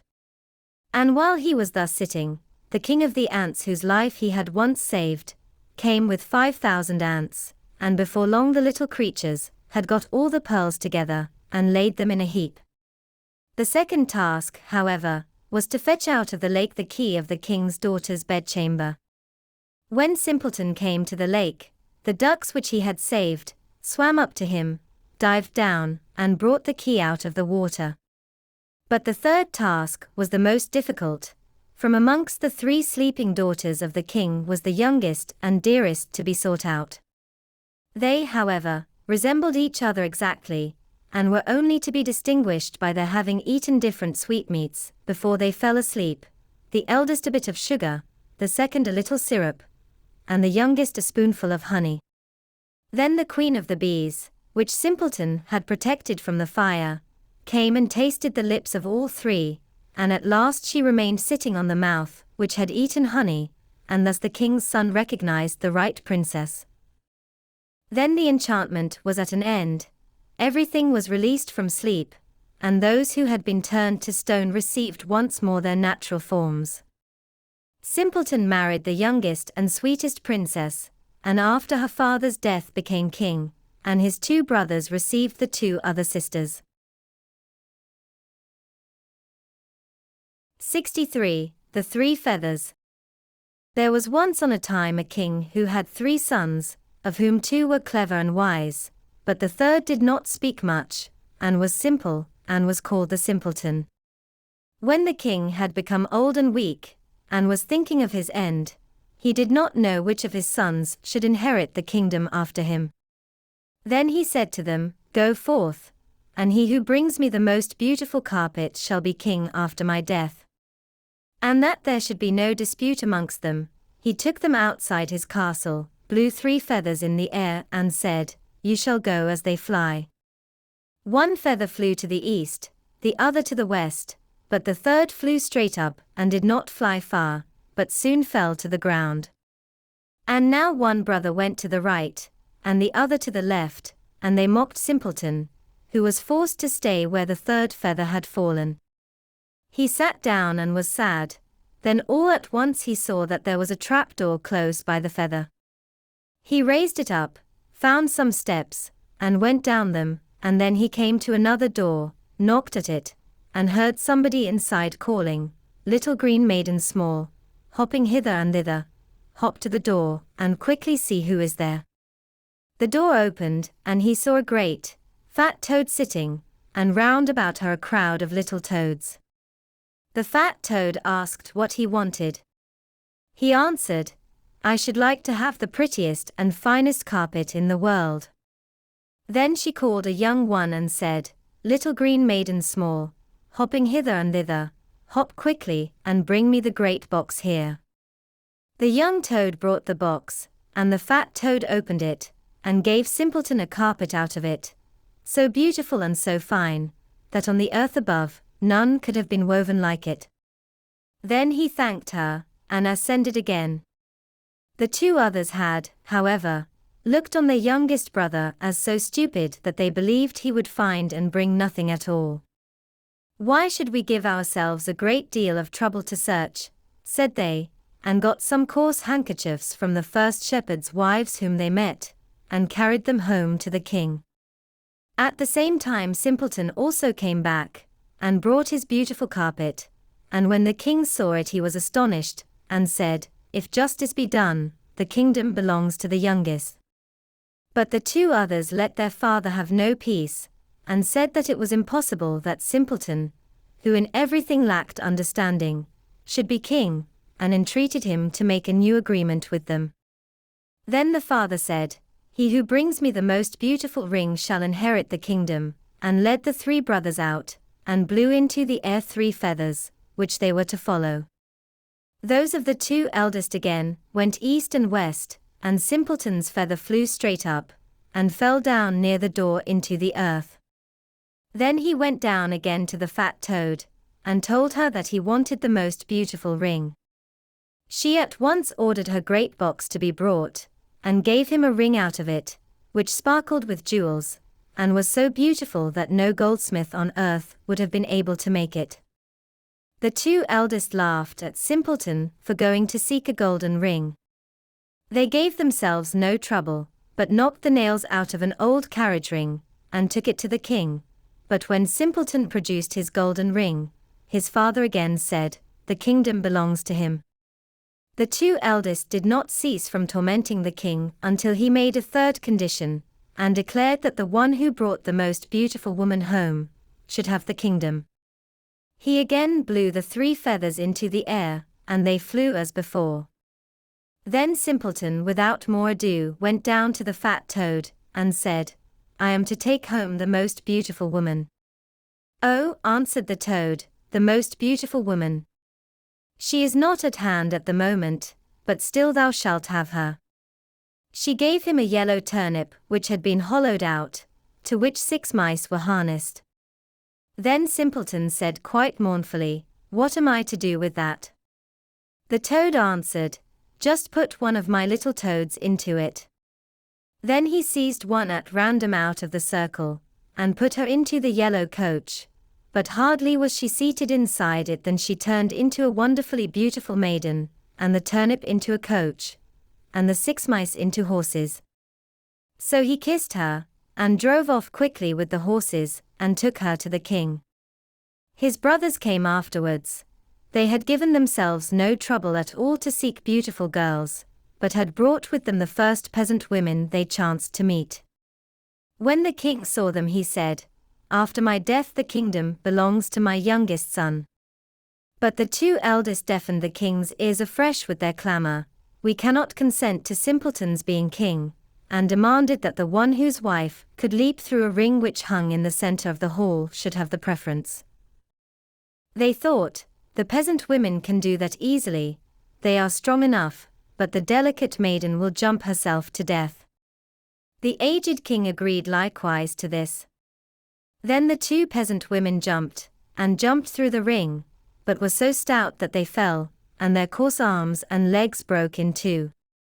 And then the pretty maiden whom Simpleton had brought with him, sprang through as lightly as a deer, and all opposition had to cease. So he received the crown, and has ruled wisely for a length of time. 64. The Golden Goose. There was a man who had 3 sons, the youngest of whom was called Dummling, and was despised, mocked, and put down on every occasion. It happened that the eldest wanted to go into the forest to hew wood, and before he went his mother gave him a beautiful sweet cake and a bottle of wine in order that he might not suffer from hunger or thirst. When he entered the forest there met him a little grey-haired old man, who bade him good day, and said, "Do give me a piece of cake out of your pocket, and let me have a draught of your wine. I am so hungry and thirsty." But the prudent youth answered, "If I give you my cake and wine, I shall have none for myself, be off with you," and he left the little man standing and went on. But when he began to hew down a tree, it was not long before he made a false stroke, and the axe cut him in the arm, so that he had to go home and have it bound up. And this was the little grey man's doing.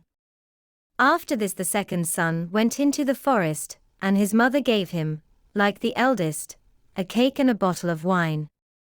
The little old grey man met him likewise, and asked him for a piece of cake and a drink of wine. But the second son, too, said with much reason, "What I give you will be taken away from myself, be off," and he left the little man standing and went on. His punishment, however, was not delayed. When he had made a few strokes at the tree he struck himself in the leg, so that he had to be carried home. Then Dummling said, "Father, do let me go and cut wood." The father answered, "Your brothers have hurt themselves with it, leave it alone, you do not understand anything about it." But Dummling begged so long that at last he said, "Just go then, you will get wiser by hurting yourself." His mother gave him a cake made with water and baked in the cinders, and with it a bottle of sour beer. When he came to the forest the little old grey man met him likewise, and greeting him, said, "Give me a piece of your cake and a drink out of your bottle. I am so hungry and thirsty." Dummling answered, "I have only cinder cake and sour beer. If that pleases you, we will sit down and eat." So they sat down, and when Dummling pulled out his cinder cake, it was a fine sweet cake, and the sour beer had become good wine. So they ate and drank, and after that the little man said, "Since you have a good heart, and are willing to divide what you have, I will give you good luck. There stands an old tree, cut it down, and you will find something at the roots." Then the little man took leave of him.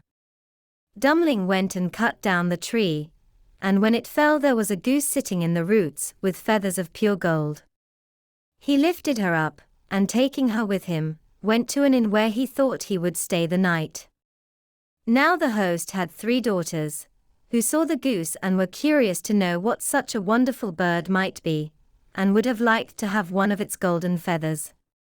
The eldest thought, "I shall soon find an opportunity of pulling out a feather," and as soon as Dummling had gone out she seized the goose by the wing, but her finger and hand remained sticking fast to it. The second came soon afterwards, thinking only of how she might get a feather for herself, but she had scarcely touched her sister than she was held fast. At last the third also came with the like intent, and the other screamed out, "Keep away, for goodness sake keep away." But she did not understand why she was to keep away. "The others are there," she thought. "I may as well be there too," and ran to them, but as soon as she had touched her sister, she remained sticking fast to her. So they had to spend the night with the goose. The next morning Dummling took the goose under his arm and set out, without troubling himself about the 3 girls who were hanging on to it. They were obliged to run after him continually, now left, now right, just as he was inclined to go. In the middle of the fields the parson met them, and when he saw the procession he said, "For shame, you good-for-nothing girls, why are you running across the fields after this young man? Is that seemly?" At the same time he seized the youngest by the hand in order to pull her away, but as soon as he touched her he likewise stuck fast, and was himself obliged to run behind. Before long the sexton came by and saw his master, the parson, running behind 3 girls. He was astonished at this and called out, "Hi, your reverence, whither away so quickly? Do not forget that we have a christening today," and running after him he took him by the sleeve, but was also held fast to it. Whilst the 5 were trotting thus one behind the other, 2 labourers came with their hoes from the fields. The parson called out to them and begged that they would set him and the sexton free. But they had scarcely touched the sexton, when they were held fast, and now there were 7 of them running behind Dummling and the goose. Soon afterwards he came to a city, where a king ruled, who had a daughter who was so serious that no one could make her laugh. So he had put forth a decree that whosoever should be able to make her laugh should marry her. When Dummling heard this, he went with his goose and all her train before the king's daughter, and as soon as she saw the 7 people running on, one behind the other, she began to laugh quite loudly, and as if she would never leave off. Thereupon Dummling asked to have her for his wife, and the wedding was celebrated. After the king's death, Dummling inherited the kingdom, and lived a long time contentedly with his wife. 65. Allerleirauh. There was once on a time a king who had a wife with golden hair, and she was so beautiful that her equal was not to be found on earth. It came to pass that she lay ill, and as she felt that she must soon die, she called the king and said, "If thou wishest to marry again after my death, take no one who is not quite as beautiful as I am, and who has not just such golden hair as I have. This thou must promise me." And after the king had promised her this, she closed her eyes and died. For a long time the king could not be comforted, and had no thought of taking another wife. At length his counselors said, "There is no help for it, the king must marry again, that we may have a queen." And now messengers were sent about far and wide, to seek a bride who equaled the late queen in beauty. In the whole world, however, none was to be found, and even if one had been found, still there would have been no one who had such golden hair. So the messengers came home as they went. Now the king had a daughter, who was just as beautiful as her dead mother, and had the same golden hair. When she was grown up, the king looked at her one day, and saw that in every respect she was like his late wife, and suddenly felt a violent love for her. Then he spake to his counselors, "I will marry my daughter, for she is the counterpart of my late wife, otherwise I can find no bride who resembles her." When the counselors heard that, they were shocked, and said, "God has forbidden a father to marry his daughter, no good can come from such a crime, and the kingdom will be involved in the ruin." The daughter was still more shocked when she became aware of her father's resolution, but hoped to turn him from his design. Then she said to him, "Before I fulfill your wish, I must have 3 dresses, one as golden as the sun, one as silvery as the moon, and one as bright as the stars. Besides this, I wish for a mantle of 1,000 different kinds of fur and hair joined together. And one of every kind of animal in your kingdom must give a piece of his skin for it." But she thought, "To get that will be quite impossible, and thus I shall divert my father from his wicked intentions." The king, however, did not give it up, and the cleverest maidens in his kingdom had to weave the 3 dresses, one as golden as the sun, one as silvery as the moon, and one as bright as the stars, and his huntsman had to catch one of every kind of animal in the whole of his kingdom, and take from it a piece of its skin, and out of these was made a mantle of 1,000 different kinds of fur. At length, when all was ready, the king caused the mantle to be brought, spread it out before her, and said, "The wedding shall be tomorrow." When, therefore, the king's daughter saw that there was no longer any hope of turning her father's heart, she resolved to run away from him. In the night, whilst every one was asleep, she got up, and took 3 different things from her treasures, a golden ring, a golden spinning wheel, and a golden reel. The 3 dresses of the sun, moon, and stars she put into a nutshell, put on her mantle of all kinds of fur, and blackened her face and hands with soot. Then she commended herself to God, and went away, and walked the whole night, until she reached a great forest. And as she was tired, she got into a hollow tree, and fell asleep. The sun rose, and she slept on, and she was still sleeping when it was full day. Then it so happened that the king to whom this forest belonged, was hunting in it. When his dogs came to the tree, they sniffed, and ran barking round about it. The king said to the huntsman, "Just see what kind of wild beast has hidden itself in there." The huntsman obeyed his order, and when they came back they said, "A wondrous beast is lying in the hollow tree, we have never before seen one like it. Its skin is fur of 1,000 different kinds, but it is lying asleep." Said the king, "See if you can catch it alive, and then fasten it to the carriage, and we will take it with us." When the huntsman laid hold of the maiden, she awoke full of terror, and cried to them, "I am a poor child, deserted by father and mother. Have pity on me, and take me with you." Then said they, "Alalero, thou wilt be useful in the kitchen, come with us, and thou canst sweep up the ashes." So they put her in the carriage, and took her home to the royal palace. There they pointed out to her a closet under the stairs, where no daylight entered, and said, "Hairy animal, there canst thou live and sleep." Then she was sent into the kitchen, and there she carried wood and water, swept the hearth, plucked the fowls, picked the vegetables, raked the ashes, and did all the dirty work. Alalero lived there for a long time in great wretchedness. Alas, fair princess, what is to become of thee now? It happened, however, that one day a feast was held in the palace, and she said to the cook, "May I go upstairs for a while and look on? I will place myself outside the door." The cook answered, "Yes, go, but you must be back here in half an hour to sweep the hearth." Then she took her oil lamp, went into her den, put off her fur dress, and washed the soot off her face and hands, so that her full beauty once more came to light.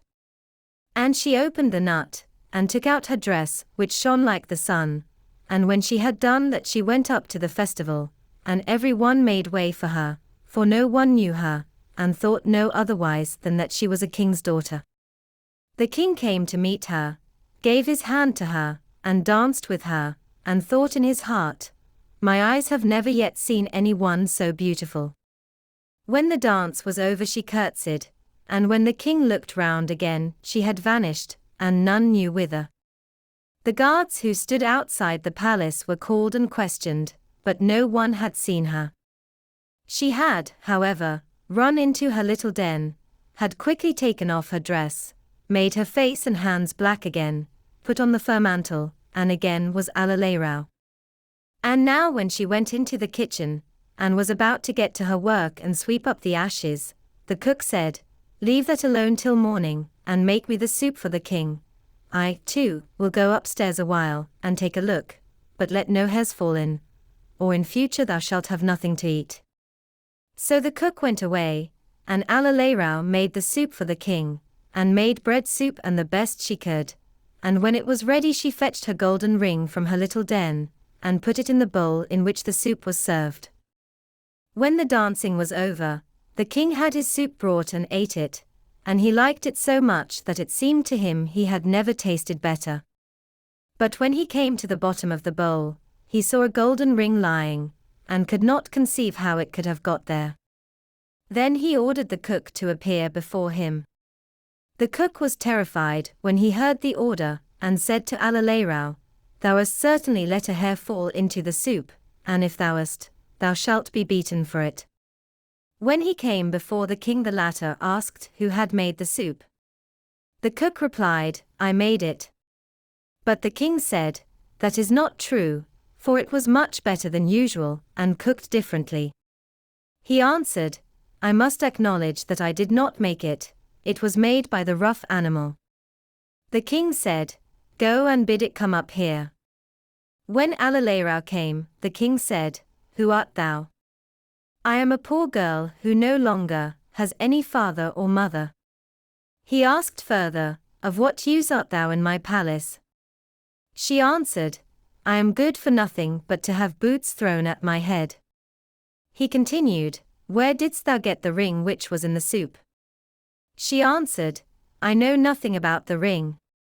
So the king could learn nothing, and had to send her away again. After a while, there was another festival, and then, as before, Allerleirauh begged the cook for leave to go and look on. He answered, "Yes, but come back again in half an hour, and make the king the bread soup which he so much likes." Then she ran into her den, washed herself quickly, and took out of the nut the dress, which was as silvery as the moon, and put it on. Then she went up and was like a princess, and the king stepped forward to meet her, and rejoiced to see her once more, and as the dance was just beginning they danced it together. But when it was ended, she again disappeared so quickly that the king could not observe where she went. She, however, sprang into her den, and once more made herself a hairy animal, and went into the kitchen to prepare the bread soup. When the cook had gone upstairs, she fetched the little golden spinning wheel, and put it in the bowl so that the soup covered it. Then it was taken to the king, who ate it, and liked it as much as before, and had the cook brought, who this time likewise was forced to confess that Allerleirauh had prepared the soup. Allerleirauh again came before the king, but she answered that she was good for nothing else, but to have boots thrown at her head, and that she knew nothing at all about the little golden spinning wheel. When, for the third time, the king held a festival, all happened just as it had done before. The cook said, "Faith, Roughskin, thou art a witch, and always puttest something in the soup which makes it so good that the king likes it better than that which I cook." But as she begged so hard, he let her go up at the appointed time. And now she put on the dress which shone like the stars, and thus entered the hall. Again the king danced with the beautiful maiden, and thought that she never yet had been so beautiful. And whilst she was dancing, he contrived, without her noticing it, to slip a golden ring on her finger, and he had given orders that the dance should last a very long time. When it was ended, he wanted to hold her fast by her hands, but she tore herself loose, and sprang away so quickly through the crowd that she vanished from his sight. She ran as fast as she could into her den beneath the stairs, but as she had been too long, and had stayed more than half an hour, she could not take off her pretty dress, but only threw over it her fur mantle, and in her haste she did not make herself quite black, but one finger remained white. Then Allerleirauh ran into the kitchen, and cooked the bread soup for the king, and as the cook was away, put her golden reel into it. When the king found the reel at the bottom of it, he caused Allerleirauh to be summoned, and then he espied the white finger, and saw the ring which he had put on it during the dance. Then he grasped her by the hand, and held her fast, and when she wanted to release herself and run away, her mantle of fur opened a little, and the star dress shone forth. The king clutched the mantle and tore it off. Then her golden hair shone forth, and she stood there in full splendor, and could no longer hide herself. And when she had washed the soot and ashes from her face, she was more beautiful than anyone who had ever been seen on earth. But the king said, "Thou art my dear bride, and we will never more part from each other." Thereupon the marriage was solemnized, and they lived happily until their death. 66. The Hare's Bride. There was once a woman and her daughter who lived in a pretty garden with cabbages, and a little hare came into it, and during the winter time ate all the cabbages. Then says the mother to the daughter, "Go into the garden and chase the hare away." The girl says to the little hare, "Shusha, hare, you are still eating up all our cabbages." Says the hare, "Come, maiden, and seat yourself on my little hare's tail, and come with me into my little hare's hut."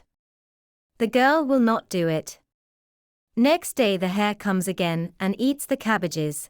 Then says the mother to the daughter, "Go into the garden and drive the hare away." The girl says to the hare, "Shusha, little hare, you are still eating all the cabbages." The little hare says, "Maiden, seat thyself on my little hare's tail, and come with me into my little hare's hut. The maiden refuses. The third day the hare comes again, and eats the cabbages. On this the mother says to the daughter, "Go into the garden, and hunt the hare away." Says the maiden, "Shusha, little hare, you are still eating all our cabbages." Says the little hare, "Come, maiden, seat thyself on my little hare's tail, and come with me into my little hare's hut." The girl seats herself on the little hare's tail, and then the hare takes her far away to his little hut, and says, "Now cook green cabbage and millet seed, and I will invite the wedding guests." Then all the wedding guests assembled. Who were the wedding guests? That I can tell you, as another told it to me. They were all hares, and the crow was there as parson to marry the bride and bridegroom, and the fox as clerk, and the altar was under the rainbow. The girl, however, was sad, for she was all alone. The little hare comes and says, open the doors, the wedding guests are merry." The bride says nothing, but weeps. The little hare goes away. The little hare comes back and says, take off the lid, the wedding guests are hungry." The bride again says nothing, and weeps. The little hare goes away. The little hare comes back and says, take off the lid, the wedding guests are waiting." Then the bride says nothing, and the hare goes away, but she dresses a straw doll in her clothes, and gives her a spoon to stir with, and sets her by the pan with the millet seed, and goes back to her mother. The little hare comes once more and says, take off the lid, and gets up, and strikes the doll on the head so that her cap falls off. Then the little hare sees that it is not his bride, and goes away and is sorrowful. 67. The 12 Huntsmen. There was once a king's son, who was betrothed to a maiden whom he loved very much. And when he was sitting beside her and very happy, news came that his father lay sick unto death, and desired to see him once again before his end.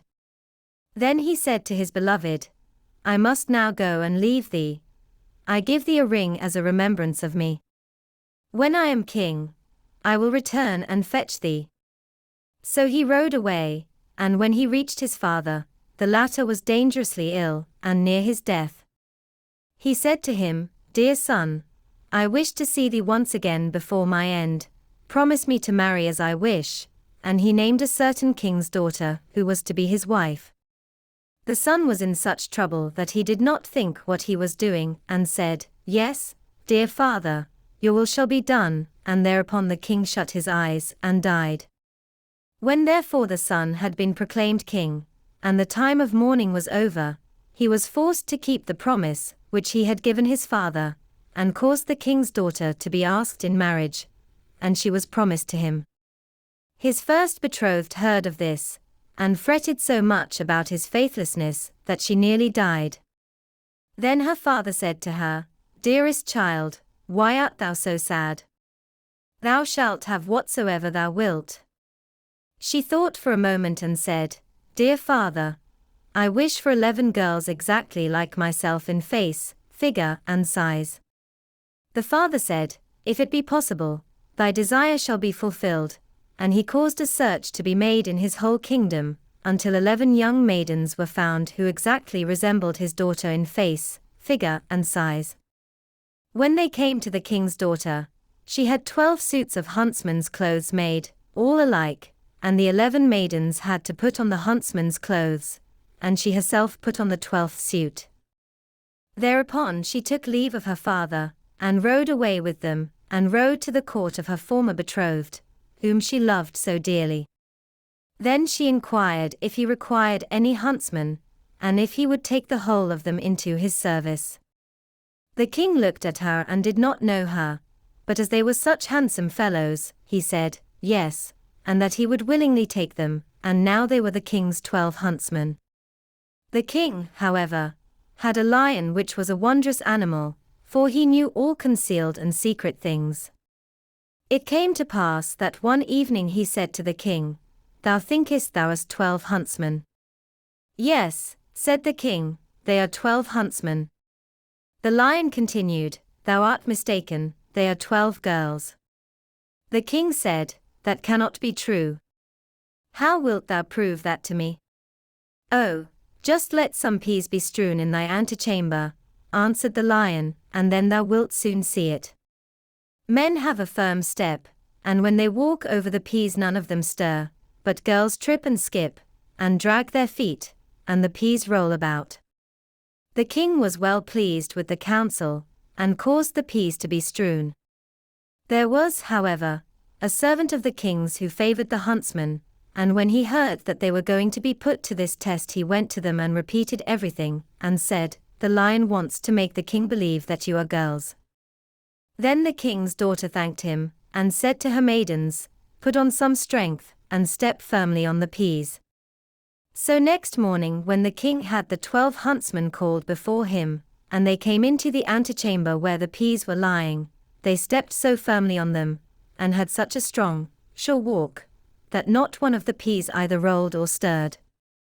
Then they went away again, and the king said to the lion, thou hast lied to me, they walk just like men. The lion said, they have got to know that they were going to be put to the test, and have assumed some strength. Just let 12 spinning wheels be brought into the antechamber some day, and they will go to them and be pleased with them, and that is what no man would do. The king liked the advice, and had the spinning wheels placed in the antechamber. But the servant, who was well disposed to the huntsmen, went to them and disclosed the project. Then when they were alone the king's daughter said to her 11 girls, put some constraint on yourselves, and do not look round at the spinning wheels. And next morning when the king had his 12 huntsmen summoned, they went through the antechamber, and never once looked at the spinning wheels. Then the king again said to the lion, thou hast deceived me, they are men, for they have not looked at the spinning wheels. The lion replied, they have learnt that they were going to be put to the test, and have restrained themselves. The king, however, would no longer believe the lion. The 12 huntsmen always followed the king to the chase, and his liking for them continually increased. Now it came to pass that once when they were out hunting, news came that the king's betrothed was approaching. When the true bride heard that, it hurt her so much that her heart was almost broken, and she fell fainting to the ground. The king thought something had happened to his dear huntsman, ran up to him, wanted to help him, and drew his glove off. Then he saw the ring which he had given to his first bride, and when he looked in her face he recognized her. Then his heart was so touched that he kissed her, and when she opened her eyes he said, thou art mine, and I am thine, and no one in the world can alter that. He sent a messenger to the other bride, and entreated her to return to her own kingdom, for he had a wife already, and a man who had just found an old dish did not require a new one. Thereupon the wedding was celebrated, and the lion was again taken into favor, because, after all, he had told the truth. 68. The Thief and His Master. Hans wished to put his son to learn a trade. So he went into the church, and prayed to our Lord God to know which would be most advantageous for him. Then the clerk got behind the altar and said, thieving, thieving. On this Hans goes back to his son, and tells him he is to learn thieving, and that the Lord God had said so. So he goes with his son to seek a man who is acquainted with thieving. They walk a long time and come into a great forest, where stands a little house with an old woman in it. Hans says, do you know of a man who is acquainted with thieving? You can learn that here quite well, says the woman, my son is a master of it. So he speaks with the son, and asks if he knows thieving really well. The master thief says, I will teach him well. Come back when a year is over, and then if you recognize your son, I will take no payment at all for teaching him, but if you don't know him, you must give me 200 thalers. The father goes home again, and the son learns witchcraft and thieving thoroughly. When the year is out, the father is full of anxiety to know how he is to contrive to recognize his son. As he is thus going about in his trouble, he meets a little dwarf, who says, "Man, what ails you, that you are always in such trouble?" "Oh," says Hans, "a year ago I placed my son with a master thief who told me I was to come back when the year was out, and that if I then did not know my son when I saw him, I was to pay 200 thalers, but if I did know him I was to pay nothing, and now I am afraid of not knowing him and can't tell where I am to get the money." Then the dwarf tells him to take a small basket of bread with him, and to stand beneath the chimney. There on the crossbeam is a basket, out of which a little bird is peeping, and that is your son. Hans goes thither, and throws a little basket full of black bread in front of the basket, with the bird in it, and the little bird comes out, and looks up. "Hollo, my son, art thou here?" says the father, and the son is delighted to see his father, but the master thief says, "The devil must have prompted you, or how could you have known your son?" "Father, let us go," said the youth. Then the father and son set out homeward. On the way a carriage comes driving by. Hereupon the son says to his father, "I will change myself into a large greyhound, and then you can earn a great deal of money by me." Then the gentleman calls from the carriage, "My man, will you sell your dog?" "Yes," says the father. "How much do you want for it?" 30 thalers. Man, that is a great deal, but as it is such a very fine dog I will have it."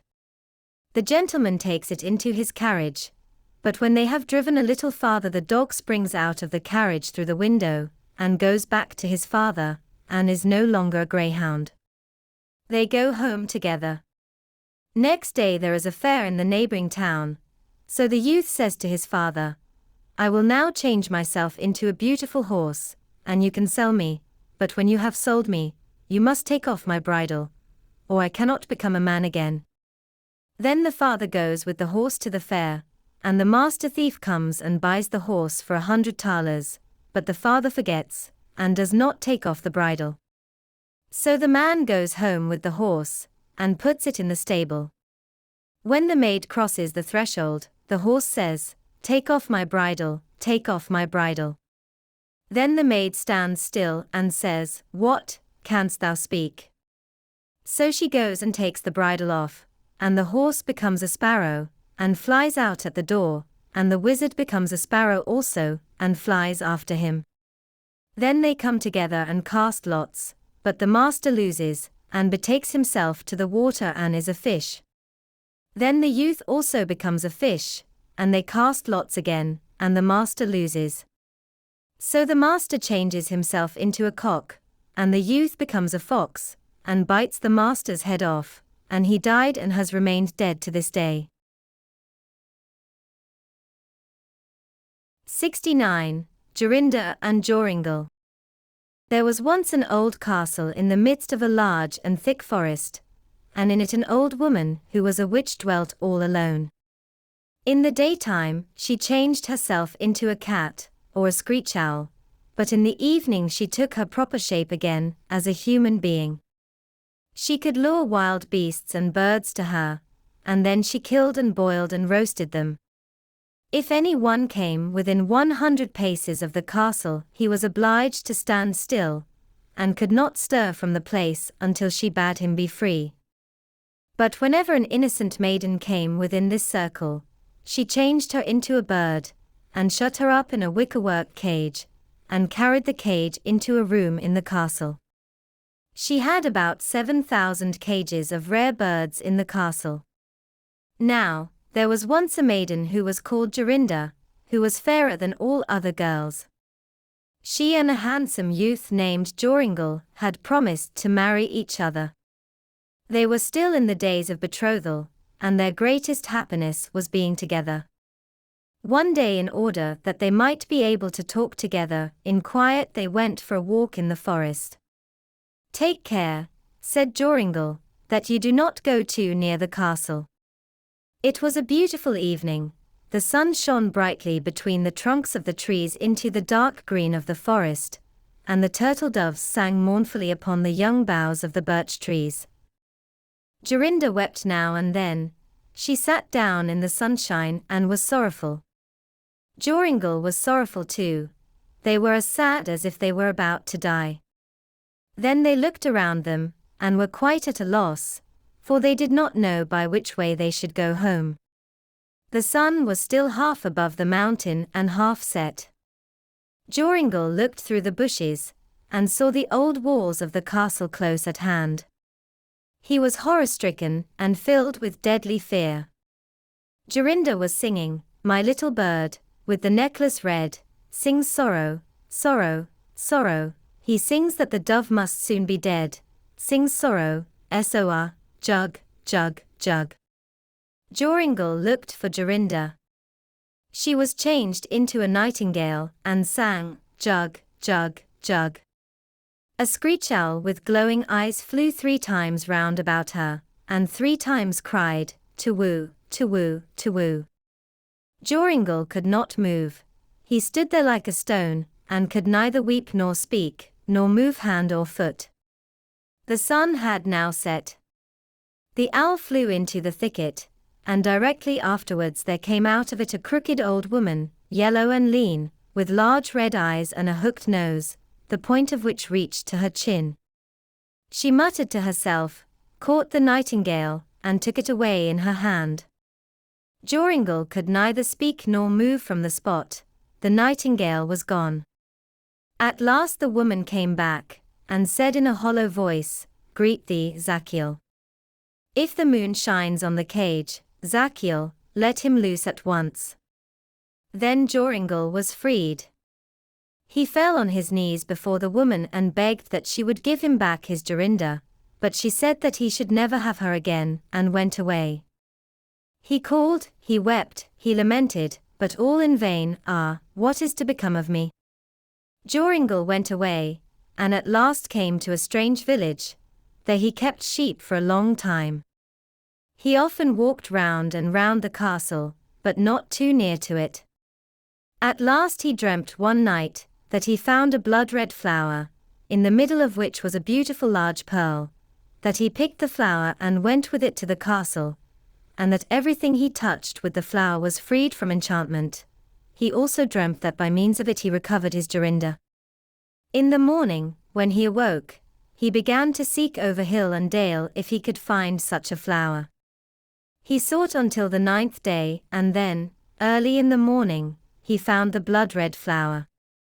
In the middle of it there was a large dewdrop, as big as the finest pearl. Day and night he journeyed with this flower to the castle. When he was within 100 paces of it he was not held fast, but walked on to the door. Joringel was full of joy. He touched the door with the flower, and it sprang open. He walked in through the courtyard, and listened for the sound of the birds. At last he heard it. He went on and found the room from whence it came, and there the witch was feeding the birds in the 7,000 cages. When she saw Joringel she was angry, very angry, and scolded and spat poison and gall at him, but she could not come within 2 paces of him. He did not take any notice of her, but went and looked at the cages with the birds, but there were many hundred nightingales. How was he to find his Jorinda again? Just then he saw the old woman quietly take away a cage with a bird in it, and go towards the door.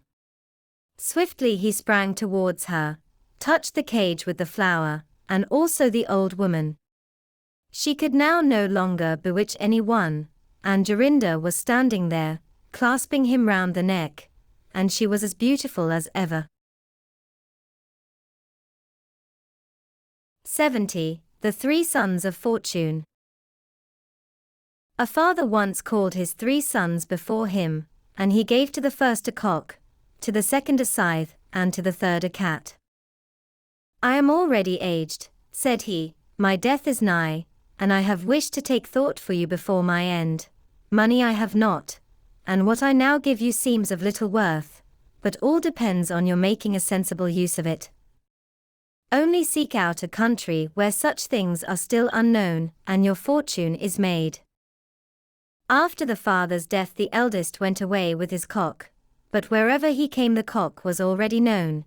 In the towns he saw him from a long distance, sitting upon the steeples and turning round with the wind, and in the villages he heard more than one crowing. No one would show any wonder at the creature, so that it did not look as if he would make his fortune by it.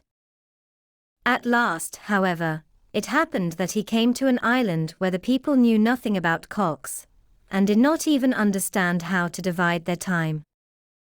They certainly knew when it was morning or evening, but at night, if they did not sleep through it, not one of them knew how to find out the time. "Look," said he, "what a proud creature! It has a ruby-red crown upon its head, and wears spurs like a knight. It calls you 3 times during the night, at fixed hours, and when it calls for the last time, the sun soon rises. But if it crows by broad daylight, then take notice, for there will certainly be a change of weather." The people were well pleased. For a whole night they did not sleep, and listened with great delight as the cock at 2, 4, and 6 o'clock, loudly and clearly proclaimed the time. They asked if the creature were for sale, and how much he wanted for it. "About as much gold as an ass can carry," answered he. A ridiculously small price for such a precious creature, they cried unanimously, and willingly gave him what he had asked. When he came home with his wealth his brothers were astonished, and the second said, "Well, I will go forth and see whether I cannot get rid of my scythe as profitably." But it did not look as if he would, for laborers met him everywhere, and they had scythes upon their shoulders as well as he. At last, however, he chanced upon an island where the people knew nothing of scythes. When the corn was ripe there, they took cannon out to the fields and shot it down. Now this was rather an uncertain affair. Many shot right over it, others hit the ears instead of the stems, and shot them away, whereby much was lost, and besides all this, it made a terrible noise. So the man set to work and mowed it down so quietly and quickly that the people opened their mouths with astonishment. They agreed to give him what he wanted for the scythe, and he received a horse laden with as much gold as it could carry. And now the third brother wanted to take his cat to the right man. He fared just like the others. So long as he stayed on the mainland there was nothing to be done.